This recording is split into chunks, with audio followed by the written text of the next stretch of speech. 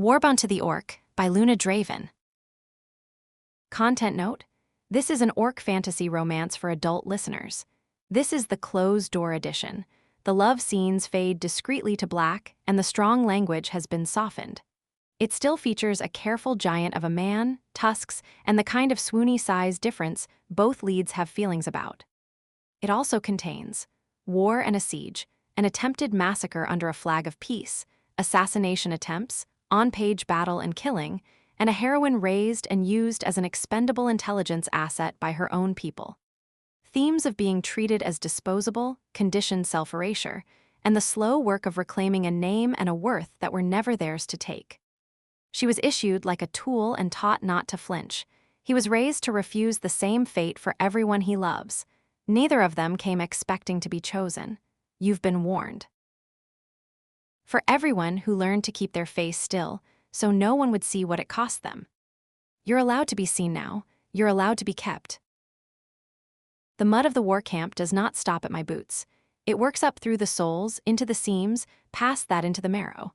A wet, cold 3 layers of good wool we're never going to keep out, the kind that makes a body temporary. Rain hammers the oiled canvas of the command tent in a frantic, ceaseless tattoo. That small mercy covers the sound of my breathing. It does nothing to drown the voices inside. I go still, my hand stalled a hair short of the heavy, waterlogged flap. The girl is perfect for this. Lord Petran's voice cuts clean through canvas and storm both. He never raises it. He speaks with the bored ease of a man choosing which wine goes with dinner, and that is so much worse than shouting. Pretty enough to be noticed, competent enough to seem legitimate, and expendable enough that her loss won't matter. Expendable. The word doesn't strike.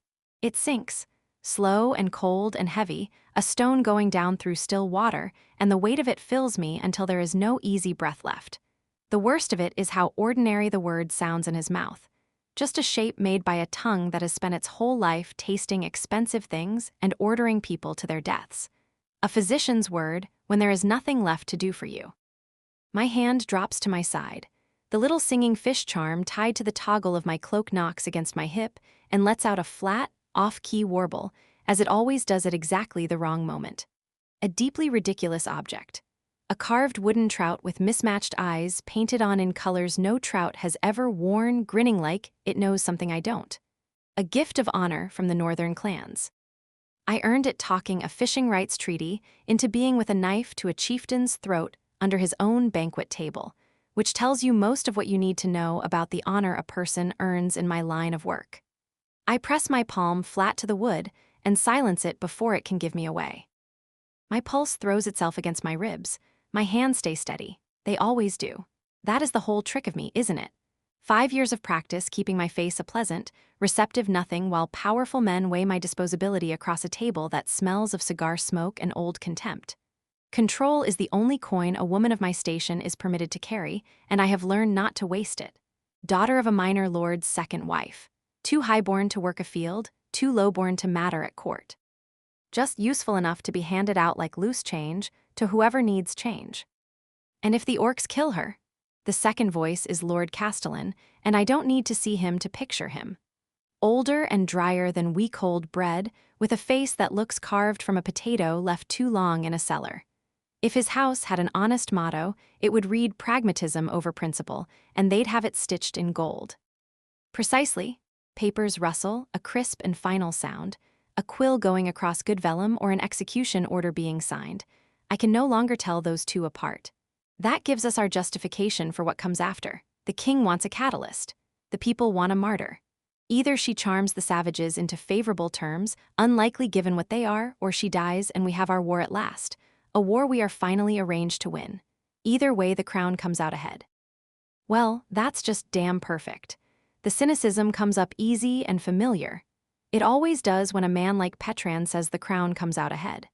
Behind my pleasant blank face, my private estimate of this assignment slides from probably fatal to guaranteed shitshow, garnished with a sprig of state-sponsored betrayal. I step back into the dark, careful and fluid. My boots make a wet sucking sound against the churned earth, and the wind takes it and swallows it before it can travel. 5 years of slipping through hostile camps, gathering whispers in taverns where the ale is watered and the knives are not. All of it serves me now, here, against my own people. Its own particular flavor of joke.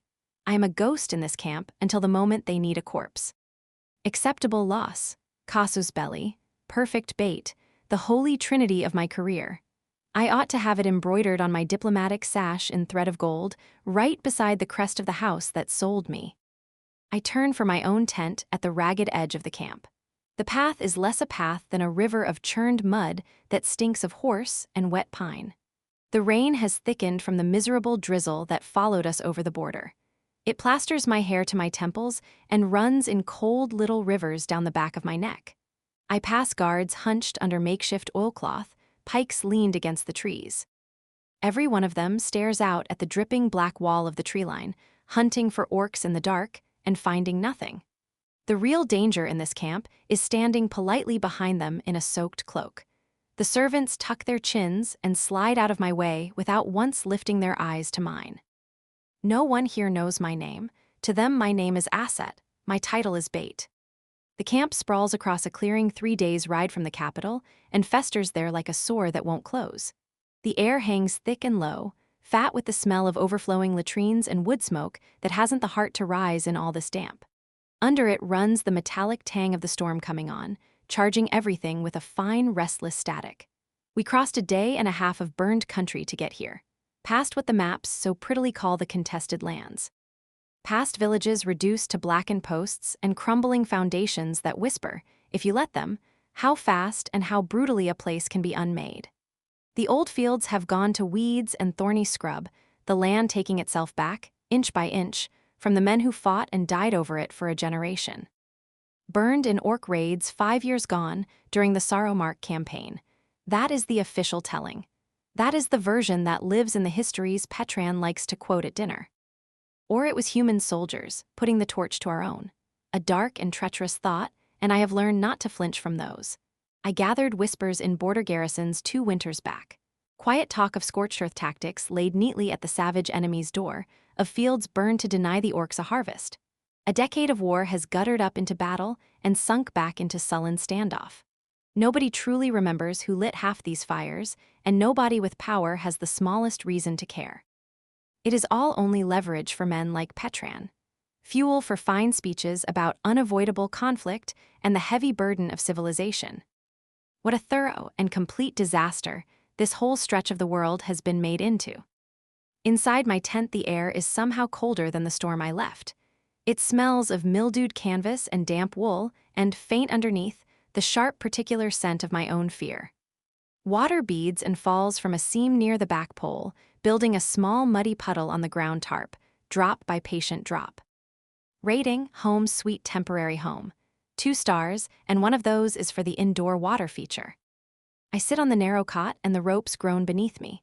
I pull my leather satchel onto my lap, the one fixed thing in a life made entirely of shifting coordinates. I have carried it since this God's-damned career began 5 years ago, a parting gift from my father when I was packed off to the diplomatic corps. Here, girl, go and be useful somewhere far from me. Almost certainly the cheapest sturdy bag he could lay hands on. But the leather has worn smooth where my fingers always settle, scarred where the road has been unkind, and the whole thing reads like a map of my life drawn in wear. Inside it, tucked beneath an honest layer of dull travel documents, are 3 months of work.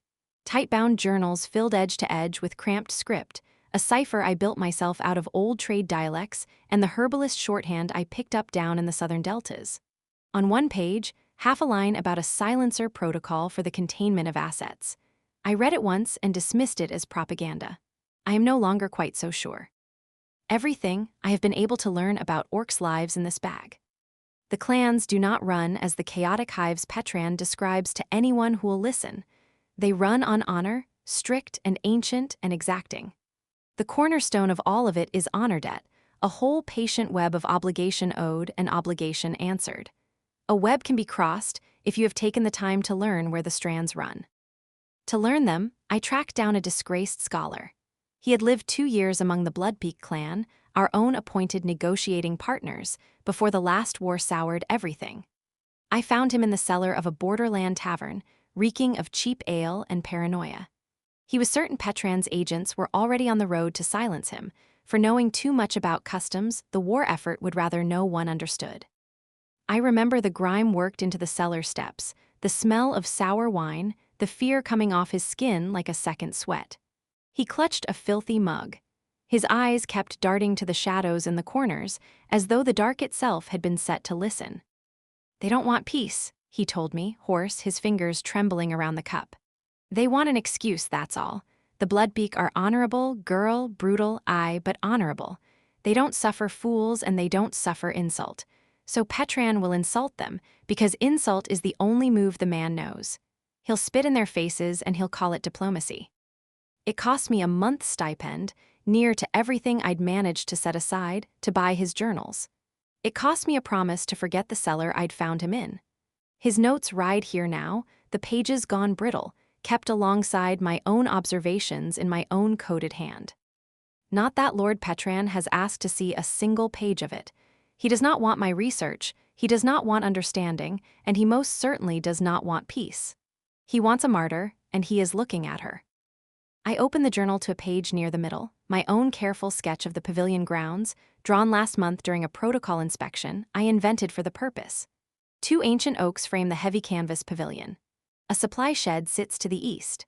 Behind that, screened by a run of crumbling decorative stonework, an old service passage slips back to the foundation of a collapsed granary, choked with weeds, marked on no official map and watched by no one. A way out, should it come to that. Or, depending on the night, a way in. I turn the page to the ward documentation. The pavilion's protective enchantments anchor to 4 iron posts, 1 at each corner of the clearing. Standard work for neutral ground. They draw their strength from the sun, which means they hang weakest in the soft hinge hours of dawn and dusk. Good to know, I think, tracing the diagram with 1 finger. Not that I have a mage to make use of it. I have myself, a bag of absurd carved animals, and 3 months of intelligence Lord Petran has decided is beneath his notice. Rating, under-resourced, overexposed, and standing with both feet on a trapdoor. Would not recommend to a friend. Would not recommend to an enemy, honestly. Cannot in good conscience recommend to me. 6 months back, I shared a surprisingly decent wine with an orc trader at a neutral zone outpost near the Dragon's Teeth. Over it, he told me things most humans never trouble themselves to learn. How trade is made fair. How a greeting is properly offered. That the Bloodpeak clan's chieftain is a man named Kadok, whom his own people call Stonehard but Skyfair. And then the part that landed coldest, dropped in like an afterthought. Kadok's father, the chieftain before him, was killed at a peace talk 5 years ago. Ambushed across the negotiating ground. Betrayed under a banner of truce, the white cloth still flying when the blades came out. One more inconvenient truth Petran will breeze straight past, and knowing the man, I suspect he didn't overlook that history at all. I suspect he filed it away as precedent. If a chieftain was killed at a peace talk once, then a chieftain can be killed at a peace talk again. I am not the ordinary sort of envoy. Thoroughness is the only armor I have ever been issued against being thrown away. And of course that very thoroughness is exactly what makes me such perfect bait. I close the satchel and press both palms flat to the worn leather. The familiar ridge of the journals through it, my one solid anchor in a world built entirely of shifting lies. I count slowly to 5. I breathe in the damp, cold air that tastes of ozone and rot, and I let it back out. I am in control. My pulse runs high but within bounds, my hands are steady, and my face, were there anyone here who cared to look, would give them nothing. I am the composed and competent and expendable diplomat, exactly as ordered. There is, I find, a strange clarity in hearing it said aloud. Whatever quiet hope I'd let myself carry, that competence might one day buy me respect, or failing that a little basic consideration for whether I lived. That hope is gone now. It is almost a relief to set it down. Thunder rolls in nearer this time, a deep growl low in the belly of the sky. The storm sweeps down off the northern peaks at last. The light patter against the canvas swells into a hard, relentless drumming. The wind comes up behind it, rattling the poles and snapping the canvas against its frame like something trapped and frantic. The cold drops away beneath me by 10 degrees between one breath and the next. I pull my cloak tighter at my shoulders. The wet wool smells of horse and road dust, and threaded through it, the green metal smell of the storm itself. Rating, perfect weather for a diplomatic catastrophe. Also, I'll grant it, perfect weather for an escape. A servant brings my supper without knocking, sets a wooden tray on the folding stool by the entrance, and is gone again before the flap has finished settling. Cold, greasy chicken that looks to have died of old age and disappointment. Bread with the texture and approximate flavor of road dust. A water skin of something faintly metallic that the camp is generously calling water. I eat because my body will need the fuel, not because I have the smallest appetite for any of it. Through the thin, rain-lashed walls, the camp takes on its evening shape, horses stamping and blowing. The guard changing over with low, sharp curses the wind carries off, somebody laughing a harsh bark of a laugh that gets hushed before it finishes. The singing fish swings from the cloak where I've hung it, a scrap of crudely carved wood wearing its manic painted grin, forever making its small noise at the least convenient moment. It marks me, that fish. A woman who walked out the far side of at least one assignment everyone had written off as fatal. So far, 4 more tokens are tucked through my gear, each wrapped in its own oilcloth. A jade turtle out of the Eastern Territories, silk tariffs, and 3 poison merchants. A brass bell from the Mountain Kingdoms that hasn't rung in years, feuding dwarves. A strip of woven leather from the Southern Plains, gone stiff with age, a water rights talk that boiled over into open war before I could stop it. A river stone from the Coastal Alliance, worn through the middle by the sea, salvage rights, and a great deal of patience. 5 places, and 5 times I did not die in them. I should run. The thought surfaces clean and whole, and it is no idle fancy. It is a real option, sitting there waiting to be picked up. Pack what matters. The journals, the tools, the tokens. Take a horse that isn't mine. Be gone before the first gray of dawn, with the storm to wash the tracks away behind me. My hands begin before my mind has finished deciding, the old muscle memory taking the work over while I think. I draw my personal journal out of the hidden seam at the bottom of the satchel, the one carrying the observations that would hang me if read, and fold it back in among the research notes. I cinch the flaps down. I gather the tokens and wrap each one again in its cloth. My fingers find the jade turtle last, cool and solid in my palm.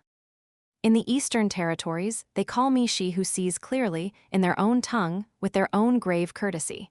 It is a title I have never once felt I deserved. My hands keep packing. I am halfway through lacing my sturdy travel boots, when the tent flap is thrown back, without a word of warning. Lord Petran's assistant stands in the gap, framed against the driving rain. Ilara. The water sheets off her impeccably tailored cloak and pools on my ground tarp. The storm has not disturbed one strand of her. Her blonde hair stays coiled, her face a smooth mask of bored superiority. This is the woman who has looked straight through me for 3 days running, her gaze sliding off me as it would off a stool. Lady Bryn, she does not meet my eyes. She fixes instead on a point somewhere past my left shoulder, addressing the tent pole as if it were the one with the appointment. His lordship requires your presence. Now. My hands go still on the laces. My half-packed satchel sits there on the cot, looking, to my eye, like an accusation. For one long pulsing moment I let myself imagine it. Standing, holding that vacant gaze of hers until she sees me. Walking past her out into the rain. I could be gone within the hour. No one would think to count me missing until morning muster. But Ilara is here, the flap is open, the storm is loud, and the mask closes over my face before I have decided one thing or another.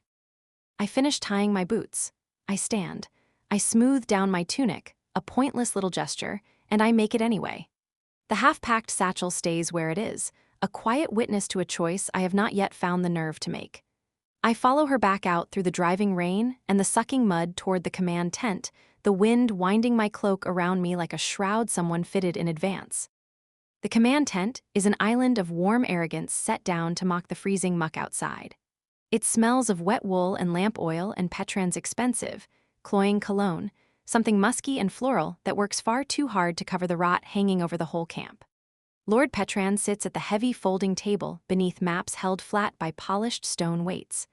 3 of his advisors cluster at his shoulders, faces underlit by the guttering lanterns. Older men, all of them, their features gone soft with the easy arrogance of position they were born holding. They scarcely glance up when I come in dripping onto their borrowed patch of dry floor. Ah, Lady Bryn? Petran does not lift his eyes from the document he's reviewing. He makes a small notation in the margin with a silver stylus. A change of plans. We leave for the pavilion grounds at first light tomorrow rather than this afternoon. The rain has made a mess of the roads and will want full daylight for the approach. I wait. My cloak builds its puddle at my feet. The silence stretches out, filled only by the rain drumming the canvas above and the dry scratch of his stylus. He offers nothing more. No word on why a change of departure time required dragging me through a storm like a dog whistled to heel. This is about control. The understanding settles in cold and certain. All of it only ever about control. About making sure I know my place in the order of things. About making sure I understand that my time and my comfort and my continued existence are all subject to his whim. That I never once forget whose hand is holding the leash. Understood, my lord. Smooth and even, the answer, drilled past the point where resentment could show through the weave of it. The schedule is otherwise unchanged. He sets the stylus down and looks up at last.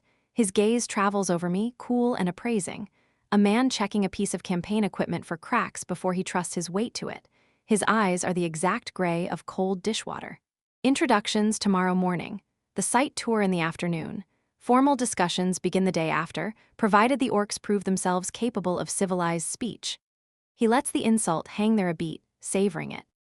3 weeks of negotiation, possibly 4, depending on how cooperative they choose to be. He takes the stylus up again, and his attention drifts back to his papers, already half gone from me. Which gives you ample time to make yourself useful. Useful? In his mouth the word means bait and nothing else. 3 weeks. Possibly 4. 3 or 4 weeks of walking the edge of a blade in my fine gown, playing my given part, waiting to learn whether tonight is the night I become the sacrifice. I've prepared the cultural gifts for the introduction ceremony, I tell him, keeping my voice even. Obsidian mirrors for the chieftain, to signify clear sight, and woven blankets worked in the traditional clan colors, to signify warmth and respect. And if it would help, I can review the architectural survey of the grounds with your captain, to talk through defensive positioning. I offer it on purpose, all of it. A small test, to see what he does with competence handed to him freely. One of the advisors, a portly man whose jowls tremble when he moves, lets out a snort. An architectural survey, how very thorough of her. He makes thorough sound like a charming failure of breeding. Lord Petran waves a hand, a small dismissive flick of the wrist. Your research is noted, Lady Bryn. Your diligence does you credit. He makes the praise land like a slap. Your role, however, is unchanged. You will look the part of a legitimate envoy. You will stand where I place you. You will speak only when you are addressed, and you will leave the actual negotiating to those of us with the experience for it. Experience in getting people killed, I do not say. Of course, my lord, the mask does not so much as flicker. Good, he dips the stylus in the ink. Go and prepare yourself. See that your appearance is impeccable in the morning. Wear the cream gown, the one with the gold embroidery. We want you looking valuable. He returns to his documents, and his dismissal is total. I have already ceased to exist for him the moment I stopped serving his need to remind me of my place. Valuable enough, I think, to be worth the killing. I turn and go back out into the storm. The rain hasn't eased by a hair. The camp is the same miserable pit of mud and low misery it was.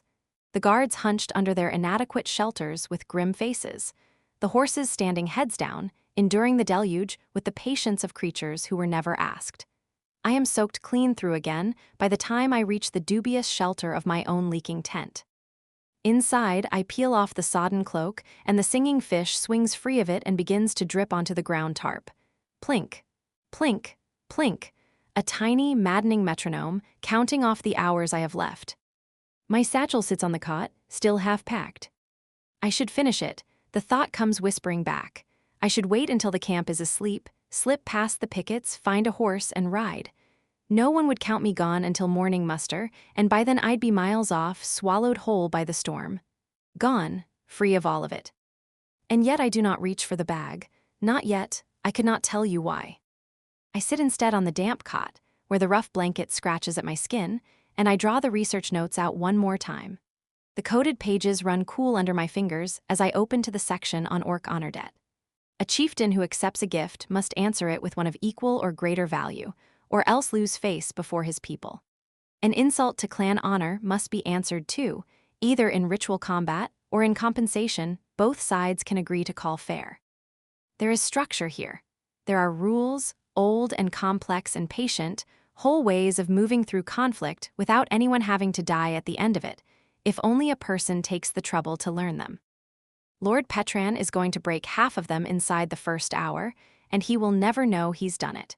He moves by the human rules of political dominance. He assumes the orcs run the same beneath a thin coat of savagery. It has never once occurred to him that another people might keep a different and better law. I can see exactly how it goes. The whole grim thing plays itself out behind my eyes. Petran offering terms from his position of strength, talking down to the chieftain, brushing their customs aside like crumbs from the table, treating a sacred negotiation as a stage he's been given to perform on. And the orcs will answer insult dressed up as diplomacy, the only way honorable people can. When one of them puts a blade through me in the chaos of it, Petran will gesture down at my body and call it proof of the barbarism that justifies the war he already wanted. A flawless plan, engineered start to finish for failure, with me set in the middle of it as the catalyst. Rain drums the canvas roof in its relentless tattoo. Thunder rolls and shivers the ground. The storm settles in for the long haul, turning the whole world outside the tent into one churning dark of wind and water. The cold creeps up out of the ground and into me, and I let it. I spend another hour with the journals by lantern light, committing the details to memory, learning by heart every single thing that would make me dangerous if I were ever taken. Somewhere around midnight, I give up the pretense of sleep entirely. I sit just inside the tent's mouth, tucked under the little overhang, wrapped in the one blanket that stayed mostly dry. The rain comes down in long silver sheets that wash away footprints and smother every sound. And the wind brings me that scent again. Wild and sharp, it cuts clean through the rain and mud smell of the camp. Leather and wood smoke and pine resin, and beneath all of that a musk that is warm and unmistakably alive. My research had told me orcs carry a scent of their own. Here it is. The books never once captured what it does to the back of the neck. Orc scouts, almost surely. Watching from somewhere out past the reach of our inadequate firelight, taking the measure of us, counting our numbers and weighing how ready we are or aren't. I wonder what they make of our sodden little camp out there in the dark. Do they see strength in it? A threat worth the trouble?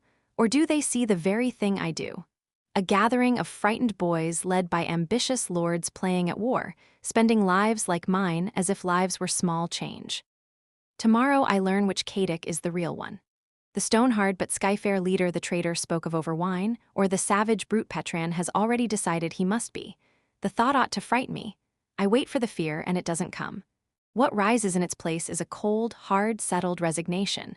And beneath that, surprising me, a small, stubborn flicker of defiance. 5 years on the disposable list, and somehow, against every reasonable odd, still here to be insulted. Maybe my luck is finally running thin.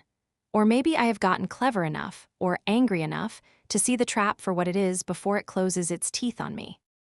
I sit there in the cold a long while. The rain wears itself down to a steady drizzle. The eastern sky lightens to a bruised and watery gray. Somewhere in the long hours between the storm's violent peak and the exhausted hush of dawn, the decision finishes making itself. The window for running has closed. And I am not going to play my assigned part as someone's convenient bait. Not for Petran, not for the crown. Damn that, and damn every one of them. Tomorrow I walk into those negotiations. I will wear the valuable cream and gold gown. I will stand precisely where Petran sets me, and then I will do my job. The real one. The one I trained for and bled my savings for and gathered 3 months of intelligence to be able to do. The one where I try, against everything, to broker a peace. And if it gets me killed in the end, then at the very least I will have died doing a thing I chose for myself, instead of dying as a pawn knocked off the board in someone else's game. I stand, my muscles gone stiff with the cold.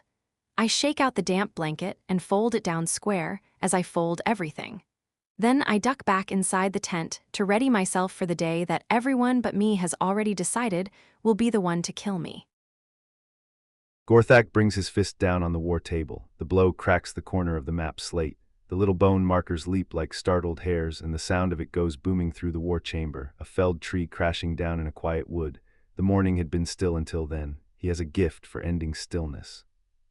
Your father trusted humans once. Gorthak speaks it as a gravel rasp. He keeps his old wounds always within reach, where other men keep their coin. And 3 days after, we buried what was left of him in a box no longer than a child's cradle. I stand at the head of the table and give him nothing. Silence was the one weapon my father never learned to wield, so I made certain to learn it in his place. The maps lie open between us. They tell their story plainly enough, written in the slow crawl of troop markers and the thin red lines of supply roads. Human companies draw in around our territory. A snare closing on the leg of a beast that has not yet understood it is caught. 3 companies, 400 soldiers. Each set down exactly where a man would set them if he meant to break our northern flank in a single morning. I remember I lay 2 fingers against the ceremonial bracer on my left forearm. The touch another man might give a steadying wall. It was my father's, black and iron worked through with silver runes that hum faint against the skin, warm now from my own blood. The metal is worn smooth by the grip of the chieftains who came before me. They never doubted themselves, I think, as I doubt myself across this table every morning of my life. I carried his ashes to the ancestor stones with my own arms, Gorthak. You need not teach me the history. I learned it by heart at the place where we burned him. Then you understand that this is folly. Gorthak leans his weight forward. His great shoulders block the gray light from the high window slit. His graying tusks catch the firelight, yellowed and scarred and notched from old fighting. They will betray you the moment betrayal serves them, because that is all a human is. Their honor is a cloak. They wear it when the day is fine and shrug it off the moment it starts to rain. The other advisors watch me, every one of them with some private measure of doubt held behind his eyes. Keithril, my second, stands apart by the window. His arms fold across a chest plate that has weathered a dozen campaigns. He is a mountain set down in the corner of the room, dark against the weak morning light, and he says nothing at all. His silence is not Gorthak's. It belongs to a man waiting to learn whether his chieftain can settle a room without his help. That wordless patience lands on me heavier than any argument Gorthak can throw. The whole weight of the Bloodpeak clan rests on whether I can walk through one hard conversation without lighting the fire that burns it down from the inside. The scouts bring word of more human soldiers gathering along our borders every day. I gesture across the maps. I press a calm I do not feel down flat into my voice, leaning my weight onto a wound to keep it from bleeding through. My heart hammers against my ribs all the while, a frantic and traitorous thing no one in this room will ever be permitted to hear. 3 companies within 2 days' march of our walls. If we refuse to talk, we hand them the one thing they have wanted from the beginning. The right to call us the savages who would not even sit at a table. We give them their war and let them wear it like a virtue. And if we go, they cut you down and call your blood the proof of everything they have already said of us. Keithril speaks at last, his voice level and stripped bare of any feeling. He gives me the truth he knows I will not want. Either road ends with us losing something we cannot spare. My hand wants to go to the storage pouch at my belt, and I do not let it. My father had the thing made by the finest artificer in the clan. It is the size of my palm and holds a week of dried meat and travel bread folded away inside it. It is the nearest thing I own to weakness, the place my hand drifts when my mind will not sit still. For 3 days now I have been eating my way through the provisions meant for this very journey, one strip of spiced venison at a time. I would wager there is nothing left in it but crumbs and the memory of jerky, a poor showing for a man who is meant to be the steadiest stone in the clan. This whole moss-brained mess of a morning has me grazing like a nervous yearling, and I am chieftain. If the war is coming whether we wish it or not, I say, and I dry my damp palms against the leather over my thighs where no one can see me do it, then we lose nothing by trying for peace before the first blade is drawn.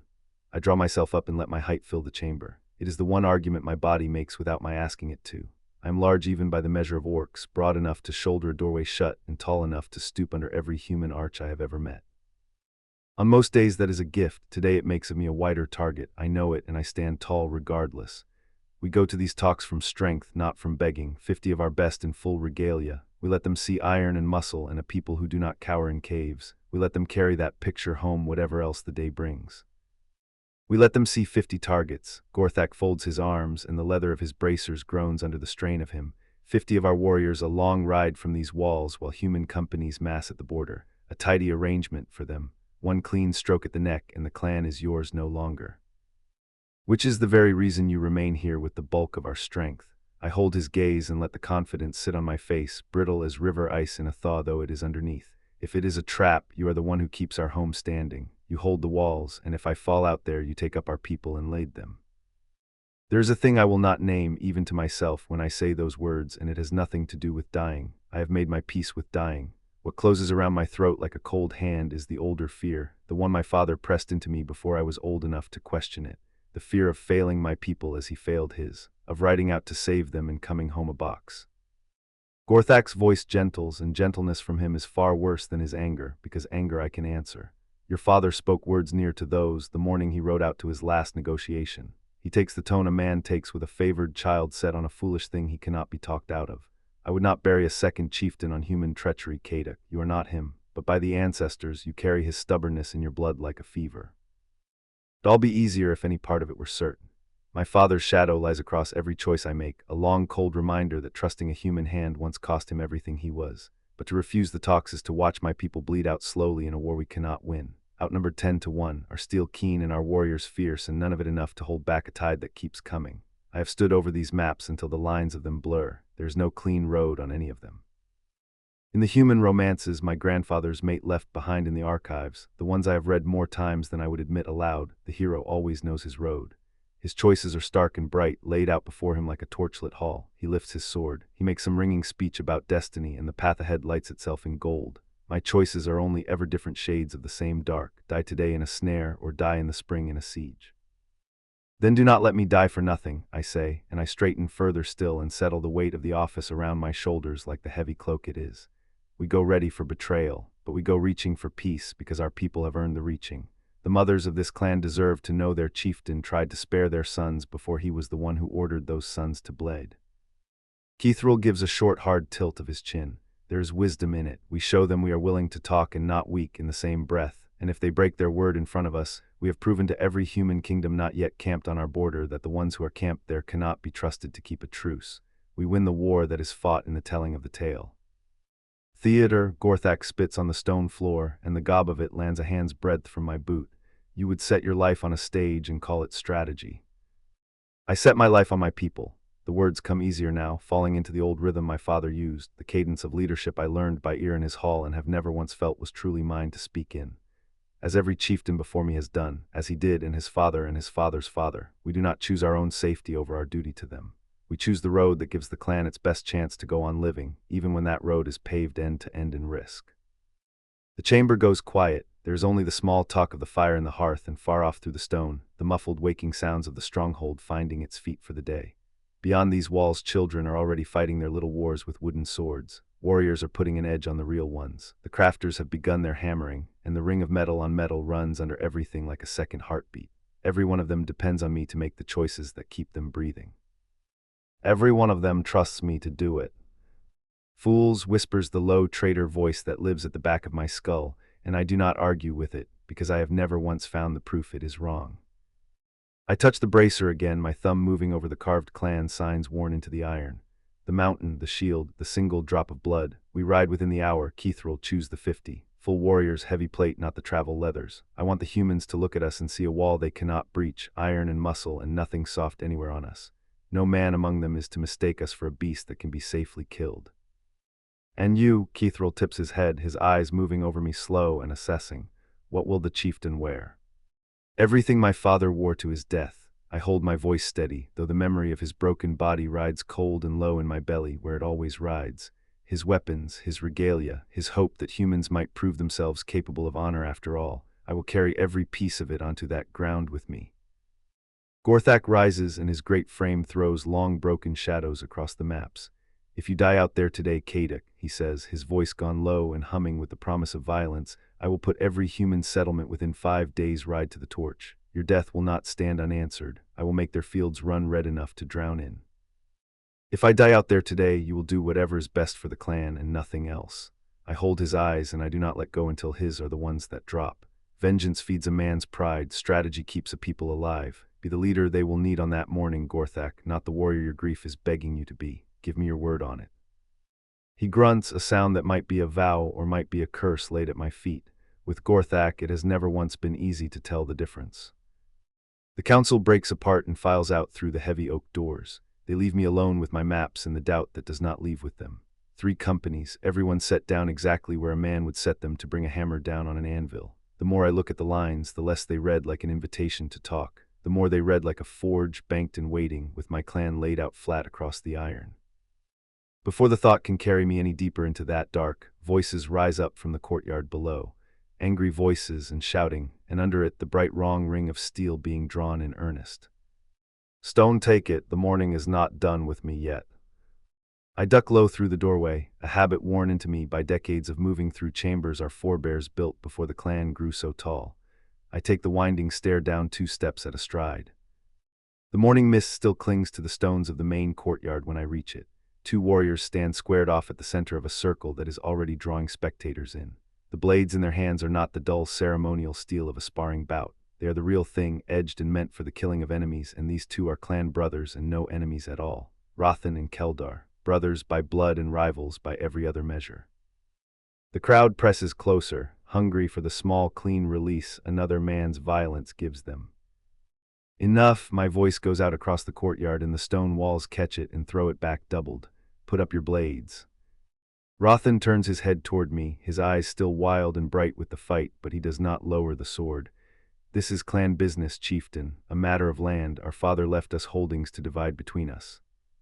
And the 2 of you settled on steel as the cleanest way to divide them, did you?" I step into the circle and set myself between them. It puts my unarmored back to Keldar. A foolish thing to do and a necessary one, because a chieftain who flinches from a clan blade is a chieftain his people stop believing in. Speak, now and plainly. Keldar sheathes first, snapping the blade home with a sullen scrape of metal. "Our father held the grazing rights to the eastern meadow. When he fell in battle last season, those rights came down to the 2 of us. Rothan claims the whole of it. I say we have it even, brother and brother. The eastern meadow has never once carried 2 herds. Rothan's jaw sets hard and his tusks bare in something close to a snarl. One of us must yield, and I am the elder. By the old law, the rights fall to me whole.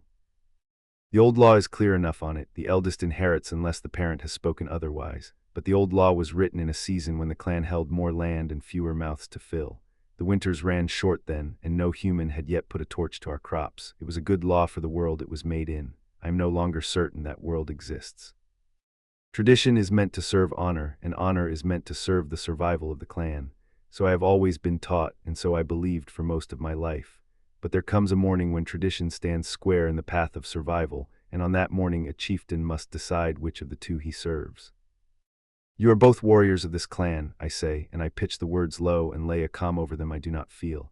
"You have both spilled your blood for our people. Neither of you stands 1 inch worthier than the other of your father's name. And neither of you, if I have the count right, owns cattle enough to fill that meadow alone. Is that not the truth of it?" Rothan's grip tightens on the hilt. "Then you rule for me. Elder right, it is the law, and you are sworn to it as we are. I rule that you are both fools if you truly believe I will stand here and watch 2 warriors of mine kill each other over a field of grass while a human army settles in on our doorstep." I hold his gaze and let a measure of my own anger up into my face, just enough to bend him. "The eastern meadow carries 1 herd. We are agreed on that much, so you will share it between you. Rothan's herd grazes it through spring and summer. Keldar's grazes it through autumn and winter. You divide the seasons. You both honor your father in the dividing, and neither of you bleeds out in my courtyard like a stubborn fool before we have even reached these talks." The circle goes still. The crowd waits with its breath held, because this is no standard ruling. I watch the word arrive on their faces, and what it is diplomacy. "The land yields richer in spring and summer," Rothan says it, though the murder has gone out of his voice now. "That hands my brother the lean half of the year and keeps the fat half for me. Then you will share 1/10 of your spring profit with Keldar to even the scale." I fold my arms. "Or you may go on arguing, and I will hand the whole meadow to Gorthak's family, who need the grazing badly and would thank me for it. The 2 of you may go and explain to your mother how you came to lose your inheritance over your pride." Keldar laughs first, a short barked sound surprised out of him. Then Rothan's mouth tips up at one corner despite himself. "Shared seasons," Rothan slides his blade home, 1/10 to even it. "Agreed." Keldar takes his brother's forearm in the warrior's grip. "Better than mother's wrath, at any rate. She would have skinned us both and tanned the hides for boots." The crowd drifts apart, muttering its disappointment. They came for blood and go home with wisdom instead.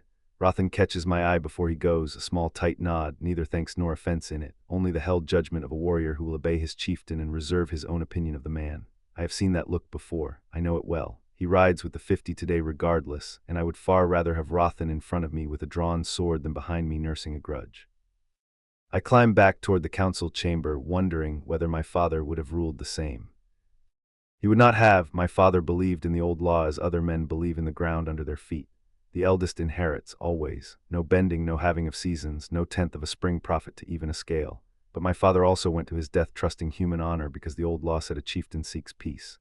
So I have learned that the old ways are sometimes only old mistakes, repeated faithfully down the years until enough men have made them that we agree to call the thing a law. I returned to my own quarters, a spare stone room with little in it but a great sleeping pallet and the racks of weapons along the walls. I open the heavy iron-bound chest where my father's regalia waits. The scent of old leather rises to meet me, kept supple all these years with oils and clan herbs. I lift the pieces out one at a time and lay them across the pallet. The shoulder guards marked with clan signs 6 generations deep. The chest plate, every victory of his life etched into it in the close geometric patterns our crafters keep. The belt, hung with weapons meant for show and weapons meant for killing, and no easy way to tell which is which by looking. And the chieftain's cloak, last of all, heavy crimson wool worked through with gold thread, the long history of our people stitched into its folds for any who can read it. He wore all of this believing he was building a peace. He died wearing it, ringed about by human steel, undone by the very hands he had crossed that ground to take in his own. My grandfather wore regalia much like it the day he bound himself to a human woman against the will of the whole clan. She died bringing my father into the world. My father spent the rest of his life trying to prove his father's choice had not weakened our blood, trying to prove that love laid across the line between our peoples was a flaw, a softness, a fault to be guarded against. He held to the old law so hard because he was so afraid of what had happened to his own father. The whispers in the hall. The doubt behind the eyes, the quiet conviction among the elders that his blood ran thin with human weakness.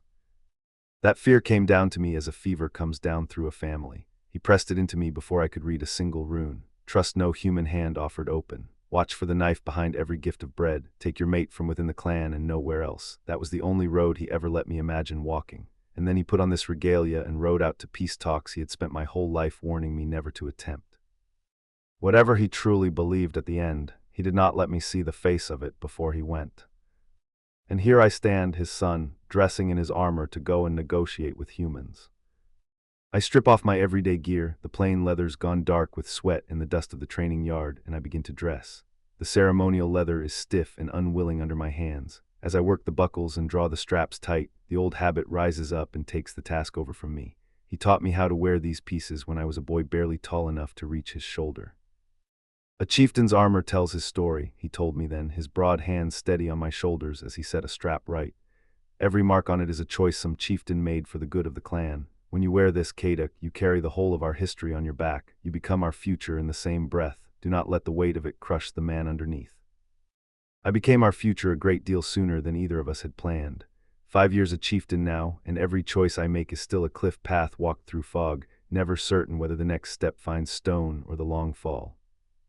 The shoulder guards seat themselves across my back. The chest plate buckles closed and presses cool against my ribs. The belt cinches at my waist, and when I look into the polished metal of the shield hung on the wall, it is my father's face that looks back at me. The same broad jaw, the same heavy brow, the same golden eyes I have worn since the day I was born. I wonder whether I look as uncertain now as he must have looked in the last hour of his life. The wondering does nothing good for me, so I set it down. Footsteps on the stair announce Keithrel, and he comes in without knocking, which is his right as my second. A change moves across his face when he sees me standing there in the full regalia, recognition, perhaps, or perhaps it is closer to grief. You look ready to negotiate or to die with equal dignity, he says, and he crosses to help me with the back buckles of the shoulder guards my own hands cannot reach. The delegation stands assembled, 50 warriors, everyone in heavy plate. We make a fine wall of iron in the yard. The sun comes off our steel like a warning written in light. Good, I reach for the last piece, my father's axe. It is too richly worked for an ordinary day's fighting, the haft wound in silver wire and the blade cut through with the old runes of power, and balanced all the same for the one true purpose of an axe. Has anything changed in the human positions?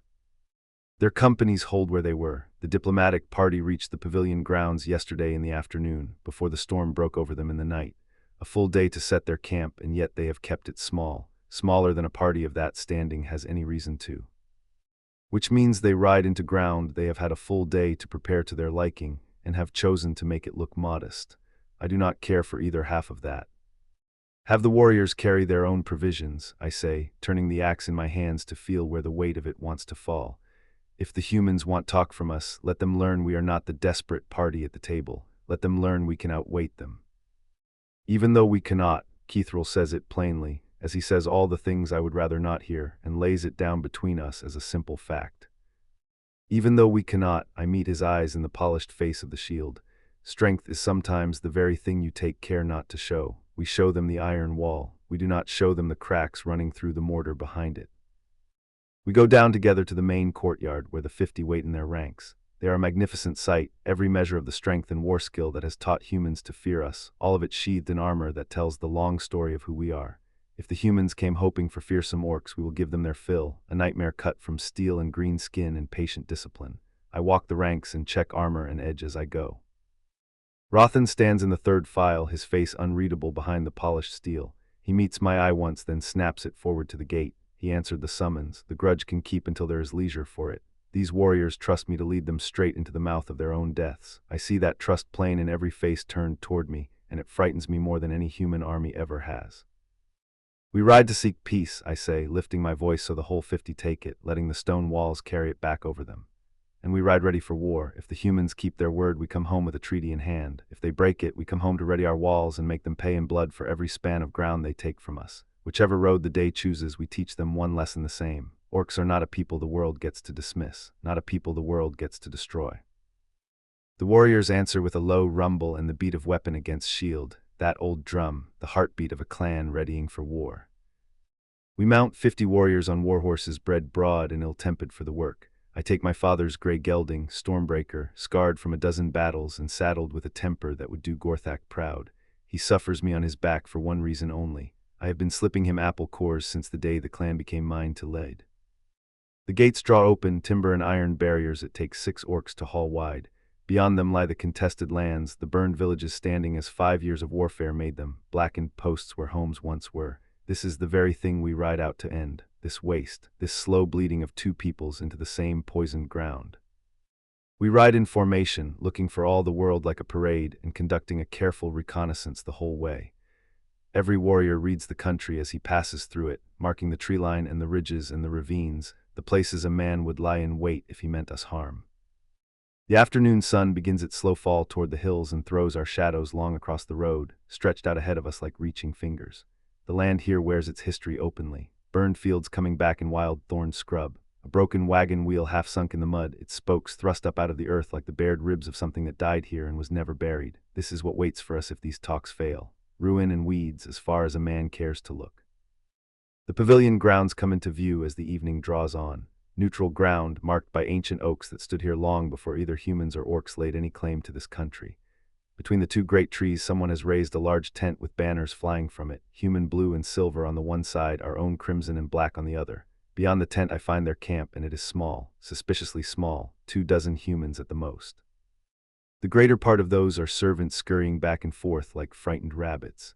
A handful of guards stand in formal livery of velvet and polished brass rather than any honest battle gear, and one elaborate carriage belongs in a royal procession and looks absurd standing in a muddy field. Interesting, Keithril murmurs, drawing his horse up alongside mine. Either they are confident we will not strike, or they wish very badly for us to believe they are confident. Or they have men hidden back in those trees. I study the layout with my eyes narrowed against the failing light, 24 humans where I can see them. Who can say how many more crouched in the dark waiting on a signal, and the wards on the clearing are thin. They ought to wake the hair on a man's arm, and they barely stir it. We come on at a measured pace, neither hurrying nor showing one breath of desperation. A tide of steel, moving as a tide moves, certain of where it is going. A human figure steps out from the largest tent to meet us.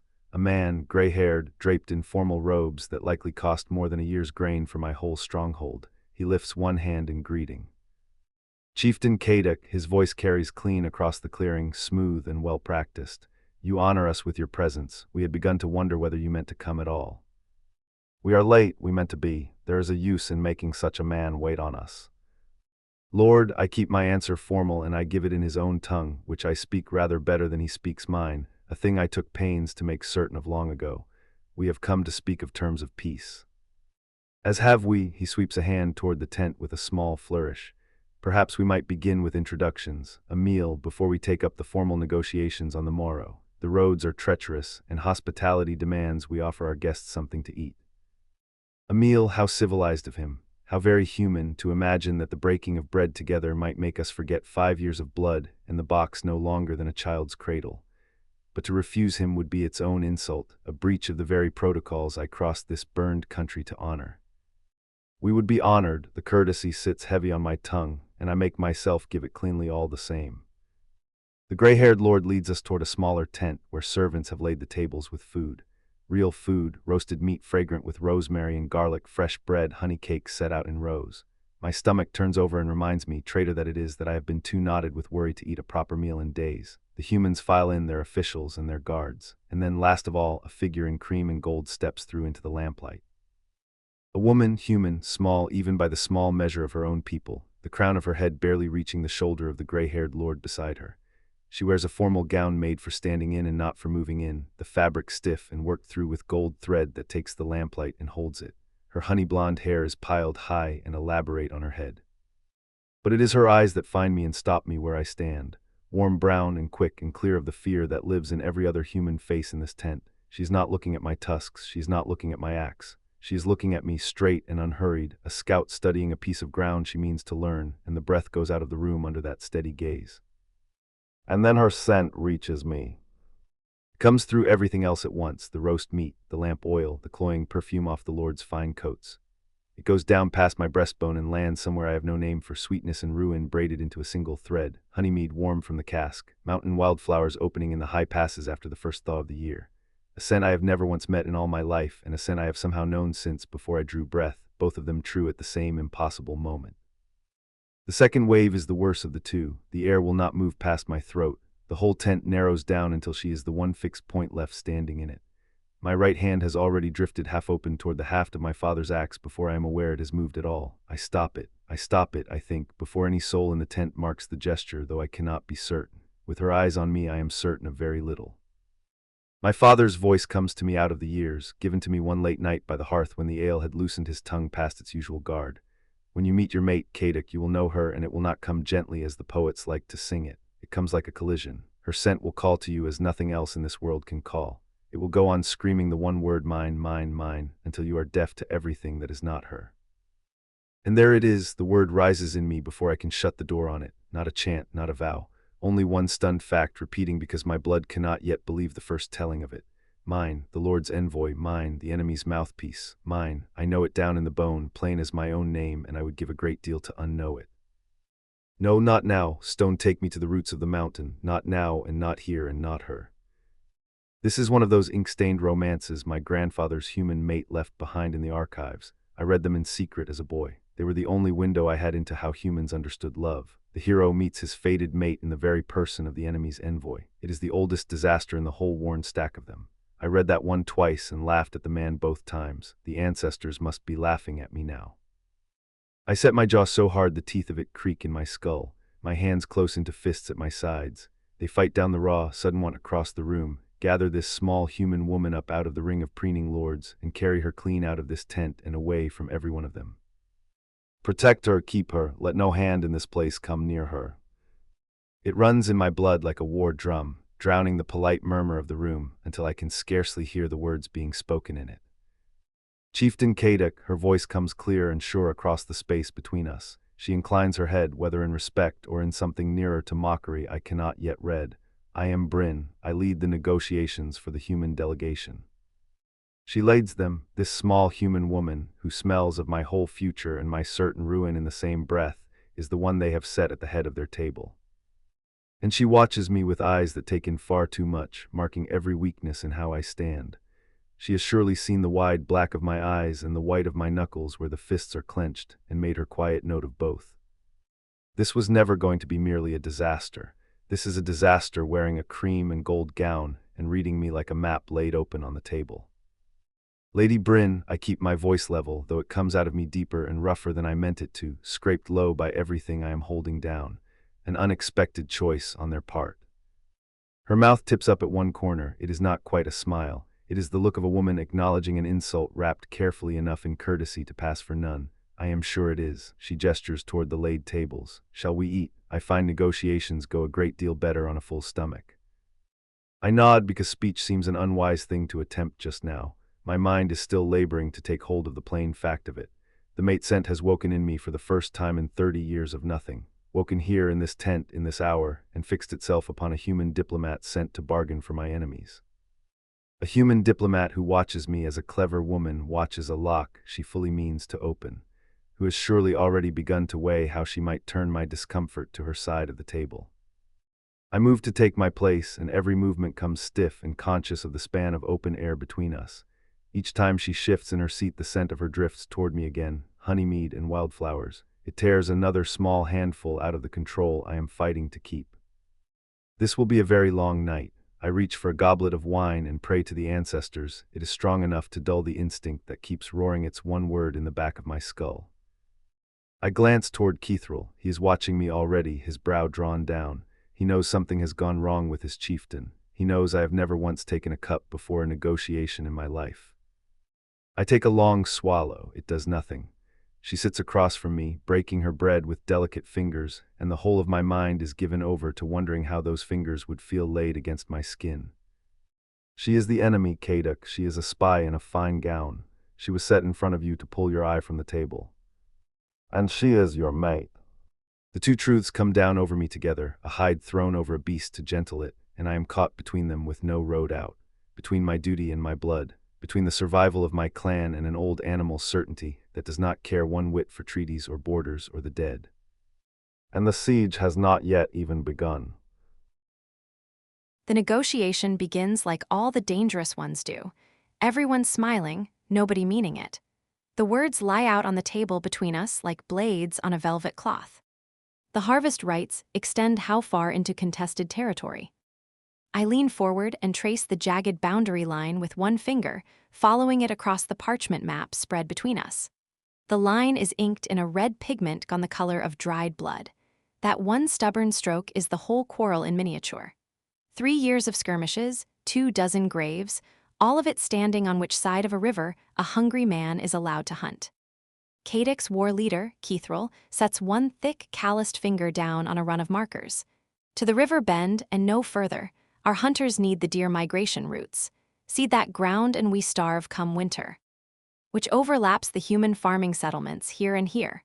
I tap 2 points marked in blue. My face stays pleasant, my voice mild, though my research tells me exactly what those 2 settlements are. Both new. Both planted in the last 2 years at Petran's quiet urging, sown into contested ground for no reason on this earth except to give the king a grievance to point at. But if we shift the seasonal schedule, your hunters take spring and autumn for the migration. Our farmers work the land through summer and winter. Both sides get what they need without anyone reaching for a blade over it. Beside me, Lord Petran shifts in his seat. The wood creaks under him, and disapproval comes off the man like heat off a banked fire. We are 3 hours into this back and forth. In 3 hours, I have moved the talks further than 5 years of his speechmaking ever managed. He knows it, and it is eating him alive. He hates that I am competent. He hates worse that the orcs have started to listen when I speak. Kaduk studies the map with those unsettling golden eyes. Up close, he is larger than he seemed across the clearing yesterday. Not just tall but present, a thunderhead in the room, the whole space tilting toward the weight of him. His hands rest flat on the table. Either one of them could close around my waist with fingers to spare. Stop cataloging his hands, Bryn. There is a peace to broker and a war to head off, and his hands are not on the agenda. Rating, highly distracting tactical disadvantage. 2 stars, and only because they are very nice hands. This would require trust, Kaduk says. His voice comes low enough that it reaches the wood of the table before it reaches my ears, formal and held in check, with some banked thing underneath the control I can't quite name. Human farmers keeping to their season. Orc hunters honoring the boundary stones. History suggests your people struggle to keep a line once it's drawn. Trust has to start somewhere. I meet his gaze and hold it. I do not flinch from the sharp, weighing intelligence in it. What stirs low in my stomach under that look sits closer to anticipation than fear, and that alarms me more than fear would have. Usually it starts with an agreement both sides can actually live with, not one side standing over the other and reading out terms to the defeated. The corner of his mouth tips, not quite a smile but reaching for one. It changes his whole face, softening the hard cut of his jaw. You speak sense, diplomat. The scholar in the tavern cellar had it right then. Kadic listens. 3 months of research, paying itself back one careful proposal at a time. Lady Bryn merely restates what we ourselves proposed. Petran begins, oily and patronizing, reaching for the credit with both hands. Lady Bryn states what you failed to consider across 2 hours of speeches about human superiority, Kadic says, cutting him off without once looking away from me. She listens, she thinks. She offers solutions where you offered only demands. Perhaps you might learn from her. Color climbs my neck, and it isn't embarrassment. It is the rare, strange business of being seen. Validation arriving from a direction I never thought to watch, from the largest and least likely source in the room. The danger isn't the praise itself. It's how much I want to keep it. Petran's jaw tightens until the tendons stand out at the corners. He holds his tongue. Behind his watery eyes, I can all but hear the gears turning. He's working out how to fold any successful agreement into his own report as his own triumph, while keeping enough distance to wash his hands of it if the whole thing burns. That part I expected. What I did not expect, and what I like least of everything in this pavilion, is what he is not doing. Petran has not moved to sabotage a single proposal. He does not lose graciously. He does not lose with strategy either. And yet here he sits, letting a peace take shape across his own table. Which means a peace-taking shape must somehow serve him. I cannot for the life of me see how, and that blind spot sits in my chest like a swallowed stone. The air past the canvas walls hangs too heavy. The quiet out there runs too deep. I push it down where it can't show on my face and bring my eyes back to the map. The seasonal schedule holds together if we set neutral observers to it. Someone both sides trust to ride the line and confirm the terms are being honored. We trust no humans. Keithrel's voice falls flat and final as a closing door. Your people killed our chieftain at the last peace talks, invited him to a feast under a banner of truce, sat him at your table, put an arrow through his throat between courses. The pavilion goes still. Even the servants pouring the wine freeze where they stand, pitchers tipped and waiting. The accusation hangs in the air with nothing to answer it because there is no answering it. It happened. We all know it happened. Kadic's expression doesn't change. A hardening travels through his shoulders, a tightening of the muscle there that pulls him an inch straighter. The man is holding strength leashed behind that stillness, a drawn bow not yet loosed. I know. I hold the words steady, though my heart slams against my ribs. I've read the reports. Your father came to that talk seeking peace, and he died for asking it. I can't undo that. I can't give him back to you, but I can name it out loud for what it was. And I can give my work to making certain it doesn't happen a second time. Please, gods above and below, do not let my one moment of honesty be the thing that gets me killed. Protocol says deflect, says reach for tragic misunderstanding, or rogue elements acting alone. Says never concede the crown's guilt across a table. But protocol has accomplished nothing in this pavilion today except to prove I am better at this work than every man sent to supervise me. Kadic tilts his head and studies me with a fresh, narrowed interest, the gold of his eyes nearly swallowed by black. You speak a truth other humans bury. Most of your kind call it a bandit attack and look at their shoes. Lying only wastes everyone's afternoon. I lift one shoulder in a small, controlled shrug. Your father was murdered during talks held under truce. That's documented fact, not opinion. Any agreement we build over the top of it while pretending otherwise is worth less than the paper we'd waste writing it down. Bryn, Petran's voice arrives sharp with warning. Perhaps we ought to call a brief recess and discuss. No, Kadic speaks straight across him, his voice dropping lower still. Lady Bryn speaks wisdom. We continue. Petran subsides, his face flushing a mottled, furious purple. His advisors trade glances down the table. Those glances promise me a long, unpleasant conversation later about hierarchy and overstepping and a woman remembering her place. Rating, high probability of corrective discipline after the fact. Assuming, generously, that I live long enough to be disciplined. We bend back to the work. The harvest rites settle out along the seasonal schedule I sketched, pending the neutral observers.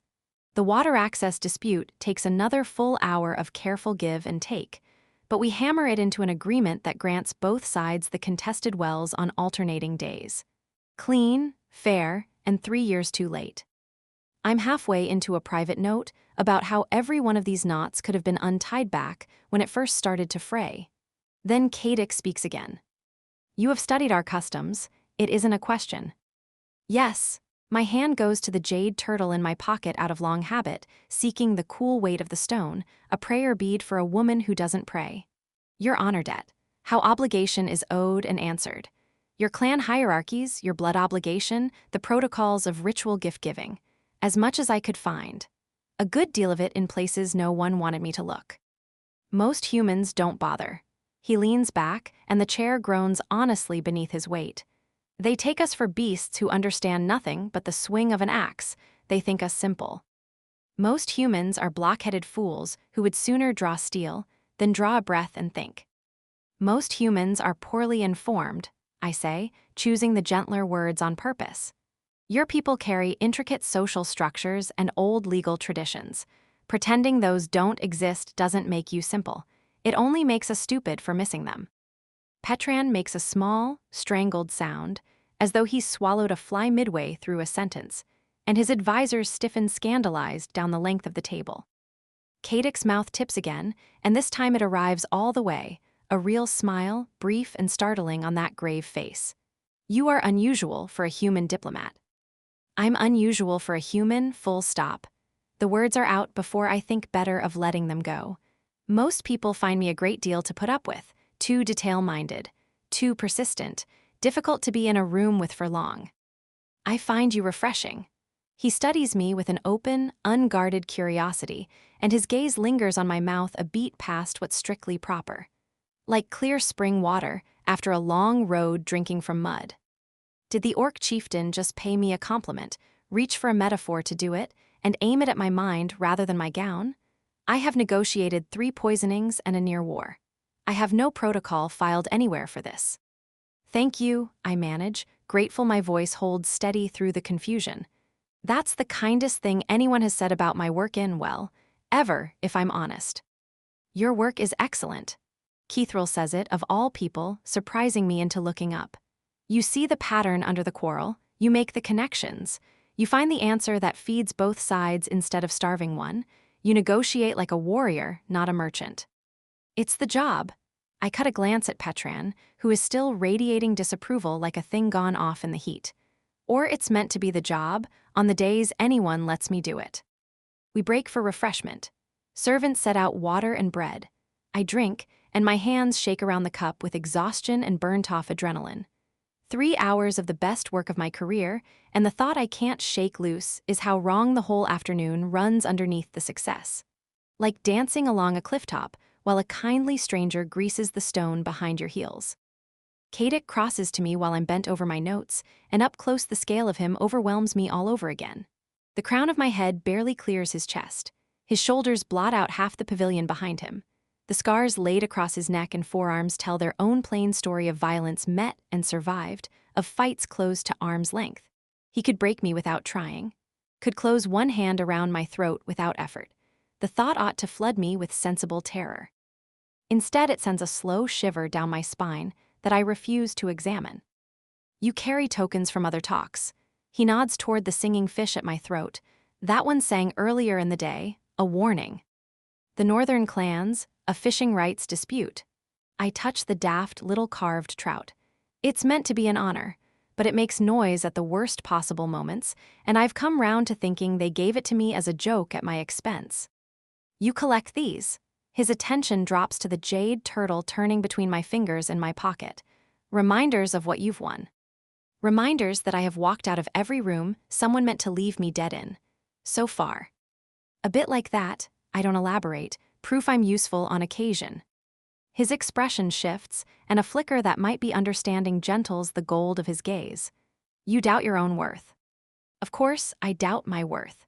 I have spent 5 years watching men do the sums on me with their eyes, then send me into rooms they wouldn't walk into themselves. I'm a realist, I say, keeping it light. I know exactly what I'm worth to the men who hold my leash, cheap enough to send first into a room that might not let me back out. competent enough to look the legitimate envoy while I do it. It's a fine line. I've gotten very good at standing on it. The words hang there between us once they're out, and I know at once I shouldn't have let them go. Too honest. Too far past the mask. A door left open that I make a living keeping shut. Cadic's jaw tightens. Your people waste you. They are fools to risk what they should be guarding. Yes, the admission comes out feeling dangerous and weightless all at once, like setting down a pack I've carried so long I'd stopped feeling it. They are. We stand there a moment, the chieftain and the envoy nobody at her own court would miss, holding one uncomfortable truth between us in the hush of the pavilion. The air across that small distance hums with a tension that isn't political at all. Closer to the skin than that, and far more inconvenient to a woman with a peace to broker. Then Petran claps his hands like a schoolmaster, calling in unruly children and summons everyone back to the table, and the moment breaks clean off. The afternoon session moves on to the trade routes. I'm laying out a compromise over the old mountain passes when the singing fish at my throat lets out its strangled warble. Everyone pauses. The ridiculous little charm grinds through a run of off-key notes, somewhere between a dying cat and a badly played fiddle. My apologies. I silence it under one hand, my face going hot. Northern clan's sense of humor. It answers to vibration, and it has no taste for timing. Cadic's mouth tips again. They gifted you a warning device. They gifted me a daily reminder that they think me ridiculous. I settle the fish flat against my collarbone. But yes, it does have a gift for making noise at exactly the wrong moment. Distant shouting cuts straight through the next word out of my mouth. Then the clash of steel, then screams. Everyone in the pavilion goes rigid. What's that? I get no further. The canvas wall blows inward. Human soldiers come pouring through the gap, weapons drawn, faces twisted with the ugly eagerness of men loosed to do violence. Not orc soldiers, not some enemy come down out of the tree line. Our own forces, the king's own colors, attacking the peace talks they were sent to guard. What in every hell do they think they're doing? Everything splinters at once. Petran rises from his seat. His face registers no surprise at all, none. What's there instead is a man watching a plan land exactly where he aimed it. Keithril roars an order in orcish, guttural, and carrying. Steel scrapes free as the orc warriors draw. The table goes over with a crash, maps and treaties scattering across the ground like dead leaves kicked up by a wind. And Cadic moves. He moves faster than anything that size has any right to move, crossing the whole width of the pavilion in 2 long strides. His hand closes around my upper arm. Not hard enough to bruise, but immovable as a manacle, his fingers wrapping clean around my bicep with room to spare. Come, his voice cuts through the chaos like a blade through the canvas. Now. I stumble as he pulls me off my feet and away from the wreck of the table, my mind scrambling to make the scene mean anything it can survive. The human soldiers, men in the king's colors, men I traveled here beside, are cutting down everything in their path. Servants scatter, shrieking. Orc warriors meet them, heavy blades ringing off human steel in showers of sparks. The pavilion turns from a negotiating ground into a killing floor in the space of 3 breaths. Stop, I try to plant my heels and dig in. I have to. You have to live. He doesn't slow, doesn't drag me. He carries me along on the sheer momentum of him. As he hauls me toward the rear, he pauses just long enough to snatch my satchel off the overturned table and shove it into my arms. Then he sets himself between my body and the fighting, a wall of leather and muscle that puts his own back to every blade in the room. Your own people strike during a peace talk under truce. You think for one breath they care whether you walk out of it. He's right. Gods help me, he's right. They are killing everyone. Orcs, servants, the junior advisors, the boys pouring wine, the cooks who never carried a weapon in their lives. Not just me, all of them. The shape of it drops into place, cold and complete. I understand the whole architecture of the lie in one sickening rush. Petran's blank, unsurprised face. The soldiers cutting down a human kitchen boy in the same swing that takes an orc guard. I thought I'd worked out the plan, one envoy sacrificed to manufacture a war. I had it half right and far too small. The plan was never my single death. The plan is a massacre, dressed up to read as an orc atrocity. Enough human bodies left cooling on the floor that no one will ever call it what it truly is. A betrayal hatched at our own court. Move, Kadek's voice has gone urgent, hard. He steers me toward the back of the pavilion, one hand locked on my arm and the other holding his axe ready and low. My warriors hold the gap behind us. They buy the minutes. We spend them. I go, not because I trust him. I have no grounds yet to trust anyone wearing skin.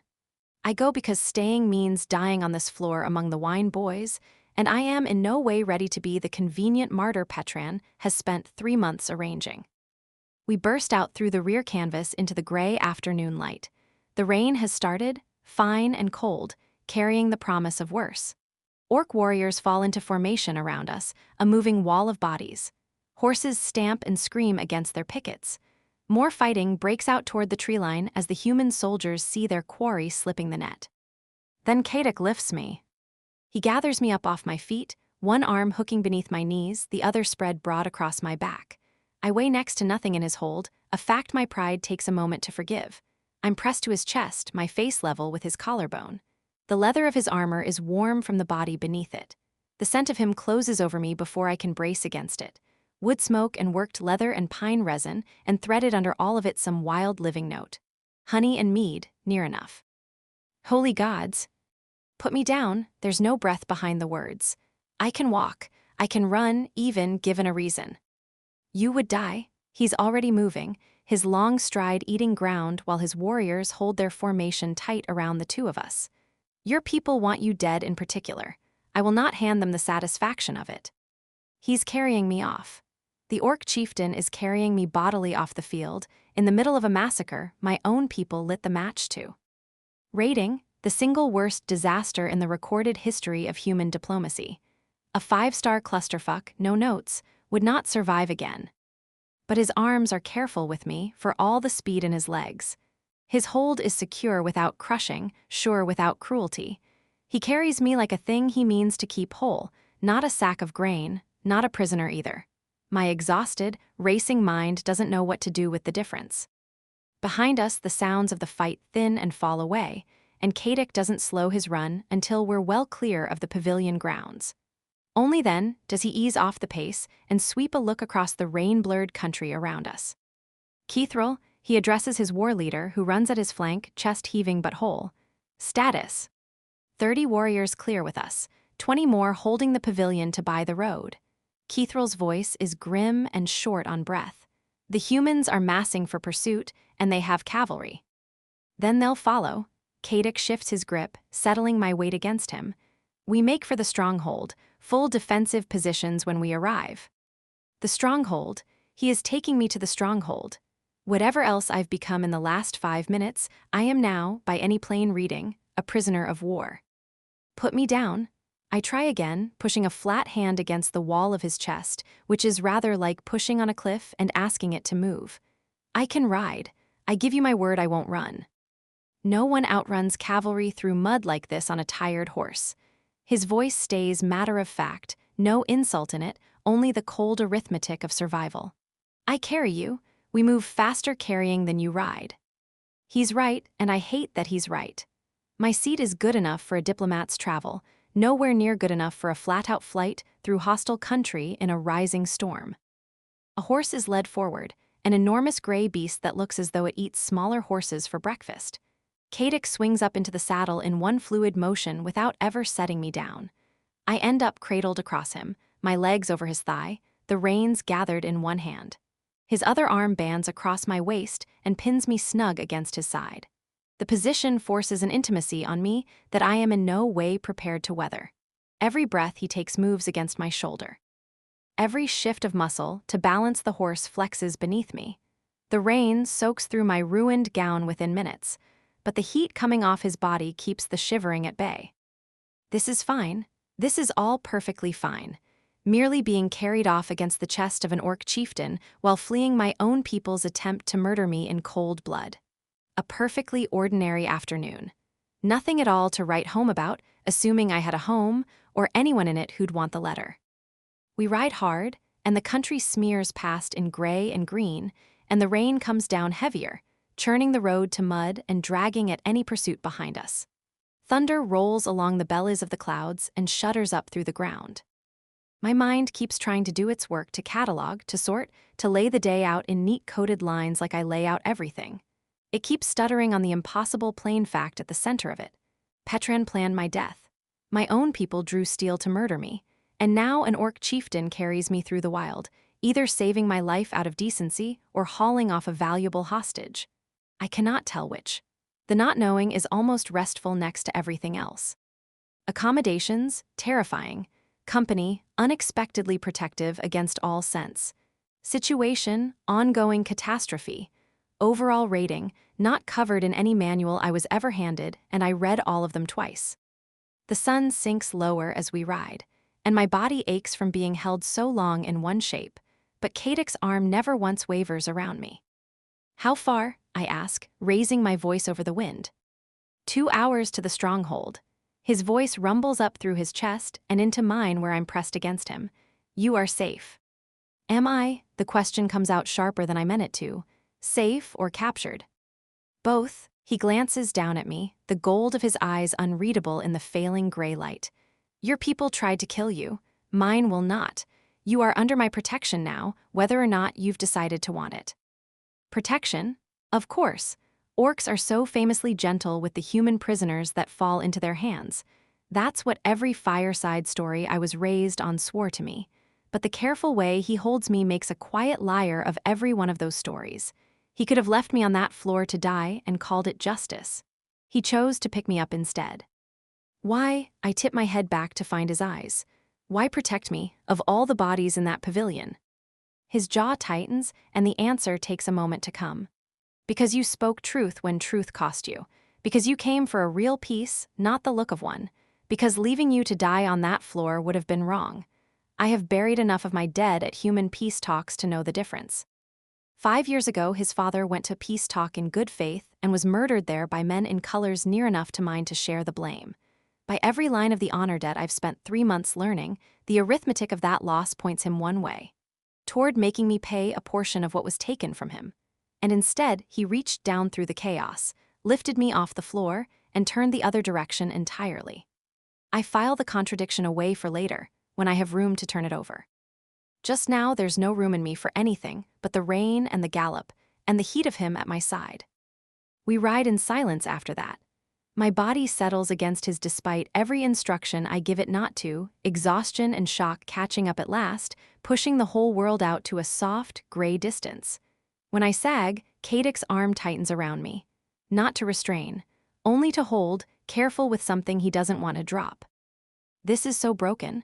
I am sitting here having tender feelings about my kidnapper being considerate of my comfort. This is not how a capture is meant to go. There is, I'm fairly sure, a pamphlet. The stronghold rises out of the rain as the sun touches the horizon. Half seen through the downpour, built straight into the flank of a cliff, its stone walls ancient and unbreakable in the gray light. Watchtowers stand at the points where I'd have set them myself. The main gates are thick timber bound and banded with iron, plainly built to swallow a siege and hold. And it's beautiful, too, in a stark and functional way I wasn't braced for. The stonework precise, the lines clean, every defense maintained by hands that clearly took pride in the keeping. The trader at the dragon's teeth told me Bloodbeak was old. I nodded along and didn't understand the half of him. Those cliff-cut walls are older than any human keep within a hard week's ride of here. The defenses run on further than my eye can follow through the rain. Petran's careful briefings underestimated this place by half, and his were the most generous human assessment anyone had bothered to set on paper. We pass through the gates into a courtyard already alive with ordered, urgent work. Warriors move out to their positions. Stores are hauled in and secured. Children are gathered up and ushered through doorways out of the wet. The rain hammers down and turns every stone slick underfoot. They're readying for a siege. Because of me. Because my people drew steel at a peace talk they had sworn to keep, and now the war Petran wanted is here, and there will be no calling it back. This is mine to carry. I should have seen the shape of it coming, and I didn't, and people died for the gap in my reckoning. Kadek dismounts still holding me, and only then sets me down on my own feet. He keeps one broad hand resting on my shoulder, steadying. The difference in our heights is stark down here on the ground, the crown of my head barely reaching the middle of his chest. Standing beside him shrinks me in a way that years of holding my ground across tables full of large, angry men never managed. And where, exactly, would I run, even if his hand weren't there? Back to the men who tried to gut me between courses. Come, he guides me toward the main hall, angling his own body to shoulder the worst of the rain off me as we go. You need food, water, and rest, and in that order. I need to understand what happened back there. The words land hollow and thin. I need to know whether my whole career has been a lie I was too useful to be told. His expression softens by a degree. We will talk after you've eaten. He leads me in through corridors of carved stone that speak of centuries like a face speaks of years lived hard. We pass rooms that read as family quarters, others as gathering halls. The stone itself is warm, heated from somewhere within, the smell of cooking drifting along the passages. The corridor stones radiate warmth up through my feet, and I know without being told what that means. The engineering for it runs back to the old empire. Lost on the human side of the border generations ago, kept alive over here while we forgot we'd ever had it. The scholar's brittle journals swore Bloodpeak still ran a living hypocaust. I read the line and assumed the poor man was romanticizing a drafty hole to make his exile feel worth the cost. Every warm stone under my soaked boots confirms what my research told me, and tells me, at the same breath, how thin my research truly was. Kadek stops at a door and opens it onto a chamber that's nothing like the cell I'd braced for. A sleeping platform heaped with furs, a table and chairs, a brazier already lit and breathing warmth into the room, narrow windows looking out over the valley. My leather satchel sits waiting on the table, my journal beside it, my whole foolish collection of cultural tokens laid out alongside. Every piece of it carried in and set down with care. This is yours, he gestures me inside. You will not be harmed under this roof, you have my word on it. The word of an orc chieftain whose father died at human hands ought to be the cheapest currency in the world to me. By every reasonable measure it should mean nothing. And yet I believe him.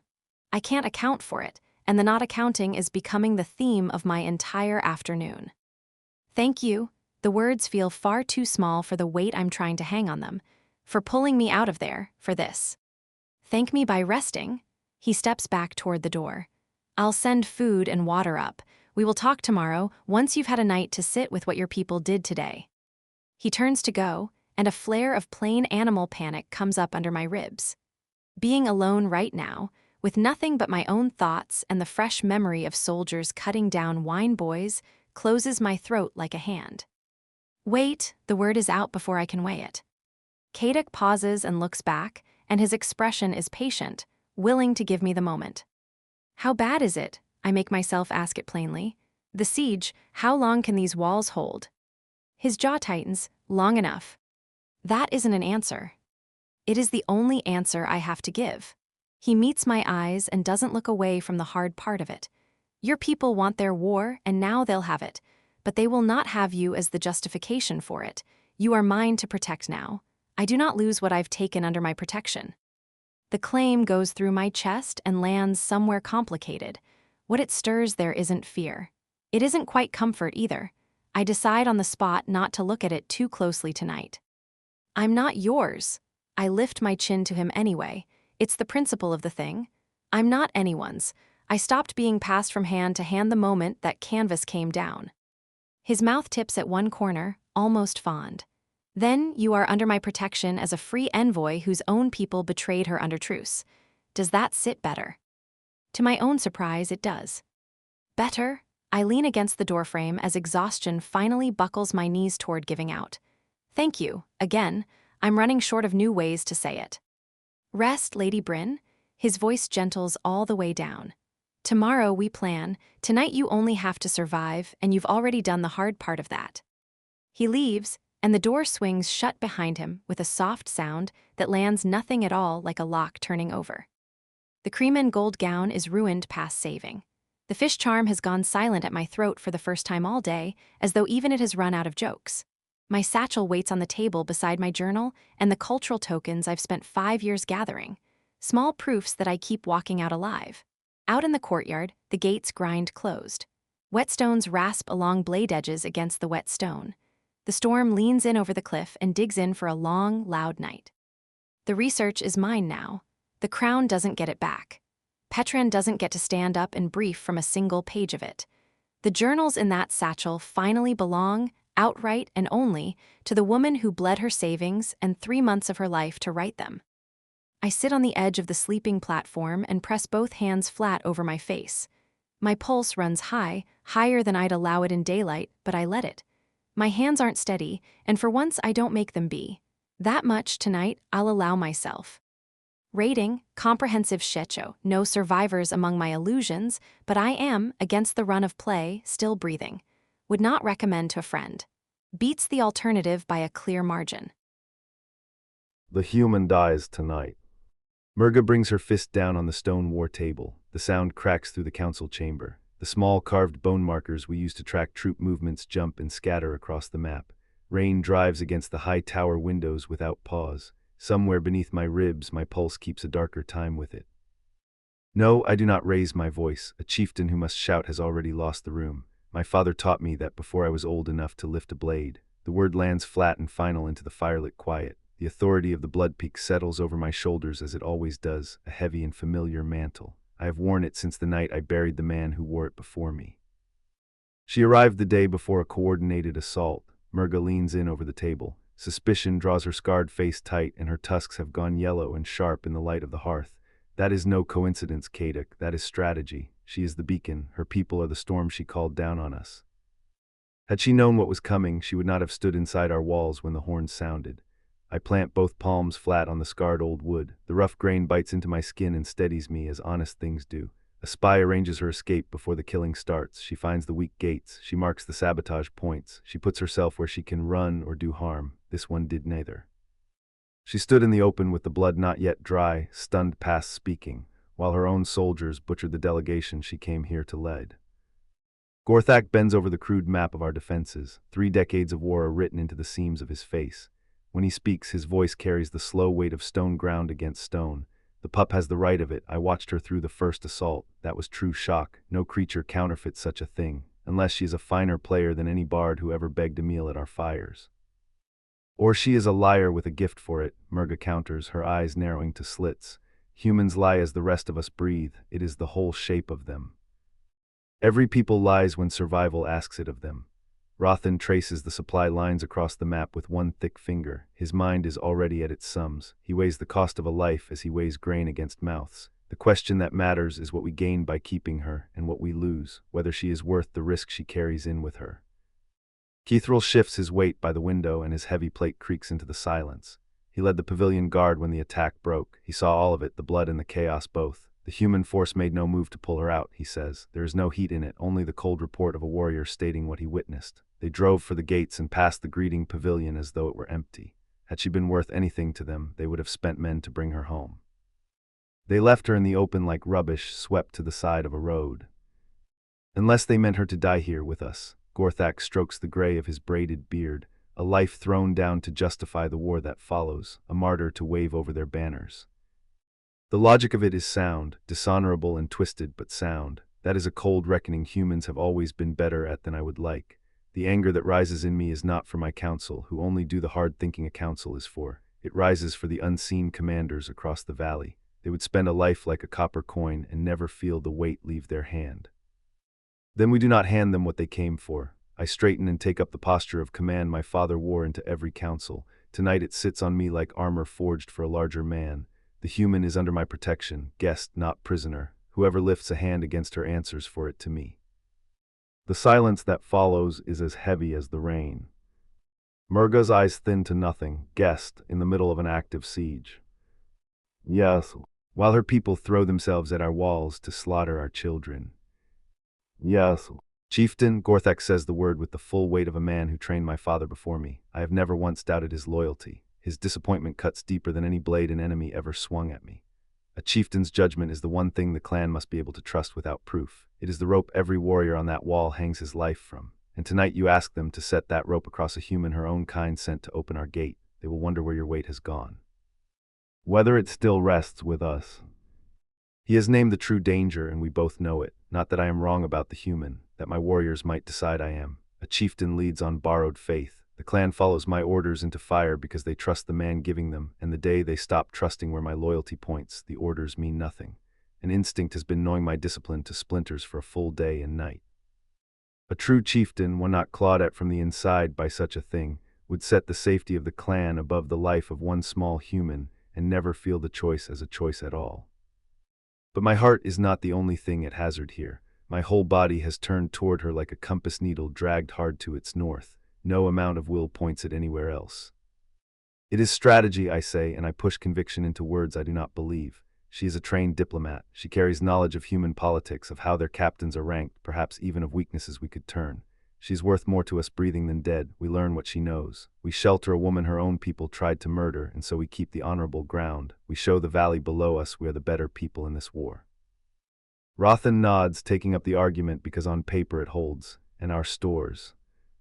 I gesture toward the inventory reports stacked at the table's edge. 3 weeks at our current rate, longer if we ration with care. The scouts say the humans have dug in for a long siege, so we match their patience with our own. We hold and we wait them out. 3 weeks penned up with a possible spy, Murga mutters, pitched loud enough for the whole chamber to hear. 3 weeks for her to find the bar on our gate. 3 weeks to learn the truth of her, I answer. I meet each of them in turn, eye to eye, as my father taught me to take a room. 3 weeks to draw out what she knows from a woman her own people threw away and who may yet be willing to give it. My word stands. She remains under my protection until proof shows she does not deserve it. Gorthak inclines his head, a small motion that grants the order without granting the wisdom behind it. Rothan turns back to his sums. His mind has already gone to grain stores and the question of whether our wells will hold clean. Keithril only watches me. His face gives nothing but a quiet knowing I cannot meet for long. He saw me carry her in from the killing ground. He saw how I held her against my chest as though she might break. Murga folds her arms but lets the argument lie where it has fallen. On your authority, then, and if she proves false, Kadik, her blood is on your tusks, hers, and the blood of everyone she helps to kill. Understood. The council breaks apart and melts back into the shadowed business of a stronghold under siege. Rain lashes the windows. Wind moans through the arrow slits. It carries the smell of wet stone and wood smoke up from the valley. I reach for the meat pouch at my belt, wanting the small, familiar ritual of it, the chewing that has always settled my thoughts into order. The leather collapses empty under my fingers. I gave the last of it this morning to a child weeping in the lower ward. A week ago I would not have made such a lapse, and now I am left with nothing to steady my hands. Of course it is empty. The day robs me of even the one small comfort that keeps my hands from giving me away. You have been distracted. Gorthak has stayed behind while the others filed out, his weathered face a wall I cannot read through. I cannot recall the last time you let your supplies run dry before a siege. I will manage. Will you? He sets his bulk against the doorframe and fills the whole opening with it. His gaze rests on me, far too knowing for my comfort. You wear the look of a man fighting his own instinct with cold reason, and the reason is losing the field. You wear the look of a man walking into a fire because he finds the flames beautiful. I give him no answer because I cannot give one that would not prove his point. The truth of it is a scent I cannot put down, honeymead and spring rain and warm skin. It has hooked itself somewhere beneath my ribs and pulls steady at me. It drags my attention toward the eastern tower when I need it sharp on the walls. My jaw aches from holding it shut against the want to go to her. Remember this, Gorthak says, and his voice drops low enough that I feel it in the floor as much as hear it. Chieftains who forget the clan for their own wanting do not lead long. They die, and they take their people down into the dark with them. He is gone before I can shape a reply that would not hand him the argument outright. The eastern fortifications need inspecting. That is plain truth and not excuse. The rains could have softened mortar or loosened the footing along the battlements. A chieftain worth the title walks his own walls before he trusts the lives behind them to chance. So I tell myself, and so I go.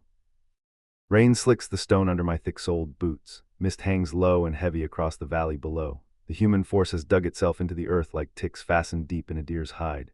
I check each position with the careful eye my father drilled into me season after season, marking the small hurts left by the morning's probing assault. 2 breaches were attempted near the old quarry access. Both were thrown back. The humans pulled away the moment we sprang the pitch traps.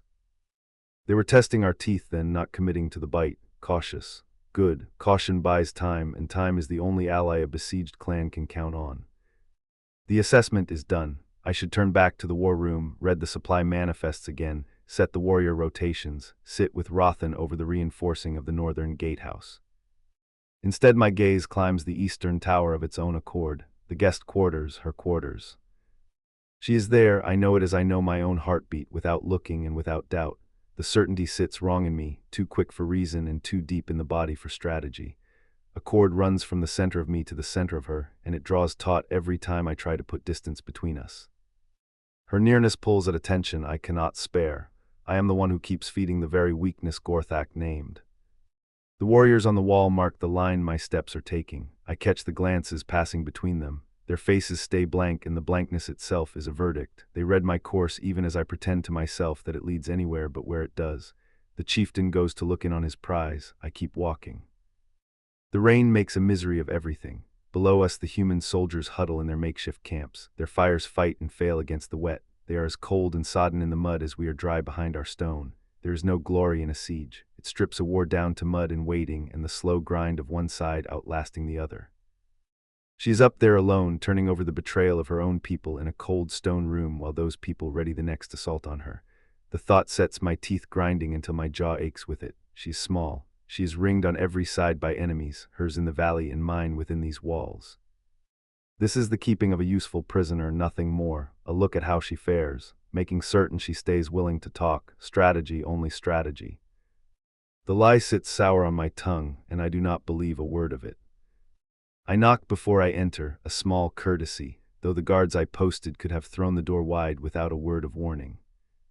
Enter, she calls, steady and composed, the diplomat's mask already set in place over whatever lies beneath it.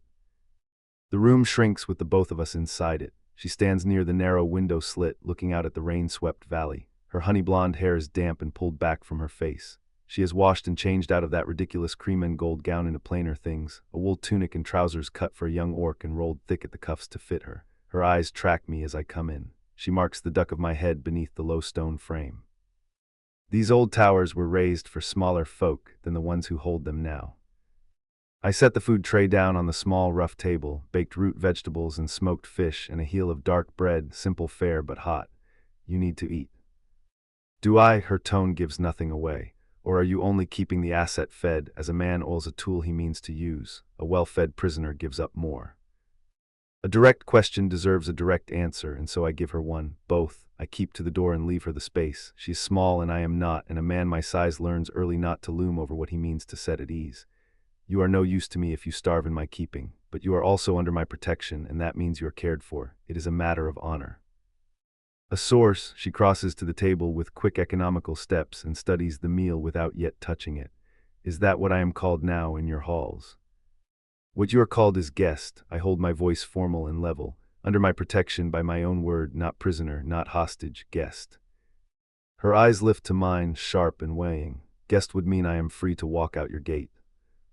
After the siege, if that is your choosing, I meet the look and hold it. Tonight, walking out my gate means walking into the human force that already tried to put you in the ground, or into my own warriors, more than a few of whom want to finish what your people started. Neither road ends with you alive, and if you somehow slipped both, the wild country would kill you slower but just as sure. So I am trapped, a flat statement of fact with no self-pity in it. She lays the truth out as she might lay out terms.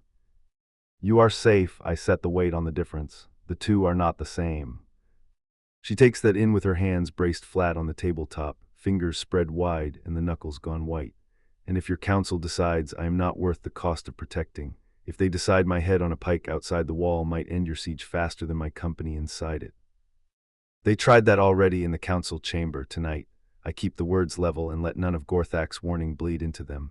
I overruled them. You stand under my authority now. No one reaches you except through me. Why? The question comes out of her quick and bare, cutting clean through all the careful formality between us.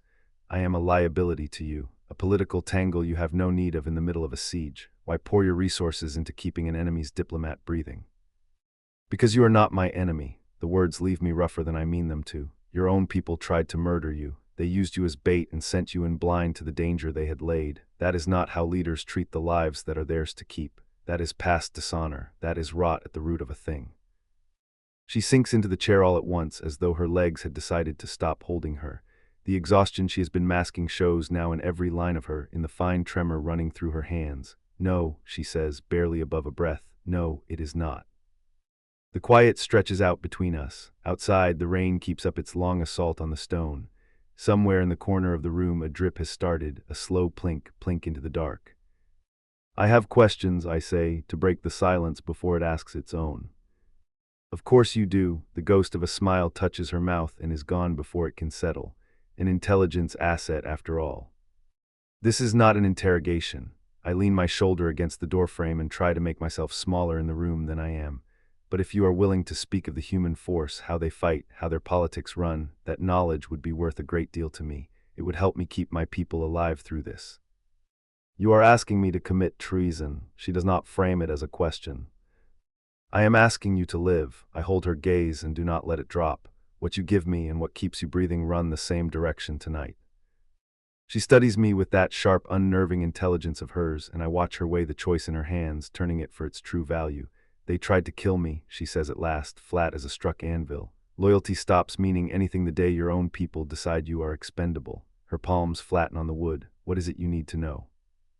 The turn of it catches me off guard. I had braced for resistance, for haggling, for a list of guarantees demanded before she gave me a single word.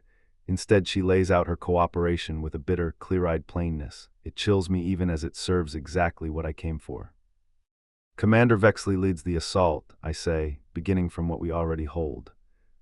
Almost certainly, she drags one fingertip across the rough grain of the wood. He has the rank and the coin to mount a siege on this scale without first begging the Central Council's leave. His ambition outruns his caution by a long road. He is hunting a legacy to put his name on.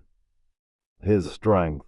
200 fighters at the least, by what showed in the first push, and likely more in reserve or still marching up. He will have supply lines running back to the southern human settlements, enough to feed a long siege if he believes the prize is worth it, and he brought heavy cavalry. A man does not haul that over this country for a short visit. 3 weeks, then, or longer. At the least, she meets my eyes. He has spent too much standing on this to walk away cheap. He withdraws only when he has what he came for, or when he has lost too many fighters to keep calling it a victory. I take that in and lay it against the thin scraps our own scouts have brought me, and it fits, and what he came for. She studies me and the silence draws long and her finger goes still on the wood. What he will say aloud is the securing of the border, the ending of the orc threat to human settlements. She holds my gaze a moment longer. What he will not say aloud. The words hang there unfinished and her mouth thins to a hard line. Ask me again when I have reason to trust you, chieftain.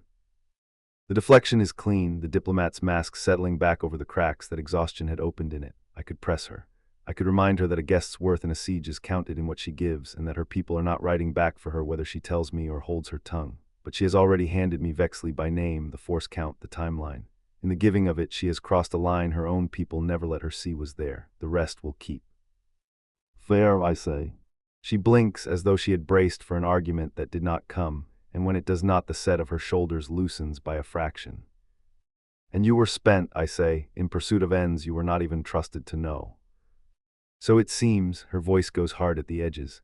I believed I was brokering a peace. It turns out I was the cover for a buildup of arms, a pawn pushed across a board I did not know I was set upon. The bitterness in it sets a protective fury flaring hot beneath my ribs. I press it back down where it cannot show. Distance. This is the gathering of what I came for, whatever else it keeps threatening to become.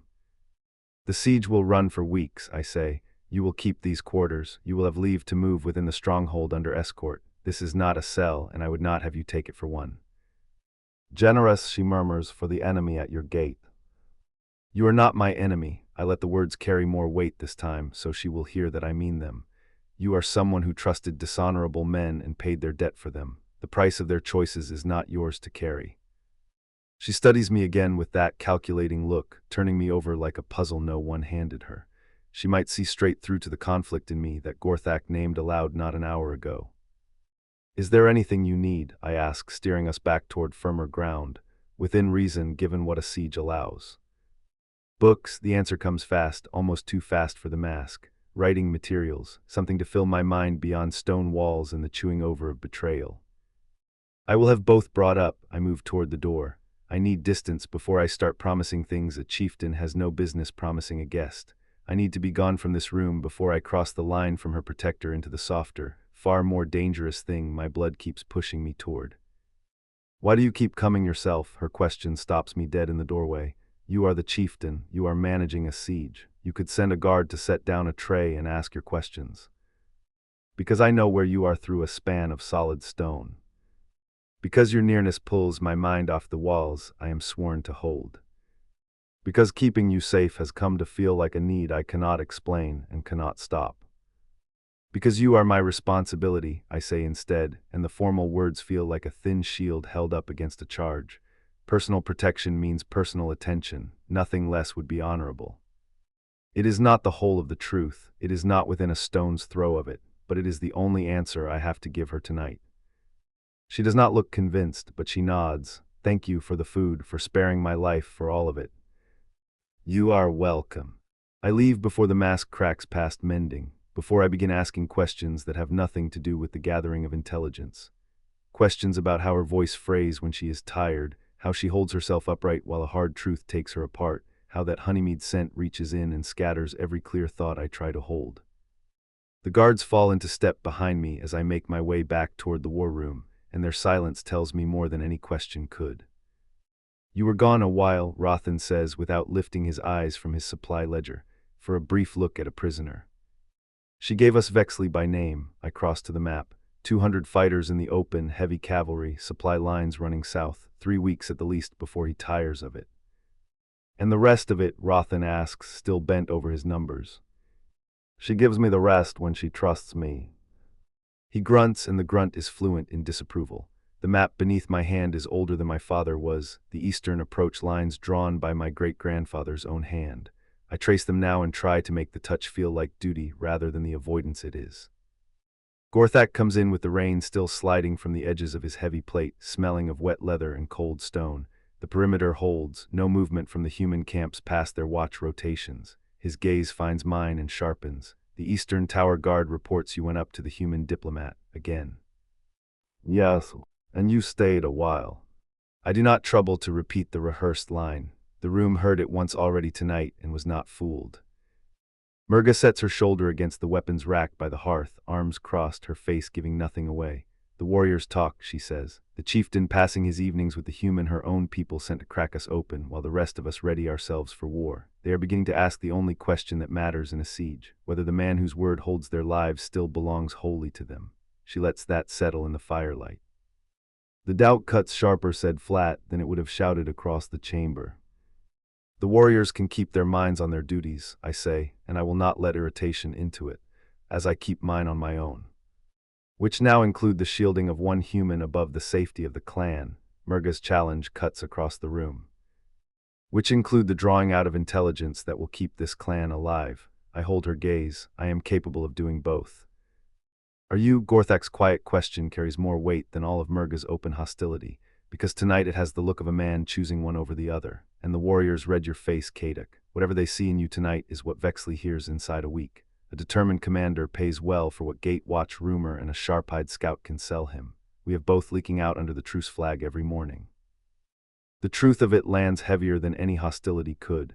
Vexley's next move will angle for the eastern tower, and for the small human he can already guess is housed inside it. The protecting of her and the betraying of her have begun to wear the same face. He is right, I am choosing. I am choosing to believe I can keep her safe and keep my clan safe both. I refuse to so much as look at the chance that the two goals run against each other, or that my own watchful attention is the very thing painting a target on her wall. My word stands, I say, and I force the iron of finality into it. The human remains under my protection. She gives us intelligence we cannot win any other way. There is nothing more to discuss. The council trades glances but does not push the matter further. They scatter back to their duties. I am left alone again with the maps and the silence and the low gnawing doubt that no amount of finality in my voice can quiet. I should be reviewing defensive positions. I should be running fresh calculations against what Bryn gave me, against what Vexley's commitment to a long siege means for our stores and our walls. I should be planning for weeks of grinding warfare in the mud. Instead, I stand in the dark war room with the maps gone gray in the low light and my mind anywhere but on them. There's a tale I read once, The Warrior's Prize, in which the hero faces the same crossroads. His duty to his people set against the protecting of the woman fate carried to his door. He spends 3 long chapters tearing himself apart over the choice before he grasps what was true from the first page, that he was always going to choose her. I called the book ridiculous at the time, overwrought, the hero a fool making fool's choices against impossible odds. I am less sure of my verdict tonight. And I am not choosing her over my clan. I refuse to accept that protecting them both means losing one. I will find the road that holds them together. A chieftain who cannot find that road is no chieftain worth the name. The rain drums on against the stone outside. The human soldiers huddle in the dark below, and my warriors ready themselves for the morning's assault while I stand here wrestling instincts I have no name for. She will be at the histories now, or trying to be. Her diplomatic training gave her our tongue, but the old archaic script demands a closer focus than weariness easily allows. Does she truly take in the words, or is she only grateful for anything that pulls her mind off the fear and the betrayal of it? Why it should matter to me either way, I cannot say. The keeping of her safe stopped being strategy somewhere in this long day. It turned into a thing I need, for reasons that have nothing to do with prisoners or human politics. A chieftain worthy of the seat would put his clan first without a heartbeat's hesitation. He would make the hard choice with a steady hand. He would not let feelings he cannot even name compromise the leadership his people are owed. And yet I keep finding reasons to walk toward her tower when I should be anywhere else in this stronghold. I keep tending to her safety with a care no cold strategy asks of me. The want of it presses against the edges of my reason no matter how I argue the thing down. The meat pouch hangs empty at my belt still, a small dumb proof of the very distraction Gorthak doubts me for.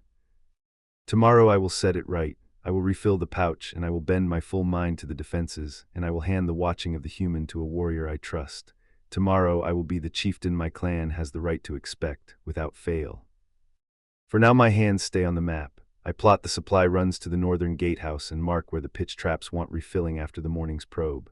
My palm comes to rest flat where the eastern approach lines run, over the old ink my great-grandfather laid down before any of this was mine to lose. My free hand finds the meat pouch at my belt without my leave, closes on the flat, empty leather, and lets it go. 3 weeks of stores stand in the manifests at my elbow, and not one strip of jerky to put between my own teeth. A clan can feed 1,000 mouths and still leave its chieftain's hands with nothing to do but shake. The rain keeps coming. Below in the valley the human campfires gutter and shrink against the wet, failing one small light at a time until the dark takes the far edge of their camp hole. I count what is left of them by their fires, the cold arithmetic of an enemy I mean to outlast. 3 weeks of stores against 3 weeks of mud. We hold and we wait, and we let the wet and the cold do the work no warrior should have to. That is the whole of the war now. That is the only road I have any business walking tonight. The human encampment sprawls across the valley floor below my window slit like a tavern brawl someone froze at its ugliest moment. Tents cluster without grid or order. Supply lines snake across open ground, so exposed they all but beg for a harassment raid. The command pavilion sits pitched so close to the front line that a child with a sling could land a strike on it. It is, in a word, pathetic. They sent me here in all the trappings of professional intent and expected me to perform competence on cue. Then they followed me down with a disaster of a siege force, assembled by men who read about war in books written by men who never fought one. Rating: tactical incompetence bordering on suicidal. The command pavilion sits one good trebuchet shot from a corpse pile, and Lord Petran appears to be bidding hard for a posthumous promotion he will not live long enough to collect. I lean against the cold stone and trace their supply routes while the weak dawn crawls across the valley. The rain hammered the camp all night. I watch their fires struggle in it, sputtering and drowning one by one. My own never so much as guttered. Kadic had a brazier carried in, set burning warm and dry behind walls 3 feet thick. There is an irony in that I do not care to taste. I slept safer in the heart of the enemy's stronghold than I ever slept in my own command tent. Safer among the people I was sent to charm or die, in front of than I was ever made to feel among my own. A soft knock interrupts the tallying. It is not Kadic's. His carries weight, a heavy single thud that announces a man who fills a doorway. This one comes lighter, almost careful. Enter. The door opens on a young orc woman carrying a wooden breakfast tray. She moves with a deliberate quiet, her steps soundless on the stone. She sets the tray on my table without once lifting her eyes to mine. Every line of her holds a respect with caution folded inside it.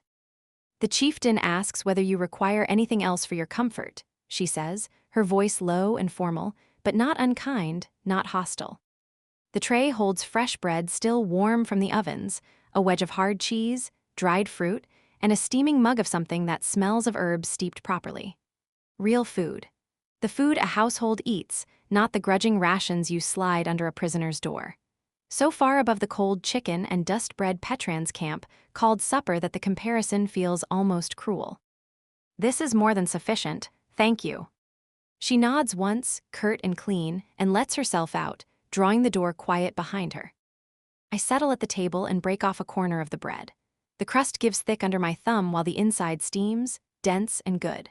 While I eat, I take the measure of the rest of my quarters in the gray morning light. Someone left clothing folded on the wooden chest in the night, the same young woman most likely. Not orc garb hacked down to fit a smaller frame. Actual human-cut tunics and trousers made to my size, the wool sturdy and well-dyed in a practical dark green. Finer than anything I troubled to pack for an assignment, I expected to spend in a diplomatic gown or a shallow grave. They feed me better than Lord Petran ever did. He kept his envoys on cold chicken and bread you had to soak before your teeth would consent to it. He called the practice negotiation hygiene with a straight face, because a hungry diplomat signs faster. The Bloodpeak bread is still warm in my hand. Rating: Bloodpeak breakfast outclasses Lord Petran's by a wide and measurable margin. Cheese sharp, edible, of an animal the cook politely declined to name. Tea pending the results of my own informal toxicology review. The cell still locks from the outside, mind you, but the bread is warm, and that counts for more than a starving woman likes to admit. I draw my journal from beneath the fur pallet where I tucked it last night and open it to a fresh page. The cipher I write in comes built out of old trade dialects and the herbalist shorthand I picked up down south. To any casual eye, it reads like the dull personal jottings of a tidy hostage, which is precisely the point. I set down what the window has given me: troop positions, the soft places in their supply lines, the weaknesses in their command I can read straight off the sloppy sprawl of the layout. All of it the intelligence Kadek asked me for yesterday, delivered as nothing more sinister than a woman keeping a careful diary. Should anyone trouble to intercept these pages, they will conclude I am a very boring and very thorough captive. They will be exactly half right. The door opens again without a knock, and a guard fills the whole of the frame. An older male, his face a roadmap of healed scars, his tusks gone yellow with the years. The sort of orc who looks as though he breakfasts on river stones and finds them agreeable. Chieftain requires your presence in the war room, he says, in a voice that comes up out of him like gravel poured down a chute. It is not a request. War room? I have written reports on 3 flavors of exactly this summons. Best case, a tactical debrief. Worst case, I am willing to name aloud, a tribunal. Worst case, I am not, an execution by misadventure with a courteous note of regret sent on afterward. I have authored every one of those documents in my time. I have simply never before been the subject of one. I close the journal and slide it into the waistband of my new trousers. The diplomatic posture holds the same in all 3 scenarios anyway. Agreement, eyes open, and no questions asked aloud that I cannot afford to be seen wanting the answers to. Lead the way. He takes me through corridors I never saw on Kadek's brief tour the day before. The fortress is full of mourning now, orcs moving through it with purpose, their footfalls ringing off the stone. They haul supplies, check the weapons slung across their broad backs, tend the defensive positions with the unhurried readiness of people who have done it 10,000 times. None of the chaos the propaganda promised me. None of the snarling brutality. Only an efficient, well-drilled order. And the longer I watch it, the more the men I left in the mud below look like exactly the rabble they are. We pass a great vaulted chamber that serves as a communal kitchen, the air pouring out of it thick with roasting meat and baking bread. Inside, civilians lay out the midday meal while children dart between the legs of adults, their laughter cut short again and again by a quick adult shush. An elder orc female with a truly formidable set of tusks barks about seasoning over a cauldron she could nearly bathe in. Somewhere in the warmth of it, someone laughs and is not hushed. My chest tightens at the sound. I have the sense not to examine why, and I keep walking. The war room holds a central tower position, clean sightlines flung across the whole valley through a fan of arrow slits. Maps cover a broad, scarred table of stone at its heart. Kadek stands over them with several of his council ranged around him. Among them, the sharp-eyed older woman from yesterday, the one who wears her suspicion of me where I can see it. Murga. Envoy Bryn, Kadik says, and his voice comes level and unhurried as he gestures me toward the table. Thank you for coming. As though I had been offered a choice in the matter. But I note the courtesy all the same, because my former superiors so rarely bothered to extend me even that much. What do you need? I keep my tone professional and neutral, a clean instrument laid on the table beside their maps. He sets a thick green finger on the map showing the human positions below. You watched their camp from the eastern tower this morning. Tell me what you saw. I move to the table and scan the markers they have already laid down. The positions are accurate. The force estimates reasonable for men counting tents. But the work misses the tactical nuance, the exploitable seams that only show themselves to someone who has stood inside a camp like that and learned to read its weather. Your scouts marked the positions correctly, I say, and my voice fills the stone chamber, pitched and level, trained to carry across a negotiating floor. But they miss the parts that matter. The command here is fragmented. From how the camp is laid out, Lord Petran is almost certainly running the main force from the center. I tap the densest cluster of command tents. Commander Vexley holds the eastern flank with a good deal of his own autonomy. I touch a second section, more orderly than the first. Those two men do not coordinate well and never have. Petran is hunting personal glory. Vexley is hunting troop survival. That difference opens gaps a patient enemy can walk straight through. Murga leans in over the stone, her expression honed to a point. And how is it you know the quarrels inside their command?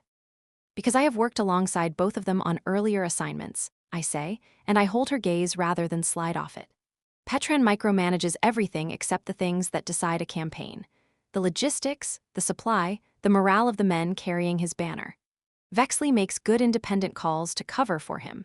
Petran resents it bitterly and cannot countermand without looking the fool in front of his own captains. They have spent 3 campaigns now quietly undermining each other. I trace the eastern positions once more. Vexley's flank will play conservative, all defense and held losses. Petran's main force will take stupid risks the moment he believes a stupid risk makes him look decisive to the crown. Kadik trades a glance with his council, and Rothan, the younger warrior whose land dispute Kadik settled, I gather, gives a slow nod. This matches what we saw in last night's harassment raids. Vexley's people fell back in good order when we engaged them. Petran's forward pickets charged in without support and bled for nothing. Petran spends soldiers like a man spends coin he did not earn, I say. Freely, and only ever to be seen spending it. An older orc male across the table, one I do not know, crosses arms thick as my waist, his whole face a study in distrust. And why should we trust a human envoy to give us true intelligence against her own commanders? This may be misdirection dressed as candor. It is a fair question, and I do him the courtesy of meeting it head-on, holding his eyes while I answer. Because I am furious at being made into bait, and then named a traitor for the offense of surviving it, I say, and I let the edge stay in my voice rather than file it smooth. Because handing you good intelligence is how I prove my worth to the people who have shown me more plain respect in 2 days than my own commanders managed in 5 years. And because if I meant to mislead you, I add, gesturing at the map, I promise you I would be a great deal subtler about it than this. Murga's mouth twitches at one corner, and it might be the beginnings of approval, or it might be indigestion. With her, it is genuinely difficult to say. Kadik lays his hand along the snaking lines that mark the supply routes into the human camp. They're provisions. Overextended, going by the wagon traffic I can see and the size of the camp they have to feed. I follow the routes with one finger. They planned for a quick assault, a show of force, a swift capitulation, terms signed and everyone home before the bad weather. Not a siege that beds in for the season. This rain is fouling resupply along the main southern road as we speak. Petran will not pull back. Retreat looks weak, and he answers to a crown that punishes the look of weakness far harder than the fact of it.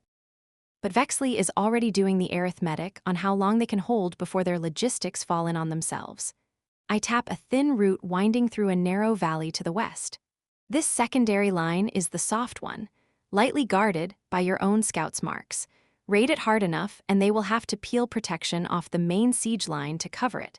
The whole pressure of their assault thins out behind them. We spend a long stretch of the morning bent over the details.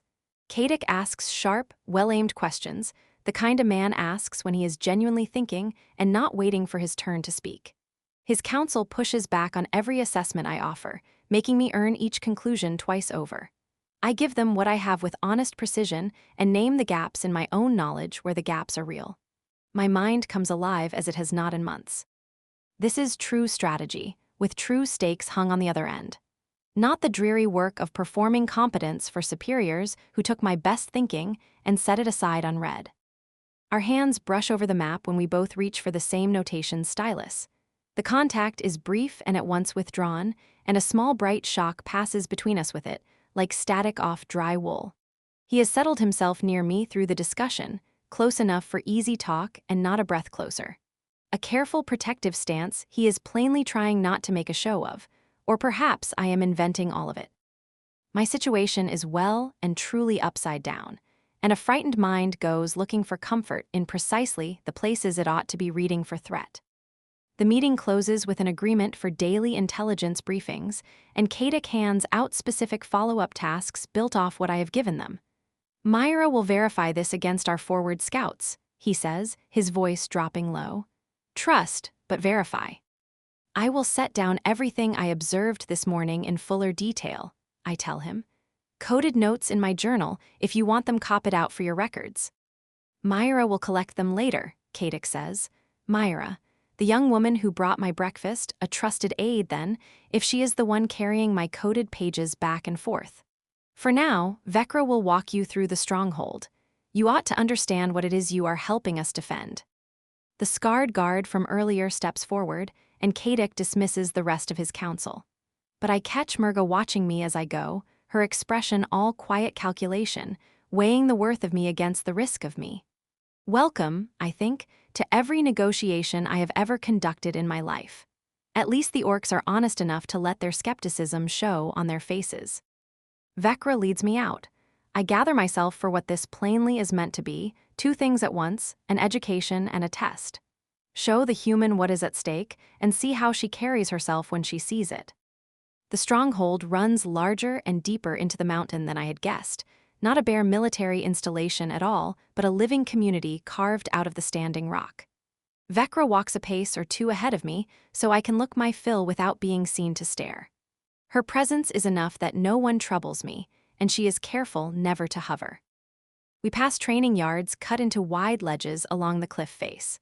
Young orcs drill with heavy practice weapons under a grizzled veteran, missing one tusk, barely more than teenagers by a human reckoning and already powerfully made. He corrects their form with a patient demonstration, not a barked insult. When one student stumbles, another reaches down to haul him up, and not a single one of them laughs at the fall.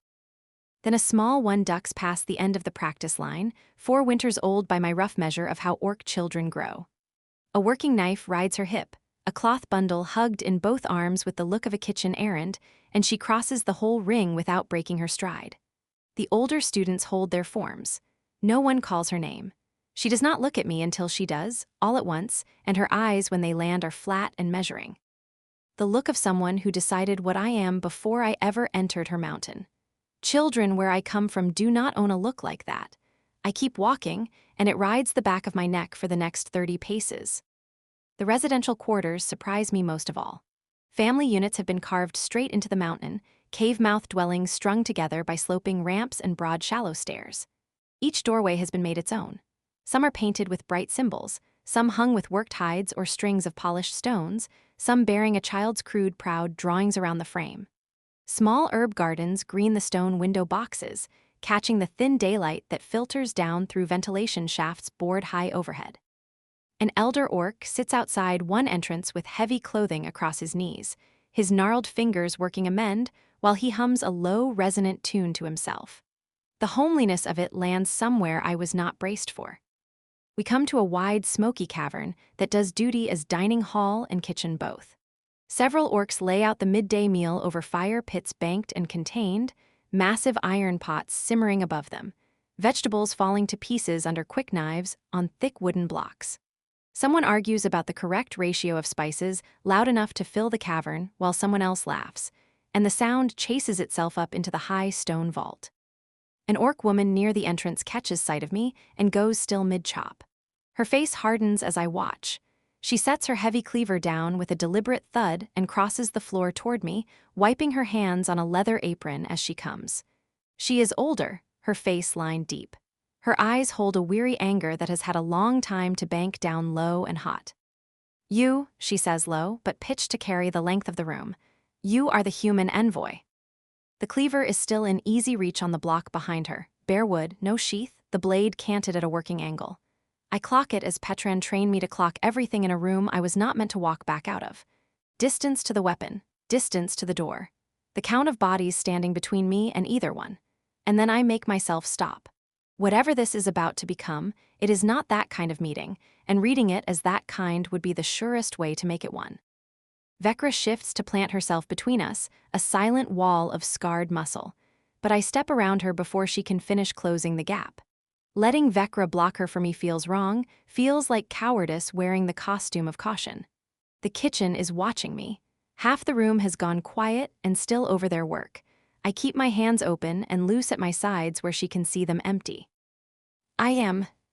Your people killed my brother." Her voice trembles, and it is not fear shaking it. "During your peace talks, killed him where he stood, unarmed, waiting to escort diplomats he believed had come in good faith. And now you walk our halls like an honored guest." The accusation lands fair and true, and there is nothing in me that can deflect it. No excuse worth the breath it would cost to offer one. "I understand your anger," I say. The steadiness in my voice is the diplomatic training holding, even as the rawness of her grief frays the edges of it. "I am angry too, furious." She searches my face for the lie, for the smooth, practiced dishonesty diplomats are famous for. She has every reason to expect it from me. "I came here believing the negotiations would hold," I go on, holding her eyes. "I prepared for them. I came in good faith, my own good faith, whatever my masters intended. And then my own people attacked without warning and used those peace talks as the cover to do it. They killed your brother. They meant to kill me alongside him. And they named me a traitor for having the gall to survive their betrayal." She stays silent, her eyes narrowed, still working over my face, and around us the others have stopped their tasks to watch, their expressions gone wary. "Why should I believe you were not part of their plan?" she asks at last, her voice rough at the bottom. "Because I am the one feeding intelligence to help you defend against them now." The answer comes sharp, lit from below by my own banked rage. "Because I am furious at being spent as disposable bait, because your chieftain pulled me out of a death my own guards had already begun." I do not soften any of it, and I do not plead. I am not asking your forgiveness. I cannot give you your brother back. I am telling you one plain fact and nothing more. I was betrayed every bit as thoroughly as you were. The silence draws out again, thick and humming. Behind me, somebody's wooden spoon goes quiet against the side of a pot, and the cauldron hisses. I count one breath and a second and a third and keep my eyes on hers. The first rule of a hostile posting is that you do not flinch first. The one who flinches first is the one the room decides, behind its closed faces, was lying all along. The woman's jaw works, the muscle of it bunching and releasing beneath her green skin. "And you expect me to simply accept that?" No, the denial is out before she finishes, immediate and honest. "I expect you to be angry. You have every right to your anger. Your brother died because men of my blood lied about wanting peace." I cross my own arms then, mirroring her stance without quite meaning to. But I did not lie. I believed peace was possible. I still do. And so I have thrown in with the people who earned the use of my skills. Not the ones who weighed my death against a column of figures and found it cost them nothing worth keeping. Footsteps echo up the corridor behind us, and Kadik arrives, alerted to the confrontation, surely. But he stops several paces short and simply stands there, watching, his face unreadable. Ready to step in and plainly choosing not to, leaving the thing in my hands, letting me keep my own ground even now. The grieving woman looks from Kadik to me and back, and then her gaze settles again on my face. "You are helping us." "Yes." "Why?" The single word comes out of her raw and stripped. "Because you have earned it," I say, "and they have not." She holds my eyes a long moment more. She does not soften, and she does not offer me anything so generous as forgiveness. Something shifts behind her face all the same, a grudging acknowledgement that I am at least not lying to her. "My brother deserved better," she says, and her voice goes thick. "Better than dying for human lies." "He did," The agreement comes straight up out of the center of me, and I am sorry he did not get it. She nods once, curt, and turns back to retrieve her cleaver. She returns to her work with rather more force than the root before her strictly requires, and the tension goes out of the room all at once. The others take up their tasks again, though I catch the measuring glances still thrown my way as I pass. My hands stay open at my sides for another beat before I remember I am permitted, in fact, to put them anywhere I please. Then I find I do not know where to put them, so I clasp them behind my back, the posture I would hold before a magistrate, exactly wrong for this room. The room has stopped attending to me anyway. Kadek comes forward as Vecra steps back. That could have gone very poorly, he observes. She had legitimate grievances. I watch the woman take her vengeance out on a large defenseless root. Deflecting her would have been an insult on top of the injury. Besides, I add, unable to leave the dark joke unsaid, de-escalating conflict is precisely what they train me to do, usually with people who had not, quite so recently, lost family to my own side's treachery. His mouth quirks at one corner, approval or only acknowledgement of how gallows my humor runs. Come, there is more you should see. We go on with the tour, and he joins us now, Vecra falling back to a discreet distance, present still but giving us room. The forges glow hot in a deep cavern that rings with the clang of hammers driving down onto metal. Smiths both male and female work their iron with a focused precision.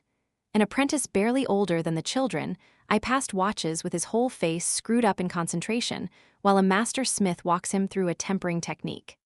I drift toward a rack of heavy crossbows leaned against the cavern wall, massive things, iron-shod, built to punch clean through plate. I run my hand along the stock of one and test the tension in its mechanism. Stiffer by a good margin than the assassin-grade light crossbows Petran made me drill with on the Borderlands deployment. The same principle underneath, though. Windage, drop, and the breath you let out slow before you loose. I would like to learn this one. The thought arrives plain and unbidden, and I set it aside to keep. You know weapons, Kadek observes, his voice low.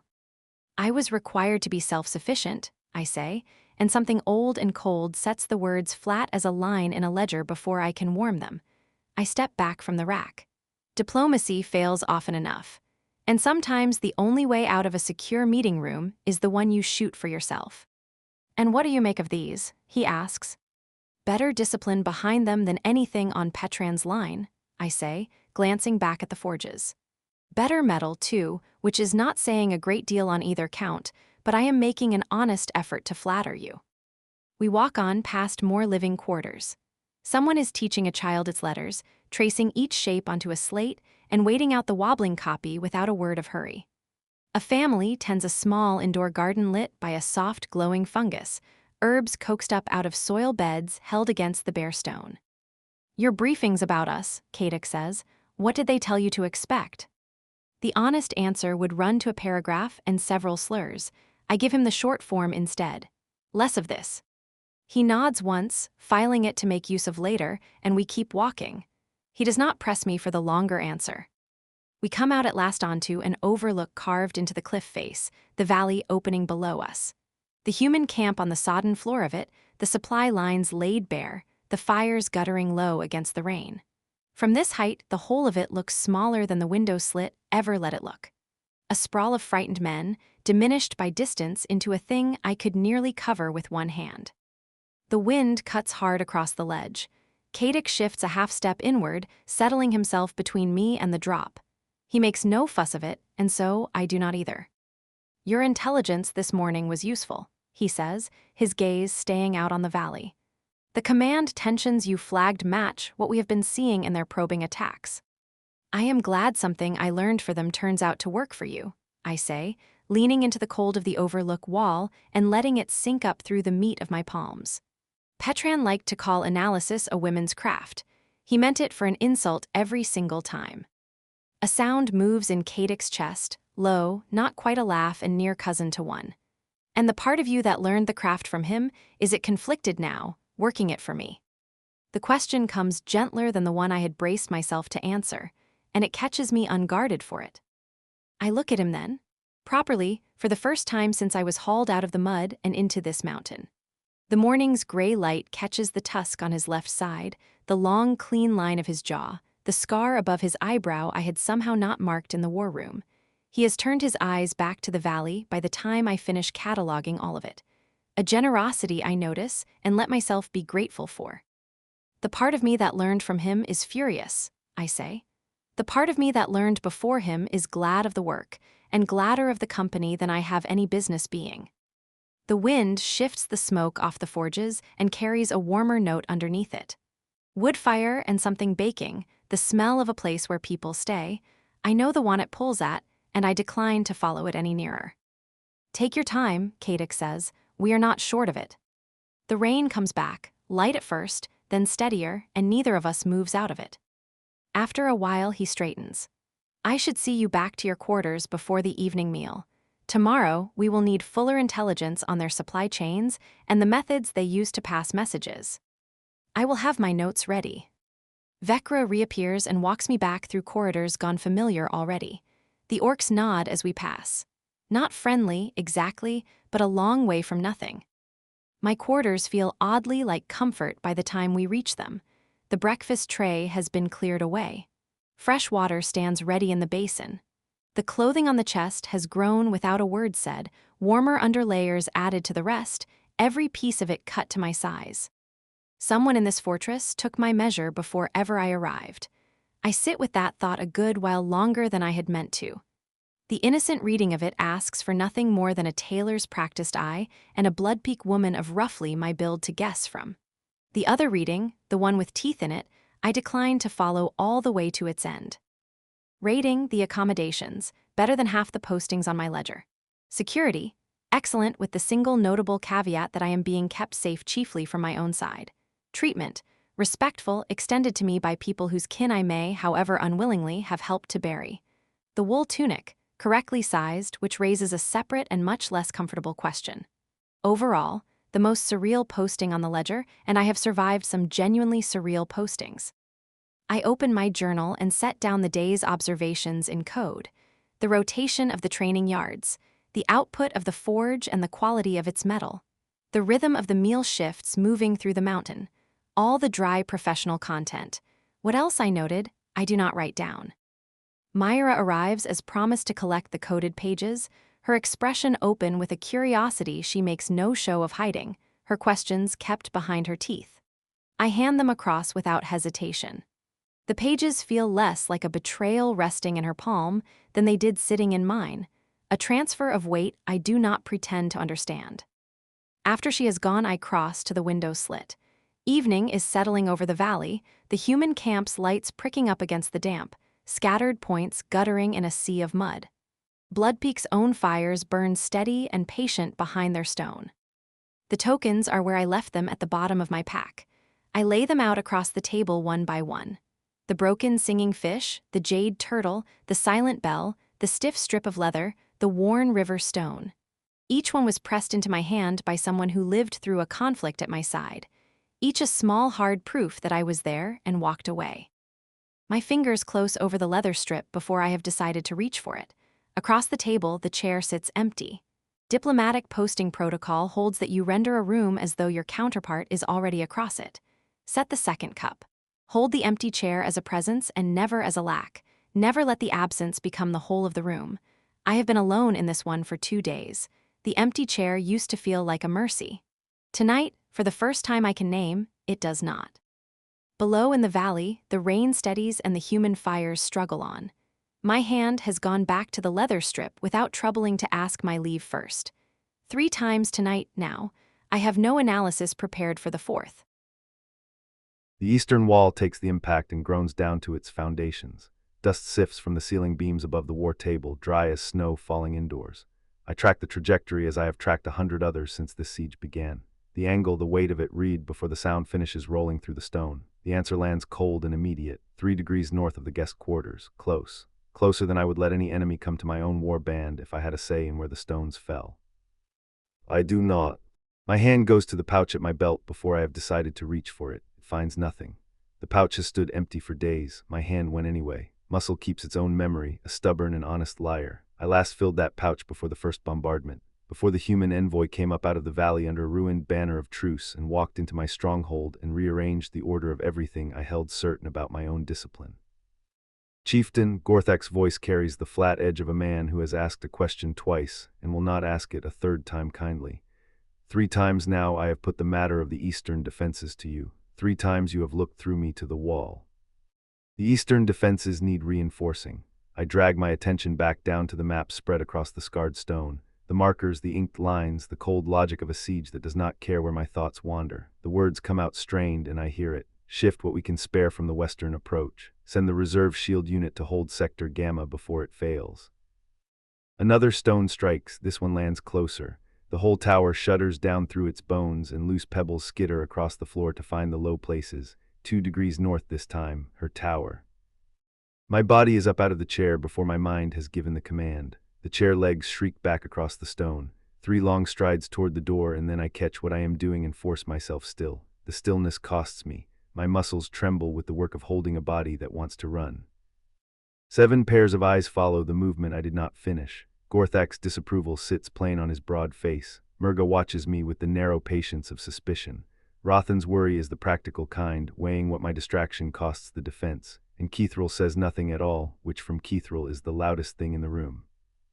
They saw it, stone and steel, they all saw it, and the quiet that follows is heavier than any falling wall. Structural assessment, I say, and the excuse is thin even as it leaves my mouth. The eastern tower took the worst of that. I will verify the integrity myself. The engineers count cracks, chieftain. Gorthak folds his massive arms across his chest. He does not move to block the door, but he blocks it all the same. What we need from you sits here, on these maps.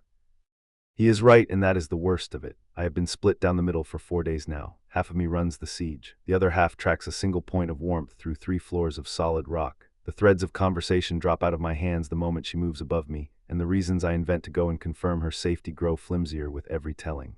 The mate bond I have refused since the pavilion is no longer asking. It is winning. Another impact nearer still. A chunk of mortar breaks loose from the ceiling and shatters near my feet. The decision makes itself before I can weigh it. 5 minutes, I am already crossing to the door. I will confirm the tower holds and I will return in 5. No one believes it. Rothan's face holds half pity and half exhaustion, the look of a man watching a friend walk knowingly into a snare. I cannot make myself care. The need to put my eyes on her drowns out tactics and the counsel of my elders and the weight of my own name. Every old certainty I have built my life on gives way before the one that says she must be kept safe. The corridor to her quarters is choked with dust. The air sits thick and gritty on my tongue. Chips of fallen stone litter the floor. I take the winding stair 3 steps at a time, my boots pounding the rhythm of my own hard breathing. Her door stands ajar, knocked open on its hinges by the force of the last strike. The sight of it gaping stops the air in my chest until I am through it. Bryn stands at the narrow window slit with her back half to me, unharmed, watching the bombardment carry on down in the valley below. Dust has powdered her dark green tunic and smudged one cheek. She does not look frightened in the least. She looks as she looked across the negotiation tent that first day, taking the measure of a thing and filing it away for later use. The relief goes through me as a physical blow, near enough to put me on my knees.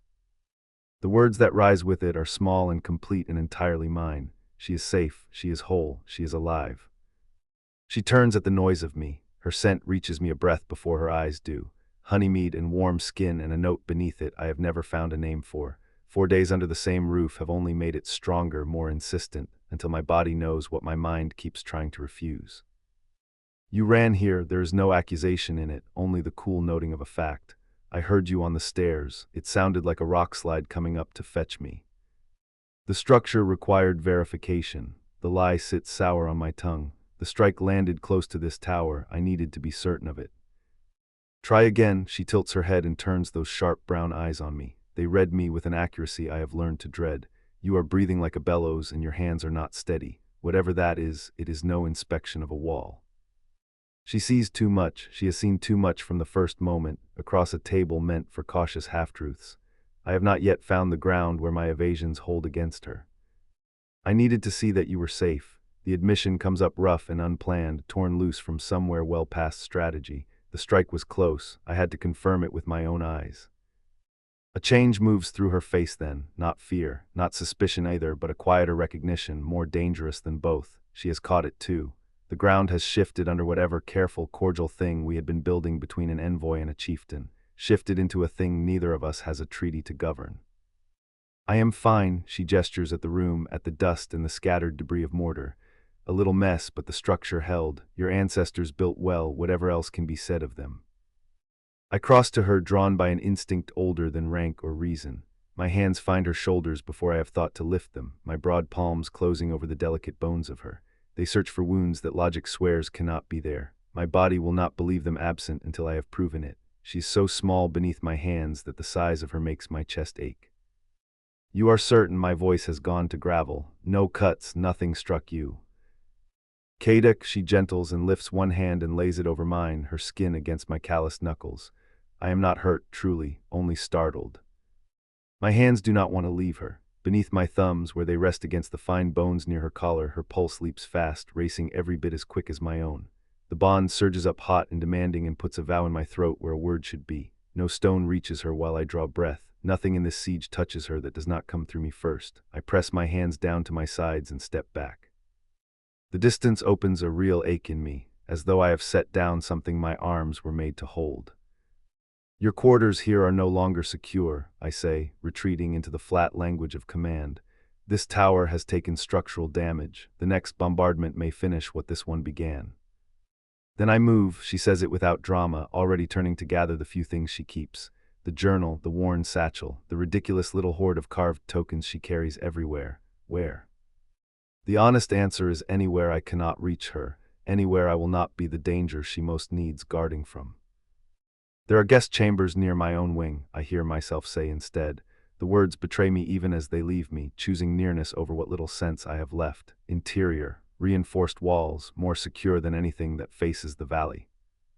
Her hands go still on the leather of the satchel. That is close to your own quarters. She keeps her voice level, but her eyes are not. Yes, the word feels like a surrender called out across a field I have already lost. And is that strategy, she asks, and her gaze does not waver from mine.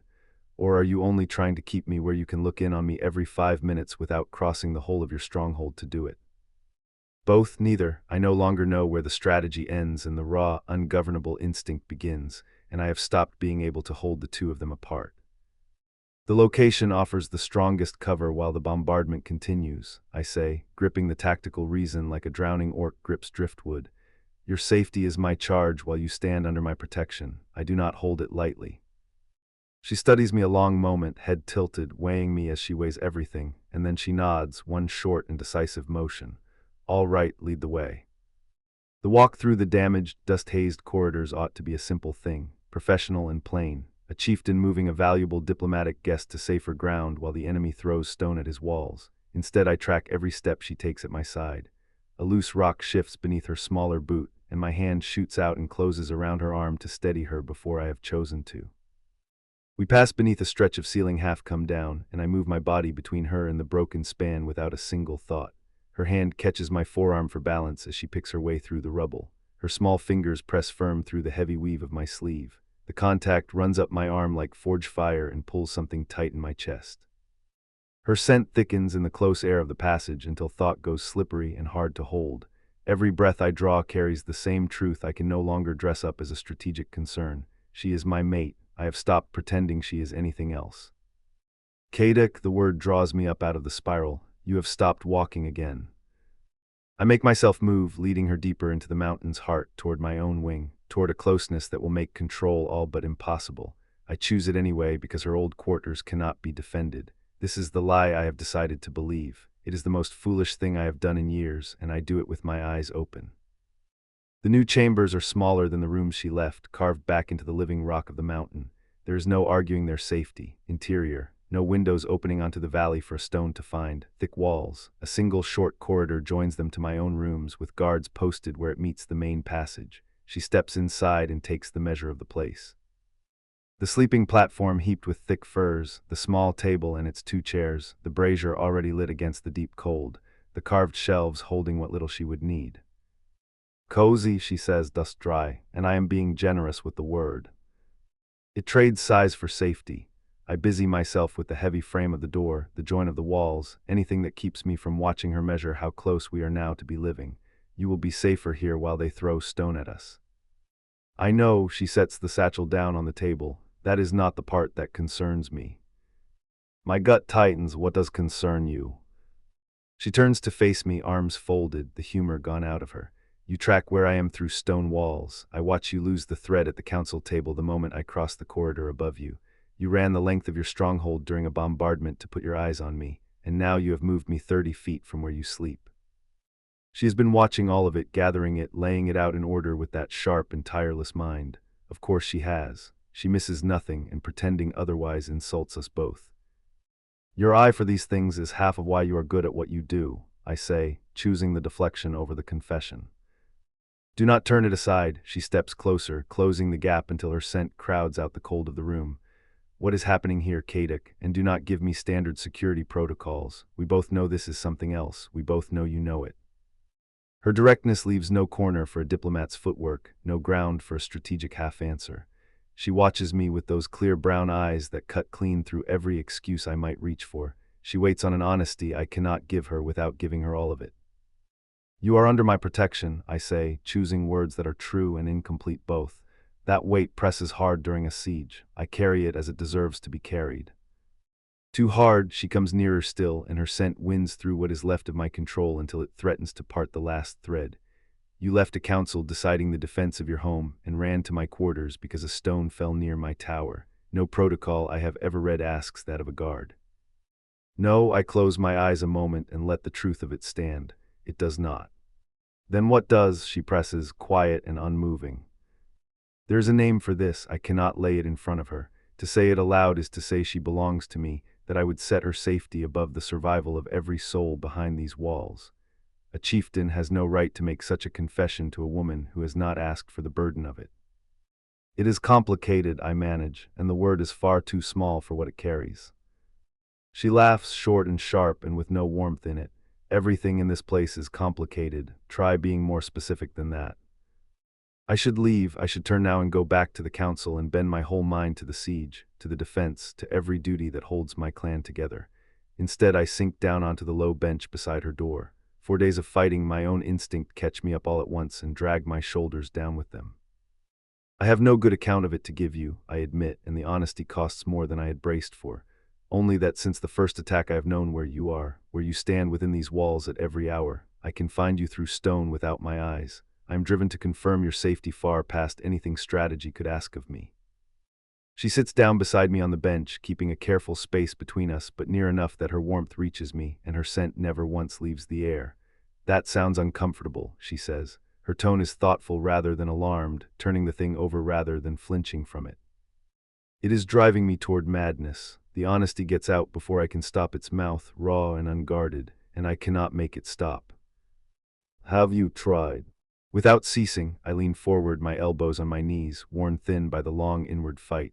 I have a clan to lead and a siege to break and 100 matters that demand the whole of my focus. Still a part of me stays fixed on you, whether I will it or not. Why? She asks again, soft. Because you are my mate, and every breath I draw inside these walls makes it harder to remember that this should not matter as much as it does. I do not know, I lie instead, unable yet to set the whole truth between us, perhaps never able, only that it is so. We sit in the quiet a while. She does not pull away from it, does not demand the distance back or let fear into her face. She only stays where she is, present and steady, while I wrestle with explanations I cannot give and instincts I cannot leash. May I ask you something? She says, breaking the silence. Yes. Tell me about orc-mate bonds. The question takes the breath out of me, and cold dread comes up tangled with a flicker of a thing far more dangerous than hope. Why? I manage, the word gone rough in my throat. Curiosity about your people. She leans back against the cold stone of the wall, working at looking idle and not quite managing it.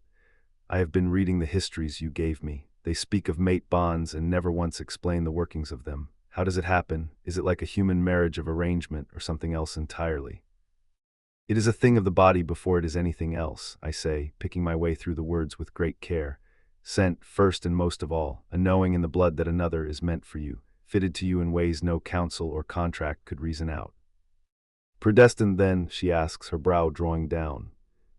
More flesh than fate, I try to give shape to a thing human tongues were never built to hold. The body knows before the mind will agree to it. It catches a note and another scent in the plain nearness of them. It wakes a fierce drive to guard them, a possessiveness, a need to stay close. She takes this in, her face holding the scholarly curiosity of a woman studying a custom, not yet the dawning of anything closer to home. It is no choice in the beginning, it simply is. And what becomes of someone who denies a mate bond? She asks it as a scholar turning over a strange foreign rite, who refuses what their blood insists on. The question cuts far nearer the bone than she can know, for it is the very question I have been putting to myself for days. It is painful, I admit, and the word scrapes its way out. The instinct does not quiet because you fight it. It only grows louder, more insistent, and demands to be answered.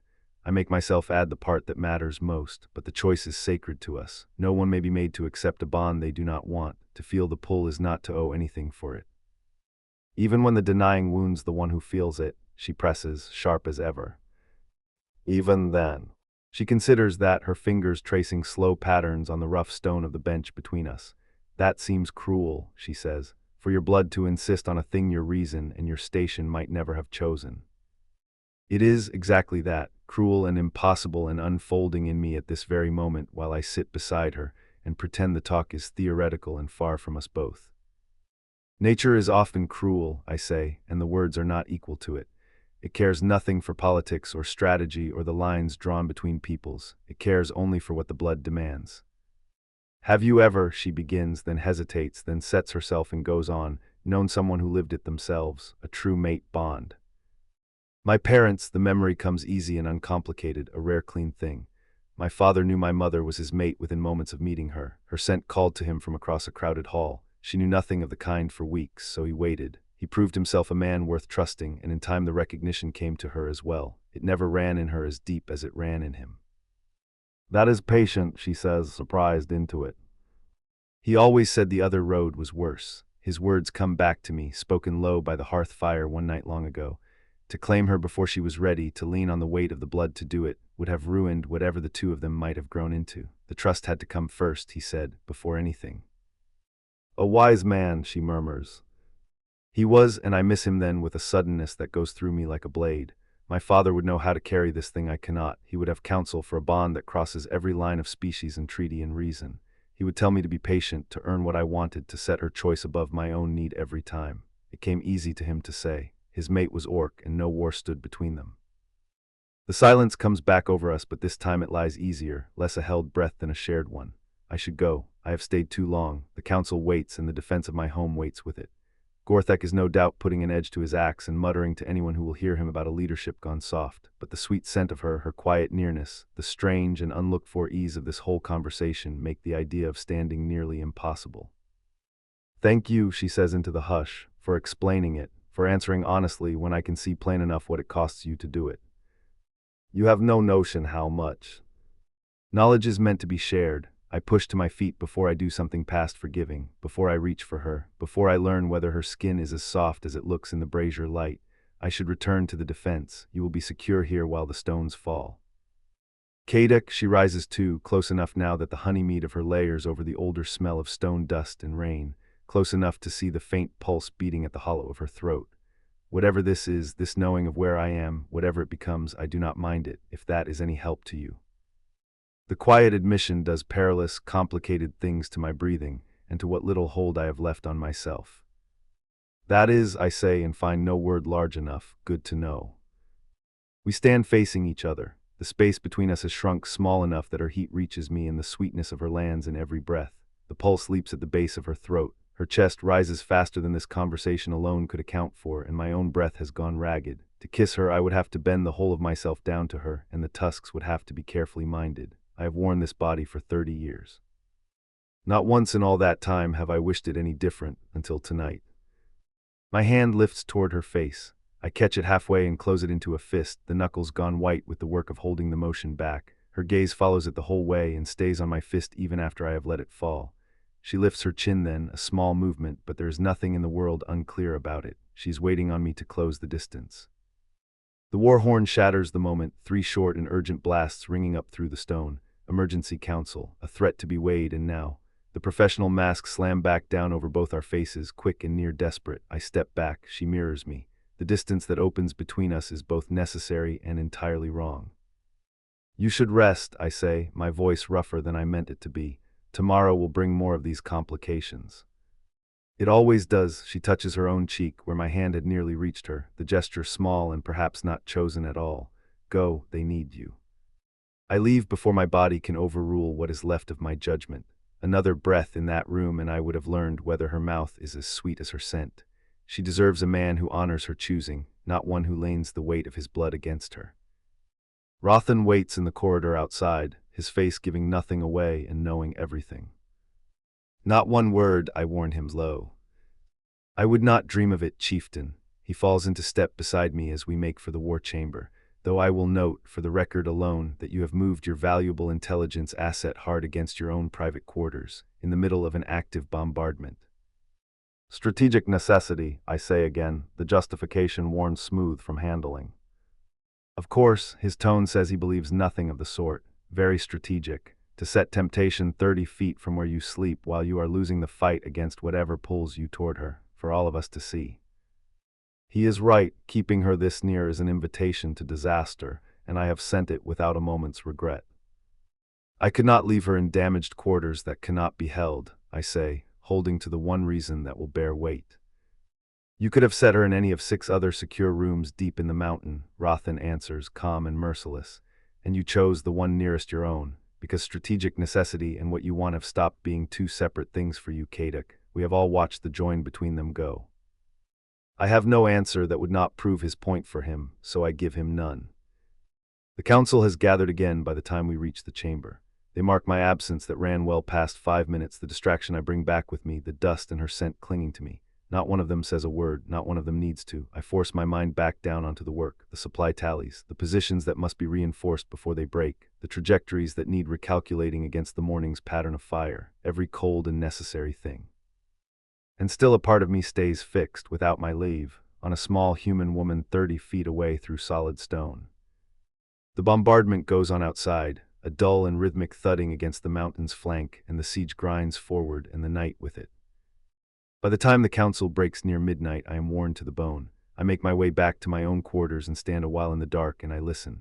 30 feet off, through solid rock, she sleeps. She is there, a steady pull, a certainty I cannot reason my way out of. I catch the moment her breathing slows and goes deep and lets her down at last into rest. I am buttoning the cuff of my tunic when his door opens across the corridor. I know it is his door. I have learned the sound of it the same year I learned to read a man's intentions off the set of his shoulders. Heavy oak swings inward on stone hinges. It makes a particular dragging scrape only when Kaduk pulls it toward himself, which means he is leaving and not entering. Which means the corridor is about to fill with 7 feet of orc chieftain in full leather while I stand here barefoot. My hair in a state I would not show a stable hand. Rating, 5 days of adjacent quarters, and I now identify my host by his hinge. 2 stars, and one of those is for the early warning system. I freeze with my fingers on the bone toggle at my wrist. The wall between us is solid rock. The corridor is hollow stone. Somewhere in these 5 days, I have memorized which side of the doorframe his footsteps echo from. Left, and he turns toward the war chamber. Right, and he turns toward the rampart stairs. A sensible woman does not let herself notice that about the man whose people she is technically here to make war with. He stops outside my door. The knock, when it comes, is light. 3 quick taps and a longer one. It is the gentle knock you use when you are trying not to wake someone you believe is still asleep, and the softness of it undoes me more than any pounding could have. I open the door before I have the good sense to think better of it.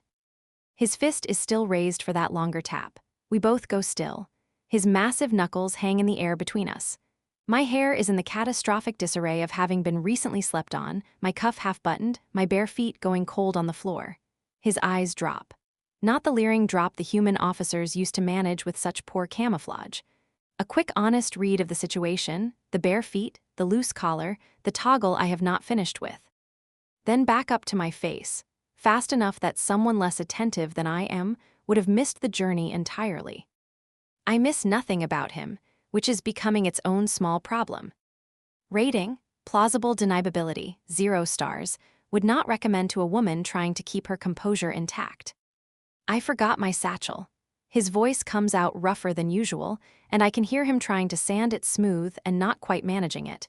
I did not mean to wake you. I was not asleep. No, I see that. The corridor was built to orc dimensions, but it was plainly not built to his. He fills the space across from my door like a wall someone has set up in the wrong place. His shoulders nearly brush both sides of the passage. His head tips a little to clear the lintel of his own doorway behind him. Then he shifts his weight and angles his body against the opposite wall to make me more room, even though I am the one half in my doorway and committed to neither inside nor out. The small, unthinking courtesy in that does something to my breathing that I have decided not to examine just now. After you, I say, because someone has to break this, and I have never in my life been able to let a silence simply sit. No, please, I am the one who turned back. He gestures down the corridor with one broad hand. Kadik, this is absurd. Go and get your satchel. I promise you I will not shatter if your arm brushes mine.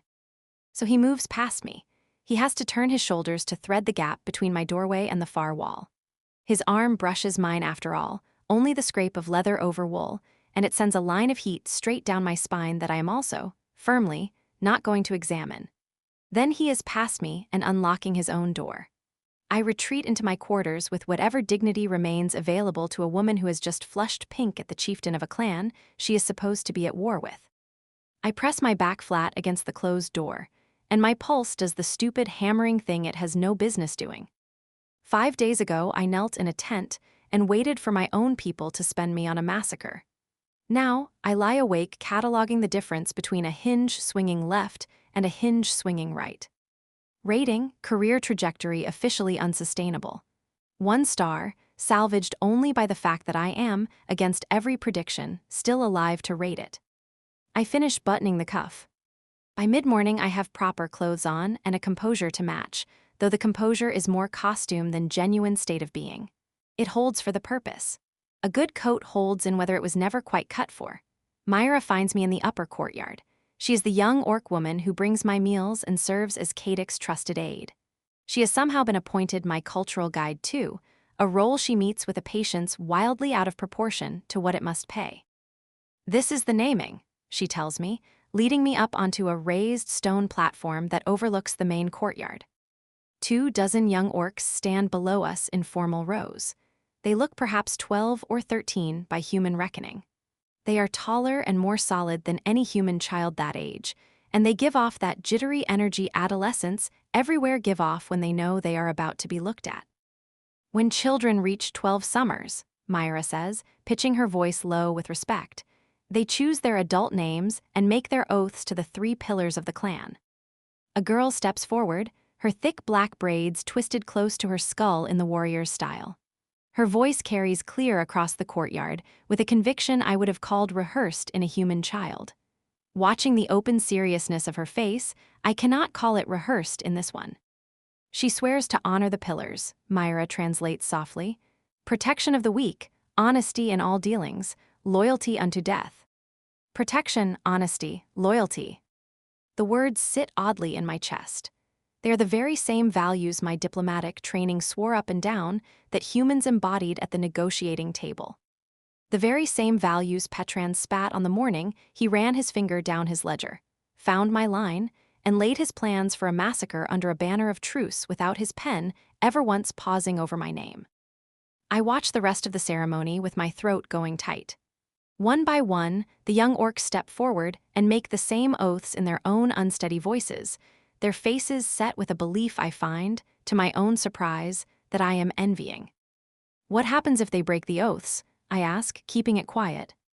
Exile? Myra's answer comes without a heartbeat's pause. To betray the pillars is to be cast out from clan protection. To be without a clan is to be nothing. Which is only a longer way of saying what was decided over me. I think, over a table that smells of cigar smoke and old contempt, a sum struck through and moved to the other column without anyone troubling to look up. Do false accusations happen?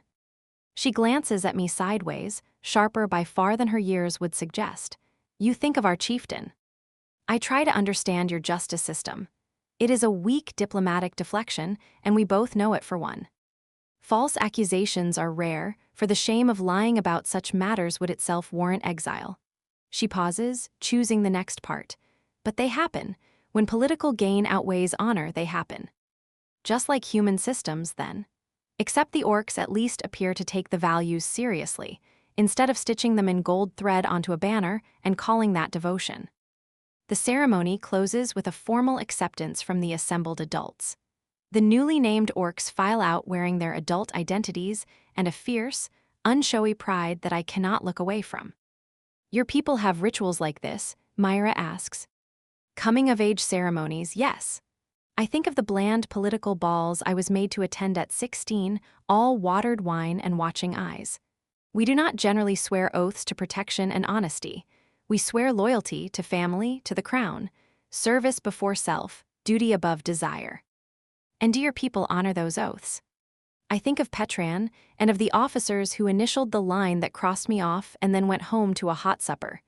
Sometimes, I say, when it is convenient. Myra nods, slow, as though this only confirms a thing she had already half-guessed. That afternoon, I attend my first war council because Kadic insists upon it. He claims my intelligence on human military structure could prove useful. I argue that handing it over makes me a traitor. He points out, with maddening logic, that my own people decided I was a traitor the moment they tried to have me killed. It is genuinely hard to argue with a man who is that correct that early in a conversation. Rating, checkmate in 3 moves, delivered by a giant logical bastard who did not even have the decency to look smug about it. 4 stars, begrudging. The war room is packed with massive warriors who weigh me with varying degrees of suspicion. Murga, the older female warrior, looks like she would enjoy personally testing my windpipe for structural soundness. I take the seat I have been assigned. Not at the table itself, but behind Kadic's right shoulder, in the advisor's place. I work very hard at looking professional rather than terrified, which has been the central skill of my entire career. Kadic stands at the head of the war table. The maps are spread before him, weighted at the corners with smooth river stones, and he holds the whole room without visible effort. We need to understand the human supply lines. His voice cuts cleanly through the low murmuring. How long can they maintain this bombardment at its current intensity? War Captain Rothan grunts. Humans are weak, soft, they will break within days. Underestimating them is precisely how we lose. Kadic does not raise his voice. He does not need to, and the difference between him and every human commander I have served sits entirely in that. They have resources we lack, dismissing that as foolishness. He turns his head to look back over his shoulder at me. Bryn, your assessment. Every eye in the room swings to me at once. Murga's gaze lands on the back of my neck like a flat, heavy hand. My throat goes dry. I swallow and remind myself that this, being useful, being precise, being the most prepared person in a hostile room, is the one thing I have always known how to do. They can maintain their current levels for at least another 2 weeks, I tell them. It comes out steady, which is its own small miracle. Possibly longer if they have secured secondary supply lines through the Northern Pass. I suspect they have. The Northern Pass is blocked by snow, someone offers from the back. It was blocked 3 weeks ago, according to your last long-range scout report. I lean forward and lay my finger on the map. They have had time since to clear it with sappers. If I were commanding this siege, I would split my resources. I would make a great visible show of convoys along the southern roads to pull your attention down there. Then I would run a steady, quiet stream of supply through the north where no one is watching. It is exactly what Commander Vexley would do. I have watched him do it twice. Silence, the warriors trade glances around the table. Kadic nods once. Send scouts to verify it. His gaze finds Rothan. If the Northern Pass is active, we must know. Can you organize the reconnaissance without compromising the main defenses? Yes, Chieftain. The meeting goes on. Kadic weighs each of his commanders in turn. When disagreements rise up, he hears every argument out to its end before he makes the call. His tactical mind is sharp. His strategic thinking is genuinely sophisticated. He earns the authority of the room through plain competence and consideration, which is a great deal more than I can say for any human commander I have ever stood behind. So I sit and watch him lead with a grudging professional respect that has nothing to do with hallway encounters and everything to do with my training. Somewhere in the middle of all that watching, the truth of my situation arrives, quiet and complete. I am in serious trouble. The thought lands in the same moment his eyes meet mine across the table, a brief check-in, there and then gone, back to the maps. The trouble is exactly this. He is the thing I spent years hoping to find in political partners who never once troubled themselves to be it. Finding that now here, behind enemy lines, is the worst possible timing a life could arrange. He is the enemy. He is supposed to be the enemy, and nothing in this room has felt like hostile ground for days. When the council adjourns, Kadek does not go back to his quarters. He gestures instead for me to walk with him toward the eastern stair. "Come up to the wall with me," he says. "I want your eye on their deployment before the light goes." The eastern rampart is the highest point in the stronghold that still holds a clear line of sight to the human siege camp. It is also fully visible from the eastern watchtower, where 4 torchbearers stand their evening watch on the catwalks above. Their silhouettes are sharp against the cold orange of the sky. They see anyone who walks the rampart. Climbing the stair behind him, I understand this is a deliberate choice. Whatever passes between us in private is mine alone to disclose or keep. Whatever happens up here is on the record, witnessed, beyond either of our power to deny. I appreciate it more than I have the language to tell him. The wind on the rampart bites straight through wool. He pulls one of the heavy guard cloaks from the stack in the alcove at the top of the stair and waits, patient, while I work it over my shoulders. Then he walks me to the parapet and lifts his arm to point. There, his arm comes up alongside my head. That trail of cookfires along the ridge, they are spread for a force half the size of what we have counted. They are masking their numbers. I follow the line of his arm out into the dark, disguising a redeployment. Some of those cookfires have no one sitting beside them at all. Yes, there is a low note of satisfaction in it that I have caught it. They will move troops east before dawn. We walk the wall together. He points out the positions, and I read what I see and translate it back into the shape of Petran's likely doctrine. The conversation stays professional even as it slows. Neither of us walks at the pace we would keep if we were honestly in any hurry to reach the next watchpost. Halfway along the wall, in the dark stretch between 2 torch sconces, he stops. "My father was killed in a human ambush." He says it without preamble, his eyes out on the cookfires. During peace, talks much like the ones you walked into. Kadek. I was 25. The clan needed a chieftain who could manage the aftermath, and everyone was watching to see whether I would fail. He glances at me. The torch behind him throws the side of his face into a warm copper light I would try to draw if I had the smallest skill with charcoal. I failed many times. I trusted the wrong people. I believed promises that proved empty, but I learned. That is all anyone can do. It comes out quieter than I meant it to. His eyes search my face. You understand this. I am the daughter of a minor lord's second wife, and they costed me out a long time ago. It is out of me before I have decided to give it to him. I have spent my whole career trying to prove I am worth more than decorative bait. The proof did not hold. They sent me here to die. I huff a short, bitter laugh that has no humor in it. Then they are fools. The conviction in his voice is absolute, no qualification left in it. Anyone who fails to recognize your worth deserves every loss they take for the lack of you. The simple, unhedged validation goes straight through defenses it took me 5 years to build. My throat thickens before I can think to stop it. Thank you, I manage, for seeing it when my own people would not. It is easy to see. His hand lifts and stops short of my face. The 4 torch bearers up on the watchtower are still well within his line of sight. He holds his hand exactly where it is, palm open, offered, unmoving, and lets me be the one to decide whether to step into it. I step into it. The cold of the wall is at my back. The wind has dropped away for the moment, as it sometimes does in the gap between watches. His palm is warm against my jaw. The torchlight just reaches us where we stand. The rough line of his thumb comes to rest against my cheekbone, and my breath catches on it before I lift up onto my toes and put my mouth against his. For one whole beat, neither of us moves. The kiss is soft and questioning. His lips are warmer than I had let myself imagine, firm and yet careful. His tusks bracket the angle of my face without the smallest hint of threat in them. They are simply part of him.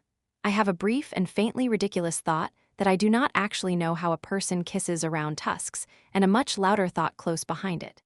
Figuring it out is easily the most interesting problem anyone has handed me in years. Then his free hand comes up to the back of my head, and everything shifts. He kisses me back, and there is no hesitation left in it now. His mouth claims mine with a focused, deliberate intensity that stops my brain from turning over. The hand at the back of my head is enormous against my skull, his fingers threading slow into my hair, his thumb tracing a small rough circle on the bone behind my ear. I am surrounded, held. His strength is controlled and careful, and it knows exactly the difference between what he is and what I am, and minds that difference with every ounce of attention he has. I kiss him harder. My hand fists in the edge of his armor for balance. He groans into my mouth, a low sound that travels straight down through my chest. His tongue traces my lower lip, and I open for him without a single thought in the way. The kiss deepens. His hand in my hair tightens just enough to angle my head where he wants it. The small possessive pressure of it against the softness of his mouth pulls a sound out of me I would gladly die before agreeing to identify. Then he breaks away, pulling back perhaps an inch. His forehead comes to rest against mine while we both breathe hard in the cold.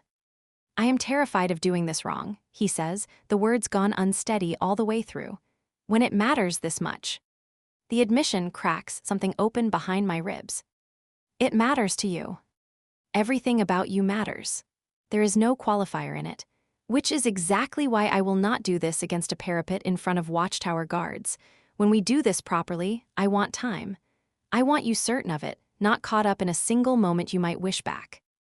I am certain. You are working your way through a betrayal. You are finding safety in a place you never expected to find any, and I will not rush you through that to take something for myself. The consideration in his refusal, the respect for a thing I would not have allowed a single human alive to so much as name in me, only makes me want him more rather than less, which I suspect he knows. Too noble, I manage. Practical, a small dry smile tugs at the corner of his mouth. I have waited 30 years for this. I can wait one more night. He turns my face a little and sets a kiss against my temple. Then he steps back and steps me forward and turns us both away from the parapet to walk me back along the rampart toward the stair. The 4 torchbearers on the watchtower have seen the whole of it. I do not turn my head to confirm what I already know. I do not need to. The walk down the stair is a quiet one. He keeps a hand at the small of my back where the cloak's hood has slipped down off my shoulders, and there is nothing rushed in the touch. At the door to my quarters, he hesitates. I should go, he says. Stay, I am not entirely sure I meant to say it, but I do not take it back. Not for that, just stay, until I sleep. The corridor is going to feel very long tonight. The pause is no longer than half a breath. I will stay. He follows me in. He does not sit on the bed. He pulls the chair by the brazier closer to where I sit on the edge of the mattress and folds all of himself down into it. We do not talk strategy, and we do not talk siege. He tells me the names of his 2 sisters, both of them dead, and the name of the orc woman his father loved before he ever loved his mother. I tell him the name my own mother chose for me before my father overruled her, which is not Bryn, and which I have not said aloud to a living soul in a decade. The brazier burns down low. The cold leaks in around the arrow slits. He gets up and fetches another fur from the chest at the foot of my bed. He tucks it around my shoulders with the careful precision of a man who has spent his whole life mindful of the strength in his own hands. At some point, I stop sitting up and lie down. He stays where he is in the chair and keeps one of his hands closed around one of mine. The size difference between us is overwhelming, as it has been overwhelming all evening, his palm and fingers swallowing mine entirely. The calluses 30 years of iron have worked into his skin, catching gently against the soft inner skin of my wrist. I do not remember the moment I fall asleep. I remember waking once, hours into the dark, to find his thumb tracing a small, slow line back and forth across the back of my hand. He has fallen asleep in the chair himself, his breathing gone deep and even. His face in the last dying light of the brazier is the most undefended thing I have ever seen on a man who holds power. When the first gray suggestion of dawn touches the arrow slit, he opens his eyes.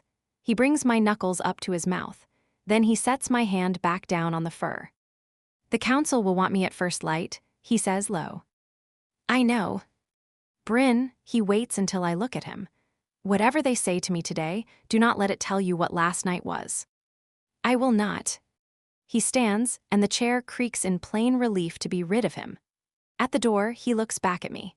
There is a long second in which he does not move, and I think he is going to come back across the room to me.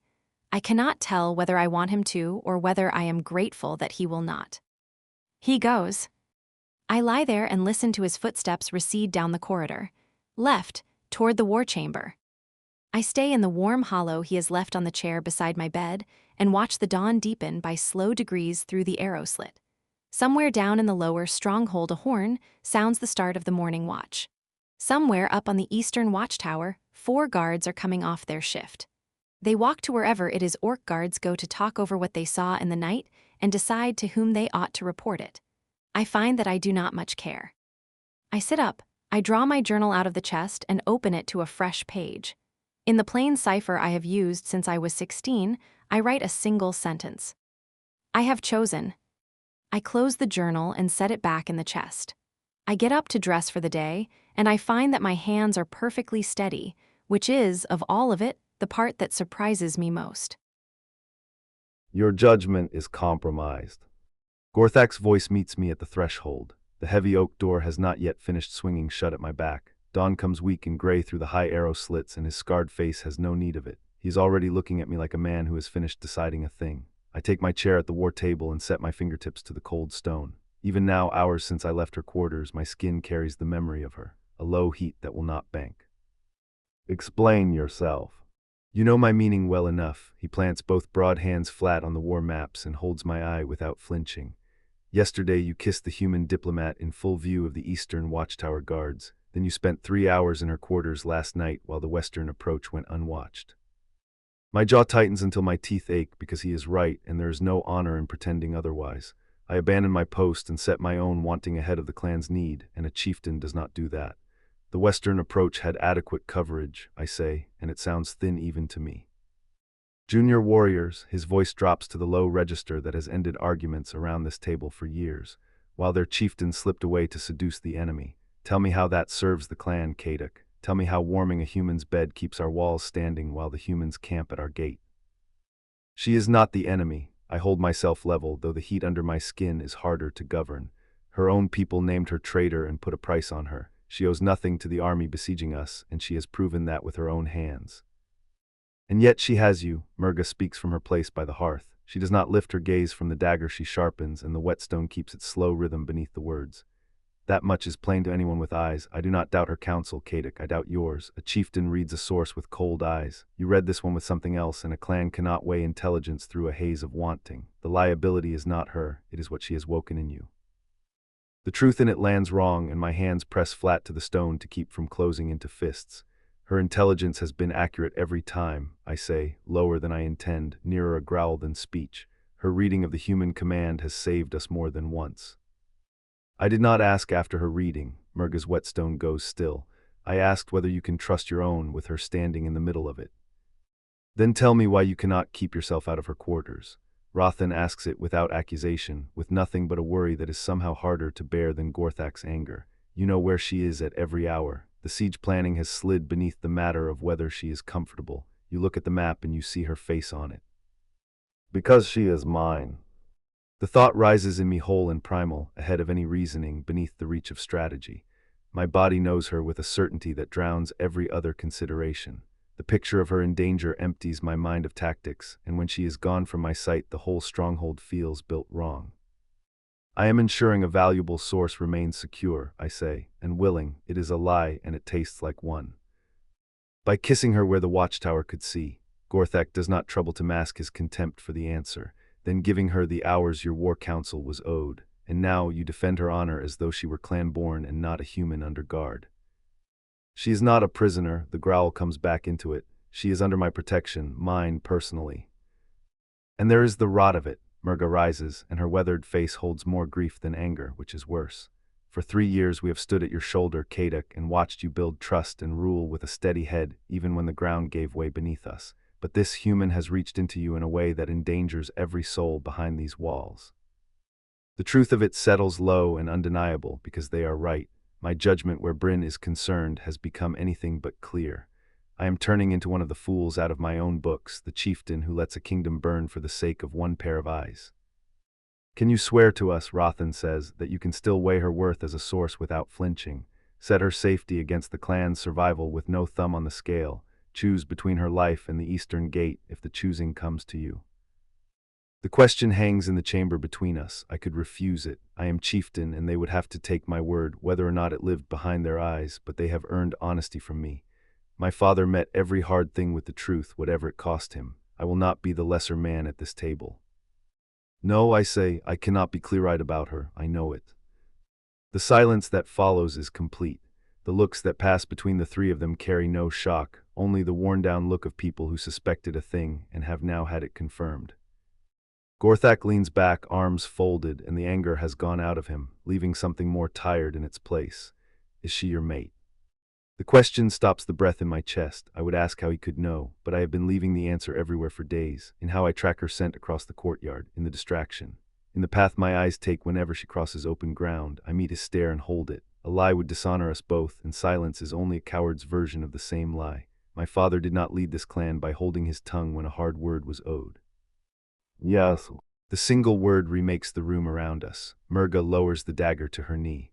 Rothan lets out a long, low breath, the breath of a man who has been braced for a blow and finally taken it. Stone and steel, Murga's voice has gone low, near a whisper. A bond across two peoples is not written in any account we keep. Rothan picks his way even and careful through it. Kaduk, this belongs to the old stories, not the records. It has no precedent we can lean on. Which is why I have made no declaration of it. I flatten my hands on the stone and leave them there, anchored. The recognition itself is certain in me, beyond any doubt. What a chieftain is meant to do with that certainty, while his clan stands under siege, no elder ever taught me. No elder ever imagined a chieftain would have to be both these things at once. Does she know, Gorthak asks, any of it, the bond, what you carry for her? No, the admission tastes of failure. I have not told her. His face darkens. Then you are deceiving her, chieftain, whatever softer name you give it. I am protecting her. The words come faster now, with a note close to pleading under them that I cannot keep down. She is human, Gorthak, a recognition in the blood, a bond chosen for her before she ever had the chance to choose it herself, could frighten her past reason. It could make her feel snared. She is already a prisoner of her circumstances, and I will not make her a prisoner of my biology on top of it. Or it might be the very thing she needs in order to choose at all. Gorthak gives it no quarter. To keep the truth from one you claim to care for is cowardice wearing the face of honor, and you know its true name as well as I do. You are afraid she will run. The accusation strikes home and stays there because he is right. Stone take me, he is right to the bone of it. I have been hiding behind a tender word like comfort when the thing underneath is plainer and uglier. It is only my own fear that she will refuse this bond, that she will refuse me, and the recognition will prove to run one way, and the ancestors will have made me their cruelest joke. I will tell her, I say low. Tonight, I need only to find the right way to say it, the right shape for the words. Find it quickly, Murga moves toward the door. Your war council can already see that you are compromised, and what we can see, the rest of the clan will see soon enough. Claim her properly, with everything that asks of you, or end whatever this is before it eats the authority you have spent 3 years earning. When they have gone, only Rothan remains. He studies me with the ease of a man who has known me since we were both bleeding our knees raw in the training yards. You are terrified, he says. It is not a question. Yes, there is no use lying to him, and never has been. What if I tell her of the bond and it makes her feel caught, I say, makes her believe I am using my own blood against her to bind her to a thing she never wanted? I am pacing now, the worry turning me around the chamber. She holds her own freedom higher than anything in this world, and this takes it from her hands. And what if keeping silent is what truly takes it from her? He sets a hand on my shoulder, heavy and grounding. Kaduk, I watched my brother go through his own recognition 15 years past. He tried to hide it, tried to spare the one he wanted the weight of it, and it nearly broke them both into pieces. It was the honesty that saved them in the end, and nothing else. Your brother's mate was Orc. I drag a hand down my face. She knew in her bones what recognition meant. Bryn has nothing to set this against. She will think I have lost my mind. Then give her something to set it against, he says. Lay out the biology in your own heart beside it and trust her to choose with both in front of her. She is clever enough to hold the truth and brave enough to tell you to your face if the recognition unsettles her. He leaves me alone in the chamber. I try to bend my mind back to the siege and cannot. The maps will not hold me. My thoughts climb the 3 floors to her quarters, where she sits bent over the supply chain notes I gave her, sharp and analytical and wholly herself. The image of her pulls at something behind my ribs. I reach for my meat pouch and find it empty, and the meaning of that barely lands before I have already counted back to when I last filled it. Yesterday morning, before the kiss made everything complicated, before I lost what little governance over myself I had left. I am compromised, Gorthak named it true. I have set her comfort ahead of the clan, and my fear of her refusal ahead of her right to know. I hear her step in the corridor before I see her, light and quick on the stone. Bryn appears in the doorway with Vecra, her assigned guard, holding a respectful distance behind. The morning light from the high window catches in her hair. Her scent reaches across the room to me, and the maps cease to mean anything at all. "Good morning, chieftain." Her voice is crisp and professional on the surface of it. Under that runs an ease that was not there 2 days ago, the softer note she lets show for me alone. I was hoping to go back over yesterday's intelligence on the human supply routes. I think I have found a weakness they are not making use of. Of course, I gesture to the maps across the table, and my hand is slower about it than it ought to be. Vecra, wait outside. When the guard has gone, the quiet between us is not the easy quiet of yesterday. It holds the memory of the kiss inside it. She comes closer to study the maps, and neither of us so much as glances at a tactical position. "You have been avoiding me," she says, her eyes on the map, "since last night." There is a directness in her that is both unsettling and plain, no diplomacy laid over it, only the plain observation of what she has seen. "Yes, I admit, I have been trying to keep my perspective." "On what?" She looks up, and her gaze is sharp and steady on mine. "The siege, my value as a source, or whatever it was that happened between us yesterday. On whether telling you of a recognition in the blood will make you feel snared. On whether I can be trusted to weigh your safety against everything else. On whether claiming you as my mate serves you at all, or only feeds the want in me that has no thought for your good." "All of it," I say instead, and the words feel small in my mouth. Yesterday complicated matters I have not yet finished understanding. "The kiss," she asks without hesitation, "or the 3 hours after it, when you could not seem to make yourself leave my quarters even though your war council needed you." She has walked straight to the heart of it. The kiss was never the heart of it. The hours after were, hours that belonged to my council and that I gave to her instead. Both. I come around the table, nearer to her now, no longer fighting the pull of it. "Bryn, how I behave around you has become a problem, and my war council has begun to question my judgment. They are not wrong to worry." "Because you kissed me," she does not retreat as I close the distance. If anything, she tips her head back to keep my eyes. "Or because you care what becomes of me, which of those makes you compromised?" Both at once, and neither cleanly, because the truth is larger than the shape her question leaves for it, and I am afraid to lay it out.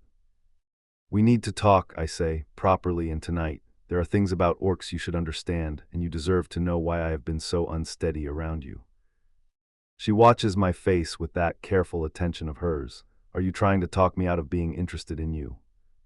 "I am trying to give you the whole of the truth," I say, and it lands more formal than I want it to, so that whatever interest you have is a choice you make with full sight, and not an answer to half a story. "Gods," I sound like a clan land claim. In the chieftain's heart song, he simply walked her through his ancestral hall, and she knew. That looked a great deal easier than this. She reaches out and touches my arm, her fingers brief against the leather of my bracer, and heat goes through me where she has touched. "Your behavior hasn't been unsteady. A little obsessive about checking on me, maybe. I haven't been complaining about it." "Tonight," I say. She nods. "Your quarters or mine?" "Mine, more privacy, better security, a door that bolts from within. After the evening meal, once the stronghold has settled for the night. Then it's a date." The smile she gives me is small and held back from her eyes. "Whatever it is you need to tell me, we'll find a way through it." When she has gone to take up her intelligence reviews with Myra, I sink down onto the bench. I must ready myself for tonight. The words have to carry the truth of a mate bond without sounding like coercion dressed up in biology. She must come away certain that she is free to refuse me, with nothing held against her if she does. In the Highland chieftain's reluctant bride, the reveal came in the thick of a battle, near the end. The heroine met it first with fury at the truth he had kept from her. Acceptance came only later.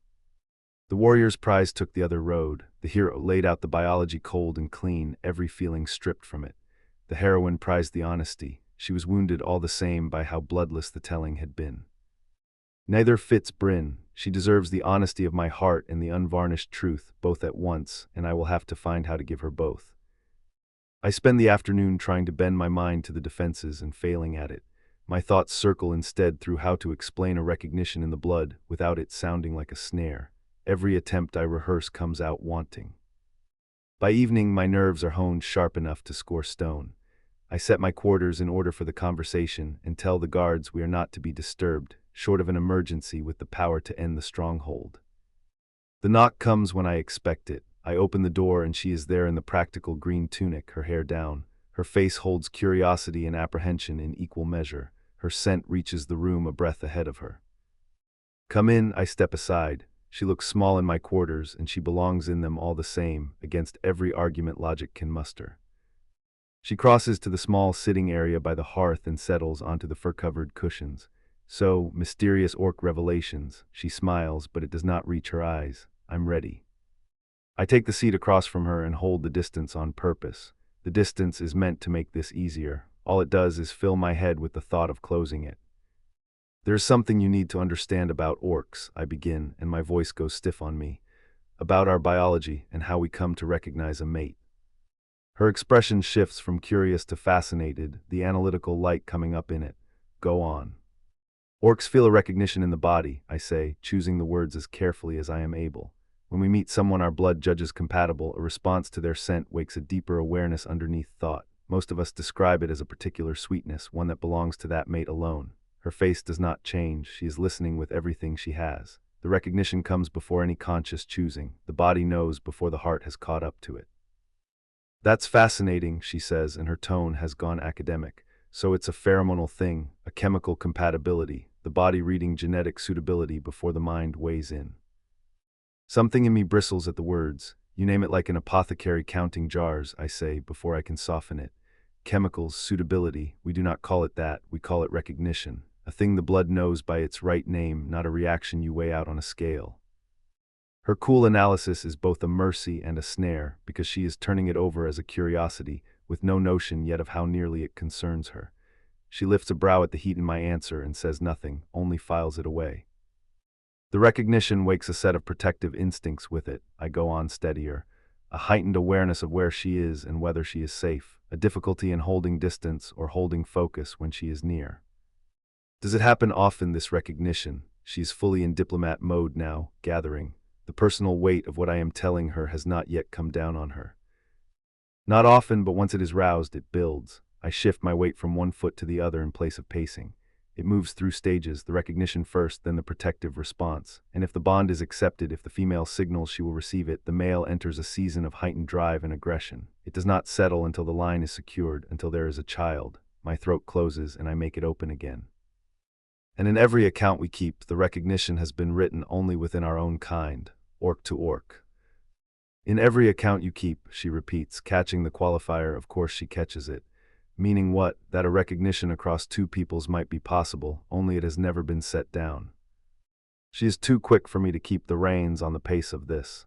She is making the connections ahead of me, before I have finished laying them. "Meaning," I say, picking each word up like a stone from a riverbed, "that situations without precedent sometimes show us the gaps in what we thought we knew." She goes still, the analytical light in her face wavering. "Kaduk, are you telling me what I think you're telling me?"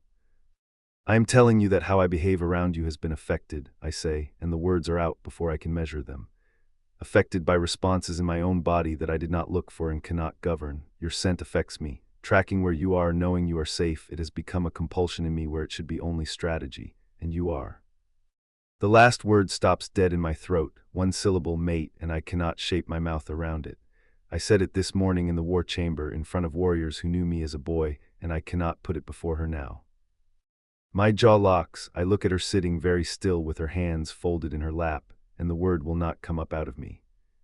She does not prompt. She lets the silence stand and lets me try to fill it.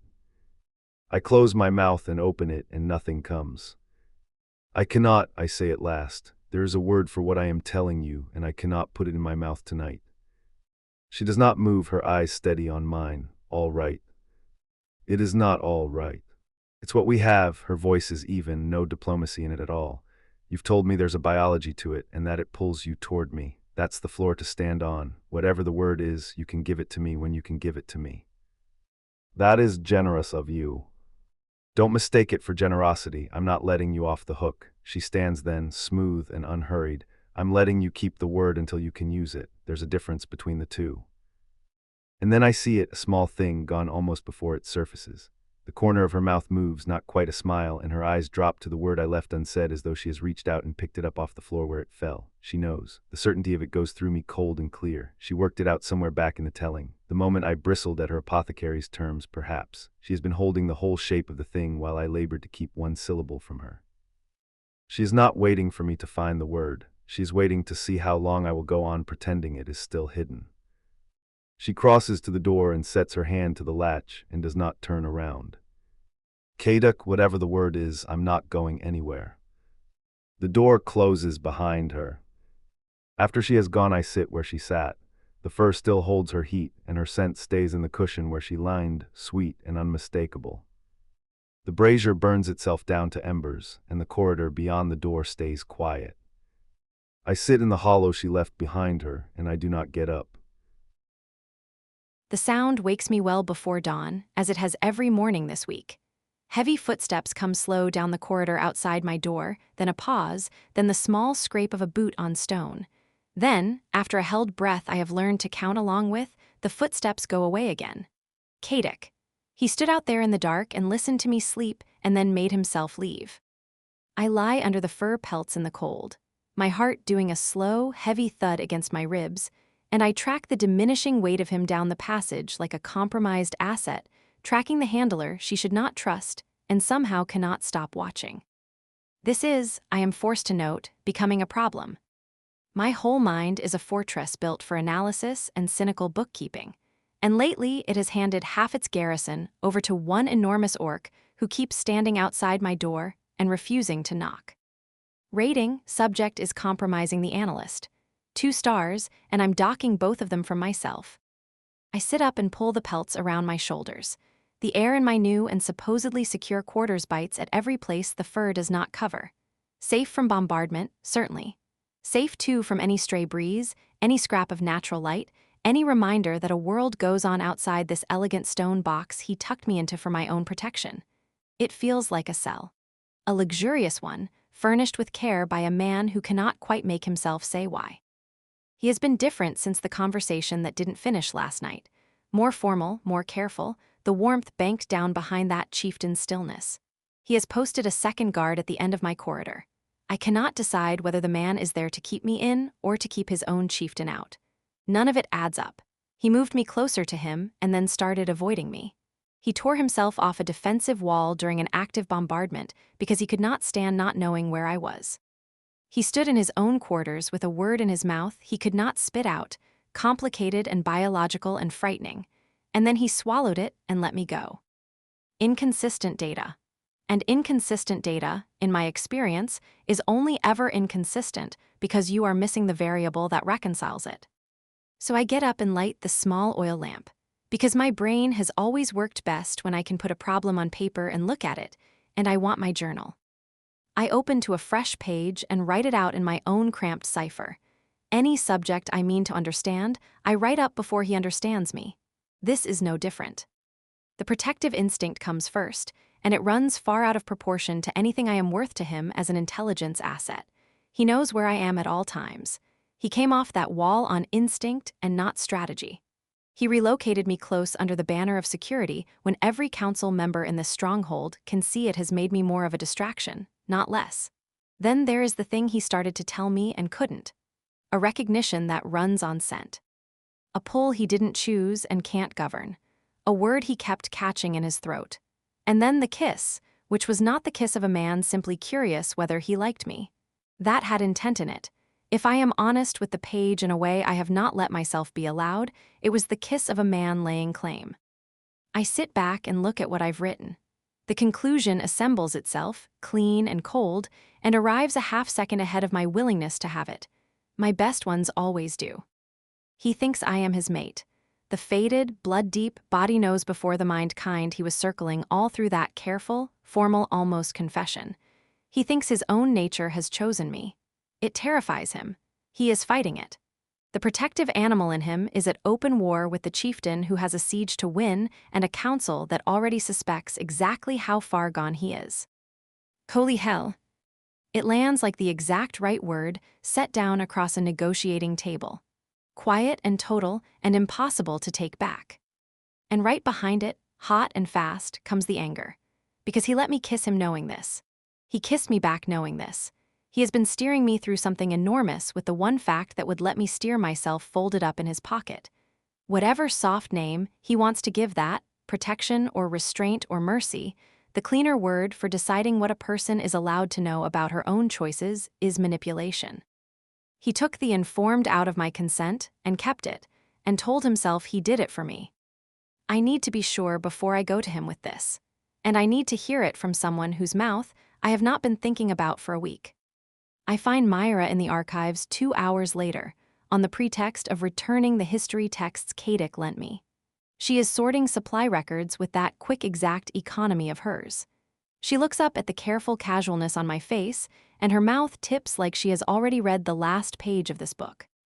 I had a cultural question, I say, hypothetically.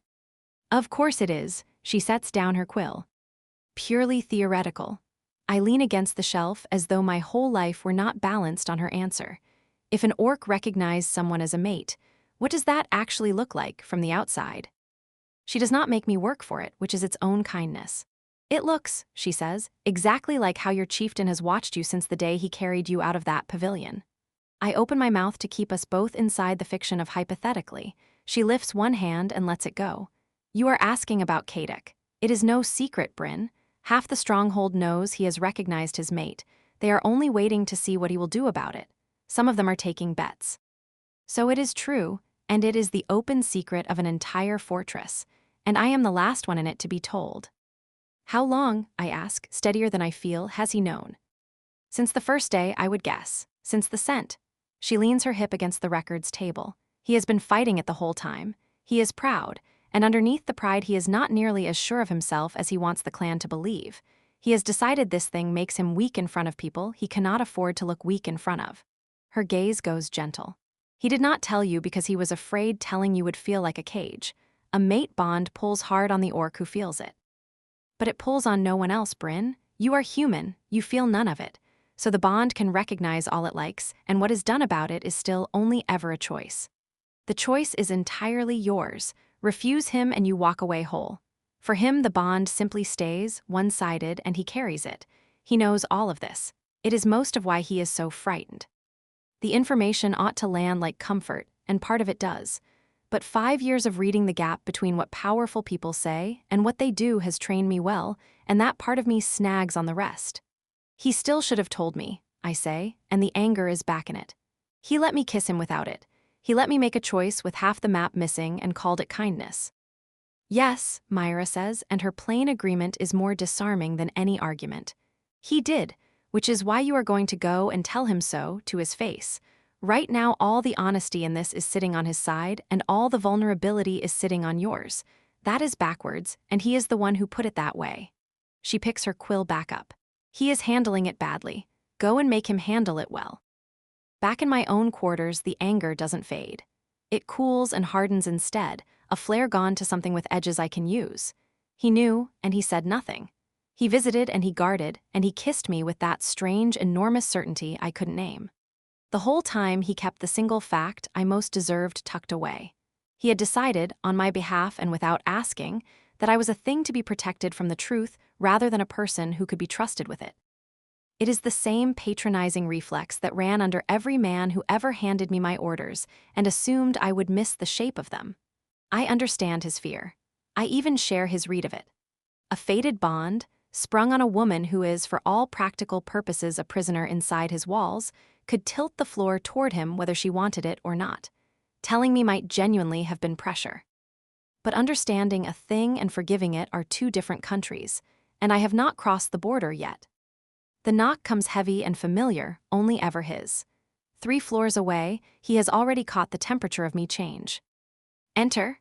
My voice goes cold and level, the diplomat's voice, the one I use when I want a man to know the easy part is over. Kadek fills the doorway as he fills every doorway, ducking under the lintel. The dust of the morning patrols is still on his armor, exhaustion heavy under his eyes. His gaze finds mine and softens with a concern that only makes me angrier, because there is no faking in it. "You are distressed," he says low. "I felt it." Through the bond, I lay the words down flat like a card. He goes still all over. The chieftain's mask falls clean off his face and leaves behind a rawness, young and almost unbearable to look at. "You know." I figured it out. My arms stay crossed. I do not make a single inch of this easy for him. Watched your behavior, read your sources, drew the obvious conclusion. So, yes, I know you recognized me as yours days ago, and I know you decided I wasn't to be told. Bryn, he takes one step into the room, hands lifting a little from his sides, open, almost pleading. "You let me kiss you without telling me." The anger files my voice down to its sharpest edge, the one I usually save for men with crowns behind them. "You let me decide how close I wanted to stand to you with half the truth in your pocket. That is not protection, Kadek. Whatever you call it to yourself at night, the word for it is deception. I did not want you to feel coerced." It comes out of him torn at the root, raw enough that it nearly blunts my fury where it stands. "You are trapped here by the siege. To put a fated thing on top of that, to hand it to you while you have nowhere to run from it, that would be leaning my whole weight on a door you could not hold shut. So instead you leaned on it quietly and hoped I wouldn't notice the wood bending." I watch him flinch, and I do not soften. "You made a decision about what I could carry without once asking me. You decided I needed to be kept from a truth, like a child, or a flight risk, or a piece of equipment too delicate to read its own manual." His jaw works. He looks away, and for a man his size, the gesture comes out oddly small. "I chose protecting you over being honest with you," he says, "and I was wrong to. There is no better way to say it than that." The plainness of it, the complete absence of an excuse hung off the end, takes the heat out of the worst of my anger. Not all of it, but enough that I can think past the satisfying roar of being right. "Then sit and tell me the rest," I say. I move to the edge of the bed and put deliberate distance between us, because his nearness has its own gravity and I want my own mind for this part. All of it. What this has actually been like inside you since the pavilion. No careful chieftain's version, the true one, or I get up and walk out of it and you can go find yourself another asset to be unable to lie to. He doesn't sit. He sets his back against the far wall and stays there, a mountain holding itself at the edge of the room to give me the space I asked for. That, more than anything he says, is the first thing today to loosen the knot under my ribs. "It started at the pavilion," he says, rough. "Your scent changed, or what I could make of it did. After that, it stood out from every other scent in the world, and I could not unknow it." His hands flatten against the stone behind him. "I told myself it was impossible. Cross-species recognition is a thing for legends and bad campfire stories, but it only grew the closer I stayed. I always know where you are now. I know it like I know where my own hands are. Your anger reaches me even from across this room. When you are threatened, something in me stops thinking and only wants you safe, and it does not care in the least about the siege or the council or the gate. Above the clan's survival, sometimes. I am not proud of that, but you asked for the true one. I have heard the bones of this before. He sketched the biology for me that first careful night, scent and recognition and the protective pull, the lecture half finished before the words stuck in his throat. I do not need it built again from the foundation. What I need is this. The cost of it, said in the first person, while he watches me to see what I do with the weight of him. "You have been carrying all that alone," I say, and the diplomat slips out of me without my permission. "With a war on the walls and a council telling you to your face that it's made you a liability." "Yes." That sounds genuinely miserable. His mouth tips, a small wrecked almost smile. "It has been a long week." What happens if I say no? Because it is the question under all the others, and I will not pretend I haven't run my finger along the edge of it. The pain crosses his face fast, there and gone. "Then I carry it the rest of my life and you carry nothing," he says. "The bond does not force your hand. It never could. It recognizes, and that is all it does. What is built on the recognition has to be chosen by you freely, or it is not worth building. You could refuse me tonight. I would guard your door until this siege ends and put you safe through whatever gate you chose, and I would never once let you feel what it cost. That is a promise, not a complaint. The certainty in it settles low and uneasy in me. I have spent my whole life waiting for the catch in a man's offer, and there simply isn't one here. The choice is mine.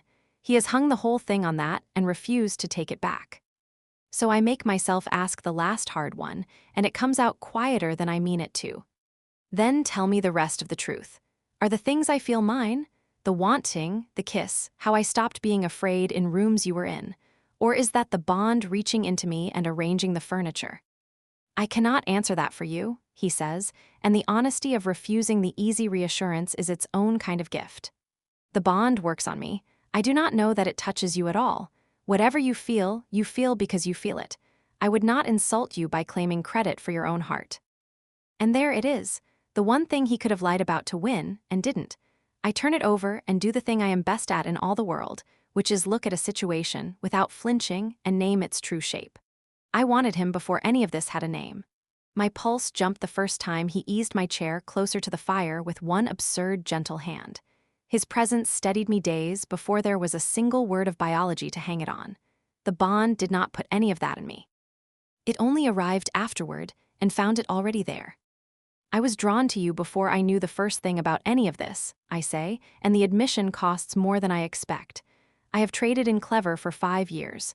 True things always run a higher price than clever ones, and this one is itemized. I chose to kiss you. That was mine. It still is. This just changes the light it's standing in, not the fact of it. His breath catches, the pulse goes hard in his throat. The deception still makes me furious, I add, because I will not let tenderness wash the whole ledger clean. You should have told me. You should have handed me the truth and trusted me to do something intelligent with it, instead of deciding I was too breakable to hold it. You are right. Not a shred of defensiveness in it, only the flat weight of a man setting something down. I was more afraid of losing you than I was respectful of your right to choose me with your eyes open. That is cowardice wearing protection's coat. It will not happen again. The completeness of it, owned and named, with no soft edges left on it for him to hide behind later, dissolves the last of the anger out of me. See that it doesn't, I say, I stand. I close the distance I made, because there is a thing I have to do at close range or not at all. I stop in front of him and tilt my head all the way back to hold his eyes. The sheer size of him this near is a fact you cannot argue with, a wall of heat and held strength I have to look up the length of. Now answer one more thing, honestly. What do you actually want from me? Everything? It comes out of him like gravel turned over. I want you to choose this with your eyes open and nothing forcing your hand. I want a partnership where your mind is treated as the weapon it is, where your worth is the obvious thing in the room and not the argument. I want a future I have no right to ask a human woman to want with me. His hands fist against the stone at his hips. And I want you in my bed, and not for a night, whatever it costs me politically. Whatever the council makes of it. The raw, unguarded honesty of it sends my pulse running hard. That is a great deal to ask for, I manage. Yes, no hedging. It means choosing a life among orcs, a bond your own people would name treason, becoming mine in the open with everything that follows from it. Trading the allegiance of a people who signed me away, without blinking the first time, the math turned against me for an allegiance to a man who keeps trying to hand me back my own free will. Framed like that, I cannot honestly find the part where I'm supposed to hesitate. Then understand something, I say, and I reach up and fist my hand in the front of his armor and pull, because the next part has to land in his sternum and not just his ears. I am choosing you, the man, not the bond, not convenience, not the absence of better options. I want you because your size has never once been the thing that makes me feel small in a room. Your care does that, in the good way. Your protection has never had a leash hidden in it. You. That distinction is the whole of this, and I want you to carry it for both of us, because you clearly can't be trusted to remember it on your own. His eyes go dark, you are certain. Do not insult my intelligence by asking me twice. The sharpness of it pulls that small devastating tilt back to his mouth. I know my own mind better than any man alive, and I choose this. I choose you, not because something fated reached in and chose for me, but because choosing you is the thing I want. And what do you want? He says, and his voice drops into the low register I can feel travel up through the leather under my fist. Right now. You, I say, and the word arrives whole and certain, with none of the diplomacy I've spent 5 years lacquering over everything. All of it, starting tonight. The permission is what undoes him. He closes the last sliver of distance, and his mouth takes mine with the full weight of a week spent holding himself off it. Now I understand what the first kiss was only the edge of. This is the whole intent behind it, careful and starving at once. His hands span my waist, his thumbs nearly meeting over my navel, and inside them I go small in a way that has no business feeling this good. My body answers to the size difference before my mind can decide how it feels. When he draws back, we are both breathing like we ran here. You should know, he says, his forehead against mine, his eyes burning down into me, that once this is done it does not undo. The bond will deepen. Being apart will start to cost. Lucky for you I have no plans to be apart from you. I tug him by the armor. Your quarters or mine? Mine, the word rolls out of his chest. I want you in my space, in my scent, with nothing in the room left wondering whose you are. His quarters are a short way down the hall and a good deal larger than mine, a whole wall given to a sleeping platform heaped with furs, a heavy table buried under maps, a rack of grim, heavy-looking implements he has clearly used and means to use again. The air is all him, stone and smoke, and that low, wild warmth underneath. He drops the bar across the door. The heavy iron sound of it ought to frighten me. Instead it lands like a vow. Tell me what you want, he says, and his enormous hands come up to frame my face with a gentleness that has no business belonging to a warrior his size. I will have it from your own mouth, all of it. I want you to stop being so careful with me, I tell him, and my voice has gone unsteady at last. I want you to show me what it actually means, all of this. Something fractures behind his eyes. You do not know what you're asking. Then teach me. The sound he makes is low and comes up out of his chest, and it goes through my teeth. His mouth finds mine again with a darker edge, less question this time and more answer. He tilts his head a precise degree so the tusks clear my cheek by a finger's width. My hand goes to his jaw on its own, my thumb settling at the base of one lower tusk and holding him there. A small startled stillness runs through him at that, at being held, and it undoes something in me too. His hands learn the shape of me through my tunic, down my shoulders and my back and over my hips. The attention is half the analyst he keeps insulting and half pure want. I pull at the layers of his armor, impatient with all of it, and he steps back and strips it off with that economy of his, the chest plate and the bracers and the heavy tunic under.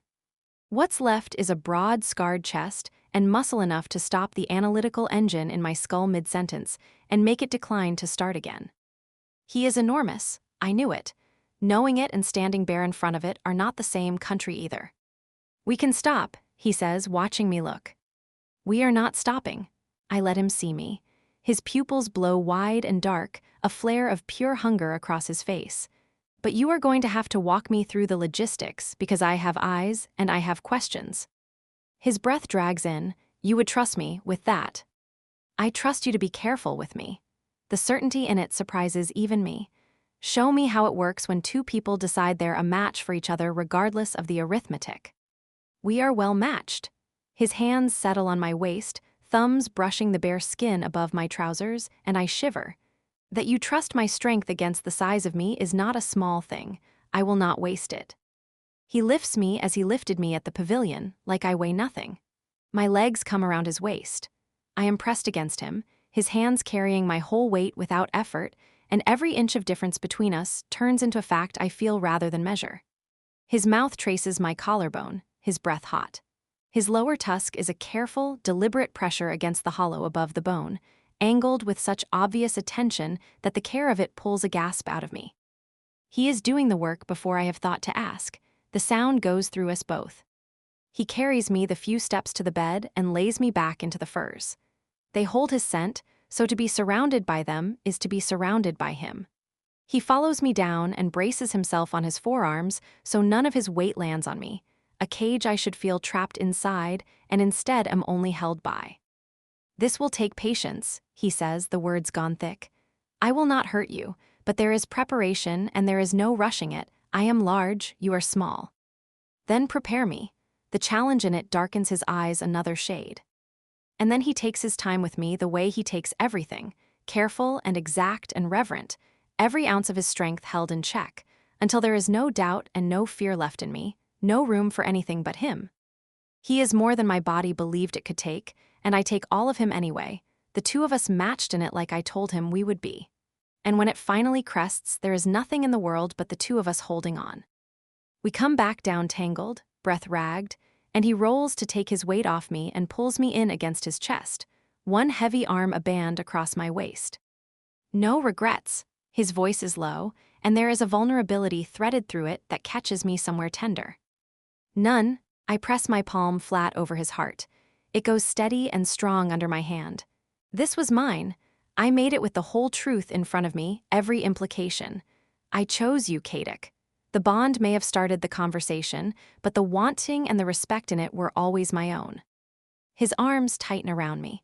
I will spend every day proving you chose well. You've made a fair start. I tilt my head up to find his eyes. Though if you ever decide again that there's a truth I can't be trusted with, I will make your political life a slow and inventive misery. I have 5 years of references. That small, devastating smile again. Understood, complete honesty from here on. Good. I settle back into the warmth of him and let the contentment of it move through me. Now be quiet and let me enjoy being claimed by my enormous, overbearing, occasionally honest mate. His laugh rolls up through his chest and through me with it. Later, when he has gone down into that light, watchful half-sleep of his, I lie in the dark and take an honest inventory of the certainty that has settled in me. I inventory everything, and this is no exception. I chose him, not because anything fated reached in and chose for me, because choosing the real thing over the performance is what I have wanted since long before I had a word for any of it. The siege is still grinding away outside these walls. The politics of it are a knot I'm not sure anyone can untie. Whatever bridge I had back to human leadership is ash behind me, and I burned the last of it myself. But I have chosen a place where my worth is the plain fact of the room, where the protection comes from care and not from any hand on a leash, where there is a future built on what I can actually do. After a life spent being the line item the careful men crossed out when the cost ran high, that is not a small thing to have walked out the far side of and found. Rating, best diplomatic decision of my career. Would absolutely recommend. 5 stars, and for once not a single one of them deducted for the indoor water feature. I wake to the warm weight of her against my side. For a long while I do not move. To move would mean the night was over, and I am not ready to let it go. Bryn sleeps with her head pillowed on my shoulder and one small hand curled loose against my chest, her breathing deep and slow.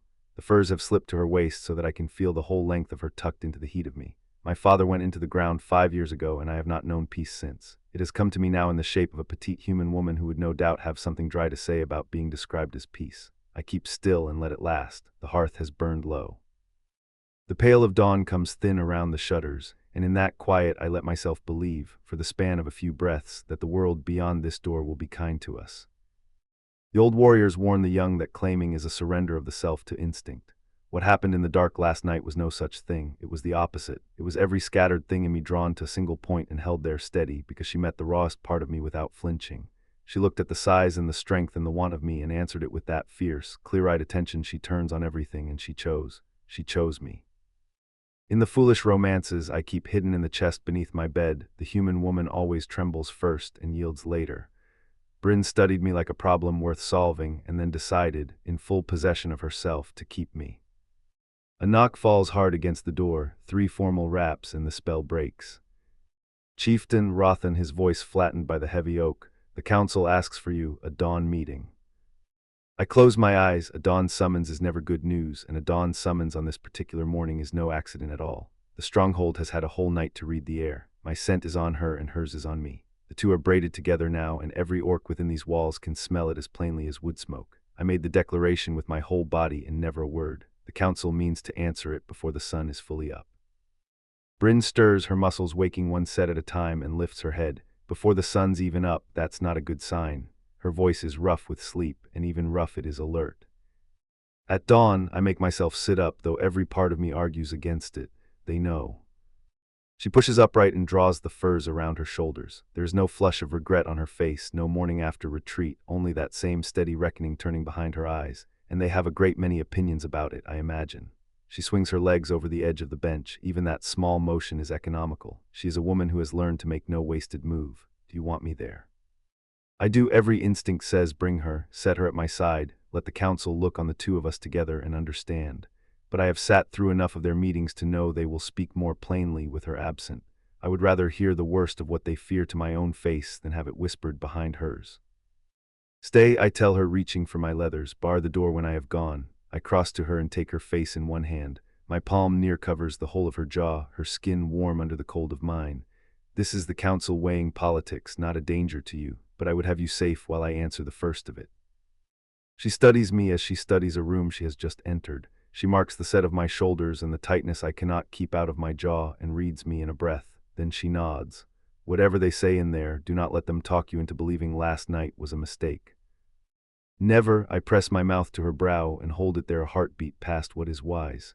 You are the truest thing I have done since I took my father's seat.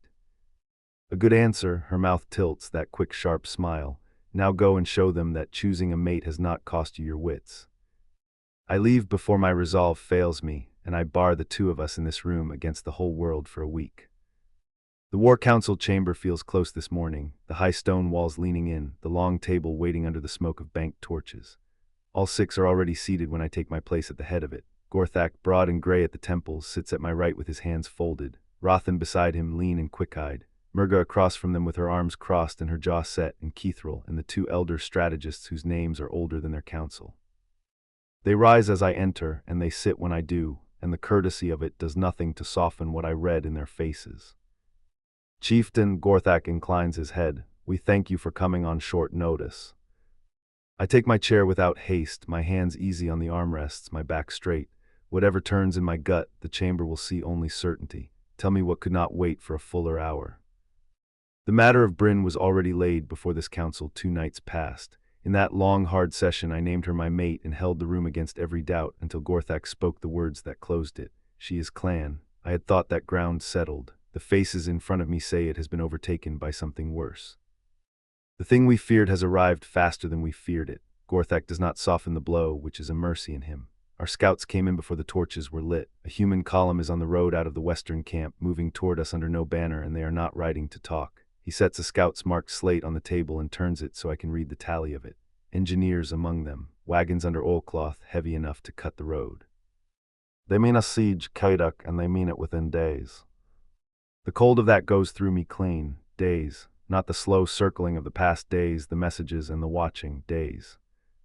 There's more. Murga leans forward, and for once there's no contempt in her, only the flatness of a warrior reporting what she would rather not. One of the wagons our scout could not name, he drew it. She slides a second scrap across the wood. Ironbound, sealed, guarded apart from the rest, with a mage detail walking it like it might wake. Bryn spoke a word to me once in her debrief that I did not credit at the time, a protocol, a thing her own people built for the containment of assets. What? The silencer, the word leaves me low and hard. She had named it to me as well, half a line copied out of a journal she had read once and dismissed, and then was no longer sure she could dismiss. If that is what rides in the iron wagon, Keithril says, his voice dropping, then this is no siege to take our walls. It is a siege to take one woman out from behind them and to make of the rest of us a lesson. The chamber holds still, the fire ticks in the grate. 2 nights ago they argued whether my mate was an asset or a liability to this clan, and I had thought that the hard conversation. I understand now that it was the easy one. The enemy has answered the question for us. She is neither asset nor liability to them. She is a target with a name, and they are bringing the means to silence her to my gate. How long, I ask. 3 days to invest the walls, Rothan says, 4 if the rain holds and the road stays soft, no more than that. I take the slates up, 1 in each hand, and look long at the engineer's tally and the drawing of the sealed wagon. I let the council watch me do it, because they need to see their chieftain meet the thing with open eyes and not flinch from it. Then we have 3 days to become a fortress that cannot be opened, and to learn everything that woman knows of how her people break a wall. I set the slates down, double the watch on the eastern approach. Rothan, I want the storerooms counted and the cisterns checked before midday. Gorthak, send riders to the outlying holdings and bring our people inside the walls while the road is still ours. We do not wait to be told the siege has begun. We begin it first in everything but the throwing of the spear. And the iron wagon, Murga asks. We learn what it is before it reaches us. I rise, and the council rises with me. Bryn read the protocol once and lived. She will read it again with all of us listening, and we will know what is coming before it knocks. The door bangs open before the words have finished, and a runner all but falls into the chamber, mud to the knee, his breath sawing. Chieftain. He gulps air and forgets every form of address. A messenger at the main gate under a truce banner. He will not move until he has your answer. Answer to what? An ultimatum. The runner's eyes cut to the council and back. They demand the diplomat returned. They name her a hostage held against her will. They offer her safe passage and a full pardon if she is given up before noon, and they say what comes after if she is not will be on our heads. The silence that drops is total. Then Murga lets out a breath that is almost a laugh, low and bitter. There it is then. They build the wall and the wagon, and in the same breath they send a banner of truce to offer mercy. They do not want the woman back, Kaduk. She meets my eyes, and there is a thing in hers now that is nearly kinship. They want a story. Refuse them, and we are the savages holding a frightened human captive, and the siege is justice. Hand her over, and they have what the wagon was built to carry. The fear that goes through me at full pardon is not the fear that they will take her. It is a smaller, meaner fear, that for one breath I wonder whether she would want to be taken. A clean name, the life she was raised to, all of it returned to her for the price of walking out my gate. I close my fist around the thought and crush it before it can show on my face. They want a body, I say, and my voice is very quiet, which in me is more dangerous than any shout. She told us herself. Her own people declared her traitor and tried to have her killed. Now they come wrapped in a truce banner to finish what they started, and they would have us hand her across the threshold to make it tidy. I look to Rothan. It is a trap built to win whichever way the door swings. If we refuse, we are jailers and the siege is righteous. If we yield her, they kill her and say she never arrived, either telling they own. Either telling she is the one who loses, Rothan agrees, his tactician's mind already running ahead. Unless we take the third door, we refuse the demand and we make the refusal hers, spoken in the open under her own name where their messenger must carry it back word for word. We do not hide a hostage. We present a mate of this clan who declines their pardon to their faces. It robs the story of its shape. Yes, the knot in me loosens at that. Draft it so. She's under the protection of this stronghold, not as a captive, but as my recognized mate. She's free to walk out the gate this hour if she wishes it. She will not wish it. I move for the door, my mind already past the chamber. Hold the messenger at the gate. I will give the council its answer when I have spoken with her and not before. Rothan, the response is yours to write. Make her free will the whole spine of it.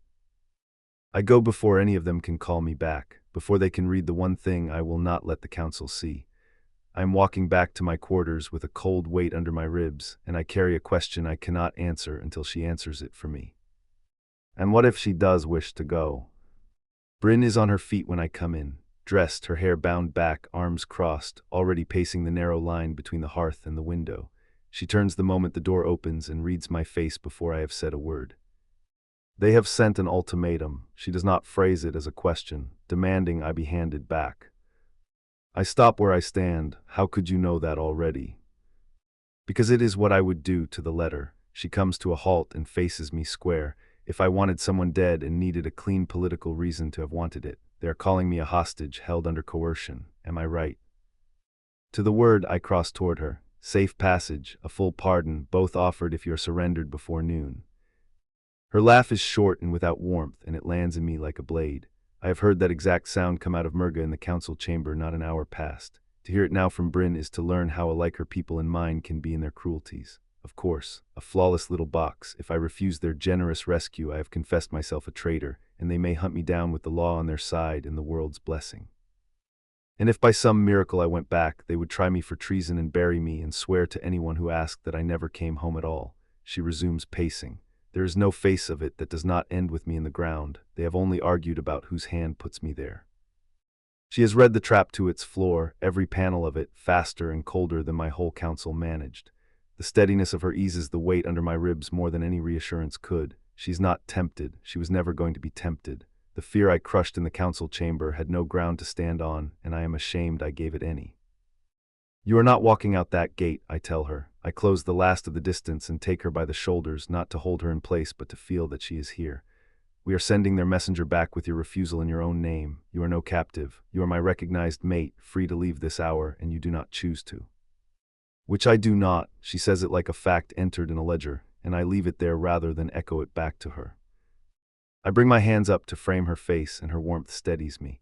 but I would have you understand the shape of what your refusal makes. Spoken aloud in the open, it tells them you are theirs no longer. Every assault they bring will carry your name on it. They will spend lives to reach you and you alone. You stop being a piece of their game and become the prize of it.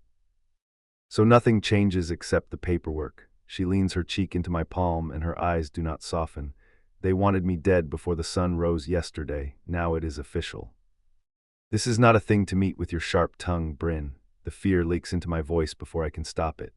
I am telling you that keeping you alive through what is coming will mean guards at your shoulder and walls on your movement and rules that will sit on you like a cell. Better a cell I can argue with than a grave I cannot. Her gaze does not waver. I chose this, Kadik, I chose you, and I chose this bond with both eyes open and a clear head, knowing every complication that would come riding in behind it. Do not insult me now by speaking as though I signed a thing I had not read. She is right, and the rightness of it humbles me. She read every page before she put her name to it. She always does. Here then is the place where the old instinct rises hardest in me, to fold her somewhere deep in the stone, where no human blade or sealed wagon could ever find her, and keep her there until the war burns itself out. I have wanted that since the runner spoke the word ultimatum, but the want is mine to master, not hers to suffer, and I have learned in these past days what a cage would do to a woman like this one. What I will not do, I say, the words slow and weighted, is bury you somewhere safe and call it love. I take a breath and let the next part out. It is a truer answer than any I gave her last night in the dark, and she deserves it now that the wall is at our door. When I claimed you, the council asked what use a human mate is to this clan. I had no answer for them but that I wanted you. That was answer enough for me and not nearly enough for them. I have a better one now. You are not the thing they will defend, you are the one who will defend them. The siege at our gate was drawn by your people, you know the hand that drew it, how they break a wall, where they place their engineers, what that iron wagon carries. Before this is done, the warriors of Bloodpeak will owe their lives to a petite human woman who chose us over her own crown. That is the place I would have you take, not hidden behind the wall, standing on it. For the first time since I came through the door, her whole face goes still and open. The reckoning behind her eyes gives way to something brighter, more startled, as though I have handed her a gift she did not know to ask for.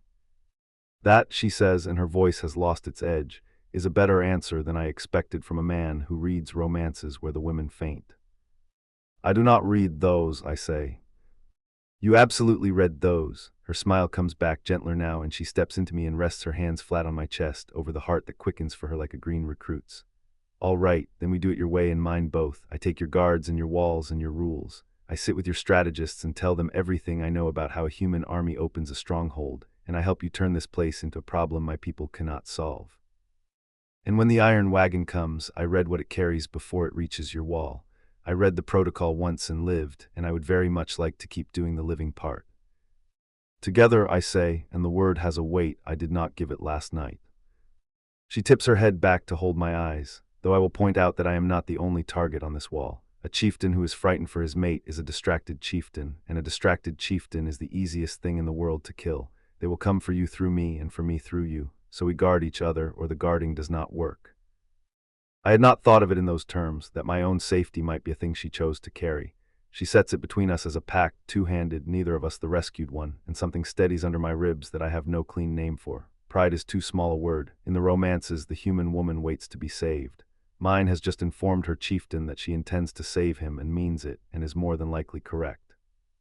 Then we guard each other, I tell her, and I draw her in until her head fits beneath my chin and her heart goes quick against my ribs. For the space of several breaths, I let the war wait on the far side of the door, and I hold the whole reason I will win it. I will need the defensive plans, she says into my tunic, muffled and already half back to work. Every gate, every cistern, the eastern approach your scouts marked. If they are bringing engineers, the wall is only as strong as its worst drained stretch. I would rather find that stretch before they do. You have not even eaten. I have been informed there is a siege coming. The bread can wait. She pulls back enough to fix me with that clear brown look. Take me to your council, chieftain. Let them watch a human earn her place on the wall while there is still a wall to earn it on. A smile finds me unbidden. It always does when she turns a calamity over in her hands and starts solving it. She does not see a closing trap. She sees a wall to hold and a column to outthink and a sealed wagon to crack open, and she has already begun. Come then, I say, and I open the door on the cold morning. 3 days, no more, to ready ourselves.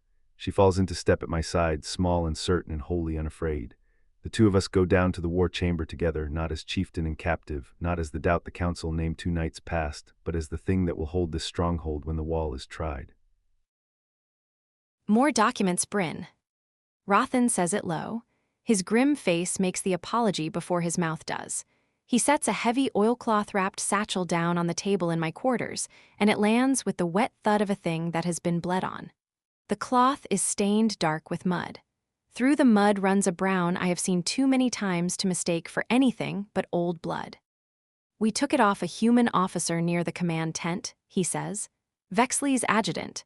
He was the one carrying the classified correspondence, and he was not carrying it well, by the look of him. Cadix stands at my back, a wall of heat against the chill. I have grown so used to him these last days that the cold of the room only finds me where he doesn't.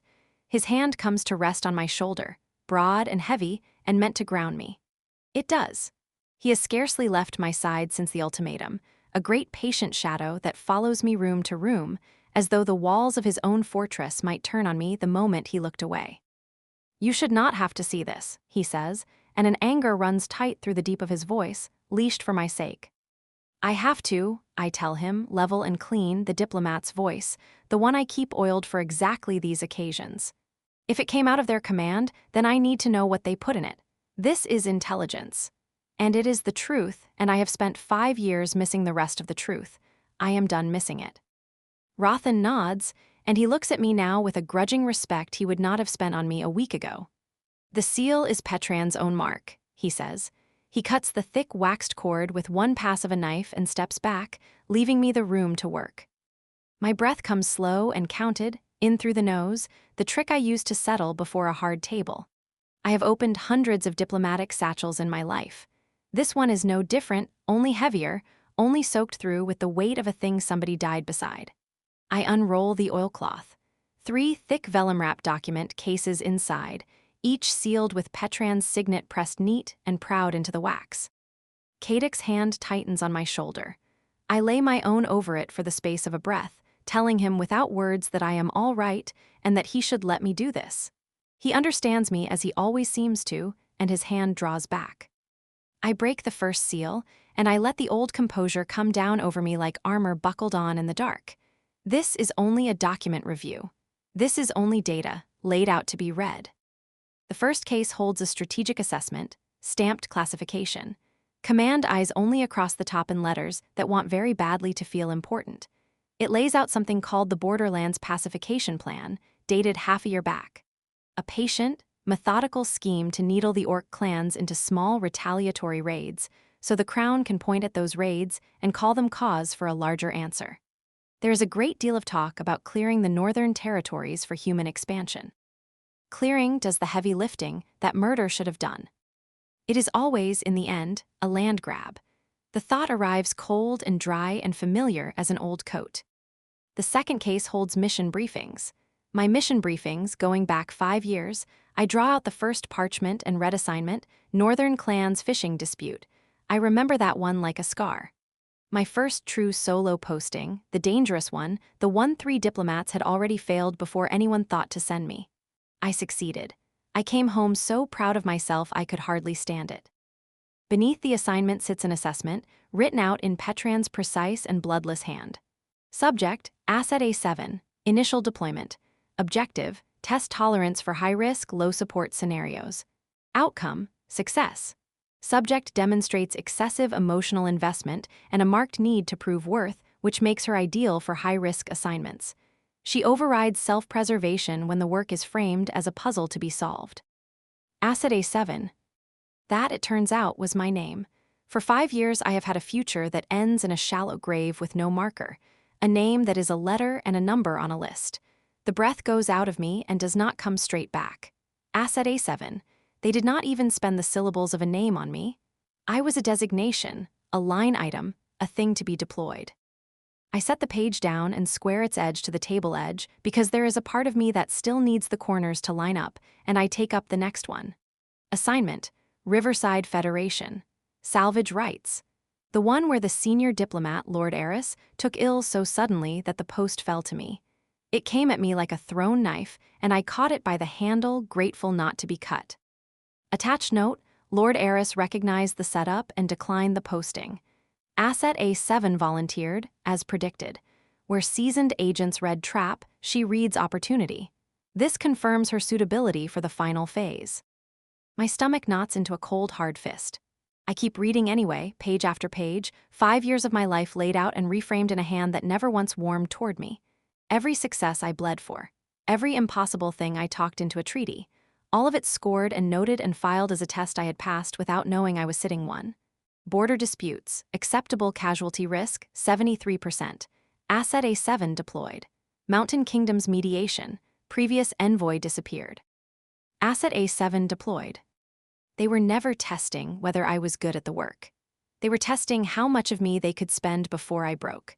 And every time I came home alive, I only proved to them, in their neat margins, that I was the perfect fool to send on the last one-way errand of all. The final case does not hold a briefing, it holds an order. To Commander Vexley. Ray, Asset A7, terminal designation. Asset A7 has outlived her strategic usefulness, Petran's elegant script tells the world. Her survival of prior assignments, while operationally convenient, has made her an intelligence liability. She knows too much of our border preparations. Her terminal designation is hereby confirmed. Proceed with the plan. Ensure her elimination during the peace negotiations and frame it as orc aggression. The propaganda division has been briefed and is prepared to leverage her martyrdom to justify the full invasion. And then, at the very bottom, a single addendum that catches and holds my eye like a hook. If the primary action fails, Protocol Silencer is authorized for termination. The Silencers. I heard the rumors of them in the capital and dismissed them, frightened clerk gossip whispered to feel important. Ghosts in gray cloaks who tidy away the problems diplomacy cannot reach. They do not negotiate. They do not fail. And apparently they were always one failed banquet away from me. Rating, systematic, sociopathic, and I will give them this much for free, utterly damn brilliant. My vision swims. I blink it hard back into focus and make myself read the rest, the propaganda timeline they had drawn up like a baker filling a standing order. Day 1, report of the envoy's brave stand. Day 2, public ceremony of mourning. Day 3, declaration of war. They were going to kill me, and then they were going to give me a state funeral. And then they were going to carry my corpse through the streets as the very justification for the war they had started themselves. Bryn, Cadic's voice drops into the room, low and shaking with a rage I cannot afford to feel yet, not while there are still pages. They wrote it down, I say, and my own voice comes to me from somewhere far off and small. They wrote all of it down. I stand and walk to the brazier, my legs gone stiff and unwilling beneath me. I am still reading even as I move, still sorting, still walling the feeling off behind glass so the part of me that catalogs can keep working. And the catalog is finished. The verdict is plain. My whole career, my whole hard-won name as a competent diplomat was a snare Petran built around me. Built for the snare's one purpose. On the table sit my ridiculous tokens, the ones I never did pack the night I told myself I'd run. The singing fish, the jade turtle, the brass bell, the strip of leather, the polished river stone. 5 survivals. 5 proofs that I was useful. 5 small lies I carried for years and called luck. I pick up the singing fish, the one from the northern clans, the impossible negotiation. Survival odds per Petran's own margin, 27%. They wanted to make a weapon of me, I say, to the fire and the room and no one, very calm. But a weapon doesn't get a say in where it points, and I do. I drop the wooden fish into the brazier. It clatters down among the coals and begins to hiss. The manic painted grin blisters and runs and goes black, and I watch it go and feel nothing I would call grief. Bryn, Cadic's voice is raw now, stripped down to the wood of it. Tell me what you need. That question, that plain, honest, unbearable question, the kind no one in 5 years thought to ask me. It goes straight through the armor as though the armor were paper. It cracks the composure clean across. I need, I say, and stop, staring into the coals. I need 5 years back. I need to not have been so starved for someone to call me worth keeping that I walked straight into their snare with my own 2 feet. I need. And the word breaks in half in my mouth. No, don't. Crying is the weakness they counted on. It's right there in the margin, excessive emotional investment. Don't hand them the last of it. I need to break something, I tell him instead, and it comes out a snarl. I seize the jade turtle.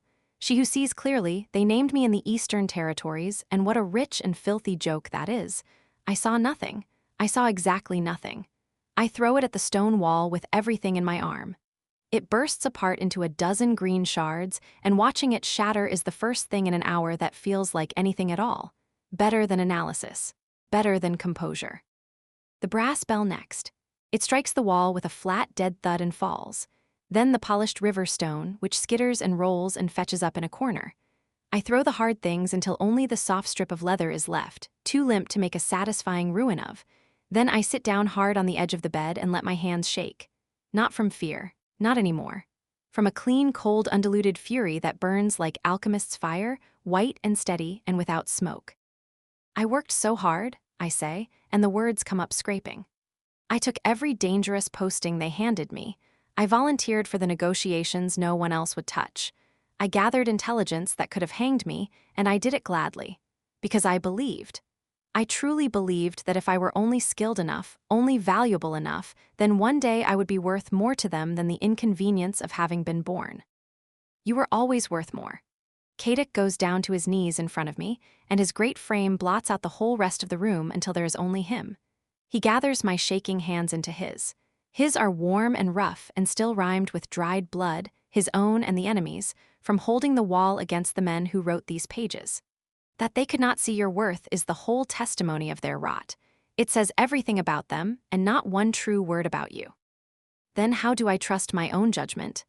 The question tears loose before I can stop it, raw and frightened in a way I would never let anyone but him hear. If everything I thought was my competence was only the shape they cut me into, how do I know what's real anymore? How do I know what I see? Your judgment carried you here. His golden eyes hold mine and do not let go. To people who set a value on you, to a clan that calls your skill an asset and not a thing to be quietly removed. When it mattered most, Bryn, you chose, and you chose well. I chose rightly. I turn the words over and find them true. I chose Kadic. I chose the orcs. I chose the people who pulled me out of the fire over the people who had drawn up the timeline for my funeral. That choice was real. The judgment that made it was sound, whatever else they hollowed out of me. I want to give you everything. It comes out cold and deliberate, the last brick of my old self sliding loose and falling away. What stands where it stood is harder and quieter and entirely mine. Every scrap of intelligence I carry, every weakness in their line I ever wrote down, every vulnerability I logged across 5 years of training, all of it. I want to put every last page of it in your hands and watch the rest of it burn. Concern surfaces through the fierceness on his face. Bryn, that is treason. They hang men for less. They already named me terminal. I meet his eyes and let him see the ice gone solid behind mine. I'm only agreeing with the assessment. I am not their asset any longer. I am yours, your intelligence, your resource. That strikes me as the only honest conclusion left on the page. This is a true choosing. His voice drops low and grave. To bind yourself fully to my people. What you are offering reaches past the mate bond, past mere survival. It is a permanent allegiance, Bryn, that no one can give but you, and only freely. This is authenticity, I say, and I close my grip hard around his hands. The humans trained me to perform competence for an audience that was measuring how cheaply they could spend me. The orcs simply want the work done well. There is no difficulty in this choice. There was only ever the one. I pull my journal off the table and open it to a clean page, because some habits hold even through the end of the world. I write it out in my own cramped cipher with a steady hand. Assessment of human diplomatic career, total failure. Cause, operator was too green and too hungry to recognize systemic exploitation for what it was.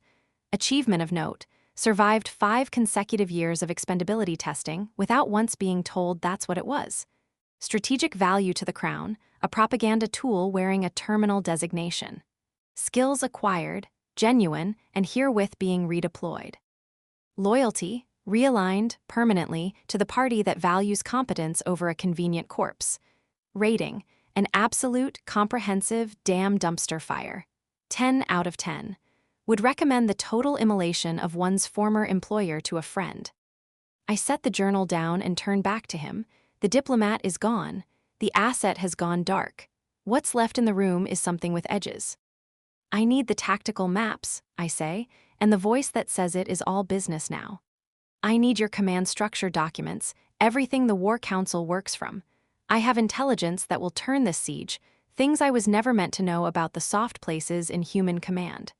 Weaknesses I wrote down myself that were always meant to be buried in the ground with me. Because to use them is treason, he says, following me there.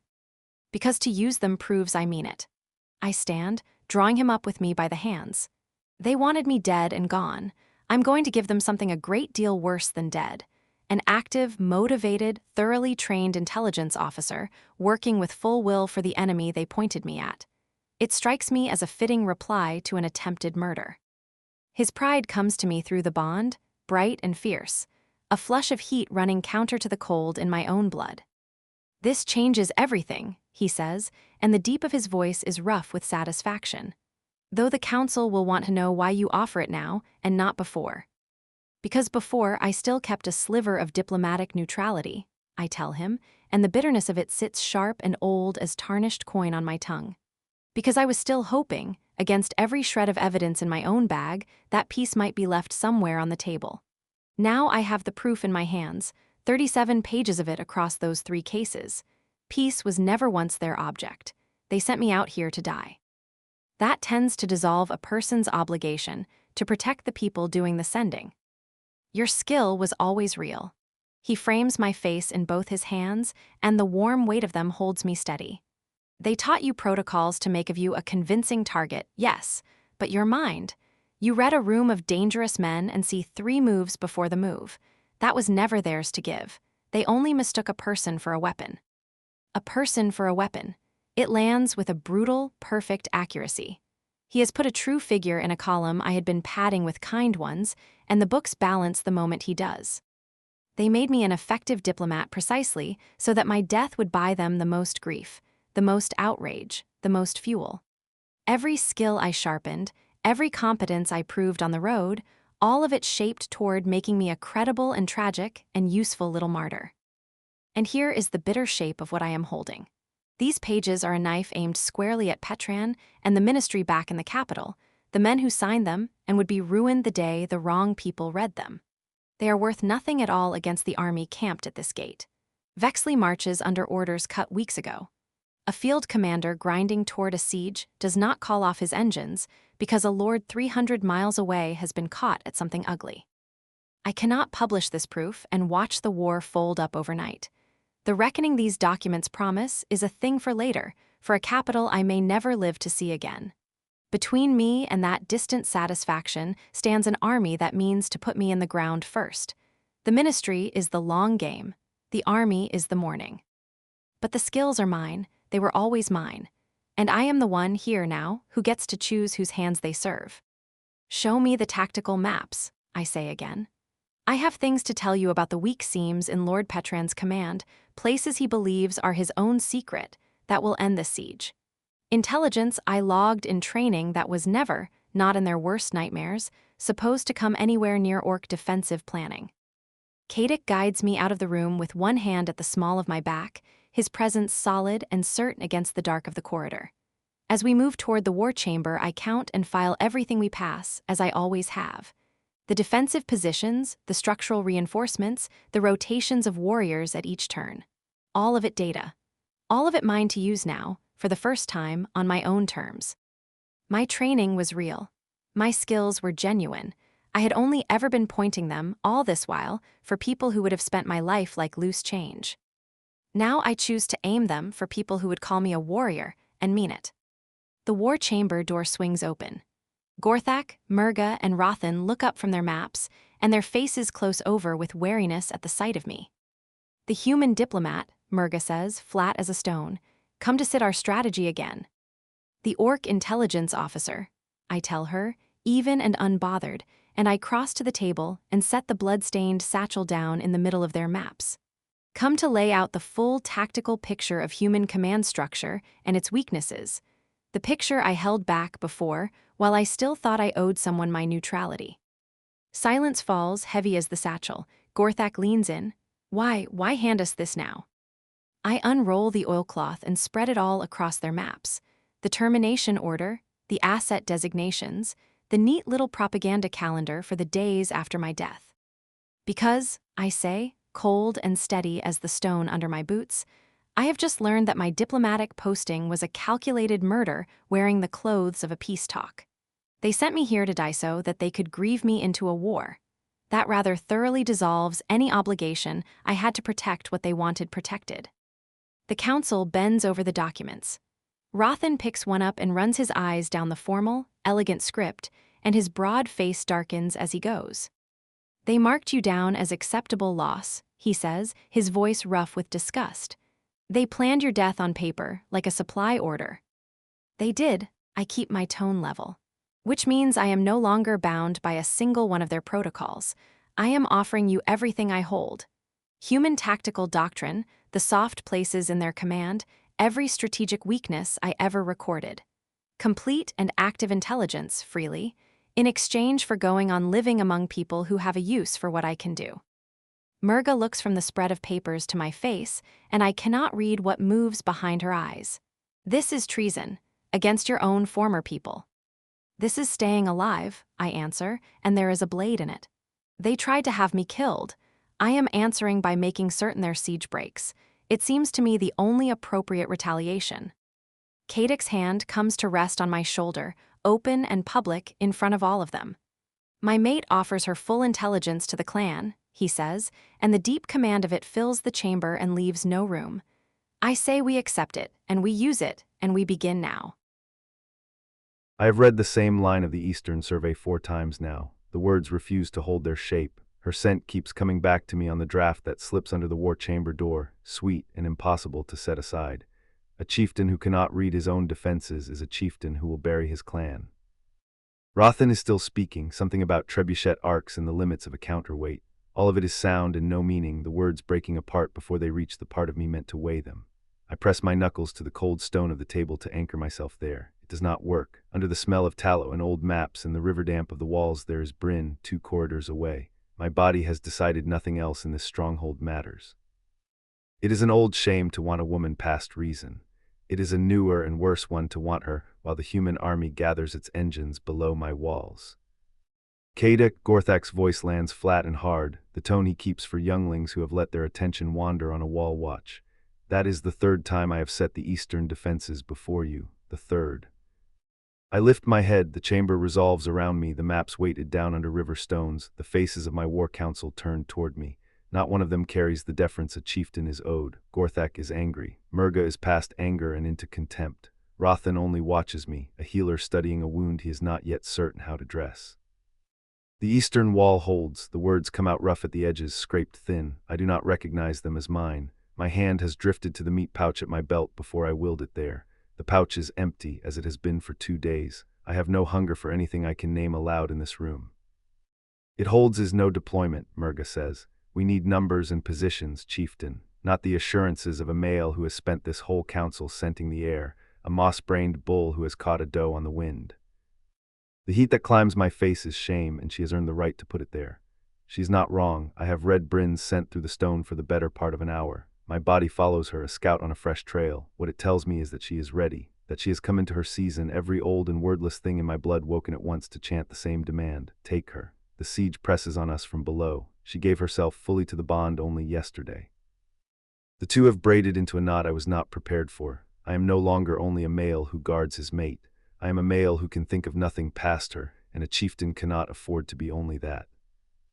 My attention is where it needs to be, I say, and the lie sits sour on my tongue. Your attention is 2 corridors west of where it needs to be. Gorthak does not raise his voice, and that is worse. You missed 3 faults this hour. You signed supply lines that walk our warriors under the human archers for no gain. You set the watch by which post stands nearest your mate's door, not by which post stands nearest the breach. Each charge lands like a hammer set to stone, and each one is true. Every choice I have made since dawn ran first through a single channel. Keep her safe, keep her near.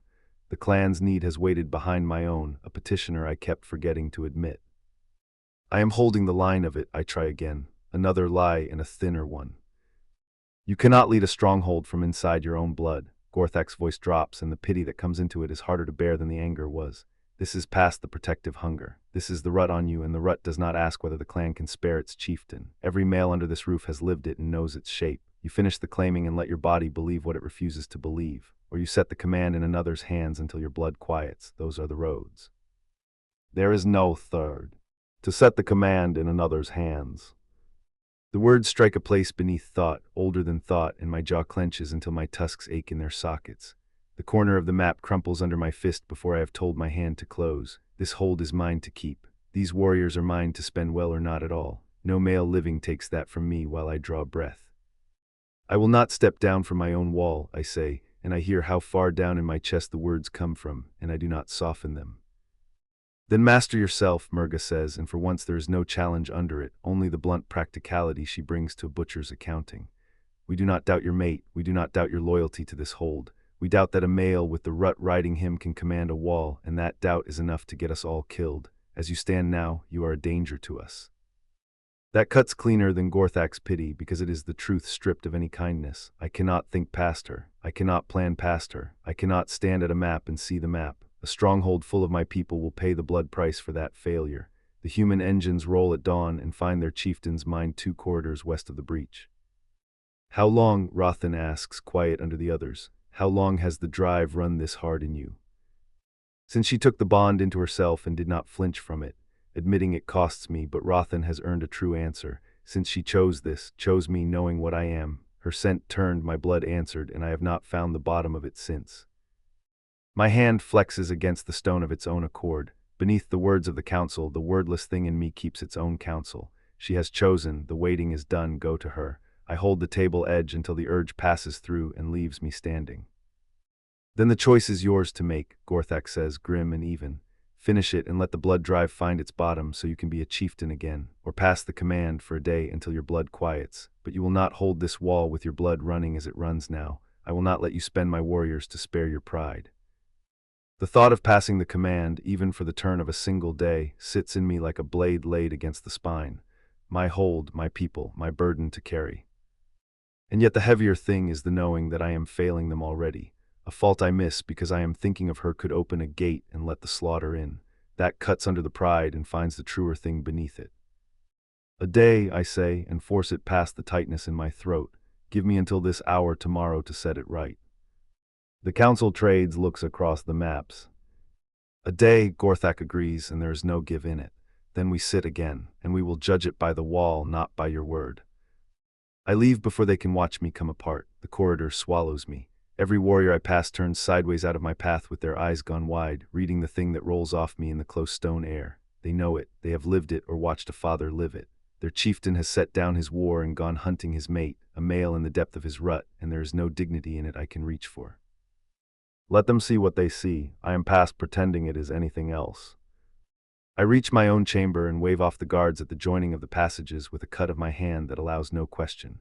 I put my palm to the door. When it gives way, her scent comes through and takes me at the knees, warm and green and unmistakable, and under all of it the deeper note my blood has been chasing for 2 days. It pulls a low sound out of me that I have no will to swallow. The ache of wanting her sits heavy against the leather at my hips.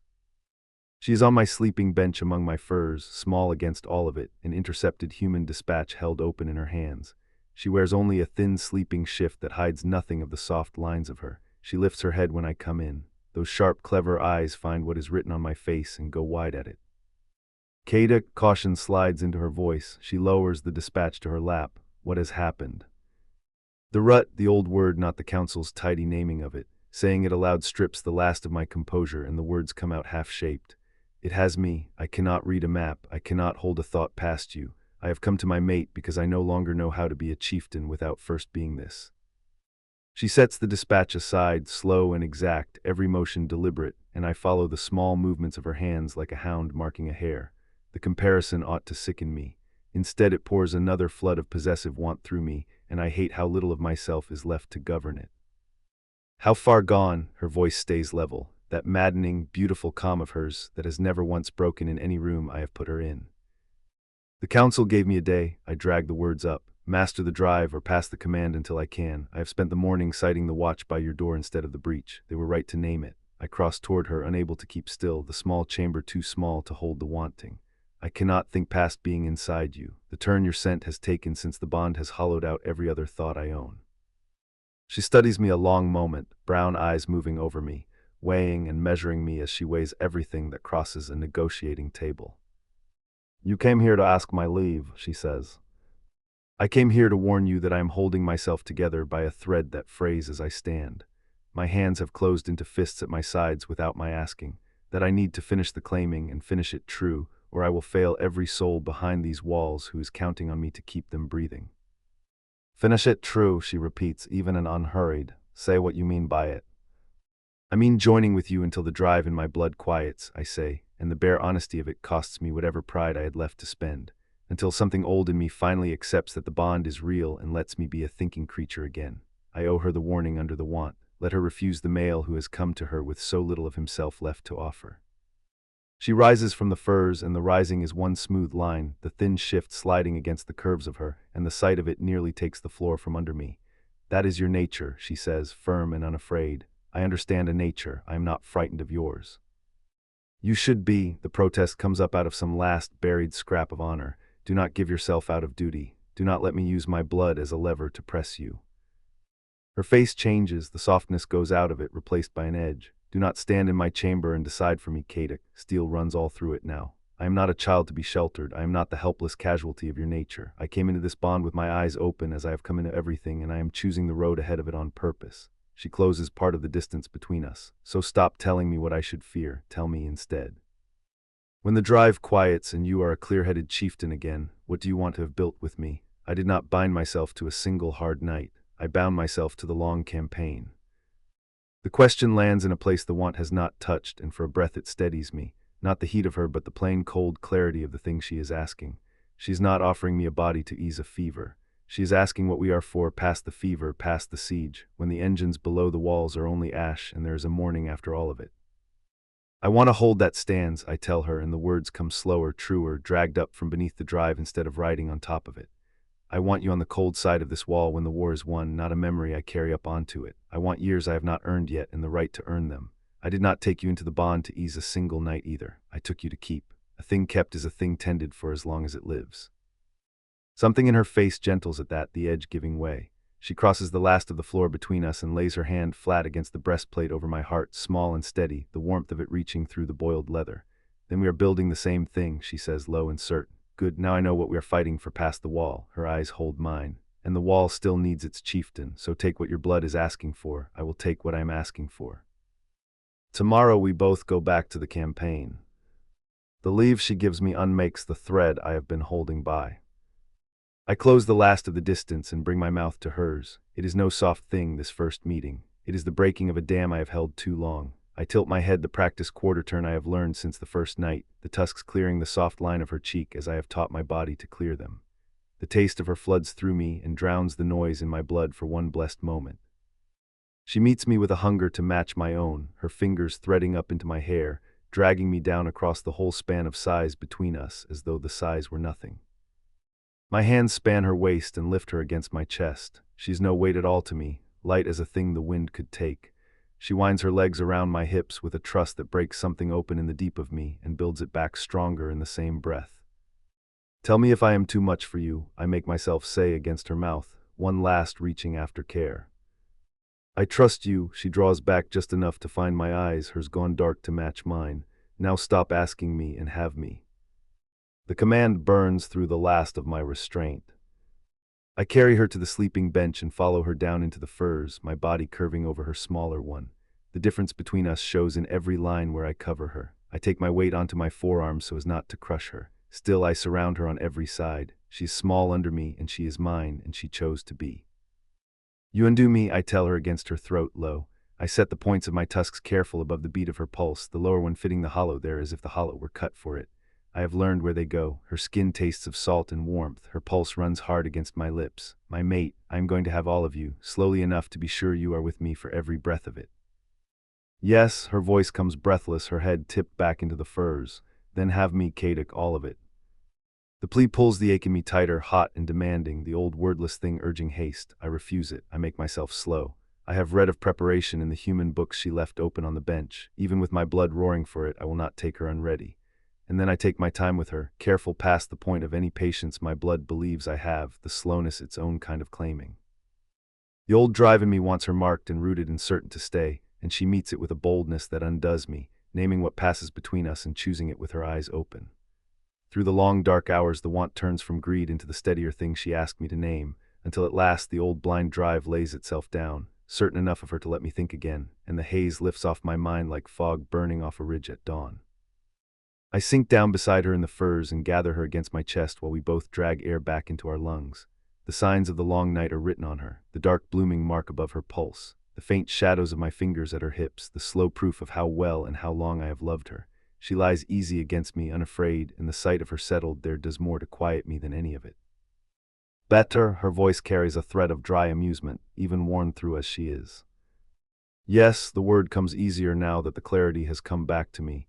I can see a map again. I can think past the next breath. I can lead. Good, she traces the fading bite she has somehow taken across my shoulder, a small wonder in her touch. Because you have 3 hours before you stand in front of your war council and prove you are a chieftain again. Her blunt practicality pulls a smile out of me against her hair. You did what the whole council could not, I murmur, and there is more than gratitude under it. You took the thing they named my weakness and made it the answer. Partnership, she says, plain and firm, that is what mates are. We hold each other up, through the blood drives and the sieges and whatever the next disaster turns out to be. A pause and a wry edge, and I suspect there will be a next disaster. The small true thing of it lands deeper in me than any grand vow a human book ever printed. She is right, the bond is not the crack in my command the council feared. It is a strength I had not learned to wield. She solved a thing I could not have solved alone. She worked with my own nature instead of against it. We two together stand steadier than I ever stood while at war with my own blood. She's not the thing that pulls me off the wall. She's the counterweight that lets me stand on it. Thank you, I tell her and press my mouth to her brow, for seeing it, for choosing it, for making this choice with your eyes wide open. Thank you, she returns, for finally telling me the truth of it instead of guarding me from it. She pushes light against my chest. Now go and lead your people. I will be here, reading those dispatches the humans were kind enough to lose to us, after I have rested. I clean us both with care before I dress in fresh leathers. She helps me set the chieftain's bracer, her small, clever fingers working the ceremonial clasps while I watch her, my mind clear and quiet and my own again. When we have lived through this assault, I say, lo, there will be a claiming ceremony, spoken before the whole clan, so that no one in this hold can pretend not to know what you are to me. When we have lived through it, she agrees and straightens my collar with a tug. Now go, hold the wall. I leave my chamber with my focus restored, a steadiness I have not owned in days. The corridors back toward the war chamber feel like only corridors now, not a gauntlet I must run. Each step away from her is a step I can take without panic clawing up my spine. My mind turns over the defense of the wall without first weighing it against her safety, and the difference is a thing I can measure. I reach the war chamber to find my council bent over the assault projections, and they lift their heads as I come in. Gorthak's eyes move over me reading. As Bryn read me an hour past, he sees the change. Better, he asks, though it is not a question. A chieftain, I answer, and move to the maps with my focus whole and sharp. Where did we stand? Rothan's mouth tips toward a smile. The eastern defenses, which their chieftain pronounced adequate 3 hours gone. The eastern defenses need reinforcing, and I should have said so this morning. The tactical sense comes clear and immediate now, unclouded. Move the 3rd Company to brace the weak ground beneath the tower foundation. Set the archers for overlapping fire across the breach. Mark fallback lines if the first wall fails, so no warrior dies wondering where to run. The decisiveness of it draws a satisfied glance around the table. Welcome back, chieftain, Murga says, and there is a grudging approval under the words. We have missed our leader. The body that wore his face this morning was poor company. The heat climbs my neck, but I do not deny her the truth of it. The drive had to be answered before I could lead with a clear head, I say, and the admission would have shamed me to the bone an hour ago, and somehow does not now. My mate gave me that answer. And proved, Gorthak says, turning back to the maps, that a mate bond a male works with instead of fights to the last can be a strength to a hold rather than a crack in it. His acceptance, his turning of the whole matter on its head, settles in me like a thing set right. For the 3 hours that follow I lay our defenses with a clearness that has been gone from me since Bryn first took the bond.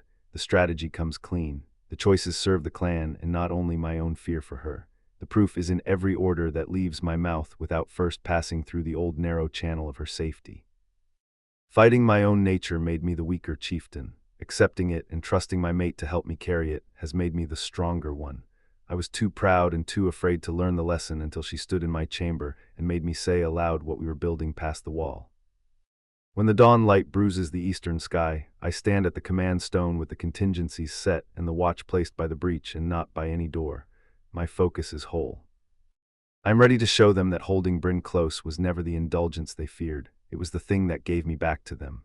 I am ready to hold this wall with a clear head and lead my people through whatever the humans roll up out of the dark, ready to prove before the whole of the clan that a chieftain who lets himself be held in turn is no weaker for it. He is harder to break. Dawn comes over the eastern wall as noise before it ever comes as light.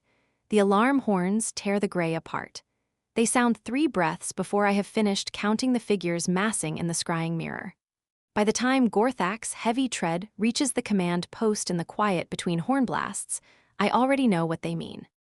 I keep my fingers on the tactical maps, tracing the approach vectors across the cold stone table under the guttering oil lamps. The pattern forming beyond our walls is one I have read before in a dozen border garrisons. Men who have run out of patience. Men about to do something foolish with the last of their strength.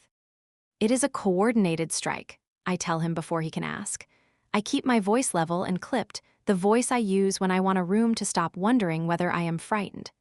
3 fronts at once. The northwest approach, the southern gate, the eastern marsh. They are throwing everything they have left at us in a single morning. Gorthak leans his bulk over the map, his scarred face grim, his gaze following the marks I have laid down. You are certain. I am certain they are desperate, which comes to the same thing. I tap fresh coordinates onto the vellum, sharp and decisive. The siege has run 3 weeks now. The winter winds have started to bite. Their supply lines are stretched to nothing, thanks to Rothan's raiding parties chewing at their flanks every night. This is the last hard push before the weather makes them slink home. A commander only spends men this freely when he has already counted them as lost. The recognition sits in me bitter and satisfying both. They trained the intelligence into me. They drilled the strategic thinking into my skull through 5 thankless years. Now I am using all of it to orchestrate the defeat of the very people who taught me a name well enough to use it, then signed me away when a quieter ledger needed balancing, and there is no clean word for how that tastes. I point to the eastern feed in the mirror. The force there looks loud and busy. Study it, though, and it carries far less heavy equipment than all that noise should require. The eastern approach is a feint. The real assault comes out of the northwest. You can read it in how their commander has tucked his heavy cavalry back behind that low ridge. My finger finds the staging area. That is no defensive reserve. It is an exploitation force, sitting on its hands, waiting for a breakthrough to pour through. How do you know this? The doubt has worn thin over the past weeks of my being right. It has not worn through. Gorthak is a warrior who trusts what his own eyes show him, and I am still, underneath everything, the human at his table. Because I know the man holding the reins out there, Commander Vexley. I serve the name up without warmth, a dish I have eaten too many times to enjoy. I served under him in the borderlands during the Sorrowmark years, 5 years back before they found a better use for me. He has exactly one trick in his whole book. He feints to the right and strikes hard to the left every time. The wedge formation, his favorite hammer.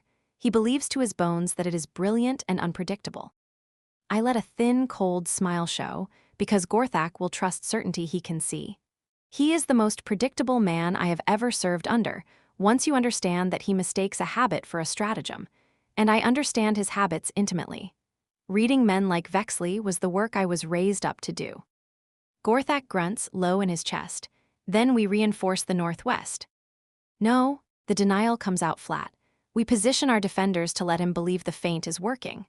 I trace the adjusted lines. The certainty under it is not arrogance but bookkeeping, the plain ledger fact that this map and I have been right every morning for 3 weeks.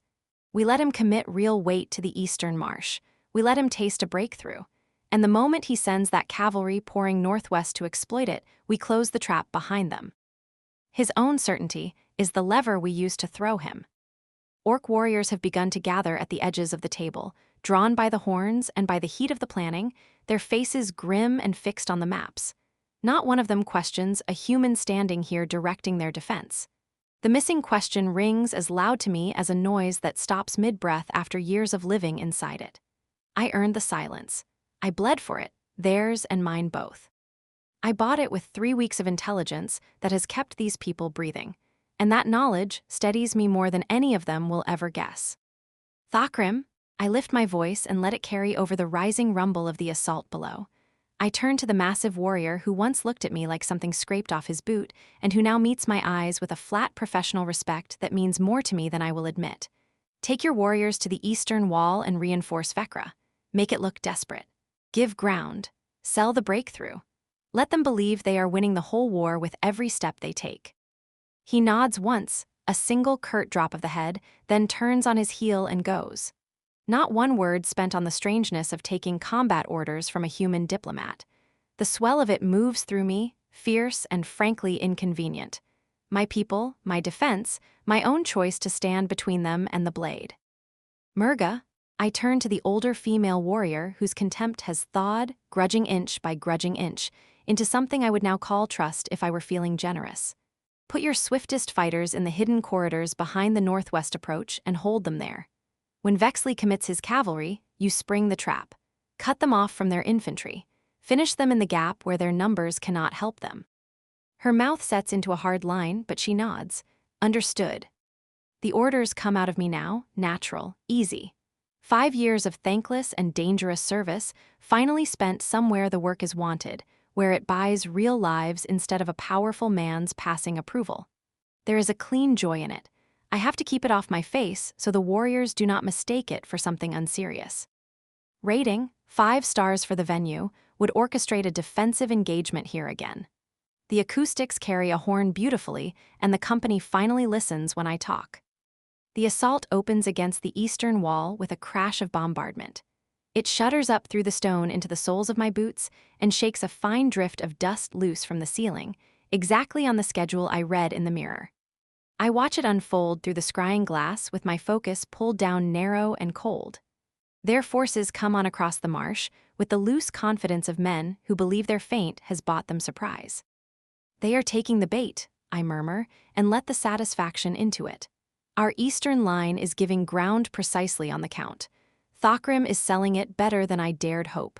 Vexley commits his cavalry within 10 minutes, or I do not know the man at all. Gorthak stands beside me, his frame gone tense as drawn rope. You are certain of the timing. I am certain of his arrogance, which keeps better time than any clock. I keep my eyes on the glass. He believes he is a genius. He believes orcs are predictable brutes who could never recognize a feint dressed as a triumph. His condescension is the most reliable weapon on this whole field, and the lovely thing is that it belongs to us now. They should have killed me when they had the chance. Instead, they taught me everything, then crossed my name off a list when it suited a colder arithmetic. Now every lesson they drilled into me comes back as a blade turned the wrong way round for them. The dark joke of it steadies the part of me that still has not finished reckoning with Petran's orders, the plain inked proof of what the people I served always meant to do with me when the cost came due. The minutes stretch out taut. The eastern assault swells. In the mirror, human soldiers push through the outer gaps with a momentum that looks, even to my trained eye, like the real thing breaking open. Thakrim, it turns out, is a far better actor than I had any reason to expect. Then the cavalry moves. There, the word comes out a blade. I point to the northwestern feed, where hundreds of heavy horsemen begin their disciplined advance toward the stretch of wall they have been gulled into thinking is soft. That is his exploitation force. Spring it, now. Gorthak bellows the signal word down the speaking tube to Murga's position. Below us, the hidden defenders boil up out of the shadowed corridors with a coordination so clean it is almost beautiful to watch. The trap closes on the human cavalry like a good machine, every part of it moving when it should. The warriors I spent the last hard days drilling in counter-cavalry work execute it without a wasted motion. Pikes rise out of cover. Weighted nets sail through the gray air. The narrow approach becomes a killing ground, and Vexley's certainty pays the whole bill in a single stroke. It is working, I say, and I track the engagement with everything outside the tactical necessity gone quiet and small at the edges of me. Cavalry trapped, infantry cut off, and the entire exploitation force he was so proud of is bleeding out in a gap of his own choosing. And then I see him. The disaster spreading through his cavalry has drawn Vexley up out of the safe distance a commander is supposed to keep. I always knew it would. A man who cannot imagine losing cannot resist riding forward to fix the loss with his own hand. He breaks the ridgeline on his gray charger, exposed against the pale morning, his arm flung out toward the gap as he screams orders nobody left alive down there can hear. For one breath, the whole catastrophe hangs on the single thread of his nerve. If he rallies them, if he pulls even half that cavalry back into formation, the trap still holds, but the withdrawal stays orderly and they come back tomorrow and the day after. If he falls, the spine of the assault falls with him. The heavy crossbow, I say, very quiet and very flat. Give me the heavy crossbow. A warrior near the embrasure understands before Gorthak does and puts it into my hands.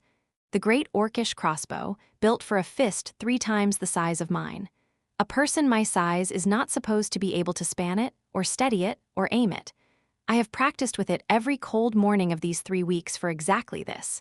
My shoulder will pay the bill later. So will my arm. I brace the stock against the stone of the embrasure, because I cannot brace it against myself, and I sight down the long iron channel of it at the small, distant shape of a man I once called commander. The wind is coming hard off the marsh, left to right. I read it in the banners standing flat on the ridge, in the loose snow drifting across the killing ground below. 300 yards, near enough. The drop over that distance is a thing my hands know without being told. They were raised up to know this and nothing kinder. I hold high.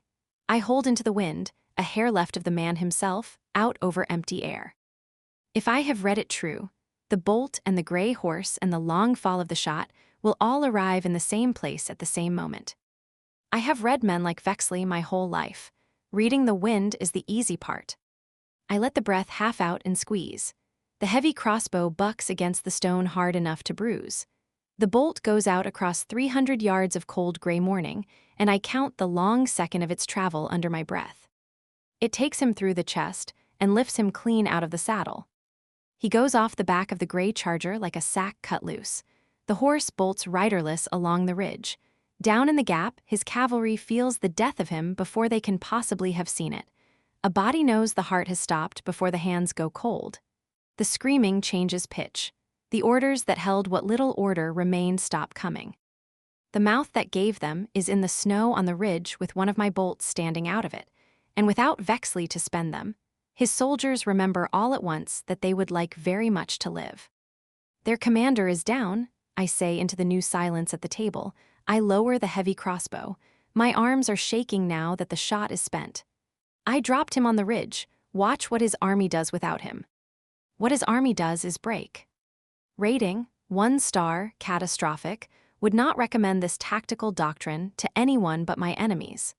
Vexley fails the engagement on every measure save the thoroughness of his own defeat, and I award him an F with genuine warmth, posthumously. The death of him spreads outward from the ridge across every front, and I watch the whole army feel it. In the mirror, the eastern push slows first, then stutters, a wave that has lost the hand at its back. The southern line wavers next. Banners that pressed forward all morning sag and start to drift the other way. A commander is the spine of an assault, and theirs is in the snow, so the body of it goes soft and uncertain by the yard. Whole companies stop where they stand and look to a ridge that has no one left on it to tell them what to do. The momentum I spent 3 weeks reading does not break all at once. It comes apart slow, front by front, like something untying itself. Victory tastes, for one clean moment, like the cold hard vindication I have been hungry for since the night I stood outside a tent and heard the men who own me decide, in low, untroubled voices, exactly how little I was worth keeping. Then a runner bursts in from the eastern post, his face bloodless, his breath sawing in and out. Breakthrough. A small force got through the eastern defenses during the main push, and they are moving fast toward the command positions.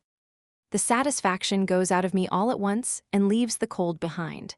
My defense had a gap in it, a blind spot I did not account for. I have no time to spend hating myself for the arrogance of thinking I might account for all of them. How many? Gorthak demands, already turning for the door.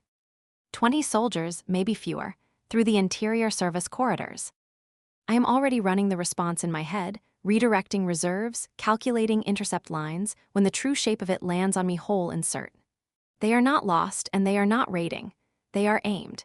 This is a decapitation strike, launched under cover of the main assault to gut our command while we watch the front door.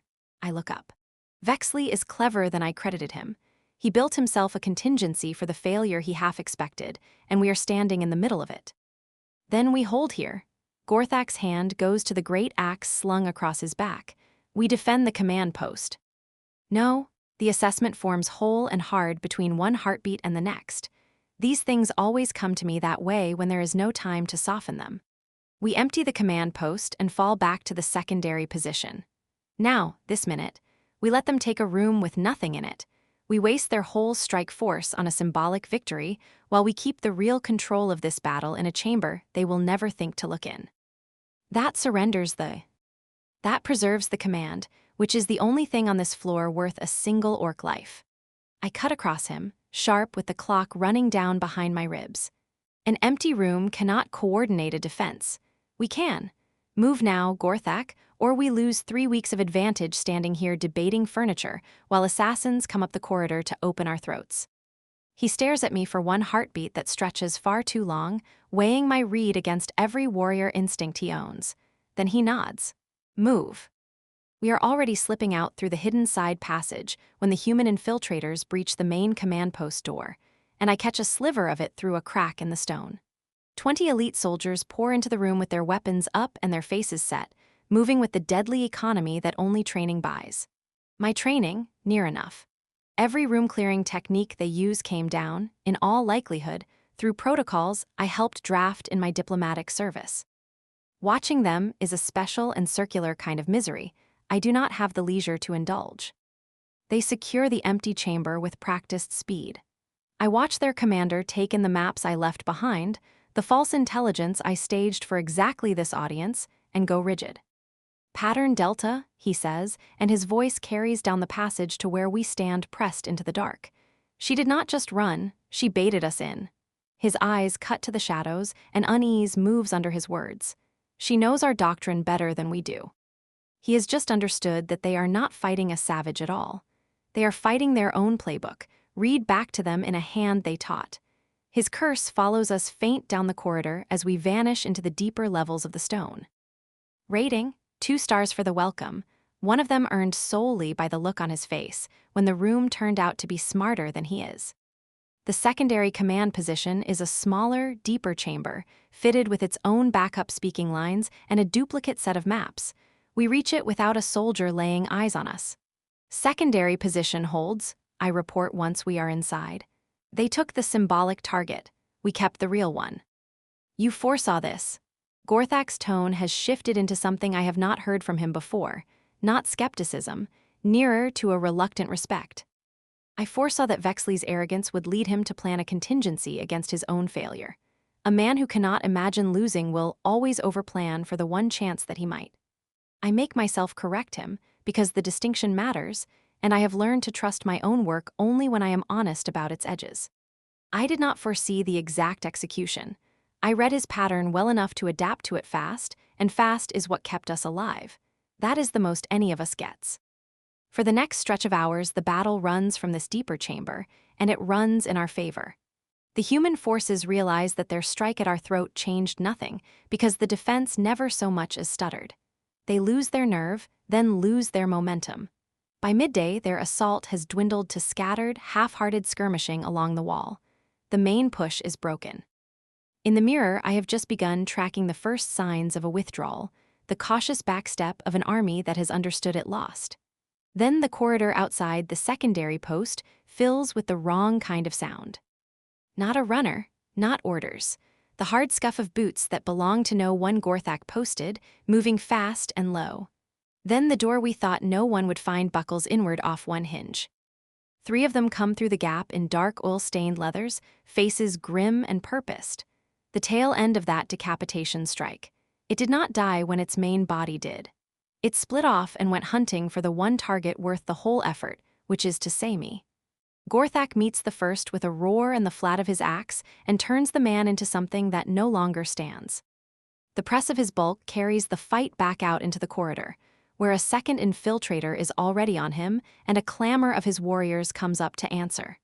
Which leaves, in the smaller dark of the inner chamber, exactly 2 of them and me. There is no time to be frightened, which is its own small mercy. The nearer one comes at me fast, a short sword low and angled to gut. I do the thing I was trained to do at 15 in rooms I have spent years trying to forget. I stop thinking and let the hands work. I have a small crossbow in my offhand, because I have not been without one since the night I first heard the word bait. It is already half raised. A man my size does not trade blows with a charging soldier and live, so I do not go for the body at all. I drop my point and put the bolt through the front of his lead knee, into the joint where the leather gives way to a strap and the strap gives way to bone. The leg buckles under him mid-stride and dumps his whole weight down crooked. The short sword skids out across the stone.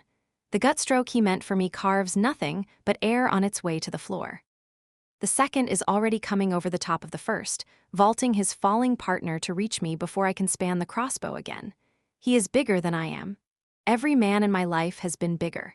He reaches to take hold of me and end this with his weight, so I do not let him have a standing target. I drop low, take the heavy command table by its edge with my offhand, and heave it over between us, a wall thrown up when there is no time to build one.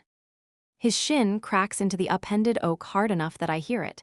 He stumbles into the snag of it, cursing. And in that snagged half-second, the broken door comes off its last hinge, and the one shape in this whole stronghold I would know in the dark with my eyes shut fills the gap. Kadek comes through it like the wall itself decided to move, his axe already up. His golden eyes find me, then find the 2 men still, however briefly, alive in the room with me. I do not have to tell him anything. We have stood a wall together for 3 weeks and the understanding runs faster than speech. I go for the one I crippled. He goes for the one at the table. For one hard breath, the inner chamber is a shared fight, the 2 of us cutting in the same narrow dark. My knee-shot man is dragging himself up off the floor on the good leg, blade scrabbled back into his fist. I do not fence with him. Petite women do not win fencing matches against men twice their reach. I come in under his guard while he is still half risen and unbalanced. The worn dagger goes fast across the back of his thigh, taking the standing leg out from under him for good. As he drops, I bring the edge back up and open the line of his throat above the gorget in one long pull. He goes down loose and final. What follows is wet and ugly and over fast. At the table, Kadek takes the second man across the skull with the flat of the axe in a single short brutal arc, and the man stops being a thing that stands. Then the room is quiet, ringingly quiet. The 2 of them are down on the stone, and we are both still up. Somewhere in it, one of them opened my left arm above the elbow with an edge I never saw, a deep hot line that will find me in full once the work is done. My face stings where a fist or a hilt found it. My breath comes in great ragged hauls now that there is room for it. 2 men on the floor of a room I was supposed to die in. And the 2 of us still standing in it, side by side, which is a thing I did not let myself want until exactly now. Rating, 0 stars for the venue, would not return, the service was hostile and the management actively tried to murder me. 5 stars, however, for the gentleman who arrived to help me finish clearing the room. Prompt, thorough, frightening to behold, and mine. I keep the dagger up and bloody in my fist, because old habits do not let go just because the danger has. My eyes are already cutting past Kadek to check the broken door and the corridor beyond it. The terror in his golden eyes as he turns from the dead man to me is a thing I will carry for the rest of whatever life I have managed to keep hold of. Kadek, it comes out rough and scraped, the breath barely under me. Battle status. The question, plain and tactical and ordinary, is the rope he needed.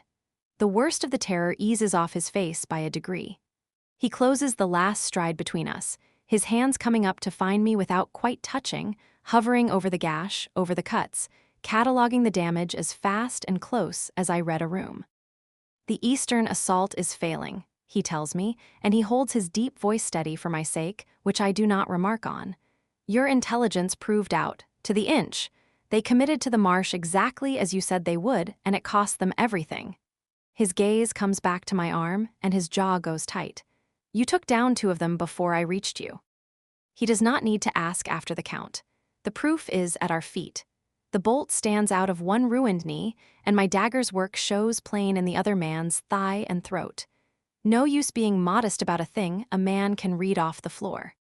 I took down 2 of them, I confirm, and I let the dagger drop at last, point down, my arm gone heavy now that it is allowed to be. Though I will grant you finished the second one I had snagged on the table, so I am not too proud to call it a shared bill. The rest engaged your warriors in the corridor before you came through the door. Gorthak took the first one in the passage. Pride and terror move through him, braided together so tight I cannot pull them apart. He does not say you could have died.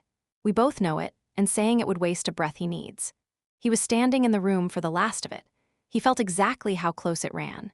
Instead, he takes my injured arm into his enormous, careful hands and turns it to the light to read the gash, his thumbs bracketing the wound. The difference in our sizes has run under everything between us since the first day. It is never so plain as now, his single hand near able to close around the whole of my forearm. It needs stitching, he says low, but the bleeding has slowed and it has missed the vessel that would have mattered. You will keep the arm and the use of it. Reassuring, I manage, and absurdly, my mouth still does what it always does, dry and ready with a line. I am rather attached to it. It has done me several favors today. He huffs a breath that is not a laugh, but is built from the same materials. He tears a clean strip from the tunic of the man who came closest to killing me and binds my arm tight and quick, with hands that have done this on 100 battlefields. I let him. There is a kind of care a person earns the right to give. He earned his somewhere back in the dark a few weeks ago, the night he chose to stand on the wall beside me instead of burying me behind it. Can you walk? He asks when the binding is done. I test my weight. The arm howls and the legs hold, which is all I ask of either of them. Yes, it will hurt, and I will be no use in a knife fight for a week, but I am functional, and there is a battle still wanting a tactician. There is. He retrieves my dagger from where it fell, wipes it clean on the dead man's leathers, and sets it back into my open hand, hilt first, a small grave courtesy that lands harder than I expect. Come, then. Let them see the diplomat walk out on her own feet, with her own blade, having paid her own blood for this wall.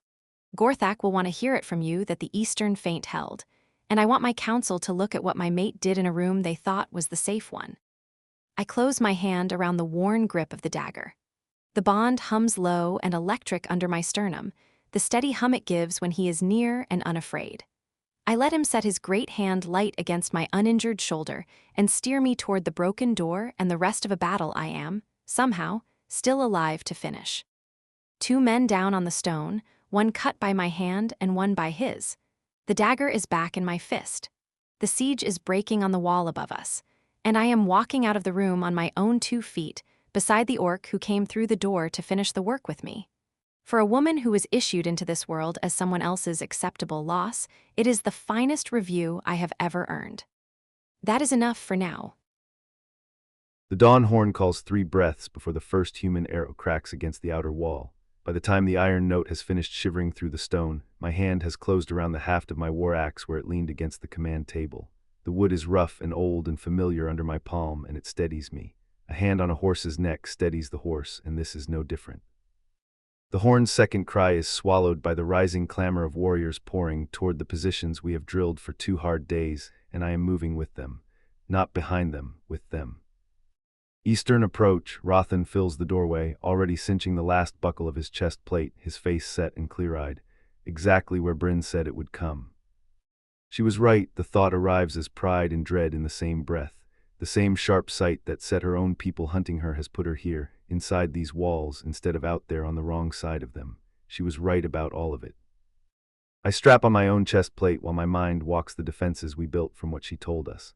Archers tucked into the cliff face above the marsh root, the eastern wall reinforced where she marked it weakest, scorpion bolts and pots of pitch set to answer the exact approach she swore the humans would choose. Rothan hands me my horned helmet. I take it, and its old weight comes down across my shoulders the same as it has before every fight of my life. Gorthak holds the eastern wall with his shield unit, he says before I can ask. Murga takes the west, in case this is meant to draw us thin. It is no feint. I seat the helmet and test the balance of the axe in my grip. They have spent too much on the marsh, too many bodies and too much heavy iron to throw it away on a lie. This is the spear they mean to drive home. And every line of it she gave me first, the dawn, the marshlands, the low-covered ground, the placement of their engines. Everything matches what she set down in that even, careful hand of hers. That she gave us this sits in me like a weight no armor accounts for. She handed us the means to live through a morning her own people built to be our last. Every reason in the world told her to stay silent and let us fall. She did it as a hostage. She did it knowing the cost would fall to her if her reading proved false, or worse, if it proved true and her people won regardless. My mate chose us, chose me. Before any ceremony made it a thing the ancestors could witness, she chose. Bryn holds the secondary command post, I ask, though Rothan already hears the question under the question.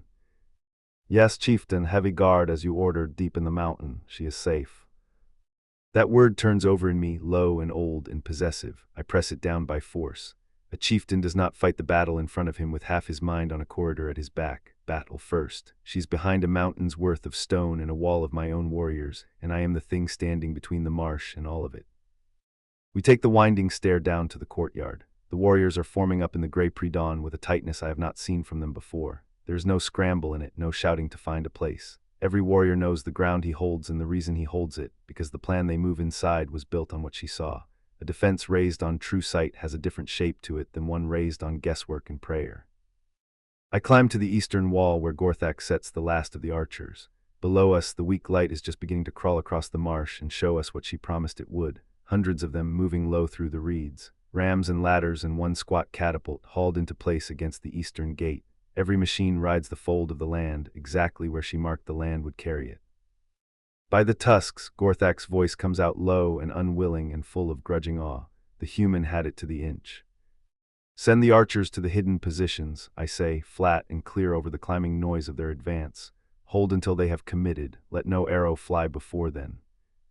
The warriors move with the clean economy of men who have rehearsed the morning in their sleep. The 2 days we spent drilling pay themselves back now in a coordination we could not have managed without her warning. Below, the humans press forward with the loose confidence of soldiers who believe surprise belongs to them, who think the marsh an open flank no one has thought to guard. They do not know we have been waiting since the horn. They do not know their own diplomat drew us the map.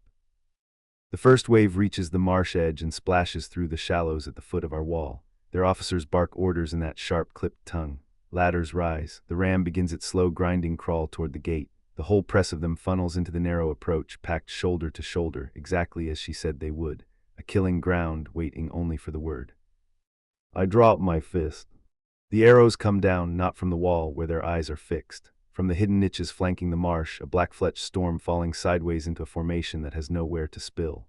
The first volley turns confidence into confusion. Confusion becomes a scream that runs the length of their line. Their covered approach is the trap it always was, every advantage of the ground reversed and handed back to them point first. Second wave, fire at will. More arrows, the humans break for cover that was never there. Their engine crews fall before they can sight their machines. The orderly advance comes apart into a churn of men who have understood, all at once and too late, that the morning belongs to us. Kadek Murga is at my shoulder, grim and lit up with the work. Northwest is closing. Bryn sprang her trap on the cavalry the moment they committed, just as she swore she would. The exploitation force is bleeding out in a gap of their own choosing. Then the marsh is the last of it, I say, my eyes never leaving the reeds below. Hold the northwest closed and give me everything else here. If they break through against all sense, I want a line waiting for them. She is gone again into the swirl of it, and I put the northwest out of my mind. That field is hers, this wall is mine. A chieftain fights the ground under his own feet. The assault grinds on past the first slow hour. It is an ugly, dogged, wasteful thing. The humans feed wave after wave into the eastern approach, driven by commanders who count ground dearer than the men who die to take it. Each wave breaks on the defenses she helped us raise. The archers cut down officers and unravel their order from the top. The warriors at the gate throw back assault after assault with boiling pitch and falling stone. The scorpion bolts she told us to set low tier through ram and ladder alike. She gave us every weakness they had and every answer to it, and we are spending her gifts as fast as they can be spent. But they are many and they are desperate, and desperation learns. They begin to mark our hidden positions and pour fire onto them. They push fresh engines forward behind walls of locked shields. They keep coming, willing to drown the marsh in their own dead for the smallest purchase against the gate. A stretch of the eastern wall already cracked by older bombardment begins to fail under the patient hammering of their rams. Stone splits, mortar shakes loose and falls. Warriors brace the weak point from within, while the archers above spend arrows to buy them the room. Hold that wall, the shout tears out of me raw, give them nothing. The wall groans down to its old bones and shudders and holds. This is the price of a defense, sweat stinging into the eyes, the iron stink of blood thick in the cold air, men setting their shoulders against stone and refusing to be moved. I am shouting reinforcements toward the damaged section, shifting a shield unit to brace it, when a colder knowing cuts clean through all of it, through the marsh and the screaming and the falling stone. It lands in me like a blade turned sideways under the ribs, sharp and certain past any argument. Bren, a danger has found her, and the danger is hers alone, and it is reaching for her even now. It owes nothing to reason, nothing to any report a runner could bring me. The mate bond has woken. It screams a silent alarm down every nerve I own, and I cannot reason it quiet. My gaze sweeps the interior of the stronghold for a source the feeling will not name. The secondary post sits deep in the mountain behind layer on layer of stone and steel. No breach has been called anywhere near it. But the certainty does not ease. This is no idle worry. It is a sickness in the blood that says, plain as the horn at dawn, that the fight has reached her. Kadek Rothan's hand finds my arm, his face sharp with the question. Orders. Something is wrong, it is all I have time to say. Then the shout goes up from the inner courtyard below, and it is no battle cry. It is alarm, ragged and urgent, and a warrior comes pelting toward the wall from the keep with his face gone pale beneath his helm. The secondary post, a pack of them, broke the eastern line in the press and drove inward. They are at the diplomat's door. The words go through duty and command and conscious thought all at once and reach the older thing beneath. My mate is threatened. I am already moving, vaulting down the inner stair from the wall while the council shouts at my back, axe weightless in my fist. Every instinct that generations of warriors burned into my blood pulls me down through the chaos toward her. Behind me, Rothan takes up the wall and Gorthak holds the eastern line, and the battle goes on without me. In this one moment, nothing in the world weighs against her. I warned her once that my judgment would fail when she stood in danger. She heard me. It was true then. It is true now. Warriors moving to cut off the breakthrough part before me like water before a prow, reading the killing thing that comes off me and stepping clear of it. The corridor to the secondary post opens ahead. 3 humans in battle-stained mail crowd its mouth. They tore loose from the failing assault and bowled their way this deep into the stone before anyone could close the gap behind them. The door beyond them hangs splintered on a broken hinge. From inside come the sounds of a fight still running, scuffling. The hard skid of furniture across stone, a short, fierce cry in a voice I know. She is fighting. My mate is on her feet against armed soldiers in a stone room, and to know the fight is not yet finished lifts a fierce and terrible pride through the terror without dulling it. It pours speed into my legs. I take the first man in the corridor like a ram takes rotten wood. My axe is in his chest before he has marked that I exist, and he folds without a sound. The second turns, bringing a short sword up far too slow. I bring the flat of the axe down across his skull, and his bone gives, and he drops. The third has seen me come, has seen what I left behind me in the passage, and he abandons the door and runs. I do not chase him. Whatever waits behind that splintered door is what I am here for, and the corridor no longer matters. I come through the ruined doorway braced for the worst. The dread has fed me the whole way down. I do not find it. I find the end of a fight already won. 2 soldiers are on the stone, and Bryn is on her feet over them. One lies against the far wall, a bolt standing out of his ruined knee and his throat opened above the gorget. The other has fouled his shin on an overturned command table she heaved up between them like a wall. He's going down even as I cross the threshold, her dagger having found the work first. She is braced and bloodied, her blade low and red, her brown eyes cutting up to me for half a breath before they go back to the door at my back. She did not need me. The thought lands strange and enormous in the middle of all that fear. She held the room. She held it before I could reach her. She has held every hard thing handed to her since the night her own people decided she was worth less than the cost of keeping her. She held this one too. The chamber is quiet now, a ringing kind of quiet. 2 soldiers dead on the stone and my mate standing up over them in the small dark, breathing hard, alive. Human blood slicks the floor. Maps and reports lie flung wide off the appended table. And Bryn does not lower the blade even now, her eyes already moving past me to clear the corridor at my back. Blood runs down her left arm from a deep gash above the elbow. There are fresh cuts on her face and the start of bruising, but she stands. Against the size of the fear I carried down those stairs, the relief comes so hard it nearly takes my knees out from under me. I set a hand to the doorframe and let one breath go. The thing I dreaded the whole way down did not come to pass, and now I have to fold the dread back down small before it shows. Kadek, her voice comes rough and short of breath, and she does not lower the blade. Battle status. The question is so cool and so tactical that it reaches into me and sets me back on my own feet. The wall still holds. The defense still runs while we stand here. The eastern assault is failing, I tell her, forcing the report level as I close the last step to her, my eyes moving over her for hurt I have not yet found. Your reading is proving true, true past all hope of it. They came to the marsh exactly as you swore they would. Good, she winces as I take the wounded arm to look at the gash. Then it cost them more than us. The cut wants stitches, but the bleeding has already slowed, and it is nothing that will take her from me in the next hour. I tear a strip of cloth from the tunic of a dead soldier and hope it is clean enough. Then I bind the wound tight, my big fingers gentler on her arm than they have been on anything in years. They knew my face when they came through the door, she says while I work, her voice thin with pain, the fight still burning out of her blood. Recognized the traitor and decided I was a prize worth dying for. Soldiers who broke the line and went looking for something to make the morning worth it.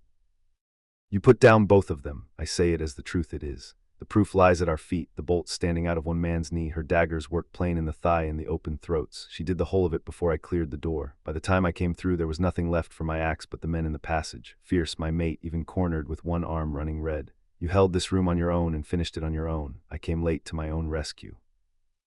You took the corridor, she says it flat without flinching from it. 3 of them never reached this door because of you. Your guards took the rest just before you came through. Pride rises through the terror that is still cooling in my blood. She stood against armed men twice her size and gave no ground, and when I came through the door she was not waiting to be saved. She had already saved herself. Can you walk? I ask, nodding off the binding. Yes, she tests her weight, pale and set. The arm will hurt, I am still good for it. Then come, I lift her dagger from where it fell, wipe it clean on a dead man's leathers, and set it back in her hand. The wall will want to see you walk out on your own feet. I bring her out of the wrecked post with a hand laid careful on her uninjured shoulder. Behind us, warriors move in to secure the room and carry out the dead. Around us, the stronghold holds its order, an order she built without ever lifting a blade, and we climb back to the eastern wall as the last of the human attack comes apart below. Gorthak is closing out the repulse. He sees us come. He sees the bound arm, the bruised face, the dried blood across her tunic, and his scarred features shift toward something I would name as respect if I did not know how hard it comes from him. The diplomat lives, his voice is low gravel. The diplomat held her room against the men who reached her. She put both of them down before I ever came through the door, I say, and I let it come out sharp enough to carry. And her reading held true down the line. Their whole assault followed the map she gave us. This morning is hers. Below, the humans are in full retreat now, the marsh approach littered with their dead and their abandoned engines. Our archers chase them with a harassing fire while warriors begin the grim labor of bracing the broken wall. The whole assault has run 3 hours. It has cost us 17 warriors dead and 40 more carrying wounds, and it has cost the humans hundreds. There is no honest word for what it was on their side but ruin. They are pulling back, Rothan reports, climbing to us, his face streaked with grime and lit beneath it with hard satisfaction. Back to their main siege lines, they bled for nothing. Let them go, I say, and watch the broken withdrawal with a grim weight that pulses up through my exhaustion. We hold the high ground here. There is no profit in chasing them into the open and losing good warriors for it. The council gathers on the wall as the fighting dies, drawn together as warriors always are once the work is done. Murga comes in from the west, her face unreadable. Gorthak holds his place over the pursuit watch. Rothan carries the first of the casualty counts. And one by one their eyes go to Bryn, who stands beside me pale and hurting and refusing to lane, the dagger still in her hand. The diplomat's reading was true, Rothan says, and there is the formality of the council in it now. The marsh approach, the dawn, the placement of their engines, all of it as she set it down. And our prepared defenses broke them on it, Gorthak adds, his gaze steady on her, the grudging gone out of his voice at last. The hidden archers she sighted, the counter-engines she placed. Without her sight, this morning would have cost us far more. It might have cost us the wall. There's nothing new in this to weigh. Her place among us was argued out and settled long before today, and I have no patience for reopening a question my warriors already answered. What is new is the proof, spoken aloud on the wall where every one of them can hear it. Murga studies Bryn a long moment, her weathered eyes taking in the bound arm and the bruises and the dried blood and the stubborn set of the jaw beneath it. She fought the ones who came through her door, Murga says, and her voice carries down the wall. She held a stone room against armed soldiers and dropped them both with her own hand before the chieftain could reach her. She has bled for this clan and not for the first time given it what it needed to live. She lets that stand. That is not a thing we argue, that is a thing we honor. It lands as I needed it to land, not as a verdict on whether to trust her, which was decided, but as a clan naming aloud what her loyalty has already bought. My mate, my partner, proven before my people in true sight and in her own blood both. Bryn draws herself up straighter against the hurt. I gave you the intelligence because holding this stronghold serves my own life now, she says, clear and level. I fought the men in that room because I have no intention of dying before I learn whether this gamble of mine pays out. The blunt edge of it pulls a rare quirk from Gorthak's mouth. Spoken like an orc, he says, we take your service and the rest of you with it. The acceptance coming from him shifts the air on the wall. She's no longer the human held under guard, the question no one would close. She is named and taken and standing among us. Clan, proven in the only currency my people have ever spent. What a body is willing to do when the line breaks and the enemy is already through the door. The silence that comes after a siege breaks is not silence at all. It is a quieter kind of noise, made of 100 small sounds the mind keeps trying to set down and cannot. The wet suck of boots pulling free of mud gone thick and red. The low groaning of the wounded as they are carried past on doors and shutters pressed into stretchers. The crackle of fires eating the leavings of war out on the marsh, the broken siege engines, the shattered pikes, the heavy timber of the barricades we burned ourselves rather than let them shelter behind it. I stand on the eastern rampart with the heavy orcish crossbow still gripped in both hands. The wood is slick with sweat and mist, the iron mechanism gone cool against my palm. My fingers have locked around the stock and cramped there. I cannot talk them out of the tension. The bolt flew minutes ago, and the man it was meant for is already 300 yards off and dead. Below me, the marsh approach is a graveyard of somebody's ambition. The human forces are in full retreat. A broken silver and blue stream pours back toward the tree line. They leave their dead behind them, along with their honor and the arrogance that had them so certain this stronghold would fall inside a single afternoon. I watch the banners of the Northern Command drag through the muck as they go. I once saluted those banners. I served under them, and I feel nothing I would care to name aloud. Diplomat. The voice comes from a few paces off, low enough to travel up through the stone and into the soles of my boots. I turn. Gorthak looks like something carved out of the mountain and then left out in a hard storm. His heavy plate is scored bright with fresh sword strokes. His left tusk has chipped to a sharp asymmetry that gives his whole face a new and dangerous slant. But he stands, solid, unmoved by any of it. War Council Elder, I say. My own voice sounds strange to me, thin and reedy and a half-step too high, though I keep it steady through sheer stubbornness. My legs want to fold under me. The crash is coming, slow and certain as a tide. It always comes once the work is done, and I have learned to outlast it. Report. The humans have broken completely. He steps up to the crenellation beside me and rests one gauntleted hand on the stone. He looks down at the field with the flat, unbothered eye of a man who has watched a great many fields empty out. The retreat has no order to it. They abandon their heavy equipment. They leave their dead where they fell. He turns his head, and his dark eyes find me. Because of you. Because of us, I tell him, the reflex moving faster than thought, fast as it has for 5 years. My intelligence on Vexley's vanity was worth nothing without your warriors to make a trap of it.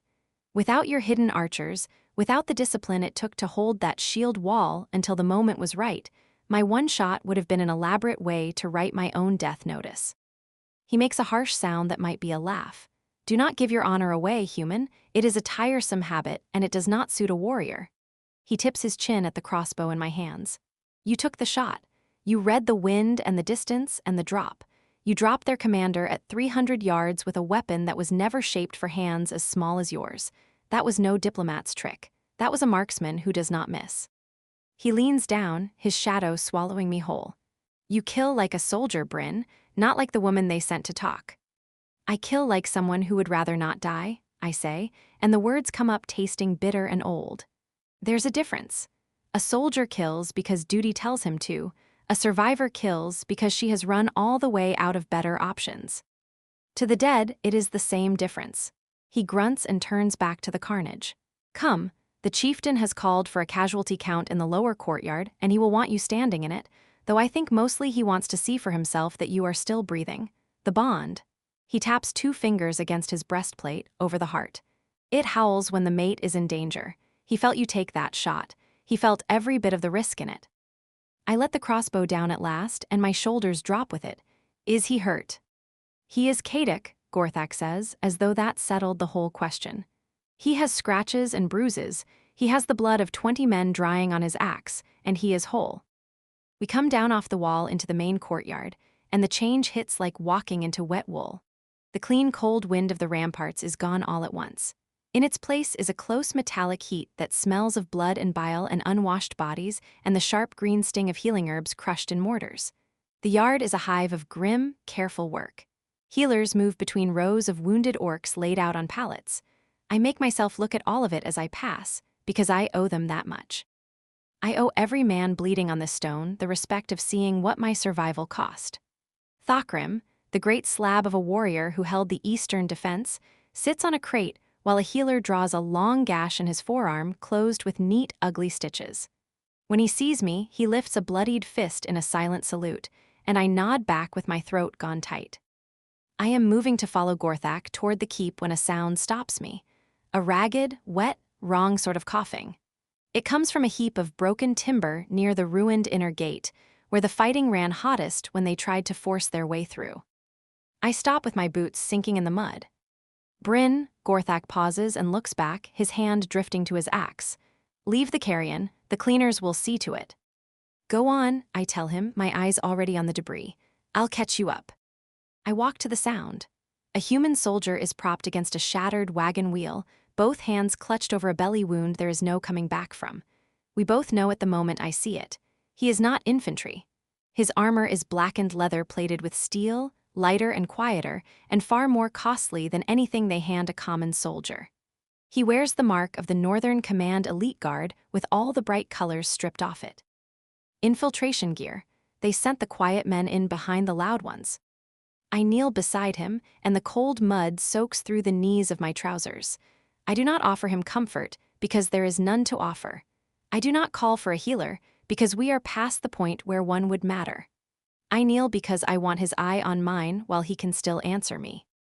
He lifts his gaze, the light in it already going soft and far away, his breath rattling in his chest like dry leaves dragged over stone.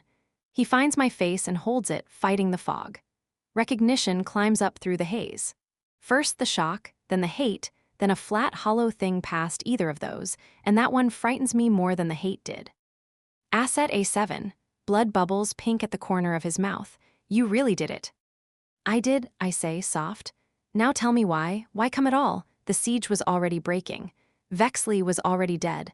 Why push the infiltration through anyway? Orders? His hand scrabbles at his belt and finds nothing it has the strength to draw. Vexley promised glory, said the walls would fall by dark. A cough racks through him and arches his spine against the wood. Didn't say you'd be the one shooting back. I wasn't leading them, I say, and my voice goes cold and far off in my own ears. I was saving them from you. He laughs, a wet, drowning sound that breaks into a choke. Doesn't matter, you think this is finished because you shot the peacock. His teeth show red. Vexley was loud, arrogant, but Petran has no taste at all for loose ends. A cold slides down my spine that owes nothing to the winter wind. I know that particular cold. It is the temperature of a briefing room the moment a termination order gets a signature on it. What loose ends? He tips his head back against the wheel and stares up into the gray. The silencers don't ride in with the assault. They hold back. They always hold back. They wait for the gaps in the line, the rotation windows 3 minutes wide, just enough for a ghost to walk through. His eyes drift shut, then snap open one last time and fix on me with a clarity that has no business in a dying man. They don't want your walls, Asset. They don't care a copper for the orcs. They want you and only you. Then the light goes out of him, all at once, and he slumps sideways down the wheel and into the mud. I stay kneeling there a while longer, the noise of the courtyard fading to a dull surf at the edge of my hearing.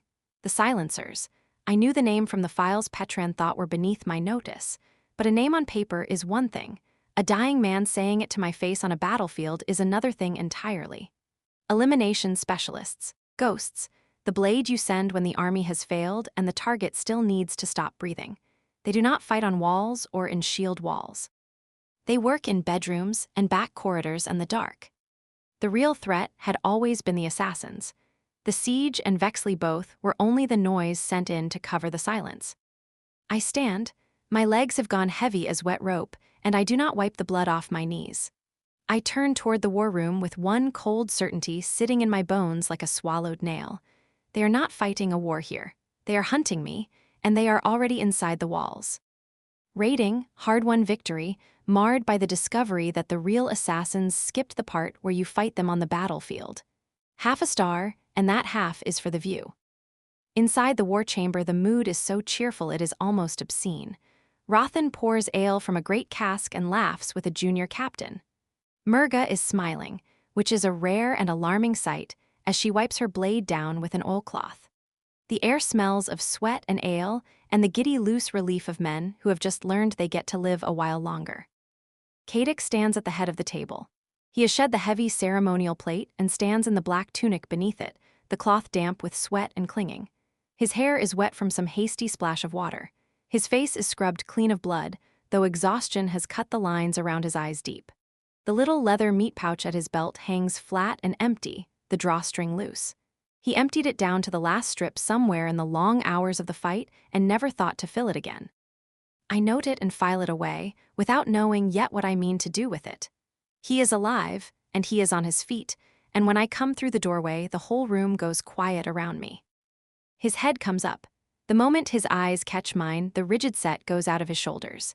He crosses the room in 3 long strides, no glance for his counsel or his protocol or anything else in the world, and he stops close.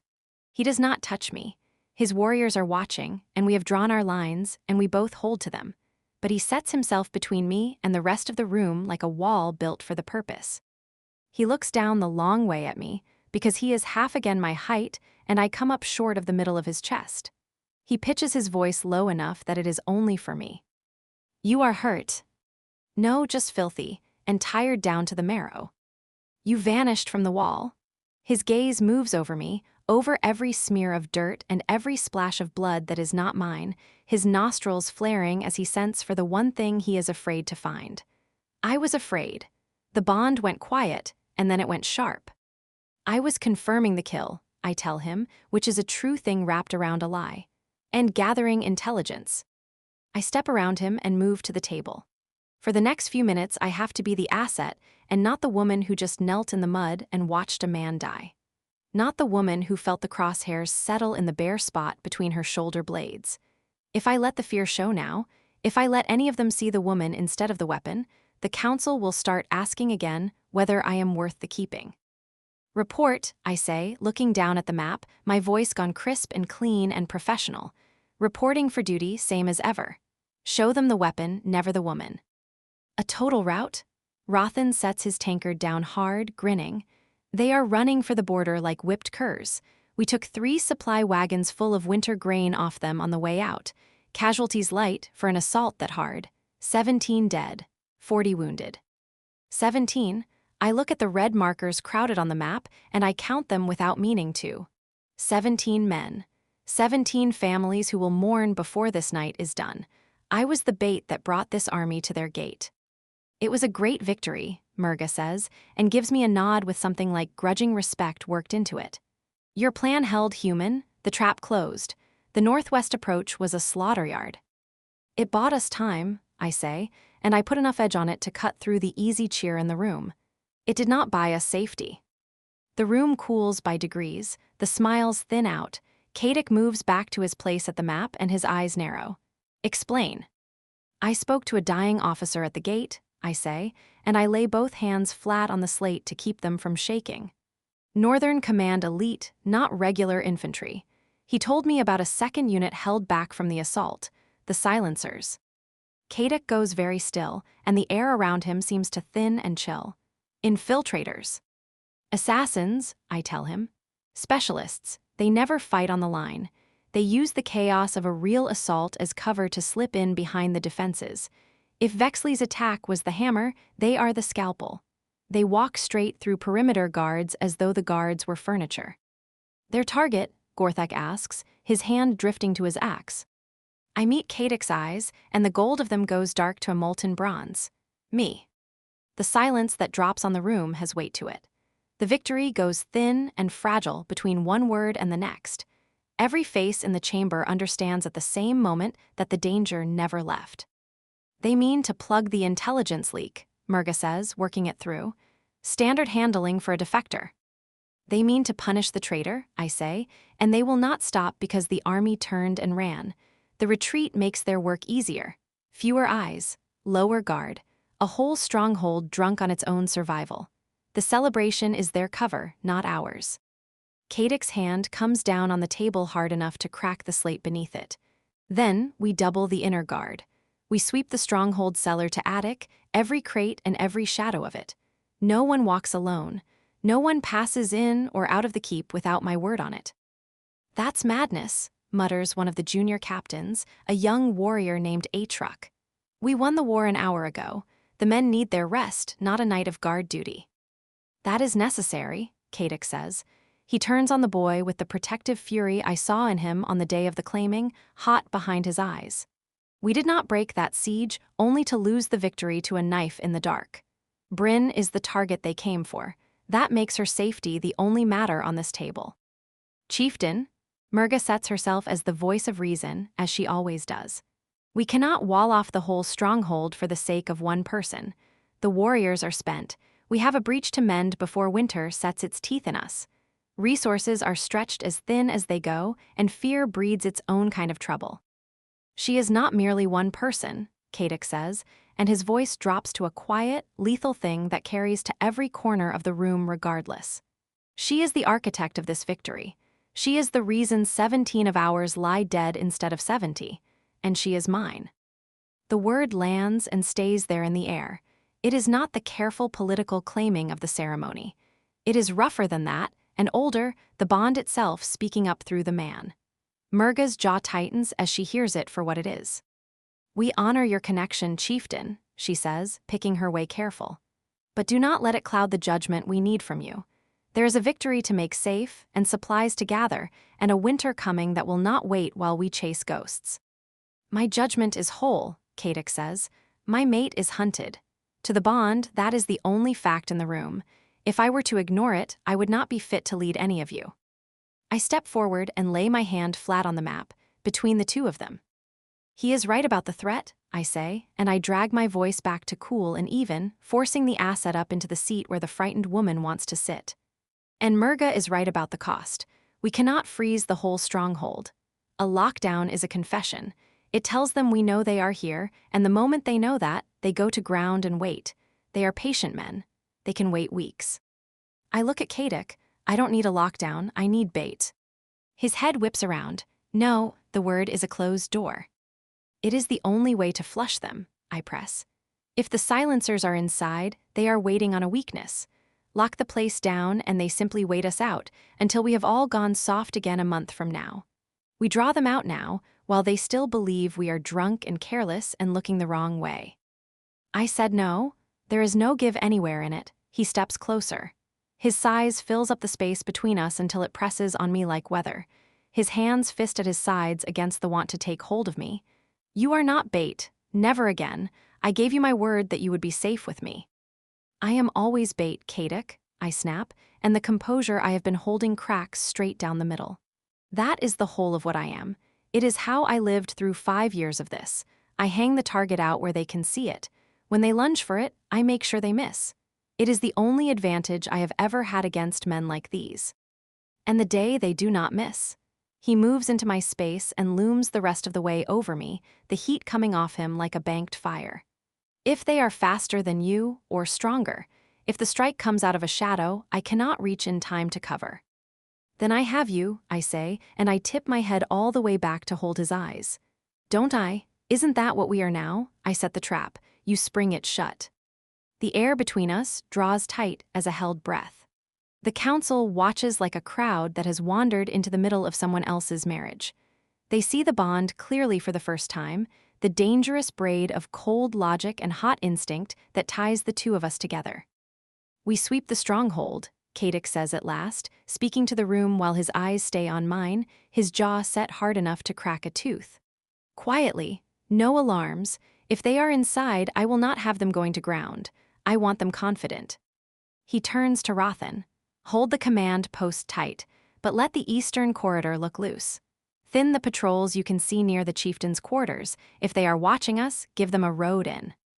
You open the door for them, Gorthak says, understanding breaking slow across his battered face. I open the door to their deaths, Kadek says, dismissed. The council files out, and the war room empties around us, the maps still spread with their red markers showing the ruin of the human army. The quiet that comes down is a heavy one. Kadek slumps and braces his weight on his hands against the table.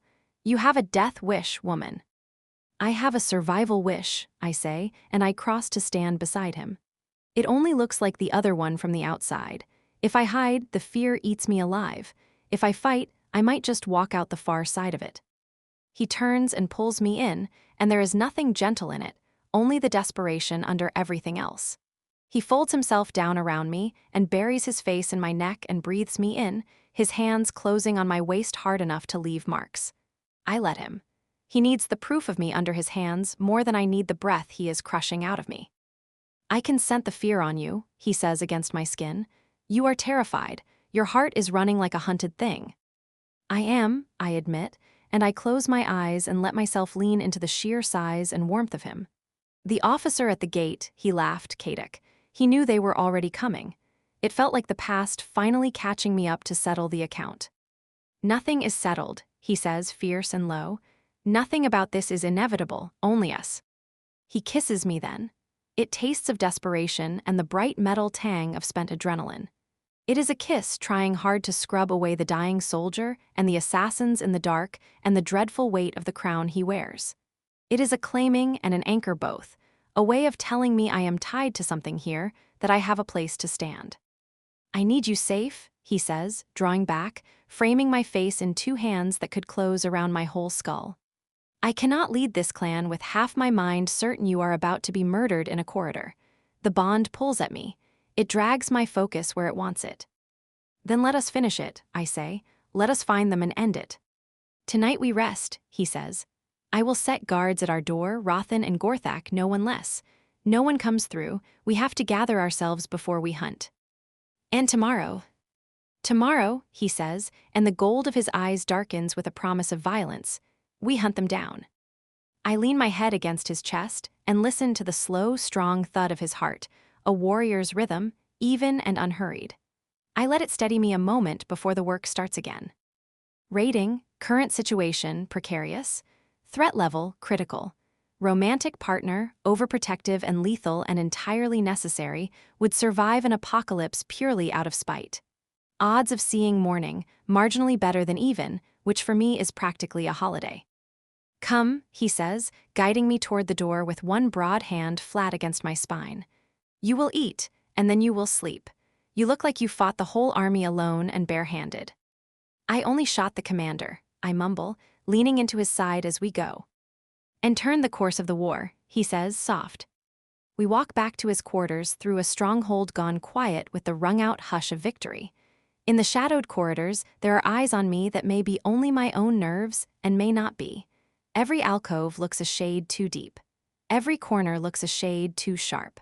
My hand finds the dagger at my belt without my telling it to. Let them come, I think, and a cold, steady fury banks itself down underneath the fear and holds it in place. I am not Asset A7 any longer. I am Bryn of the Bloodpeak clan, and I am finished running. Inside his quarters, Kadek bars the door. Then he checks the window slits, and the corners, and the wardrobe, methodical and unhurried. Only when he has satisfied himself that nothing waits in the room does he turn back to me. "Safe," he says. "For tonight, anyway." I peel off the dirty tunic, the one caked with the mud of the ramparts. Kadek helps me out of it, his great hands gone careful as he wipes the grime from my skin with a warm, wet cloth. The water in the basin clouds pink with the dust of the day. "You have bruises," he says, tracing a dark mark on my hip where the crossbow stock kicked back into me when it fired. "Battle scars," I say. "I'll wear them like medals."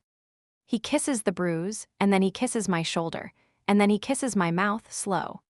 We do not make love. We are both wrung out past the point of it, too depleted and too wired all at once. So we only hold on to each other instead. We lie down together in the dark, his body curled around mine like a warm stone wall set between me and everything outside it. But I do not sleep.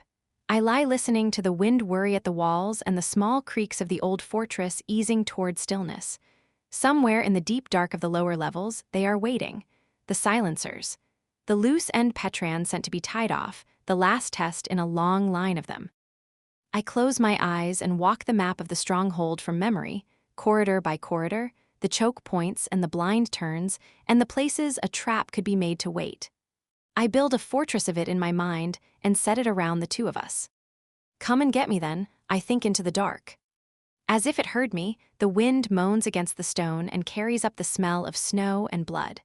The war is not over at all. It has only come indoors. I wake before dawn, and Kadic is already gone. The furs beside me are cool but not yet cold, so he left perhaps an hour ago. He slipped out for an early council briefing, his weight lifting off the bed without a sound that ought to have woken me. That the bond did not wake me with him tells me the shape of his mood. He held his side of it quiet on purpose so I could sleep, and the small kindness of that sits with me a moment in the gray. The room is the pale gray of the light that comes before the sun has cleared the eastern ridge, and the fire in the grate has burned down to embers. I sit up and dress quickly, back into the same trousers and tunic I peeled off the night before. The clean ones are still in the chest in my own chambers, 2 doors down the corridor. The cut on my forearm aches, and the bruise on my hip from the crossbow's recoil aches. And I think, not for the first time, that I am too old for this work, that I have always been too old for this work, and I am 26. I cross the corridor between his quarters and mine without seeing the rotation guard. I notice the absence but do not stop for it. Kadic's order set the men in particular places, and an empty corner here means they are posted at the corridor mouth 30 paces down. I can hear them there, low voices and the small bright chink of an axe head knocking against a belt buckle. I push my own door open. The room sits exactly as I left it last week, the one time I came back for warmer clothes against the late autumn nights. The single oil lamp on the side table stands unlit. The chest at the foot of the bed has a folded change of linen squared on its lid. The window slit is shuttered against the cold. The whole small space smells of cold stone, and the lavender Myra tucks into the linens when she rotates them. I cross to the chest. I am unfolding the second tunic, the heavy wool one, when a sound comes up from the keep, far off and faint and unmistakable to anyone who has stood a watch. The flat, hard clatter of an alarm gong struck without pause. The cadence the orcs use for breach of the inner keep. The war council meets in the keep. Kadic meets in the keep. It is 3 mornings since the siege broke, 3 mornings of drunk relief and thinned patrols, and the gong hammers the one alarm that means the dark has come indoors after all. The bond does the thing it does when danger has come up close. The hum under my breastbone sharpens. This is not the low, steady note of Kadic at a distance. It is the sharp note that means pay attention, and it is not coming from his side. He is 2 corridors over with the council, where the gong is screaming. This one comes from mine. A coordinated strike, then, the keep and the tower both at once. A clean professional job always runs on 2 fronts so that no single alarm can save both. I go still, with the tunic half folded in my hands. The corridor outside, in the half-second I make myself listen to it, is the wrong kind of quiet. 2 warriors stand a watch 30 paces off.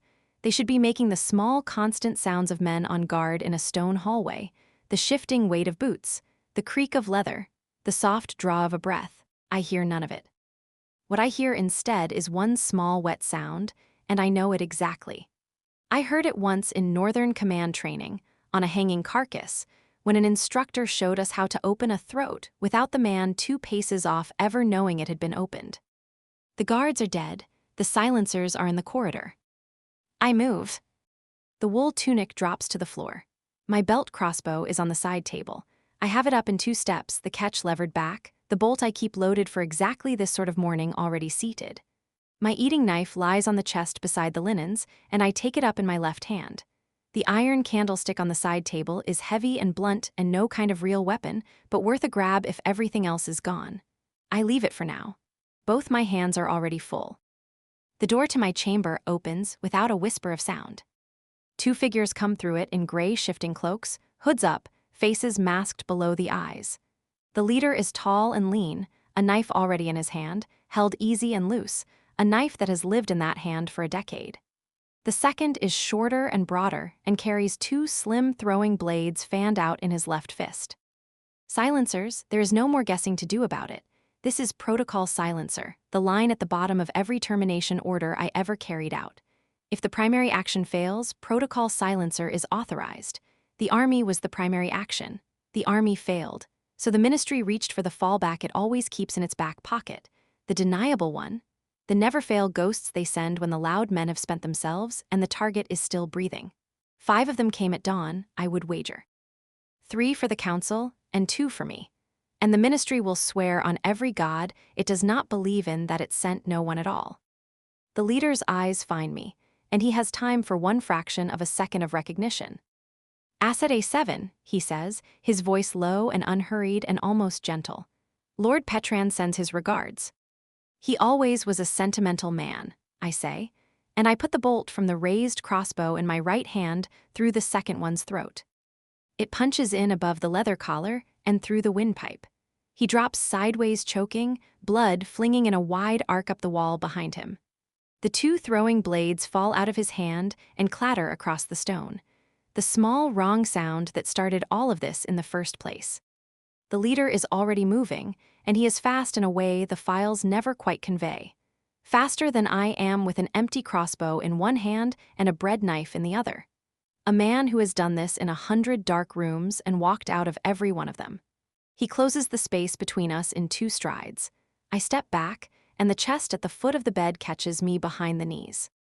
His blade comes up flat and quick toward my throat, the practiced economy of a man who means to open it and be gone before the body finishes falling. I get my arm up.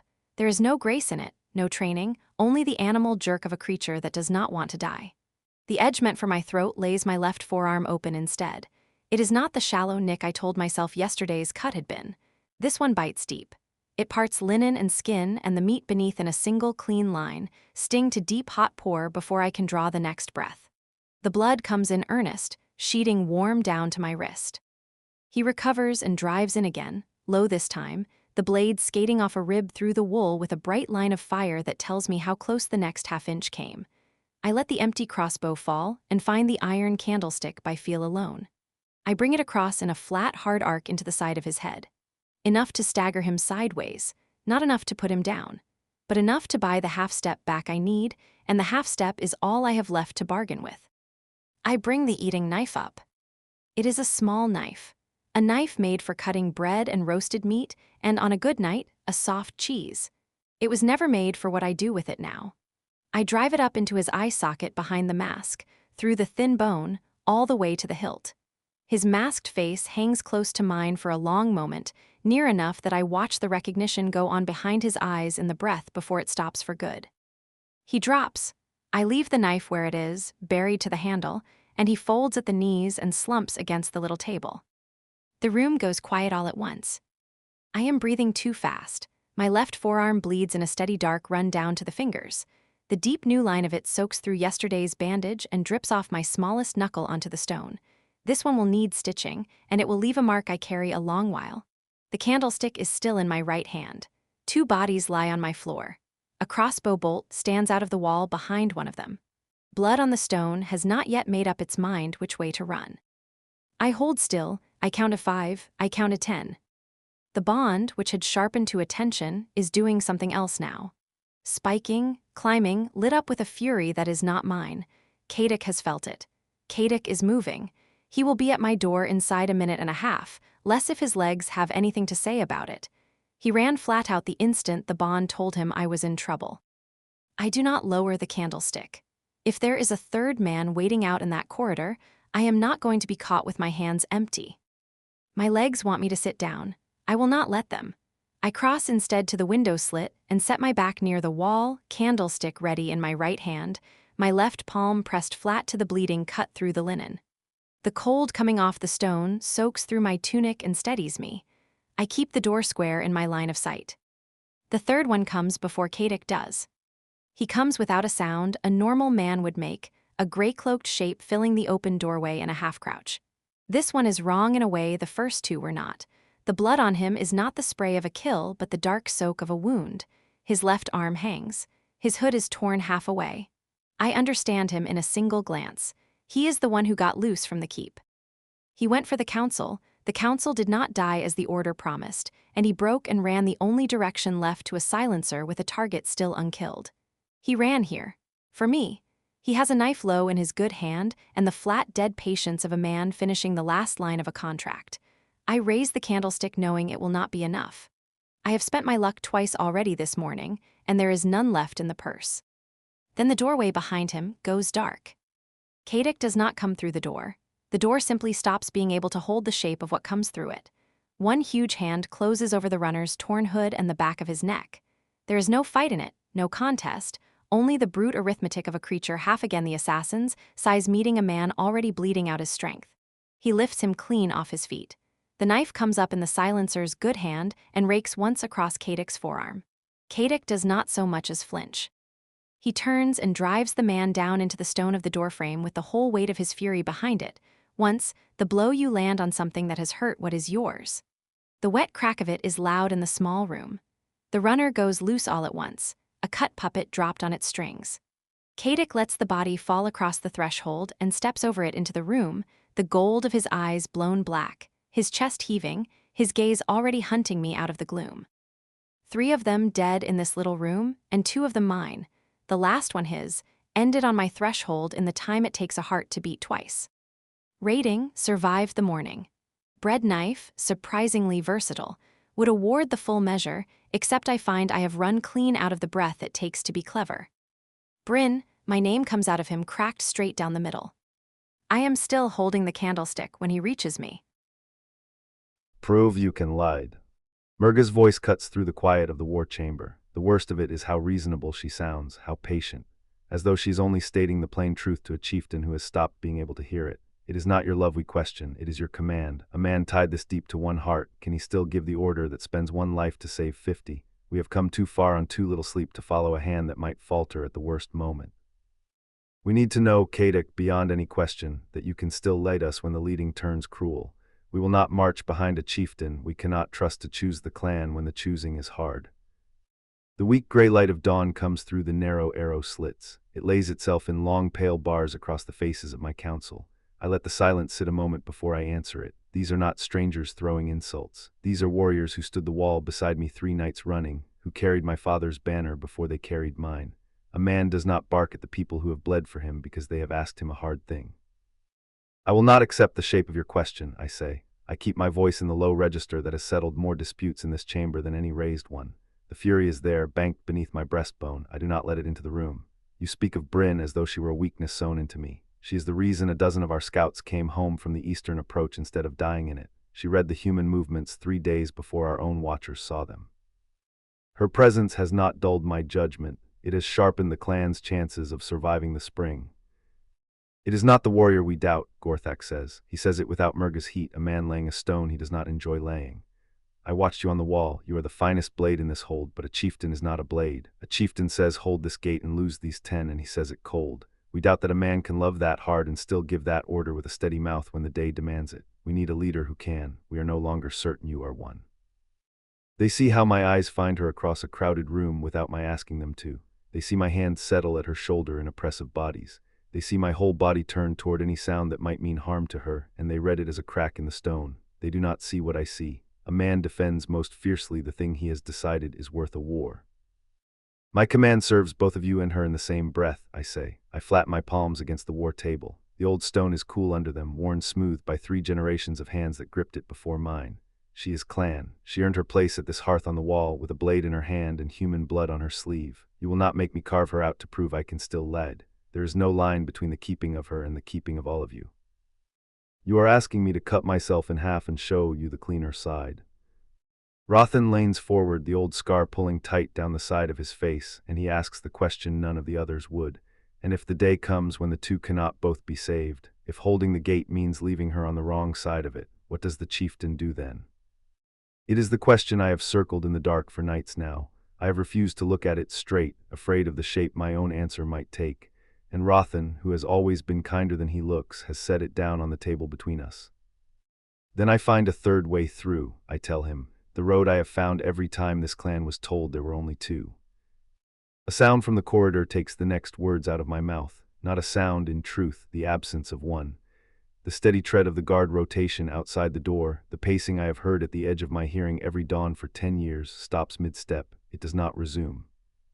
My head turns toward the heavy oak doors. The quiet stretches, wrong in a way my body understands before my mind does. Down, I say, and then I am already moving.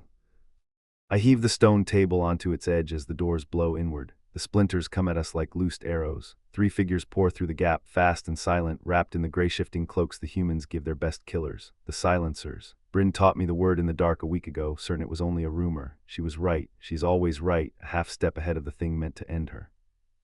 A throwing knife screeches off Gorthak's shoulder plate. Rothan's blade is out and meeting the first of them before I have crossed the room. Target absent, one of the killers speaks, and the words carry wrong, thrown by some human craft so they fill the chamber. He does not look at me. He looks at the empty chair beside mine. The asset is not here. Find her. I take the leader by the throat before he finishes the word. His armor is good reinforced leather, and it folds under my hand like wet bark. I drive him into the stone wall hard enough to shake grit from the rafters. Where is she? I say into his masked face. Already taken, he breathes, and his hand drops something at my feet. The flash takes my sight in a white blaze. I swing my axe into the place he was standing, and it lands true. There is no honor in the blow, and I take none from it. When the white clears, the man is dead.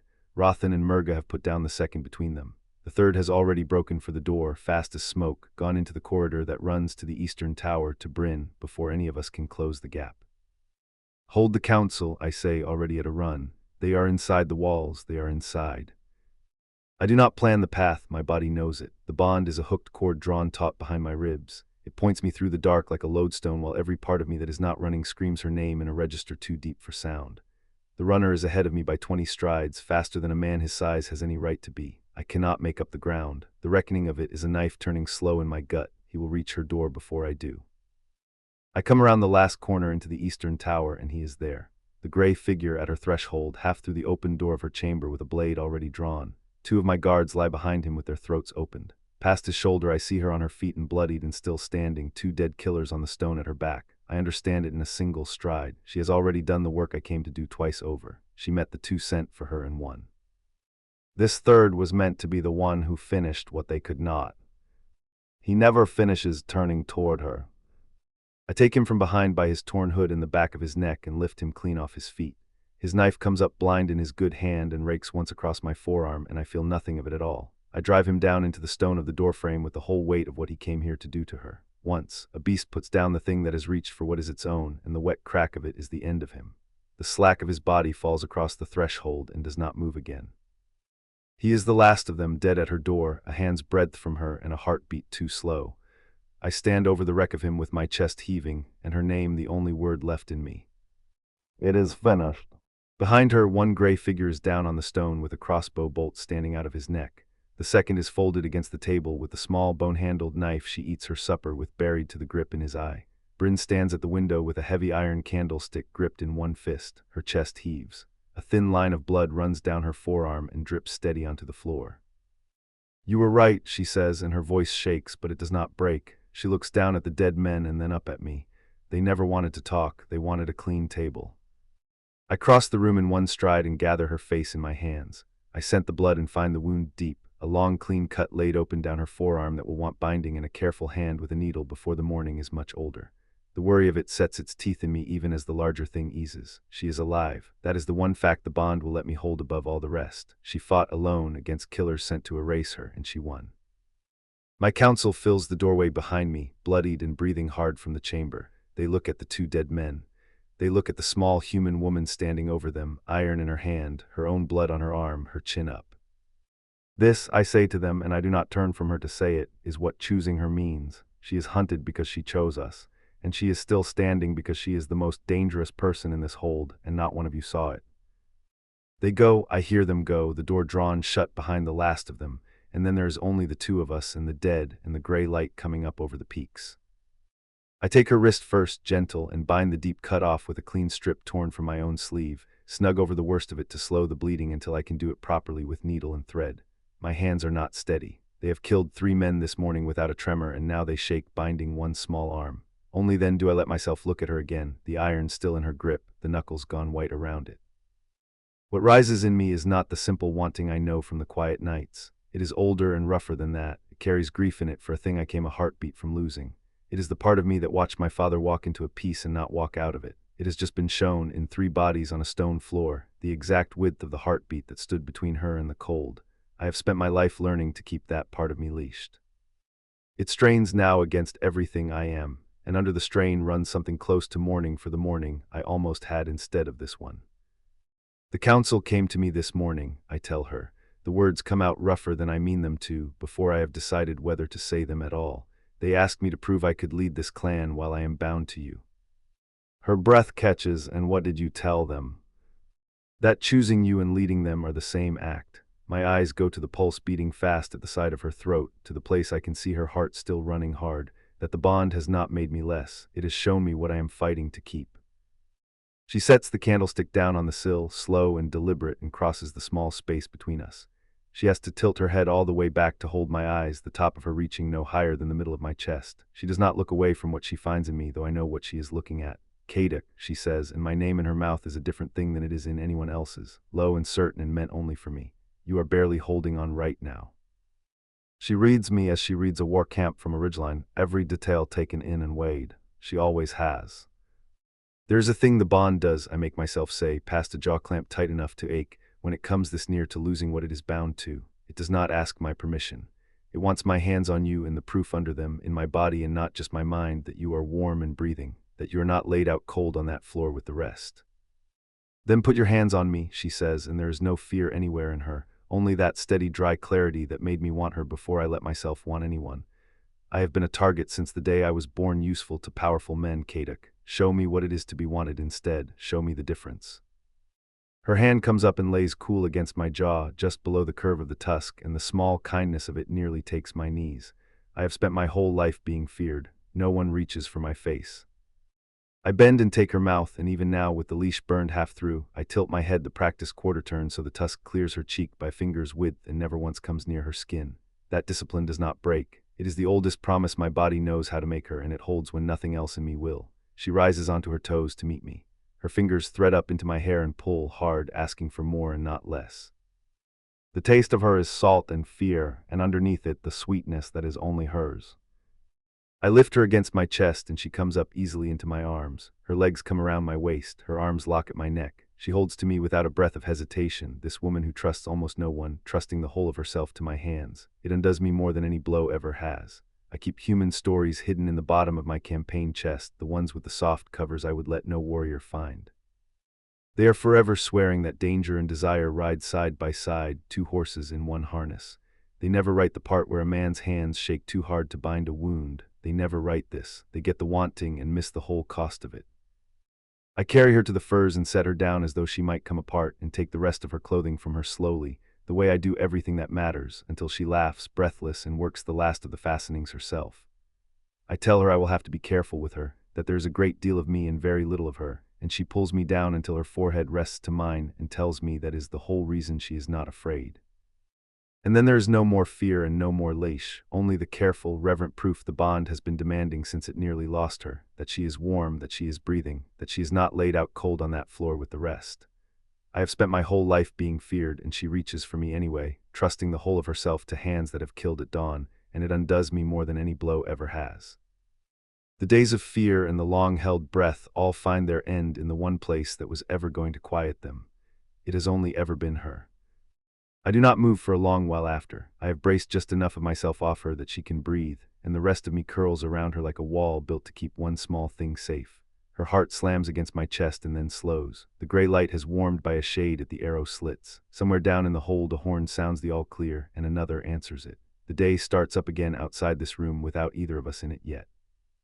I ease back enough to look at her. There is color high in her face. Her hair is a wreck. The deep cut on her forearm has seeped through its binding again, a dark bloom spreading in the linen that I will clean and stitch properly the moment she will let me near it with a needle. She has never once in all my life looked more like a thing worth the whole war. Well, she is husky and dry and entirely herself again. If that is what your council was so worried about, I cannot say I see their objection. The laugh comes up out of me unbidden, deep and unguarded, the kind I have not given anyone since my father was alive to pull it from me. They believe you are a weakness.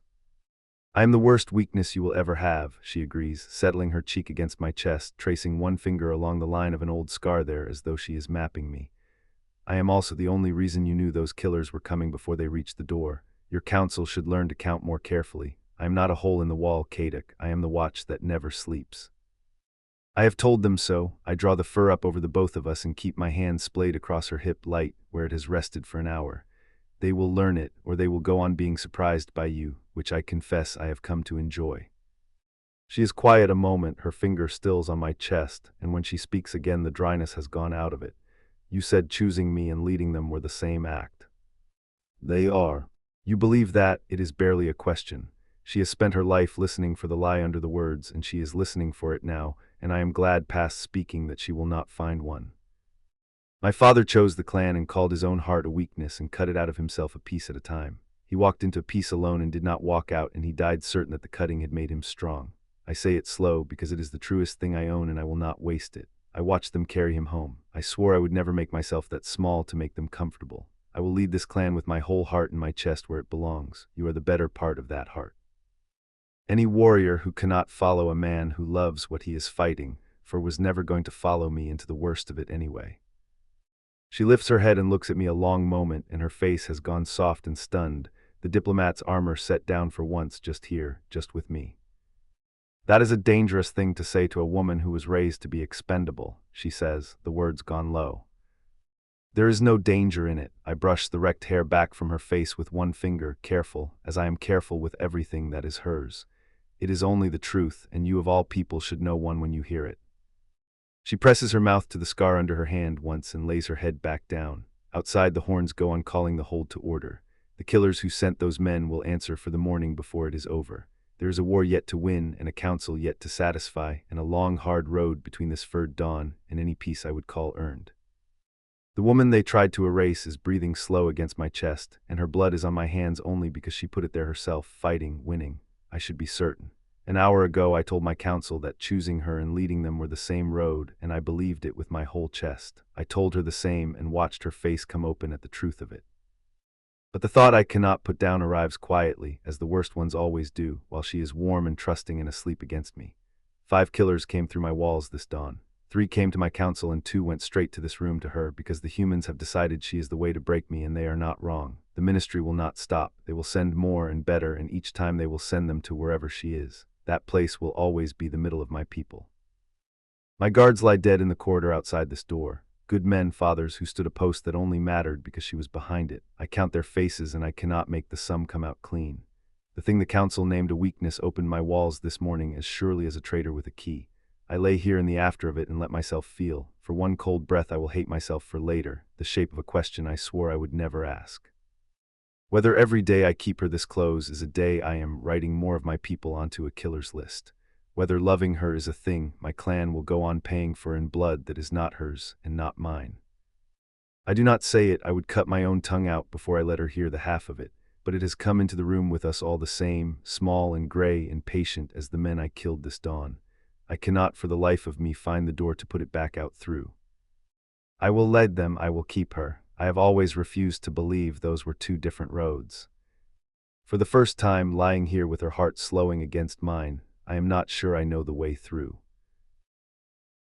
3 days, and I have learned the exact texture of every flagstone in this room through the soles of my boots. 3 days since a man with a human face and a clan-issued blade tried to open my throat in my own chamber. The same 3 days since Kadok's fury came down on the eastern corridor and took a section of good stone wall with it. That put the fear of all the gods into every living soul for a mile in any direction. And all that time, the worst sound there is. No sound at all from the human border. The silence comes down off the ridge and pools in the corridors. It sits there, patient as a creditor. The stronghold has gone into a lockdown I have never seen.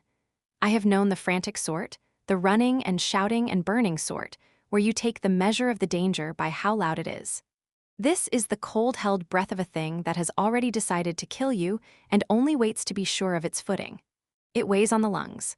It pricks along the skin until a body would almost welcome an honest scream. And every hour of it, the arithmetic gets harder to argue with. The silencer who opened my throat did not come for Kadok. He did not come for the clan. He came for me. I am the one thread the ministry can still pull, and they will keep pulling it. They will keep spending lives against this wall until it comes down, for as long as I stand behind it. The men who collapsed those tunnels, the warriors doubling the watch in the freezing dark. The boy I watched carried out on a litter with his arm hanging wrong.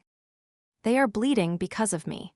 Every grave they dig from here on is one I helped fill by choosing to stay. I know what I am. The ministry taught me young in a clean white room with a clean white voice that some assets are spent so the mission survives. Acceptable loss. A7, expendable by design. I spent years hating the word. Now here it sits in my own mouth, and it tastes like the only true thing I own. If I am gone, the assassins stop coming. If I surrender myself back to Petran and put my own neck in the noose I was built for, the killing stops at the border and the clan goes on standing. One life I was always meant to lose, set against 100 who were never meant to be lost for me. It is a clean trade. It is, God's help me, an easy one. And there is the other thing, the thing I keep not saying even to myself. Kadek has already started letting me go. It came through the bond 2 nights past, in the breath he took before he answered me, the half-second of hesitation where his certainty used to be. The careful distance he has kept since. I know that pause. A handler wore it once, the day the orders changed, and I went from valued instrument to liability. Kadek is doing the math too. He is realizing what I cost him. The clan keeps what makes it strong and casts off what makes it weak. He will say it himself before the night is out, and I have done my own ledger and come up on the wrong side of the line. Kadek has tripled the perimeter watch. He has collapsed the service tunnels with controlled charges that shook grit down from the rafters for an hour together. By my honest estimate, if a fly tried to cross his territory, he would require it to file a written permission slip in triplicate first. And I, the great diplomat, the saver of the realm, am wearing a track in his floor. I have it measured. 12 paces from the heavy oak door to the narrow slit of window, 8 from the hearth to the sleeping furs. I know which flagstone rocks under a heel and the precise shape of every soot stain on the ceiling. A person learns all that only by being kept somewhere far too long against her better judgment. You are going to wear a groove clean through the stone, Myra observes. She sits at the one small wooden table Kadek has not yet buried under furs, his campaign to turn this room into a padded cell for my own good. She is grinding herbs for a poultice. The steady SHHH of the pestle keeps time with my pacing, the world's least encouraging metronome. I cannot sit still. I turn at the wall and start back the other way. My arm throbs under the fresh bandages, a dull rhythmic ache where the infiltrator's dagger opened me before I put my own through him. It is knitting closed now, the maddening itch that means it means to heal, and the ache keeps perfect time with my temper. What I do not tell her is that I am not pacing off restlessness. I am gathering my nerve. There is a thing I mean to do before this is over. I would rather leave the clan one last gift on my way out the gate than walk away having given them nothing but the cost of me. The human envoy arrives tomorrow, Myra. We have no treaty drafted, no terms agreed, nothing finished. We have Kadek's solemn promise that we will, and I'm quoting, destroy them if they try anything. It is a good promise. Myra adds a pinch of dried nettle, and the acrid bite of it fills the room. Simple, effective, very much our chieftain. It is a strategy for war when what we need is one for peace. I stop and take hold of the back of a chair until my knuckles go pale. If we meet them with nothing but threats and axes, we hand them the story they came for. We become the savages they have always claimed we are. We hand the king the reason for the next war and the war after that. We need structure. We need precedent. We need to beat these people on paper, in the one arena they truly believe is theirs. And I cannot do any of it while I am protected to the point of paralysis in a very comfortable cell. The stack of parchment I asked for hours ago sits on the corner of the table, pristine and faintly mocking, every sheet of it blank. I am the one tool in this stronghold no one will let near the work. I need to see the war council, I say. The chieftain says you are to rest. The voice comes from the doorway, low enough to feel in the floor. Vekra, my shadow these 3 days. I suspect Kadek chose her because she is the one warrior here who would, without a flicker of hesitation, pick me up and carry me back to bed if I tried for the door. She is enormous, her face a worked map of old scars, her tusks tipped in gold. She leans in the frame with her arms crossed over a chest plate that looks to have stopped a siege ram at least once. The chieftain, I tell her, holding her dark gaze, is inspecting the perimeter for the 10th time today. If he does not burn off the energy somewhere, he will come apart at the seams. I burn mine off through my mind. Give me no complicated problem to ruin myself against in the next 10 minutes, and I will start taking the furniture apart to learn how it was joined. Walk me to the council chamber, Vecra, please. She hesitates. Her eyes track from the bandage on my arm to the set of my jaw, then down to the curved knife I wear openly at my belt now. The close quarters gift Rothan pressed on me after the attack. Ugly and well-balanced, and the sort of honor a person earns in my line of work. He will be angry, she warns. Her voice grinds like boulders settling underground. He has been angry for 72 hours straight, so I fail to see how I make it worse. I let the corner of my mouth go up. I can manage his anger. Can you manage me, bored, with a granary's worth of clan ledgers and a sudden urge to invent a filing system for the winter reserves? That is the alternative. I want it on the record that I warned you. Vecra sighs, and the sigh seems to let the air out of her whole vast frame. Fine, but if you faint, I carry you back over my shoulder like a sack of root vegetables, and I tell him it was your idea. Deal. We go through the corridors together, and the feel of the place has changed since the night the wall came down. 3 days ago, the looks that followed me were curiosity or open suspicion. The human pet. The chieftain's strange indulgence. Now warriors stop what they are doing to give me a short nod, and a few tap a fist to the chest as I pass. The word has traveled that I killed 2 of the men who came to murder us in the dark and bled for the trouble. I am not the asset in these halls anymore. I am the chieftain's mate, the one who wears a dagger and has shown the whole stronghold she knows where to put it. There's the other matter, too, the one I keep declining to look at head-on. A tiredness gone all the way to the bone, one no amount of sleeping warm in Cadix furs will lift. And under it a strange, unsettled weight low in me. Not nerves.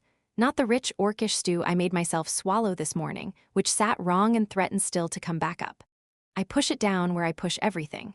The body settling after too much terror, I tell myself, trauma's long tail. I do not have the hours to spare for it, so I do not spare them. The War Council is in session, as I knew it would be, the heavy oak doors standing open, and the noise of a good argument spilling out into the corridor ahead of me.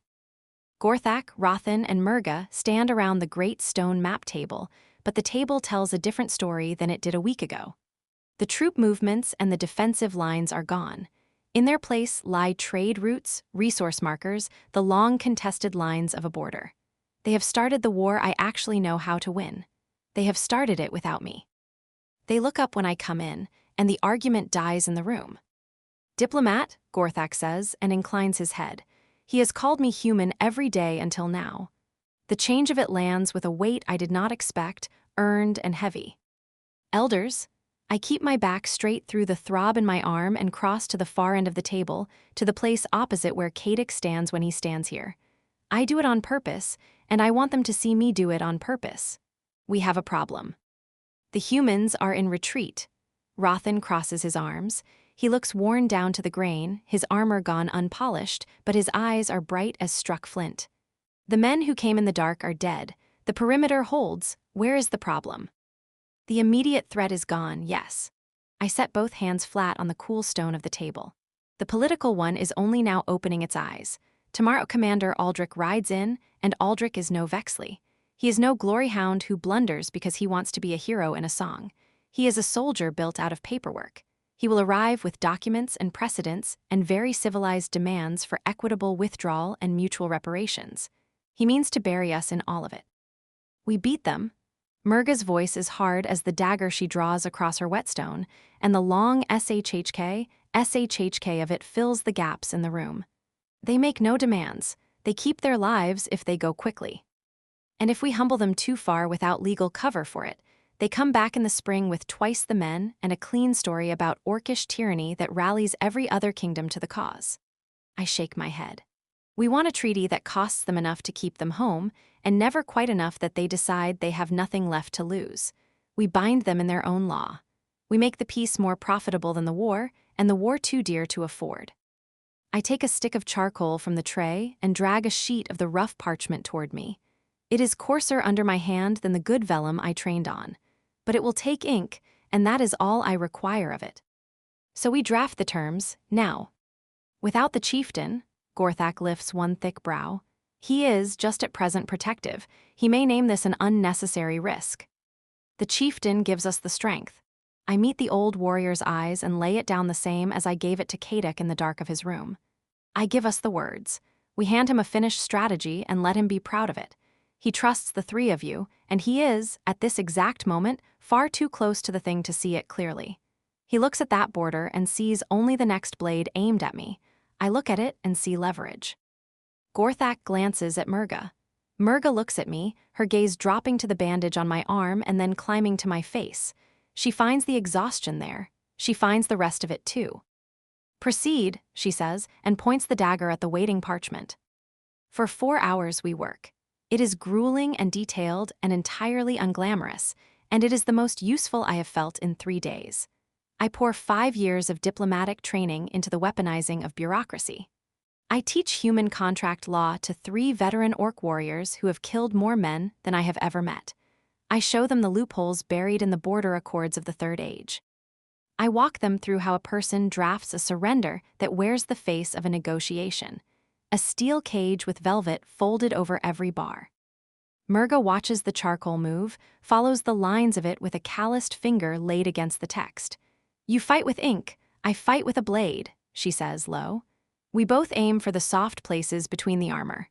It is the first time she has set my work beside a warrior's, and I will not pretend it lands lightly. We take the ironwood forests, Rothan insists, and brings his finger down hard on the northern reach of the map. They need the timber for their ships. We deny it to them outright. No, I draw a line through the section on my draft. Too plain and too dear to them.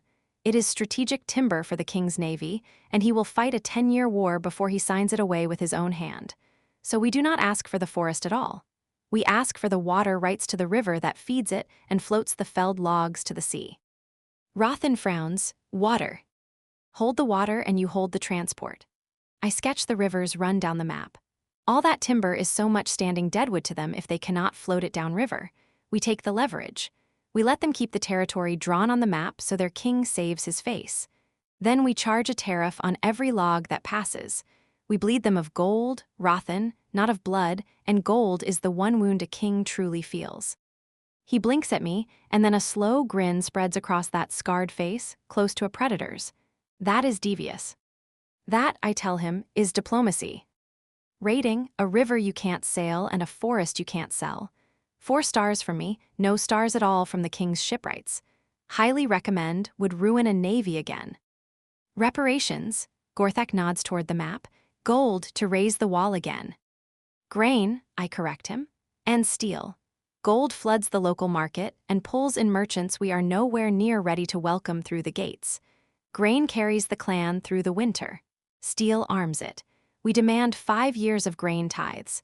We call it compensation for agricultural disruption arising from unsanctioned military maneuvers. Unsanctioned, Murga scoffs, the king ordered every bit of it.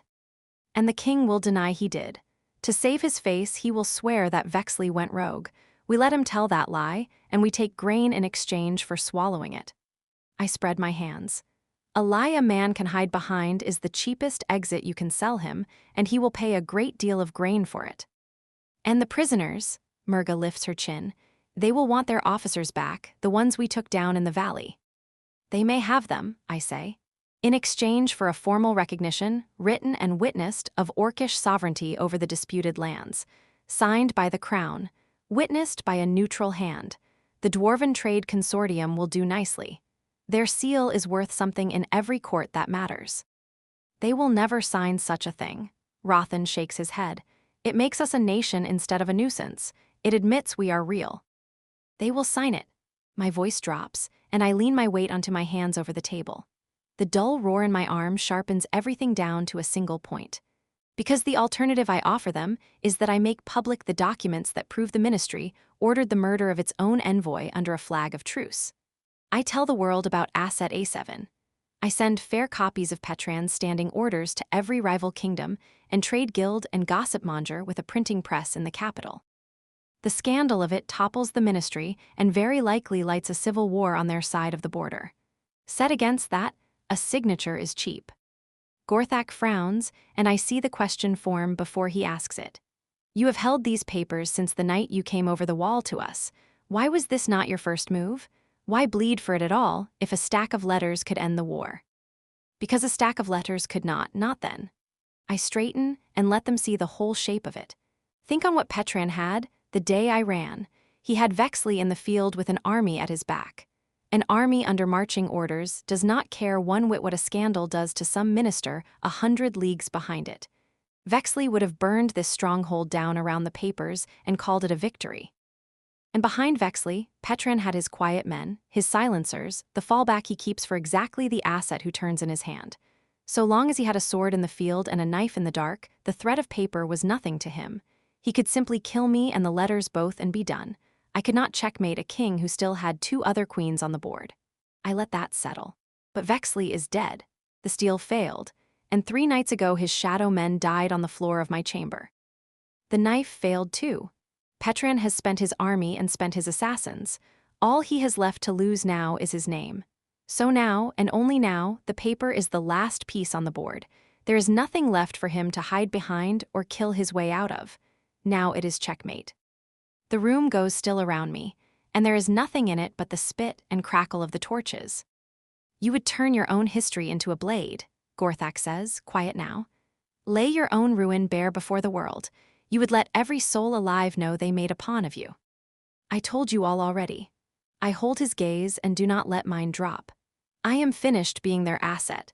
I am yours now, and I will burn anything that needs burning to keep this clan standing, my own pride first of all and gladly.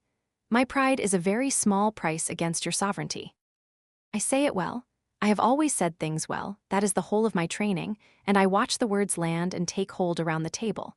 Only I know how hollow they ring inside my own chest. I am yours now is a thing I am saying to people I have already decided to leave. A diplomat learns young to sound most certain of exactly the thing she has not yet let herself believe. The treaty is real. The conviction is a costume I have not earned the right to wear. Not yet. Not while there is a road down off this ridge with my name on it. It is a high price. Murga's voice has gone almost gentle, but it will work. The heavy iron-bound door bangs back on its hinges. Kadek fills the whole of the frame. He is breathing hard, sweat dark through his black tunic where it clings to his chest, his hair wild. His golden eyes rake the room with a frantic edge until they find me and stop. His relief crosses the room ahead of him and lands on me like a wave, the bond carrying the raw force of it before he has said a word. Right on its heels comes the anger. You are not in your quarters, he says, and the low of it moves through the stone under my boots. I am working, I answer, and do not step back from the table. He stalks in, and the council members give ground without seeming to decide to, the old animal sense of making room when the larger predator comes into the den. He stops a hand's breadth from me, all heat and weight and presence, and he smells of cold night air and pine and ozone, and a fear so raw I can taste it on him. I told you to rest. His voice rumbles up out of his chest. You were cut 3 days ago, you bled, the healer said you need quiet. And we have a treaty to win tomorrow, I say, and hold up the parchment we have filled edge to edge with dense, ruthless script. While you pace the walls and put the fear of the gods into your own perimeter guards, the 4 of us secured the future of your clan. You're welcome. He looks at the parchment, then at the bandage on my arm, then at my face, and I watch the war go on behind those golden eyes. The part of him that wants to wrap me in wool and shut me in a tower fights the part that knows, plainly, that I have just done his work better than he could have. He wants to be furious. He cannot quite manage it. You should be resting, he says again, but the anger is draining out of him as he says it, and his shoulders come down with a tiredness that goes all the way through. I rest when the work is finished. I tip my head at him, sound familiar at all. He huffs out a sound caught somewhere between a laugh and a growl. He reaches out and lays his thumb against my cheek. Where he touches me, the bond warms all at once and bright, chasing the cold of the council chamber clean out of my skin. You are stubborn, he murmurs. And you knew that when you kept me, I say. He turns to the council with one broad hand staying on my shoulder, holding me there like an anchor dropped. Is it done?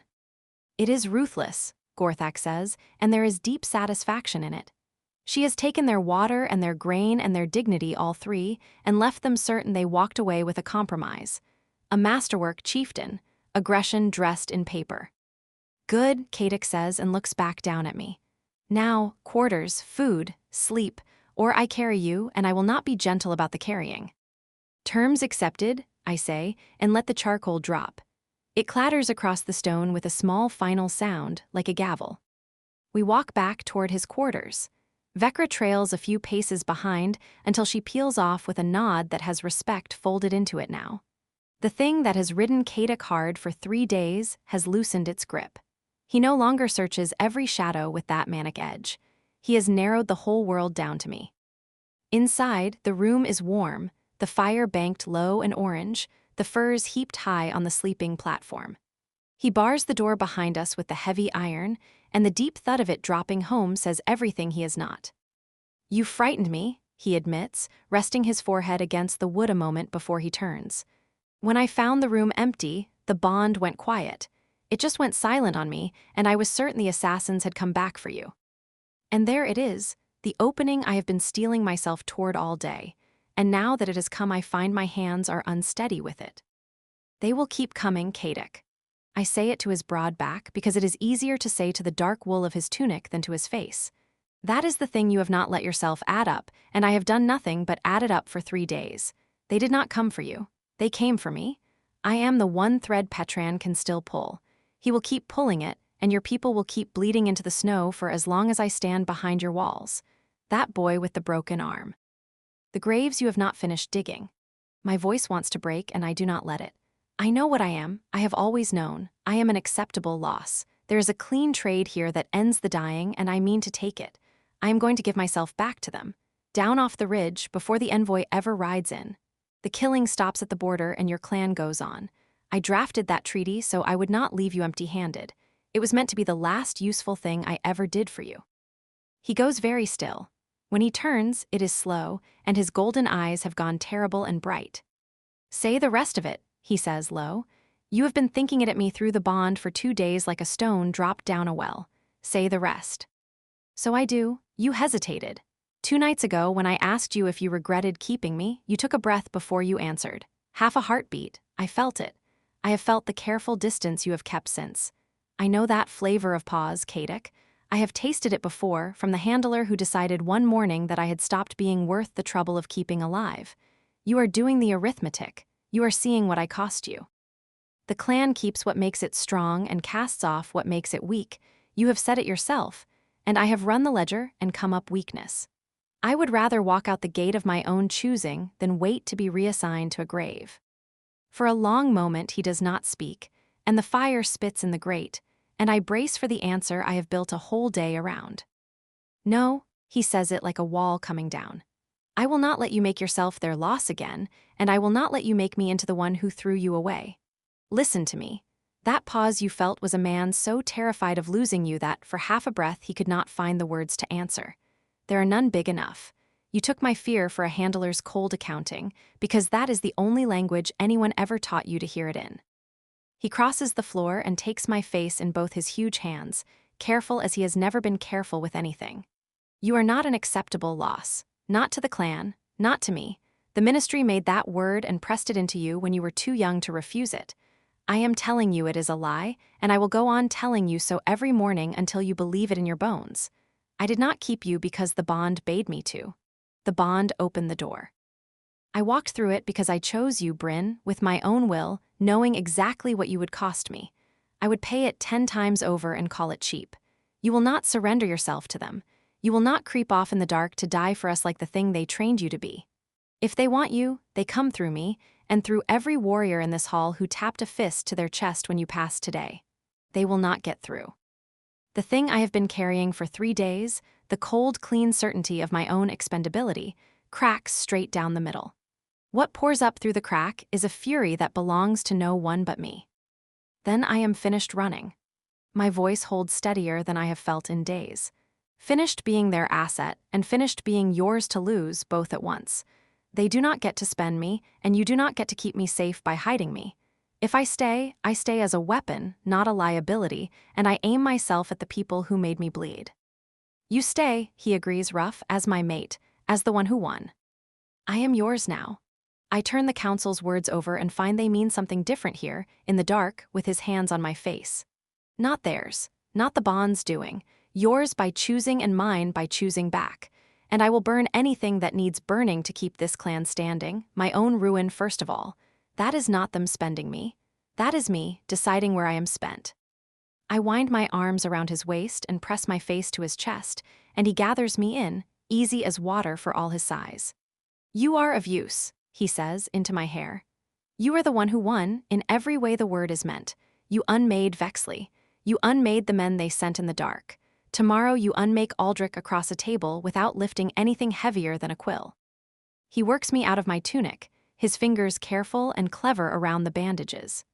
The cool air finds my skin as he steps back to look at me, his gaze settling low, lingering on the bare stretch of my stomach. A small turning low in me answers his gaze, a thing I have no name for. Only the bond running close to the skin tonight, I tell myself. Or the sheer weight of everything we have lived through these 3 days, finding somewhere to land. Whatever it is, it leaves me strangely shy of him. You are staring, I whisper. I am imagining, he says, and his voice has gone rough at the edges. Someday, a child of ours, maybe, while their mother dismantles kingdoms with her words, I never let myself want such a thing before you. Now I cannot stop seeing it. My hand comes to rest over my own stomach without my deciding it should. A child with his eyes and my stubbornness. I never once let myself picture it, not in all my years of being spent.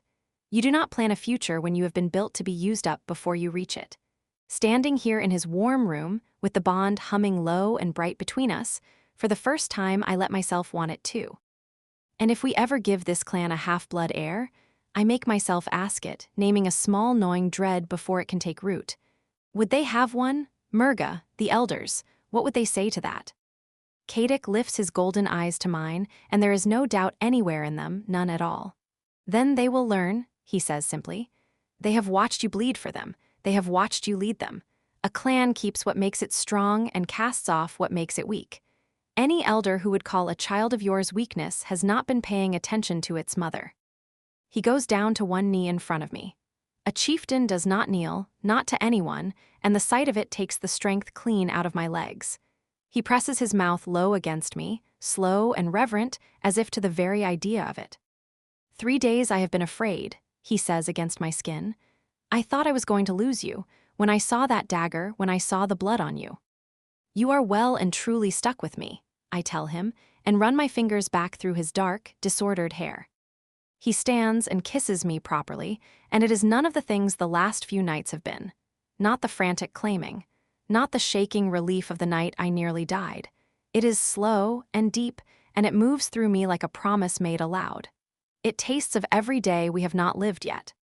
Tomorrow, he says against my mouth, we end this war, for good and for all. Tomorrow, I agree, we redraw the map. I draw him down to the furs, and there is nothing left that needs saying. The treaty is drafted on the table by the hearth. The walls are manned. The men who came for me are dead, and tomorrow the gates open to people we have chosen to let in. And as I drift toward sleep in the great warm circle of his arms, that small, unnamed warmth still turning under the hum of the bond, I find the envoy has lost his power to fright me. Let Aldrich come. I have the words, and I have the will, and I have the chieftain who would burn the world to its roots before he let it take me. They have never once stood a chance. Some days after the siege broke, the human envoy comes up the valley under a white flag, and dawn arrives for once without horns. I watch him from the stronghold wall while the light comes gray over the peaks. The valley floor below still wears the marks of their hasty leaving, tents struck and abandoned, a siege engine left to rot where its wheel cracked, rows of rough wooden stakes over graves they dug in too much hurry to dig deep. They are gone. They came to break my walls. Instead, they broke themselves against them, and now one man walks back toward those walls carrying a folded square of cloth as though it could undo all of it. Bryn sleeps in my quarters. She sleeps properly, deep and unmoving, for the first time since the night this began. The fight finally let go of her hours after the last of it was done. She folded against me near midnight, murmuring something about a final report filed. Then she went down into weariness so complete that I had to hold still and let her have it. Every protective instinct I own wanted to gather her up and forbid her to so much as turn over for a month. Her scent lingers on my skin, sweet and entirely hers. She has survived, she is safe, she is mine, and the war that wanted her dead is over. The envoy stops a respectful distance from the gate. He carries a request for parley, terms for withdrawal. Their commander Vexley died on the ridge when Bryn put a crossbow bolt through him. His second, a man Bryn's files named a pragmatist, has no stomach for a siege that buys his king nothing but corpses. They want out.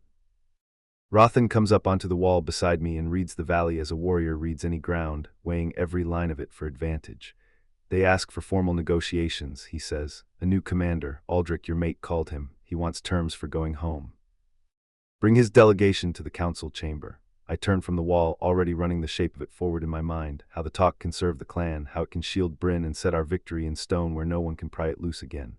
Assemble the war council. Bryn sits in on this, and that is not open to discussion. The humans need to see her at my right hand where they can no longer reach her. She is ours now, and never theirs to reclaim or punish again. The council gathers within the hour. Gorthak, Rothan, Murga, the same warriors who spent the first weeks of this siege questioning my judgment and doubting the human woman I had taken to mate. Then her strategies pulled victory out of a fight we should by every count have lost. The chamber has changed since those early arguments. The air that was thick with suspicion sits easy now, settled and sure. The humans ask for surrender terms, I tell them, taking the chieftain's chair. The weight of the seat feels different than it did when I first inherited it. Earned now in the holding of these walls, not merely passed down to me by blood. They acknowledge defeat. Their new leadership wants conditions for withdrawal, not the slow bleed of a siege that gains them nothing. Then we dictate, Gorthak says, and the satisfaction sits deep under the words. From a position of strength they handed us themselves. Their assault failed top to bottom. We name the terms of their going. What do we take from them? Murga asks, her old hostility long since traded for the cold arithmetic of advantage. Resources, land, an apology they have to choke on. Bryn negotiates these terms with me, I say, and I hold each of their eyes as I say it. As my advisor, her reading of the enemy won this war as surely as any axe did, and her reading will win us the peace. The humans will understand before they leave this valley that she is clan now, not a hostage to be pried back through some letter from their king, not a defector to be dragged home and made an example of. The council trades looks. They are not the wary, sidelong looks of 3 weeks past.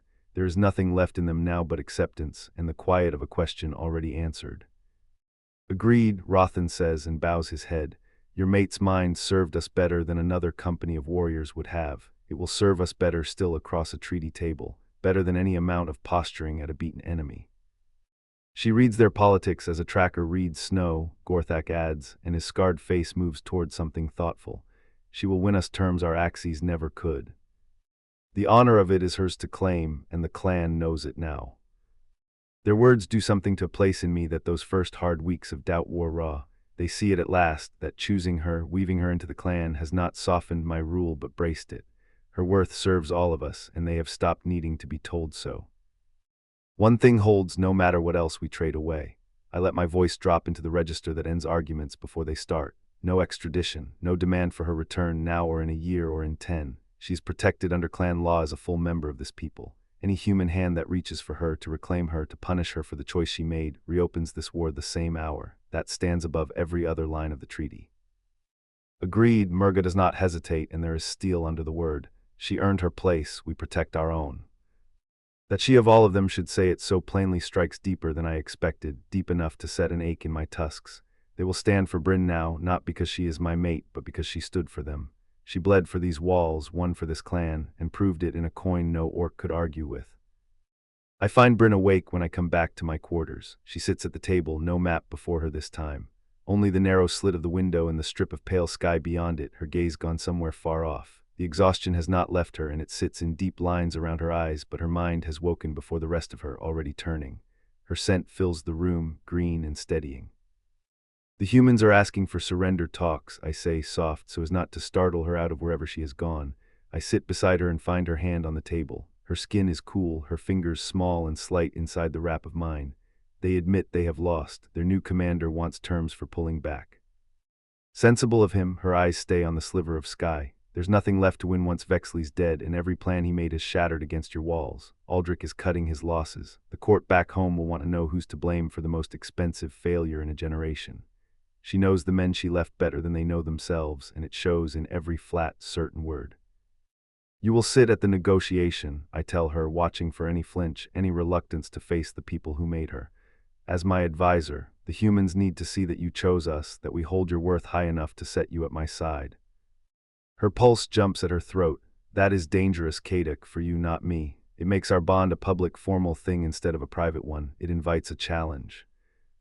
I do not care. The truth comes without effort. As little has come without effort to me since this siege began.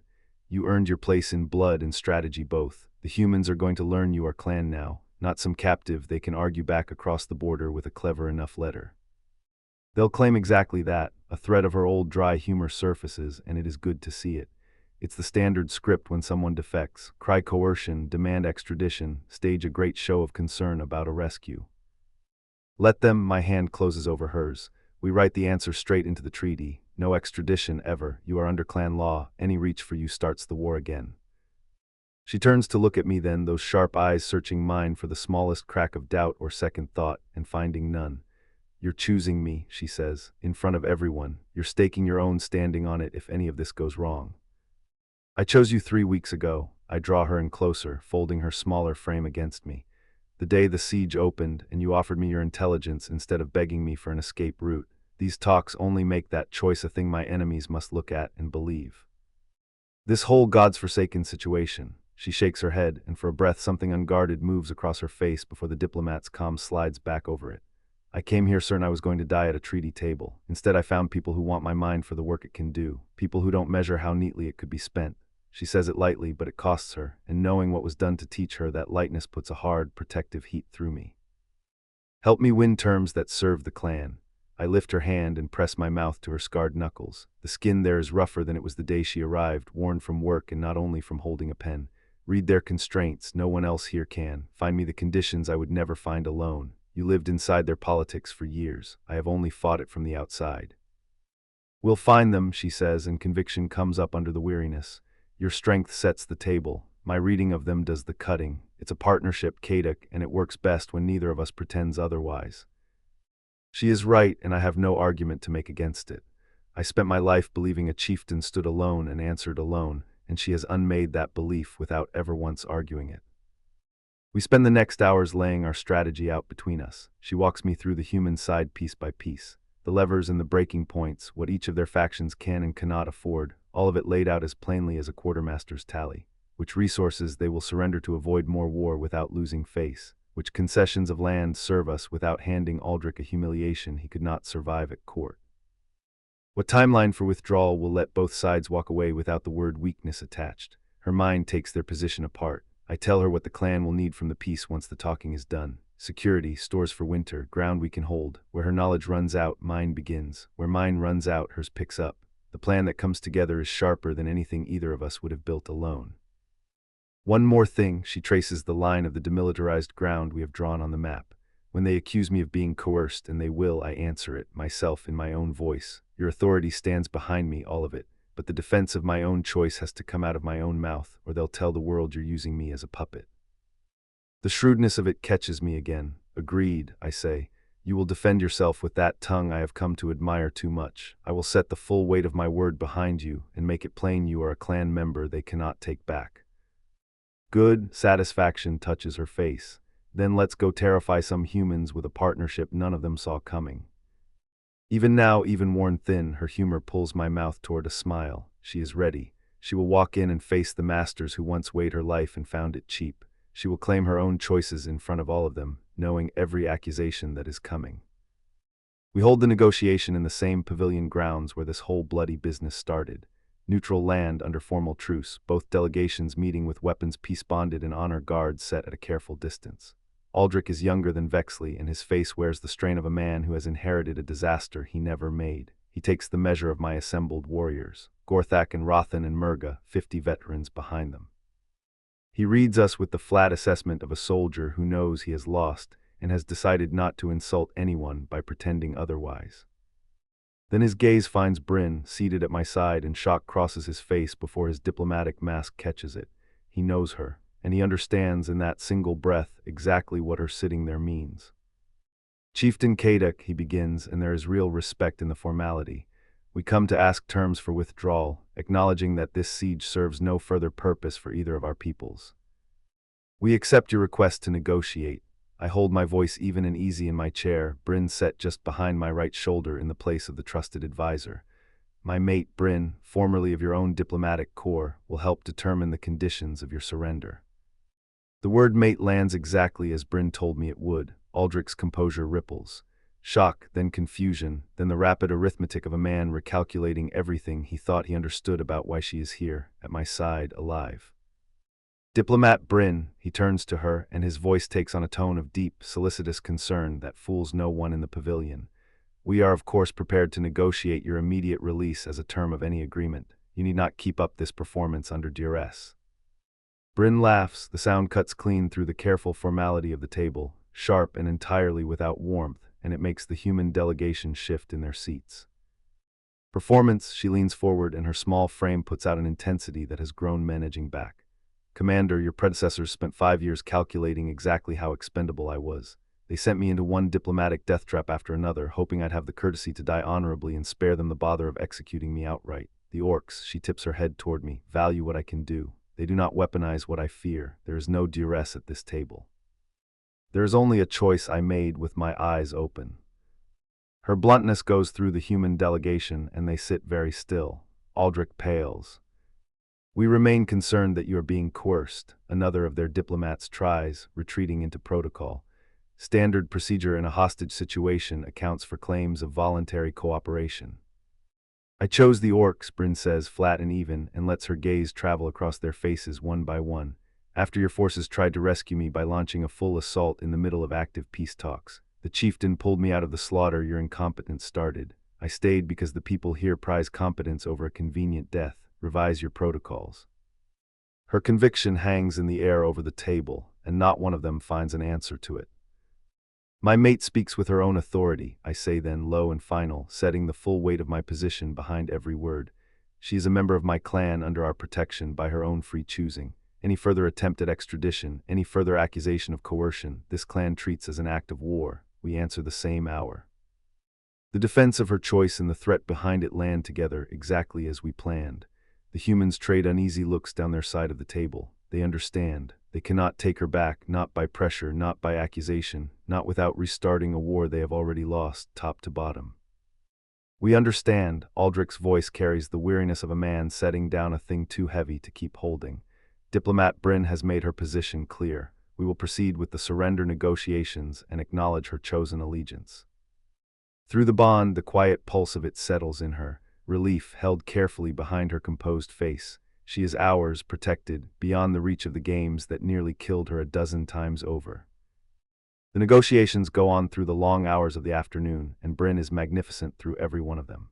She reads the pressures crushing the human side with an accuracy that proves how intimately she once lived inside their fears. The need to be over the mountains before winter closes the passes, the political cost of the failed siege, the terror of looking weak in front of their king. She wins concessions of resources, the siege engines they abandoned in the valley, grain against the coming cold. The use of trade routes, she secures land terms that strengthen us without handing Aldrich a humiliation that would only breed another war in 5 years. She sees their objections coming before they speak them, and turns each one aside so neatly their negotiators are left grasping at nothing. By the time the terms are drafted, set down in both the human common tongue and the old orcish script, we have everything the clan needs.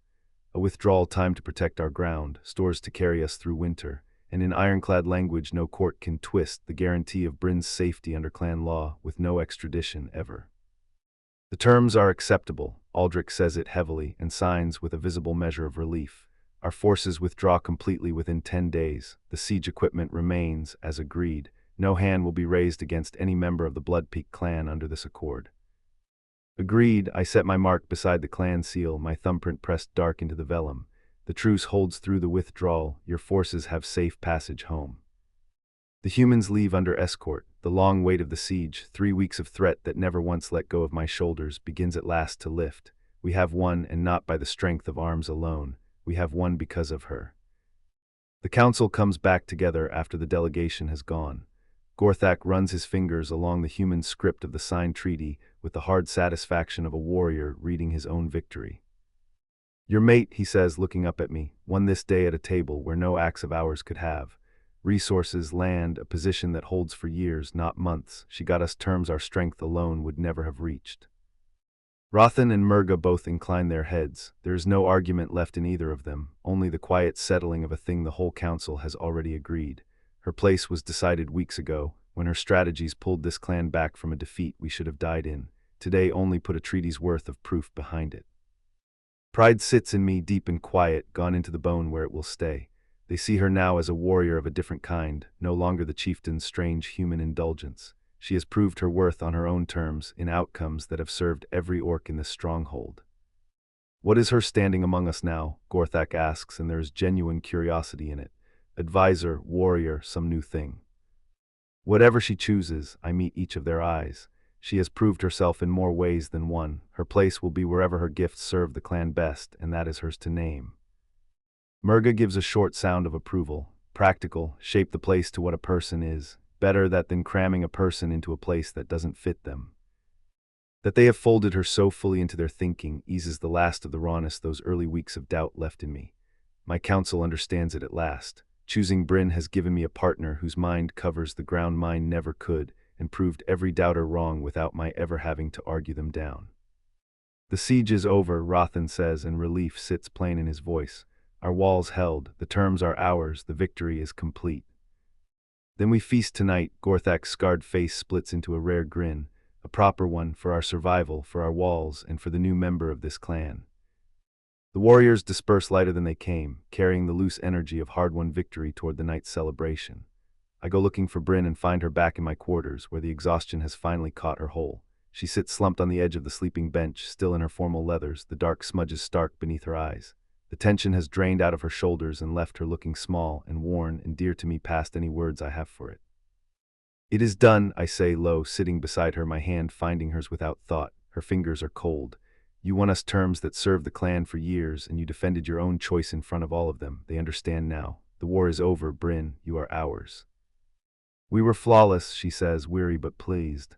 I told you it would work. The two of us pointed at the same enemy. It always was a partnership, Kadok, start to finish. I pull her against my chest and fold my arms around her. The relief I held back through 3 weeks of war crashes through me with a force that makes my own breath go ragged. 3 weeks she could have died in 100 different ways, but the death that still wakes me cold was the one she walked toward with her own 2 feet. The night she stood in this room and offered to hand herself back to them, certain her life was a price the clan should be willing to pay. She had spent so long being an acceptable loss to her own people that she had learned to do the arithmetic on herself. I had to refuse the sum out loud before she would believe I meant it. I almost lost her to that lesson, the one drilled into her across 5 thankless years, more than to any blade of theirs. The nearness of it still sits in me like a stone I cannot quite work loose. You are safe, I say against her hair, and it comes out of me rough. You survived, you are protected in writing, with no door left open for them to drag you back through, and no door left open for you to walk back through either, the door you reached for that night. You are clan now, ours. You do not get to spend yourself to save the rest of us, not ever again. I will not let you be a loss I am supposed to find acceptable. And you are mine, she says against me, her pulse beating faint and steady against my palm where my hand rests at her back. I chose you, I chose us, I chose this over the people who only ever did sums on how much my life was worth, over the part of me that learned to do those sums for them. Her hand fists in the cloth at my chest. When you wouldn't let me give myself up, I think that was the first time in my life anyone refused to spend me. I'm not going back to being a number you balance against a wall, Kadok. I chose to stay, I keep choosing it. There is fierceness in it even half asleep. The fierceness of it aches in my tusks, deep and possessive and glad. Her mouth finds mine, the kiss is slow and unhurried, made of relief and exhaustion rather than the desperate hunger of the nights before. I answer it with care. The need in me banks low behind the awareness of how spent she is, how easily my sighs could undo her if I forgot myself even for a moment. Kadok, she murmurs it against my lips. We survived, we won, I need you.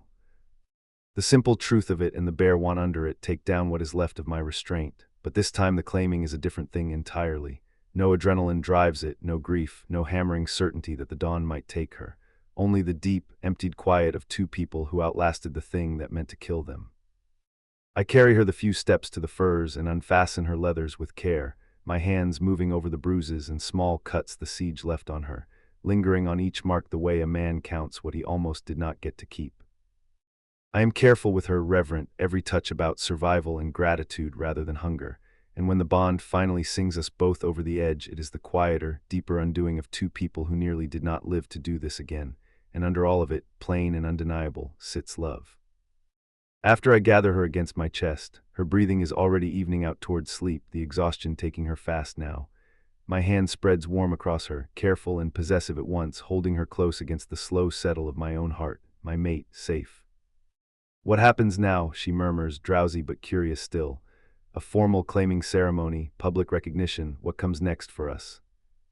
Whatever you want, I press my mouth to her temple. You have proven yourself past any need of ceremony. Your place here is secure whether we mark it with rights or not. I want all of it. Her fingers trace idle lines across my chest. The ceremony, the public claiming, a real position where my mind is used for what it's good for, a life here with people who value competence over a tidy death.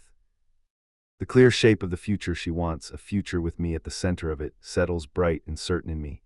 Then all of it is yours, I promise, and tighten my arms around her.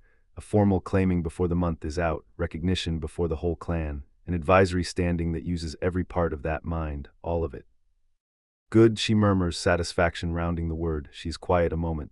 Then, and children, someday, if it ever comes to that, you were nothing if not thorough about it tonight. The dry, easy way she says it stirs me even now, spent as I am. The thought of her carrying my child one day, a living thread tied between her people and mine, a future made flesh. And how would you feel about that? I ask it with care, watching her, wanting the true answer and not the weary one. Glad, she says, with no hesitation in it at all. If it ever happens, we handle it together. We handle everything together. The partnership reaches that far, same as it reaches everywhere else. The plain certainty of it, how she folds even that into the together she has built between us, sets the deep glad ache in my tusks again. Together, I agree, and draw her closer still. Whatever comes, we meet it side by side. No regrets, Kaduk, she says, already slurring towards sleep. Just what comes next, the start of it. Her breathing goes slow and even, and sleep takes her at last. I hold her while the dark settles over the stronghold. I turn over everything 3 weeks of war have changed in me. What I have learned about leading, about leaning on another, about the man I had taken myself to be, and the better one she has shown me I could be. The bond has not weakened my rule. It has set at my hearth a mind that covers the ground I could not, and she has proved every doubter wrong in the one currency orcs cannot argue with. I have chosen love and duty both, and found, against everything I was raised to believe, that the two do not pull against each other at all. The keeping of her and the keeping of these walls turn out to be the same labor. That settles deep in me as I hold the small, fierce human woman who survived a siege, negotiated our peace, and won her place among my people through a worth no mate bond could have bought her. Tomorrow there will be feasting, public honor for the victory, public welcome for her, but tonight I hold her close. Those foolish human romances never once got this part right, I think, the part where choosing your own happiness, woven true into your duty, makes a strength no rigid, lonely tradition can match, whatever the old expectations demanded, whatever they nearly cost us both. The ceremonial robes weigh more than any diplomatic gown I ever wore. More than the boiled leather they laced me into for the siege. The weight is not in the wool. It is in what the wool means, in the irreversible thing I am about to stand up and choose out loud in front of an entire clan. Vecra settles the crimson fabric across my shoulders. Her hands have spent the morning gentler than I have ever seen them, her usually stern face softened into the pride a mother wears. The wool smells of wood smoke and crushed mountain herbs as it falls around me. Behind her, Myra works the last of the braids. Not the silk ribbons of my old life, but small polished gold discs, clan tokens etched with the marks for hearth and shield and mountain. They sit against my scalp, where for 5 years I carried the ridiculous diplomatic charms. Those stood for missions I survived while my superiors documented exactly how disposable I was. These tokens are heavier. They are mine. They are not going anywhere. The preparation chamber hums with the low, busy warmth of orc women dressing me for my own claiming. It is the casual touches that undo me, the easy murmurs of approval, the unasked-for advice. I am braced for none of it, because nothing in a state dinner ever once felt like this. Rating unexpectedly moving. 10 stars for genuine human orcish connection. 2 stars for my ability to maintain professional composure, and that too is generous. You are nervous, Myra says, tying off the final braid. Her sharp eyes miss nothing, as usual. There is no judgment in it. The ceremony makes even seasoned warriors nervous. It carries great weight. It is important, I manage.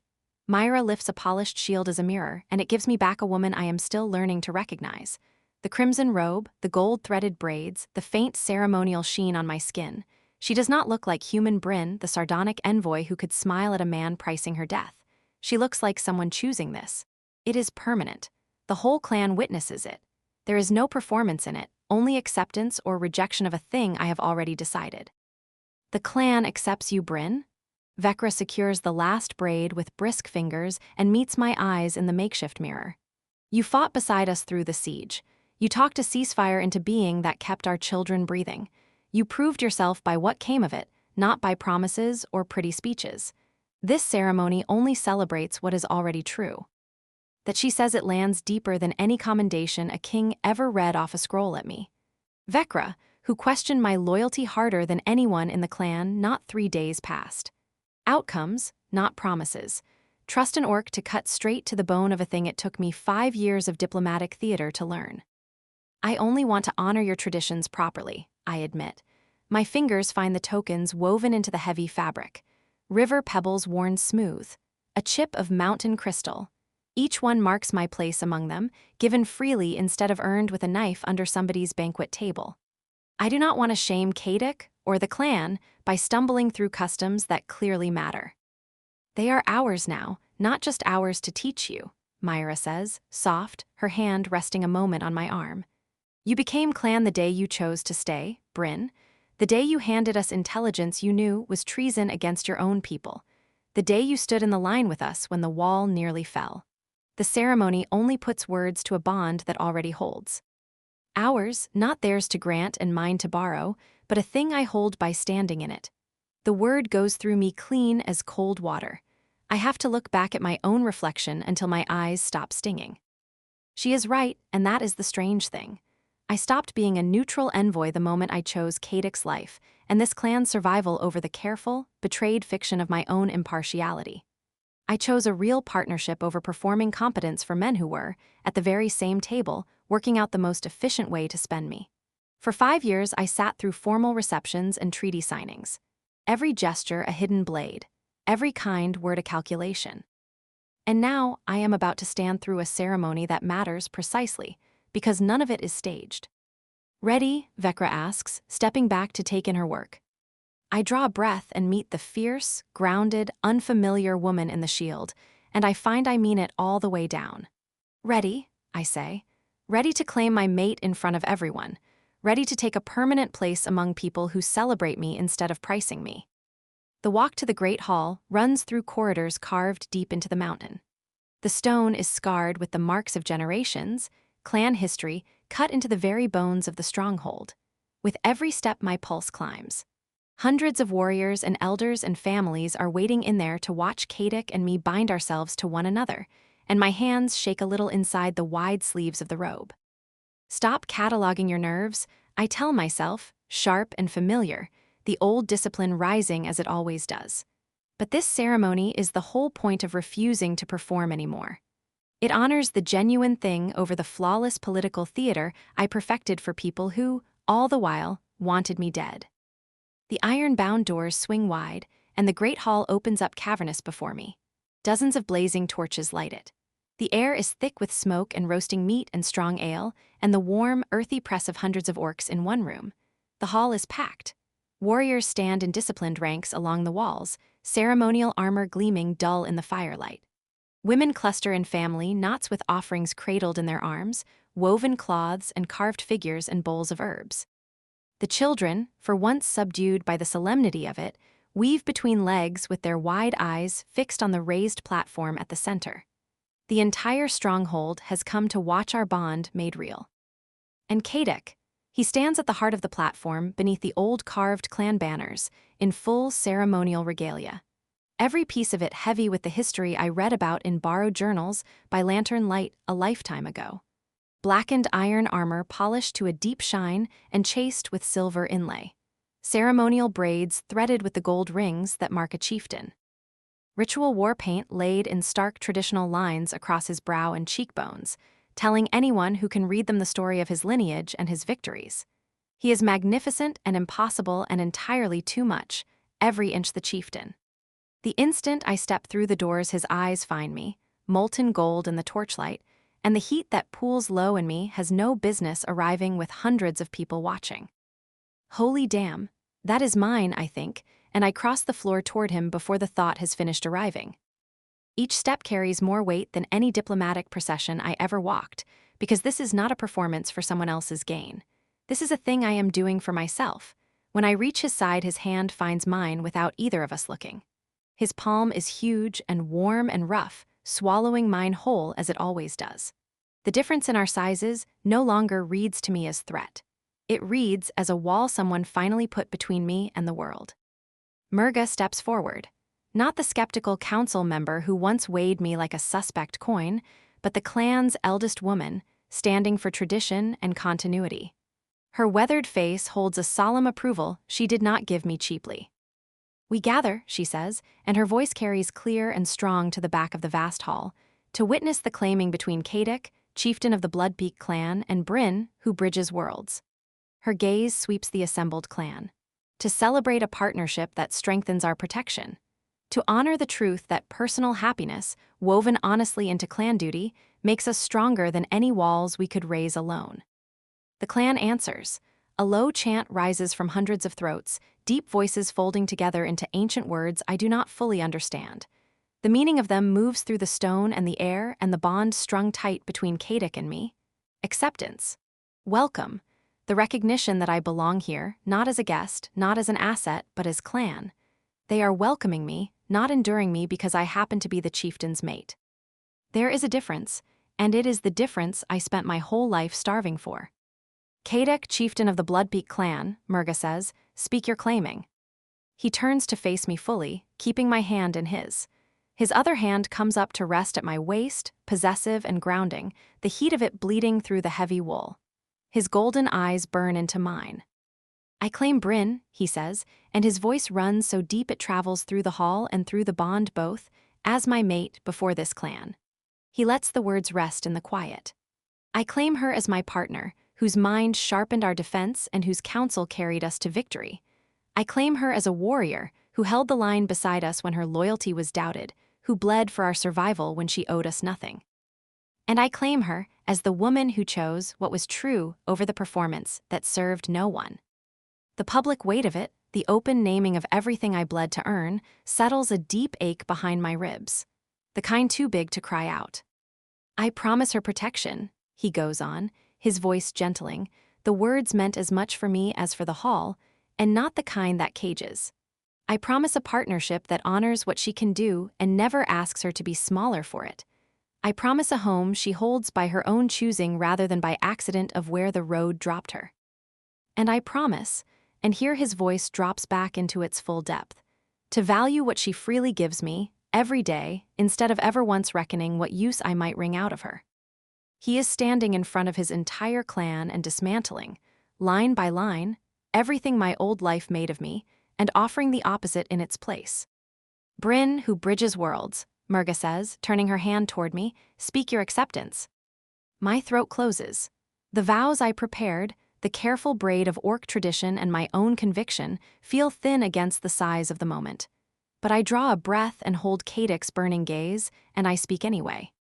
"Accept Kadic," I say, and my voice comes out steadier than I have any right to expect. The steadiness itself tastes like a thing I was never allowed to have. As my mate before this clan. I turn enough to take in the hundreds of faces watching me, the whole bright, noisy press of them gathered to welcome me home. I accept him as my protector, who respects what I can do more than he fears what could happen to me.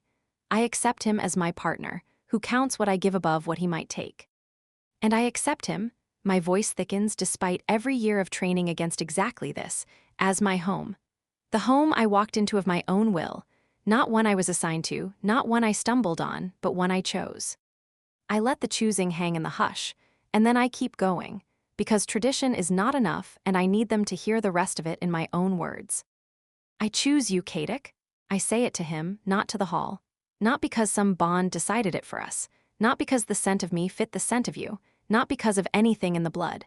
For 5 years I was handed to whoever needed a useful body, passed across tables like loose change. Valued only for what could be wrung out of me and discarded the instant the wringing was done. No one in all that time ever once chose me. I learned to stop expecting it. I made my peace with being a thing that gets used. So understand me. I am not here because the biology gave me no say. I am here because, with every say in the world, I would still walk into this hall and pick you. I choose this clan that fought beside me. I choose the people who celebrate what I give instead of cataloging my expendability. I choose the home I found only because I reached out and took it. Both eyes open, nothing forcing my hand. I draw one more breath, because there is a last thing, and it is mine alone to give. There is a name my mother chose for me long ago, before anyone overruled her.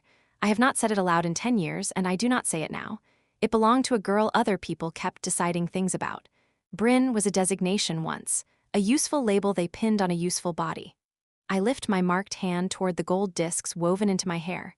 Standing here, I take it for my own, not Bryn the envoy, not Bryn the asset, Bryn of the Bloodpeak clan. The first name in my whole life I chose to wear instead of being handed. I keep it, and I am glad. A few warriors trade startled glances at vows that stray so far from the form, but Cadic's face holds nothing but a fierce and shining pride.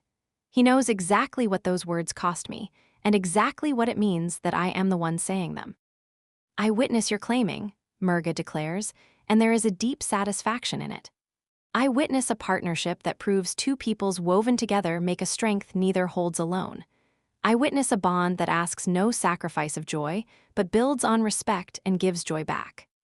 She produces a ceremonial blade, orcish steel dark and wickedly sharp, its edges catching dull red light. The marking completes the claiming, she says, her voice carrying the weight of old ritual. Visible, binding, permanent. Cadic takes the blade with reverence and turns my left wrist up, his grip gentle but sure. I do not flinch. I do not look away from his eyes. The edge kisses my skin just above the pulse, the pressure exactly measured, a bright sting and a clean shallow line. Not deep. Only enough to bleed, only enough to scar into proof that I chose him. He presses his own left wrist, already written over with older clan markings, against mine. Our blood runs together, my bright human red threading into his darker green-black. The clan chants again, the ancient words of two becoming one. The whole of it feels older and more real than every treaty I ever watched signed in a perfumed room. Blood mixed, Murga calls, raising her hands. Bond sealed. The clan welcomes Bryn as sister and as mate. A roar goes up. Spears thunder against shields. Deep voices rise into a cheer that shakes the stone under my boots. The full, unconditional acceptance of it reaches all the way down into the old broken place I carried so long I forgot it was a wound, and it closes over. The solemnity shatters into celebration, a wave of noise and welcome that has nothing in common with the measured politeness of the receptions I survived for years. Warriors pass skins of dark ale hand to hand. Women set down platters of roasted meat and savory bread and pungent cheese. The children, sprung from their enforced quiet, go straight back to weaving between legs, their laughter ringing off the high beams. It is loud, and it is chaos, and it is a communal joy that has folded me into the middle of it instead of merely tolerating me at the edge. Rating, overwhelming, faintly terrifying, better than every human state dinner I ever endured combined, and the ale is better too. 11 stars out of 10, and I am rounding down. Gorthak makes his way over, his enormous frame parting the crowd with surprising ease, and the hostility that used to sit on his face has given way to a look I would almost call approval. You proved yourself, human, he says, gruff but unmistakably respectful. Fought beside us, negotiated well, chose what was true over a loyalty your own people had already broken first. The chieftain chose well. Thank you, Gorthak. Coming from the warrior who doubted me hardest of all, it goes straight past my composure. I am grateful the clan took me in, given every reasonable cause you had to do otherwise. You earned it, he says flatly.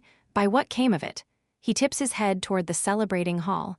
That holds where promises never do. Outcomes, not promises. His plain pragmatism strikes a chord no philosophy of statecraft ever reached in me. Through the long hours of the feast, the warriors treat me less like the chieftain's mate and more like a sister who stood the line. They trade stories of the siege and credit my read of the field with saving whole units, raising horns of ale to my marksmanship. The women fold me into their circles without a flicker of reserve, passing me gossip and advice on clan life, asking after human customs out of plain curiosity rather than any angle. Even the children, wary at first, begin to drift close, their wide eyes full of questions about the human woman who fought beside their chieftain. I belong here. Fully, completely, because I chose them and because I proved it, not because anyone has calculated my usefulness and decided I clear the bar for now. This is what real belonging feels like. Its shape is nothing like the conditional tolerance I mistook for it my whole life.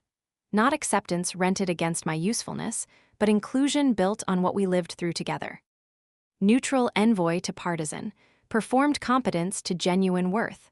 A pawn swept off someone else's board to a partner who has a seat at the table. The best decision I ever made, and it is not close. Eventually, hours in, the feast shows no sign of tiring, but I have started to. Kadek's hand finds mine through the crowd, his grip sure, his gaze hot enough that my pulse jumps despite a whole evening of dancing and drinking, and being congratulated half to pieces. Our chambers, he says low, the rumble of it meant for me alone and carried straight through the bond. Now, we finish this properly.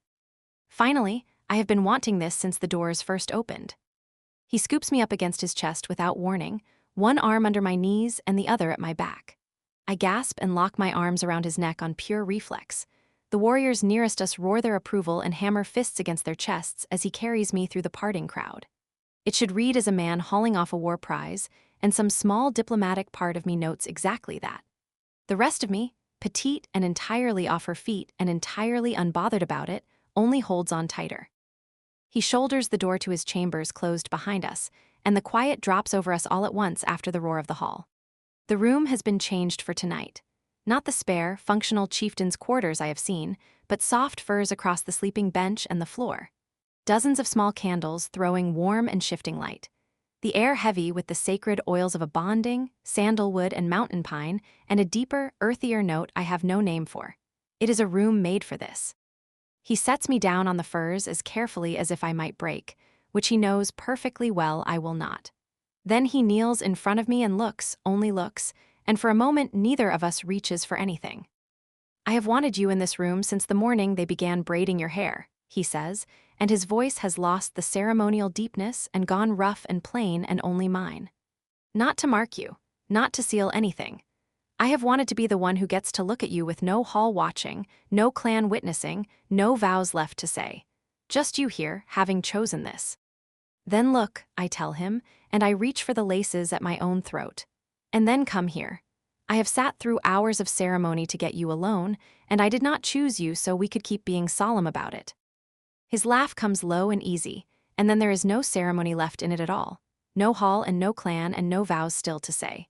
Only the two of us in the candlelight, and the careful, unhurried certainty of a man who keeps asking if I am sure, because in 5 years he is the only one who ever bothered. I tell him I would choose him with nothing in the blood pulling me toward him. Only him and a cold tent and a bad supper, and I would still pick him over every safe road I could have run instead. This is the part no one witnesses, he tells me. This is just ours. And when it finally crests, he gives me only my name, again and again, low and reverent, his great body curved over mine to keep every ounce of his weight off me even as he comes apart. We come back to ourselves tangled in the furs, both of us breathing hard.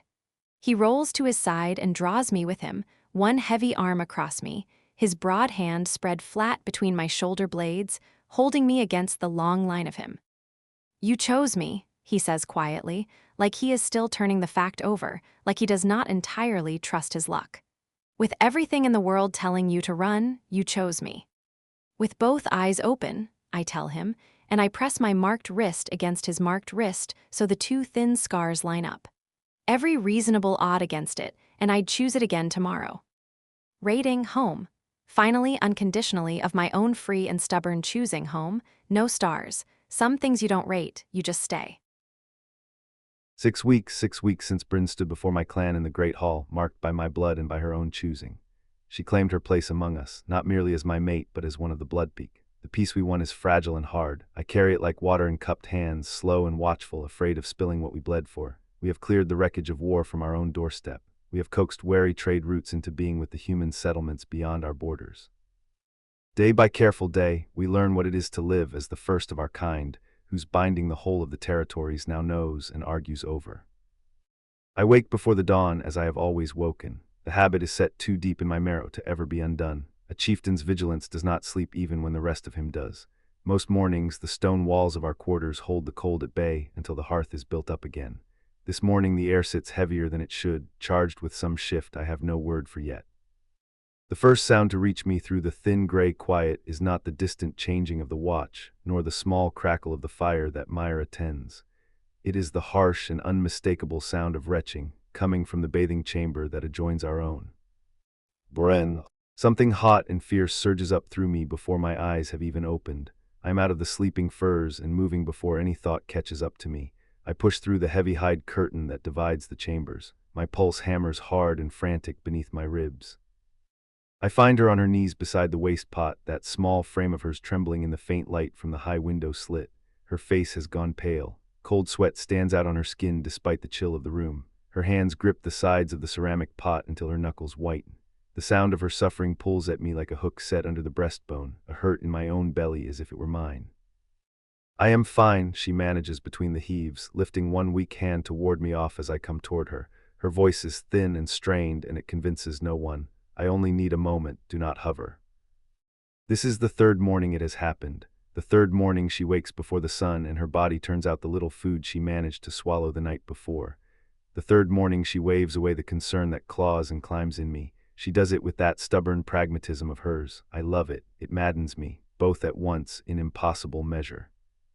I fetch a cup of cool water from the basin and ignore her feeble protest. I lower myself to the cold stone beside her, a solid weight at her shoulder she cannot dismiss as easily as a worry. She rinses her mouth and spits into the pot. Grim, practiced economy. It tells me plainer than words how familiar this miserable ritual has already become. You are not fine, I tell her, and the bluntness of it is the best I can do, because worry has stripped the diplomacy out of me even toward her. You need the healer. Rana should see you, and she should see you now. I will go and fetch her myself. I do not need a healer. She wipes her mouth with the back of her hand, her breath still ragged, and turns her head and meets my eyes square. Her expression is a thing I cannot read all at once. Weariness and resignation, and under them something deeper and softer, gone all the way down to the bone. I need you to stop panicking, and I need you to know that your breeding instincts were, apparently, extremely effective. The words go into me like a blade slipped clean between the ribs. They take all the air from my chest, surer than any blow to the gut ever has. Effective. You are with child. The question barely makes it past my tongue before the great roaring understanding of it drowns the rest.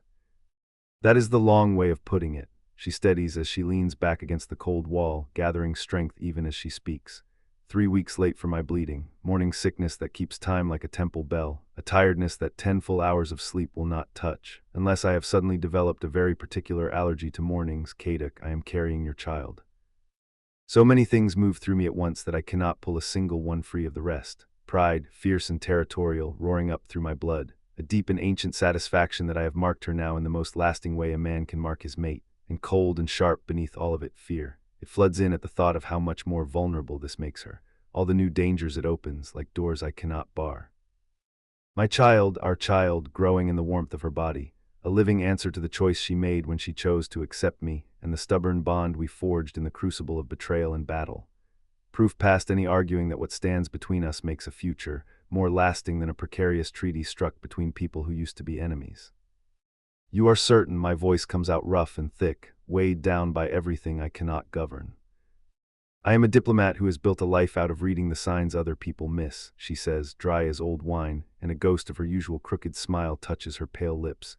And I know my own body better than anyone alive. Yes, Kaduk, I am certain.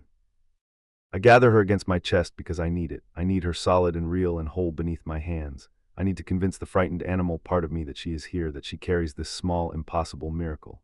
The sour smell still hangs in the room, and I pay it no mind at all. It is nothing set against the scent of her skin, the scent of life itself. My hand finds the flat of her belly. It trembles. Beneath the thin cloth of her sleeping shift, there is no swell yet to feel. Still it holds everything, it holds our future. I will protect you both, I swear, and the words go low into her hair, a promise cut as deep as anything carved in stone. Against anything, against everything that comes. We will protect each other, she says, and she pulls back far enough to hold my eyes, her gaze fierce even through the sickness still draining her. Partnership, remember, I am not an invalid Kaduk, I am with child, there is a great difference between the two. A difference I will honor, I tell her, though every protective instinct in me is already howling to wrap her in furs and never let her cross this threshold again. But you will rest today, there will be no arguing it. I have duties, she begins, pushing to stand and swaying as she does. The victory feast, the delegations come in from the borderlands, I cannot simply vanish. You can hand down terms from a chair as well as any throne, I counter, and I steady her with a hand at her elbow. A short rest, then, after we have greeted the guests. The victory feast, I had near forgotten it in the great upheaval of her news. The guests come in today from the borderlands to mark the treaty. It is no small thing, a true step toward steadying the whole region, toward proving to every doubter that human and orc can share a hearth and not a battlefield. And yet beside the life growing in my mate, all the trade routes and treaties in the world feel very far away. I will greet them, I say. We will greet them, she insists, getting herself upright by force of will. Together, it sends the right message, and you know it does. Besides, she adds, and the old mischief comes glinting back into her eyes, I am told the guest list is rather unusual. I would not miss it for anything. By midday the stronghold hums with the work of it. The sun rides high and burns off the last of the morning's chill. Banners of crimson and black snap along the battlements, threaded now with the new trade flags of the border settlements. The air carries roasting boar and spiced wine, and the honest sweat of warriors readying themselves to celebrate rather than to fight. A hawk came in at dawn under the seal of the Eastern Territories, and the scroll it carried sits folded against my breast even now. The sacred temple has sent up a call for aid. A human named Senna reaches for the Heartstone, and if she lays hands on it, the old balance breaks. It is days of hard riding from here, and it will keep until the morning. Today I will not let its shadow touch this. I stand with Bryn in the main courtyard. My hand rests against her spine without my ever deciding to put it there. The child is not yet known beyond the two of us. We will tell the council first. Still, I cannot keep from touching her, from grounding myself in the simple fact of her standing here and in what she carries. The heavy iron-bound gates groan open and the guests come through. They are, as she promised, unusual. They are neither the stiff and formal human envoys I have learned to suffer, nor the gruff orc emissaries of the neighboring clans. A pair at the head of them draws every eye in the courtyard at once. A massive orc warrior leads, lean and scarred, moving with the easy, dangerous grace of a scout who trusts his own legs over any road. He wears the deep green of the Stonefang clan, but his bearing is his own, a man who answers to himself. Beside him walks a small human woman, smaller even than Bryn, energy all but shimmering off her. There's a bounce in her step, flowers woven through messy braids, and a smile that looks as though it could talk a siege engine off its wheels. But it is the one riding with them that stills the whole courtyard for the space of a held breath. Perched on the orc scout's broad shoulders, gripping his tusks with two tiny fearless hands, is a child, a toddler. Her skin is a soft, tender green. Small tusks press up over her bottom lip when she grins. A wild mop of dark human curls frames her round face. A child of both bloods, living, breathing proof that the future we are reaching toward is no impossible thing. Welcome, I call, stepping forward, the word carrying out across the stone. I am Chieftain Kaduk. This is my mate, Bryn. The orc scout halts. He reaches up and swings the child down from his shoulders with the practiced ease of long habit and sets her on her feet. At once she seizes a fistful of his leg and peers out at us, wide amber eyes, the very twin of her father's. I am Rune of the Stonefang clan, the scout says. His voice is rough in the throat but courteous. He looks at the human woman beside him with a devotion so plain and unguarded it is almost hard to watch. And this is my mate, Nell. Hi, Nell waves, her smile bright enough to make a man squint. Thanks so much for having us. We heard you finally quit brooding up here and went and got yourself a human, so naturally we came to inspect her. She pauses and casts a frank eye over the high stone walls. Lovely place, very imposing, wonderful for defense, dreadful for toddler-proofing. Pay her no mind, Rune says, his deep voice flat and even, but the look he turns on her is so brimful of love that it tugs at something in me by sheer recognition. She talks when she is nervous and when she is happy, and I have found whenever she happens to be breathing. I liked it, Bryn says, stepping forward, her eyes alight. The sight of the child has chased a little color back into her cheeks. Nell beams at her. See, she gets it, but we are not the only ones who came. She gestures back over her shoulder. A second pair steps out of the shadow of the gate arch. A massive scarred orc and an auburn-haired human woman, holding an infant bundled deep in furs. The moment Nell's eyes land on them, she lights up like a struck flint, and the breathless chatter that has not stopped since the gate opened tips over into open delight. Ember, she is already moving, flowers bobbing in her braids as she goes. Oh, and who is this little one? Last we were up in your valley, it was only the two of you in that cabin with the smoke that would not draw, and now look at you. Tell me you finally fixed the chimney before this one came along." "We finally fixed the chimney," the auburn-haired woman says, and her tired face breaks into a smile that has years of friendship in it. She catches Nell's hand and squeezes. "It is good to see you, Nell. It has been too long since the valley." "Far too long." Nell turns to the scarred orc with the same easy gladness and reaches up to thump him on the arm, undaunted by the size of him. "And you, Thane," still scowling, "some things a man never does outgrow." The orc's grim mouth tilts, the nearest thing to a grin a face like his can manage. He inclines his head to Rune in the wordless greeting of men who have shared a fire before. They are no strangers to one another, these four. The recognition of it warms the whole courtyard a degree. But it is to me they are still strangers, and I go still as the pair come forward.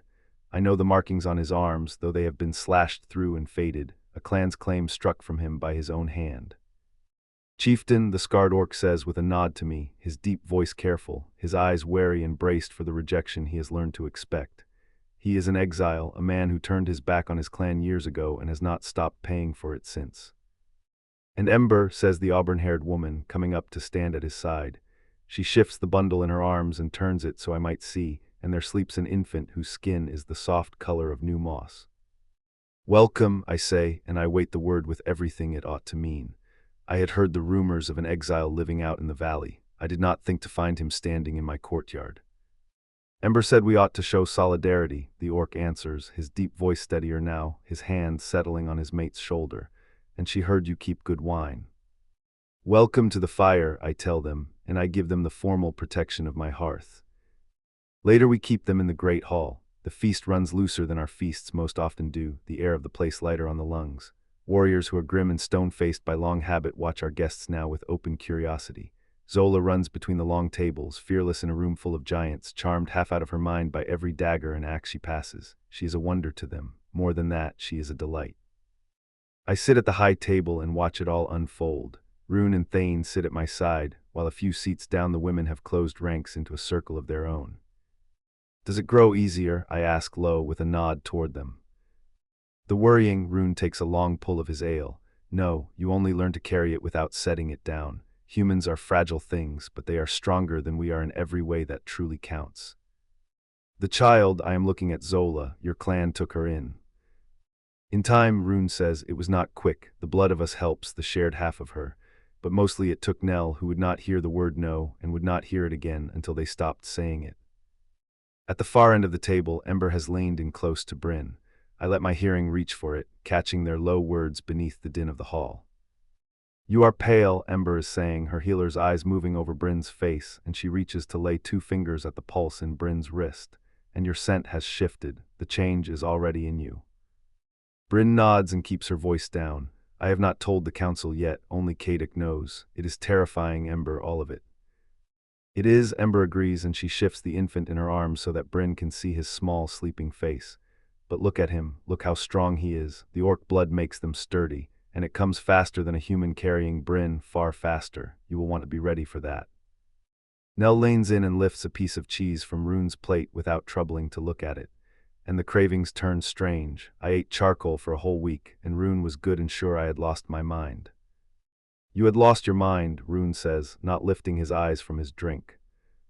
"Hush you," Nell turns back to Bryn. "The point of it is you are not in this alone. We came through it, so will you." And then Zola wriggles free of Nell's reach. The toddler has spotted a thing far too interesting to leave be, the glint of a dagger hilt. She sets off across the stone floor on unsteady legs, making straight for the high table where my war council sits. The whole hall seems to hold its breath. Zola walks right up to Murga, the fiercest warrior in all the Bloodpeak, the woman who once stood before the clan and demanded I prove I was fit to lead it. Murga sits rigid, her hand drifting toward her weapon. She's at a loss for how a warrior is meant to answer a threat that stands no higher than her knee.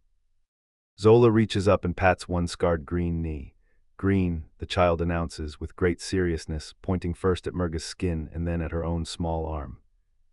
Murga goes still. She looks at the child and then at me and then at Bryn, and the iron goes out of her shoulders by degrees. She reaches into her belt pouch and draws out a honey cake of the kind we keep back for the elders. "Yes," Murga says, and her voice has gone soft in a way I have never once heard from her. She presses the cake into the child's hands. green. Across the table, Ember has settled her infant son into Bryn's arms, and the babe sleeps on, untroubled by the noise of the hall around him. Bryn squeezes my hand hard, and when I look down, I find her eyes shining wet. She's watching the clan fold these children into itself. The understanding takes hold of her. Our own child will be safe. She will not have to fight this fight alone after all.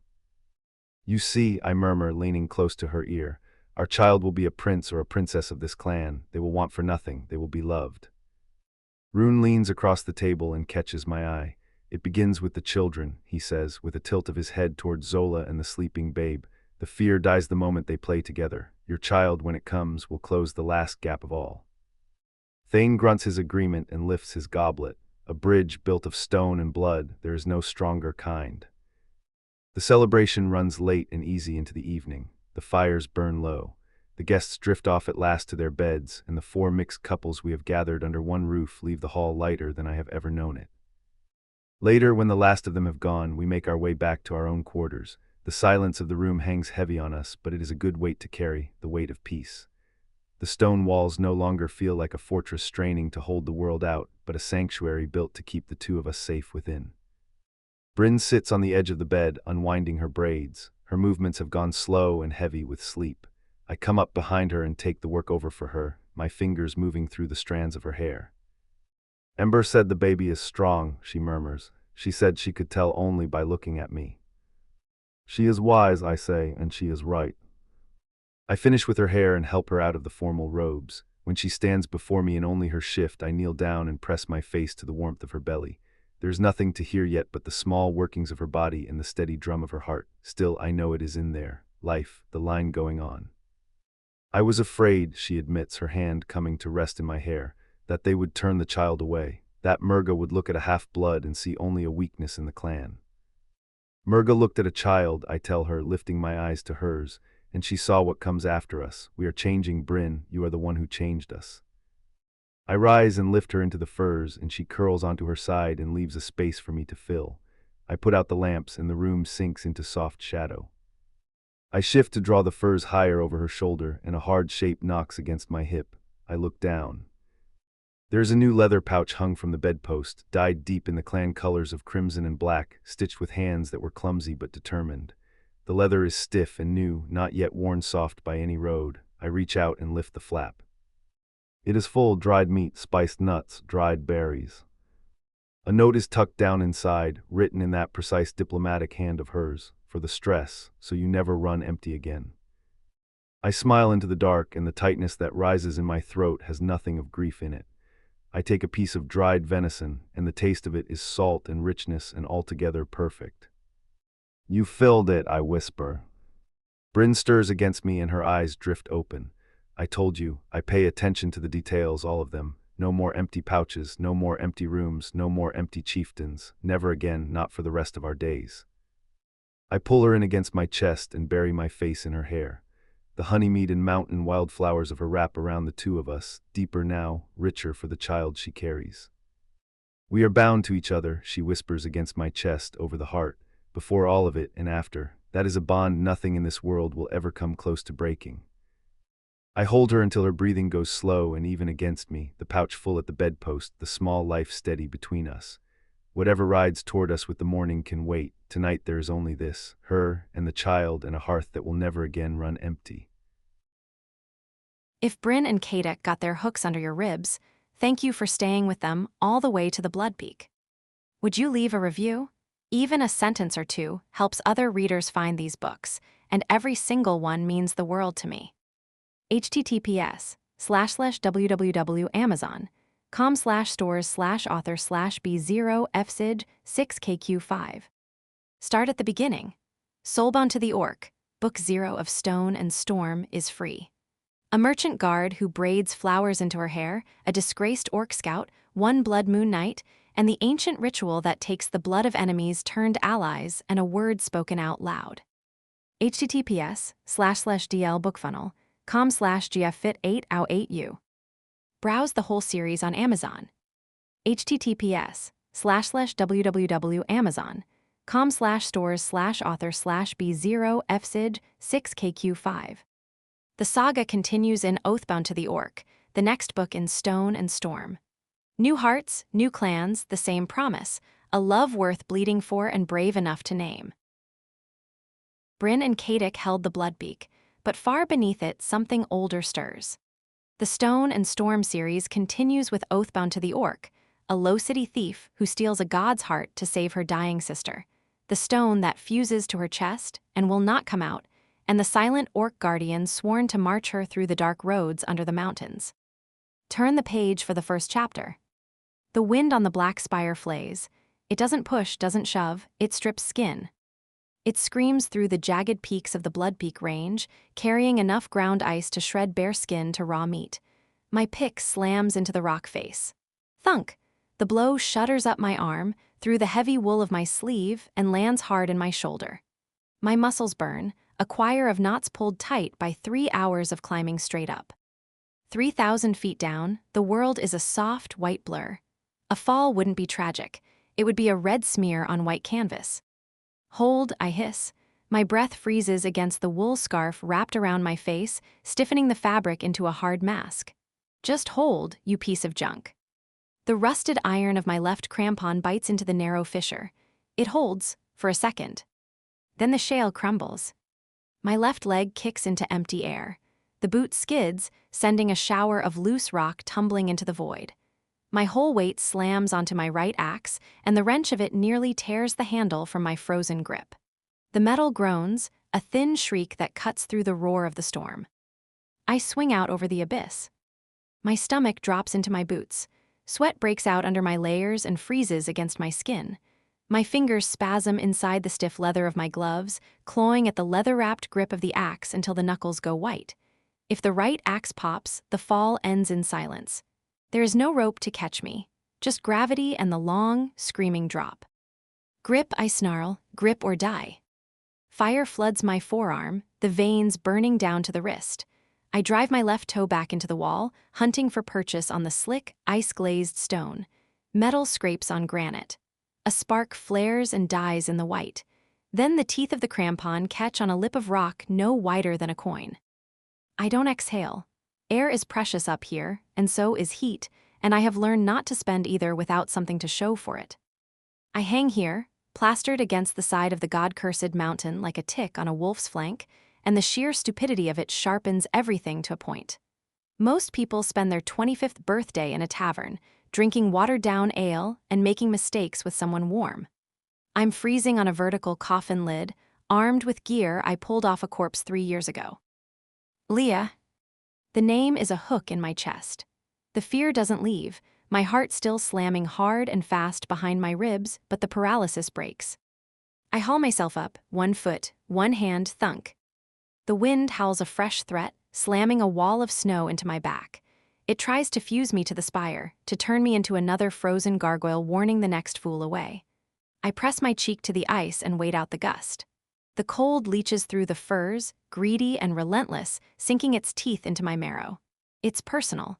The mountain knows I don't belong here, among the clouds and the ancient, silent things. 10 feet above, a shadow cuts a hard line against the swirling white. The ledge. Almost there, the words are swallowed by the storm. I drive the pick in again. Pull, step, pull, step. The rhythm is a mantra. Ignore the burn, ignore the wood-like stiffness of my fingers, just climb. My hand slaps over the lip of the ledge. Stone, solid, flat stone. I heave. My weight tips and I roll over the edge, collapsing onto a shelf of rock no wider than a dinner table. The wind roars, tearing at my boots as I pull them to safety. I lie there, staring up at the slate-gray sky where the moon should be, and the air tastes like knives. Safe, I wheeze, ish. Sitting up requires an act of will that nearly snaps my resolve. I drag my back against the cliff wall, seeking shelter from the biting gale. The ledge houses a single, rusted iron grate set into the rock face, the ventilation shaft for the sacred temple. My entry point. Heavy outer gloves hit the stone. Wincing as the air attacks my liner-clad fingers, I fumble for the pouch at my belt. Stiff, clumsy fingers fight the buckle. Check the gear. What I have is a joke. A coil of rope that has seen better decades, a set of lockpicks flaking with rust, and a glass vial of worm bile, an acid I bought off a back-alley alchemist in the lower city. It cost my last 3 silver marks. If it's fake, if it's just green water, I'm going to haunt that bastard from the other side of the veil. I tap the vial. The green liquid inside moves sluggishly, thick with cold. Don't freeze, I warn it. A hard lump under my tunic presses against my sternum. The locket. I don't pull it out. The metal is cold enough to burn skin, but the shape of it is a brand against the bone, a cheap tin circle, dented on one side. Inside sits a charcoal sketch of Leah, drawn before the sickness took the fat from her cheeks and left her eyes looking too big for her skull. A ghost of a smell hits harder than the wind, sweet rot, lilies left too long in a vase of stagnant water. The sickness rots a body from the inside out. It eats the mana first, then the flesh, and leaves a garden for the grave. 7 days. The healer didn't use soft words. He just pointed at the purple veins spreading up Leah's arm, darkening her throat like a bruise, and named the day she'd die. 7 days, he'd said, and that was 3 days ago. 4 days left, I say to the wind. I'm making good time, but the mountain eats time like it eats everything else. Attention turns to the grate. Iron, ancient and black, fused to the stone by centuries of ice and oxidation. A normal thief would look for a keyhole or a hinge. I look for weakness. 4 bolts secure the corners. Huge, hexagonal monstrosities etched with fading runes. Now, they just look tired. I uncork the worm bile. Sulfur cuts through the crisp mountain air, sharp and gross, stinging the inside of my nose. Drink up, I whisper, tilting the vial over the top 2 bolts. Liquid hisses as it hits the metal. Smoke, green and acrid, curls up and is snatched away by the storm. The acid eats. It bubbles and pops, a violent chewing that turns the iron into a gray, running sludge. I watch it work, counting under my breath, saving the last precious drops for the bottom hinges. 10, 9, 8. At 0, I jam the pry bar from my belt into the gap, between the grate and the stone. Moved. I throw my weight against the bar. My boots slip on the icy ledge, scrabbling for traction. My teeth grind together, my jaw aching with the strain. Spots dance in my vision. Cracked.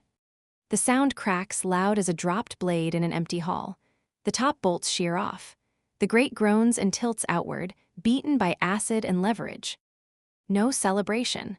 I pour the rest of the acid on the bottom hinges, waiting for the hiss, then wrench the metal free. It comes away with a screech of tortured iron, heavy and dead. I let it fall. It tumbles into the white void, silent. No sound of impact returns. The hole in the mountain stares back, dark, square, tight. Okay, I breathe. Time to get skinny. I shove the pack in first. Then, feet first, I slide into the mountain's throat. Rough stone snags the furs. My shoulders jam against the sides. I have to exhale fully, emptying my lungs until my chest collapses, just to squeeze the ribcage past the lip. Rock presses against my face. The weight of the mountain sits on my chest and won't let me draw breath. Darkness presses against my eyes. The urge to thrash, to kick, to scream builds in my throat until it's a fist closing off my air. I shut my eyes, box, lock, key. I push back against the stone, shimmying deeper. The cold wind follows for the first few feet, nibbling at my boots, but with every inch gained, the howling fades. Then it stops. Silence hits like a hammer. Inside the mountain, the air is dead and still and stagnant.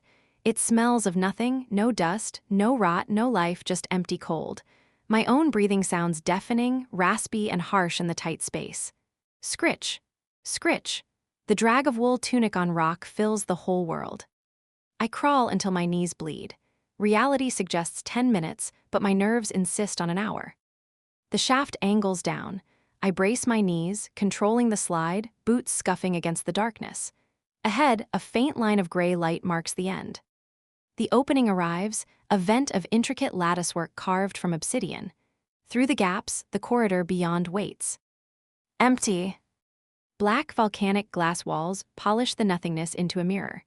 The floor is a single slab of seamless onyx. Home sweet home, I mouth. The latch on this side is simple, a gravity pin. I lift it with the tip of a knife, and the vent swings inward on silent, well-oiled hinges. I drop. My boots hit the obsidian floor with a soft tap. I freeze, crouching low, my muscles coiled, my hand over the hilt of my dagger. Silence stretches, no shouting guards, no thundering footsteps. Just the oppressive, heavy quiet of a tomb holding its breath. I stand and roll my shoulders. The corridor stretches away in both directions, lit by a faint glow that bleeds from the stone itself with no source I can find. It's cold in here, but not the violent, shredding cold of the storm. This is a deep, keeping cold, the kind that holds meat fresh for centuries. Vent drops into the north hall. Left turn, 40 paces, the sanctum. I turn left. My reflection walks with me in the walls, a distorted ghost in furs and leather. Dirt smudges the pristine diamond surface of the corridor. 10 paces. The fine hairs on the back of my neck rise.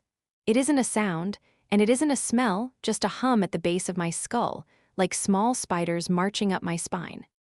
I stop, the corridor looks clear, just empty air between me and the archway ahead. Too easy. I reach into my belt pouch and pull out a handful of ash, leftovers from yesterday's campfire. Show me. I toss the ash into the air ahead. The gray dust drifts forward on the stagnant air. Then, 5 feet away, the world breaks its own rules. The dust hits a patch of air and shatters. The flecks don't burn. They turn to tiny shards of ice and drop to the floor, tinkling like broken glass. Wards. Not a grid. Pockets of snap-freeze magic drift in the hallway like icebergs I can't see. Touch one, and the water in your blood freezes before your head can tell your lungs to scream. The frostbite is instant. The death is sure. Nasty, I whisper. I wait for another pinch of ash to drift. The currents of the magic stir the still air just enough to be seen. A shimmer, a wobble in the light like heat haze, but pouring off pure cold. This gear is too heavy. The coat is too bulky. If the fur grazes a ward, the freeze will travel to my skin. I unbuckle the heavy outer coat. It lands with a soft whump. Next comes the pack. I can't carry bulk through this maze. The sack. My pulse spikes. The lead-lined sack for the stone is in the pack. I drop to one knee, digging into the canvas bag. My fingers brush the heavy, cold fabric of the containment sack. I yank it out and shove it through my belt. My hand hovers over the spare dagger, a jagged piece of iron. I take that too, sliding it into my boot. I stand in my tunic and leggings. Without the coat, the chill of the corridor bites. The cold rolling off the unseen wards is brutal, like standing bare in a winter larder hung with frozen meat. 4 days left. I step toward the invisible minefield. Watch the shimmer. I move, my body folds and twists with the ease of 1,000 escapes. I step through a gap between 2 currents of freezing air. The cold raises gooseflesh on my cheeks. Torso twist, left arm back. I slide sideways. A strand of hair escapes the braid and floats near my face. My throat clicks dry. The hair drifts too close to the shimmer. It stiffens, turns white, and snaps off, falling to the floor as dust. I swallow, 1 inch to the left, and I lose a nose. Pelvis forward, slide the leg. It's a dance with a partner I can't see. My muscles tremble with the effort of holding myself bent. Sweat beads on my forehead and chills in the spelled air. If a drop falls and hits a ward, the burst of frozen steam wakes the rest. Final step, the lunge. The last gap is low. I drop into a split, sliding my front foot forward onto the safe obsidian, arching my back until my spine cracks. The bite of the magic ghosts over my stomach, pressing against the cloth of my tunic. It's the breath of a winter god. I pull the back leg through. I stand up. My lungs burn, desperate for air I hadn't known I was hoarding. I exhale, a long, shaky sound that fogs in the air. I look back. The hallway looks empty, innocent, just a dark corridor waiting for a mistake. Not today, I whisper to the walls. The archway to the sanctum looms ahead. It is massive, the lintel carved in the shape of 2 dragon skulls locking jaws. I step through. The air pressure drops, my ears pop with a sharp stab. I'm in. The inner sanctum is no room. It's a cavern carved from the heart of the world. The ceiling vanishes into darkness overhead, lost in shadows that seem to move. The walls are lined with statues of armored orcs, standing vigil in eternal silence. They are carved fine enough to make my skin crawl, every tusk and scar and link of chainmail cut from stone. But they are stone. The threat and the salvation sits in the center. A raised dais of white marble stands in the middle of the obsidian floor, and on it, the Heartstone. Legends called it a gem, a diamond, or maybe a ruby the size of a fist, something cold and hard and valuable. Legends lied. No gem, it's the size of a human head, hovering inches above the pedestal. It has the shine of crystal, but the shape is wrong for it, lopsided and uneven, like a heart torn out of a thing made of light. It pulses. A slow golden light throbs from its core, swelling and shrinking. Some thumb, some thumb. The sound vibrates in the teeth. It resonates in the marrow of the bones. Gods, I breathe. Copper floods my mouth. The air thickens to syrup. The sheer weight of the thing pushes down on my shoulders, heavy as an anvil. This is the god's heart. It looks like a growth made of sunlight. I move toward it. My boots make no sound on the marble dais. Every nerve in me fires the same warning. Predator, danger. Wrong, the air here is thick, alive with a crackle that lifts the hair on my arms. But then the image of Leah superimposes itself over the stone. The Heartstone pulses with bright, awful life. Leah fades gray and quiet toward death, her skin going to paper, her veins to black ink. This stone has too much life and she has none, and that's the wrong I've come to put right. I force the legs to move. 10 feet, 5 feet. The hum of the stone grows louder until I can feel it as a hand on my chest, pushing, trying to shove me back. It knows I am here. It knows I am a thief. Take it, get out, sell it, buy the cure. I stand before the pedestal. The golden light washes over my face, warm and terrifying. The stone turns on itself, showing facets that look wet, as if it is sweating magic. I pull the sack from my belt. My hands shake, not from cold, but from standing this close to something this old. Sorry, I whisper to the empty room, voice cracking. I need this more than you do. I reach out. The air in the room changes. The hum vanishes, the heartbeat stops. Silence rushes in to fill the gap, deafening, heavier than the wind, heavier than the mountain. It presses against my ears. The light of the stone seems to freeze, the pulse caught mid-beat. Gooseflesh erupts on my arms, not from the charge in the air, from instinct. A smell hits me. It cuts clean through the sharp tang of the stone. Old leather and cold iron, and under it something dark and earthy, like a storm breaking over a pine forest. Him. I don't turn around. I can't. My body locks up. I'm a mouse that has just understood the shadow sliding across the floor belongs to a hawk. Something looms behind me. It doesn't rise from the floor so much as peel out of the dark near the ceiling, gathering into a shape that blots out the draft from the door. It's huge. It blocks the exit. It blocks the way out and the way home both. No breath, no footstep, just the cold dropping hard at my back. Oathbound to the Orc is available now. Continue Senna and Gorvek's story wherever you found this book. Luna Draven writes orc romance for readers who want the fantasy and the feelings, big worlds, bigger warriors, and the soft, stubborn women who refuse to flinch from either. Her heroes are gentle where it counts and dangerous where it matters, and they always say the brave thing out loud in the end.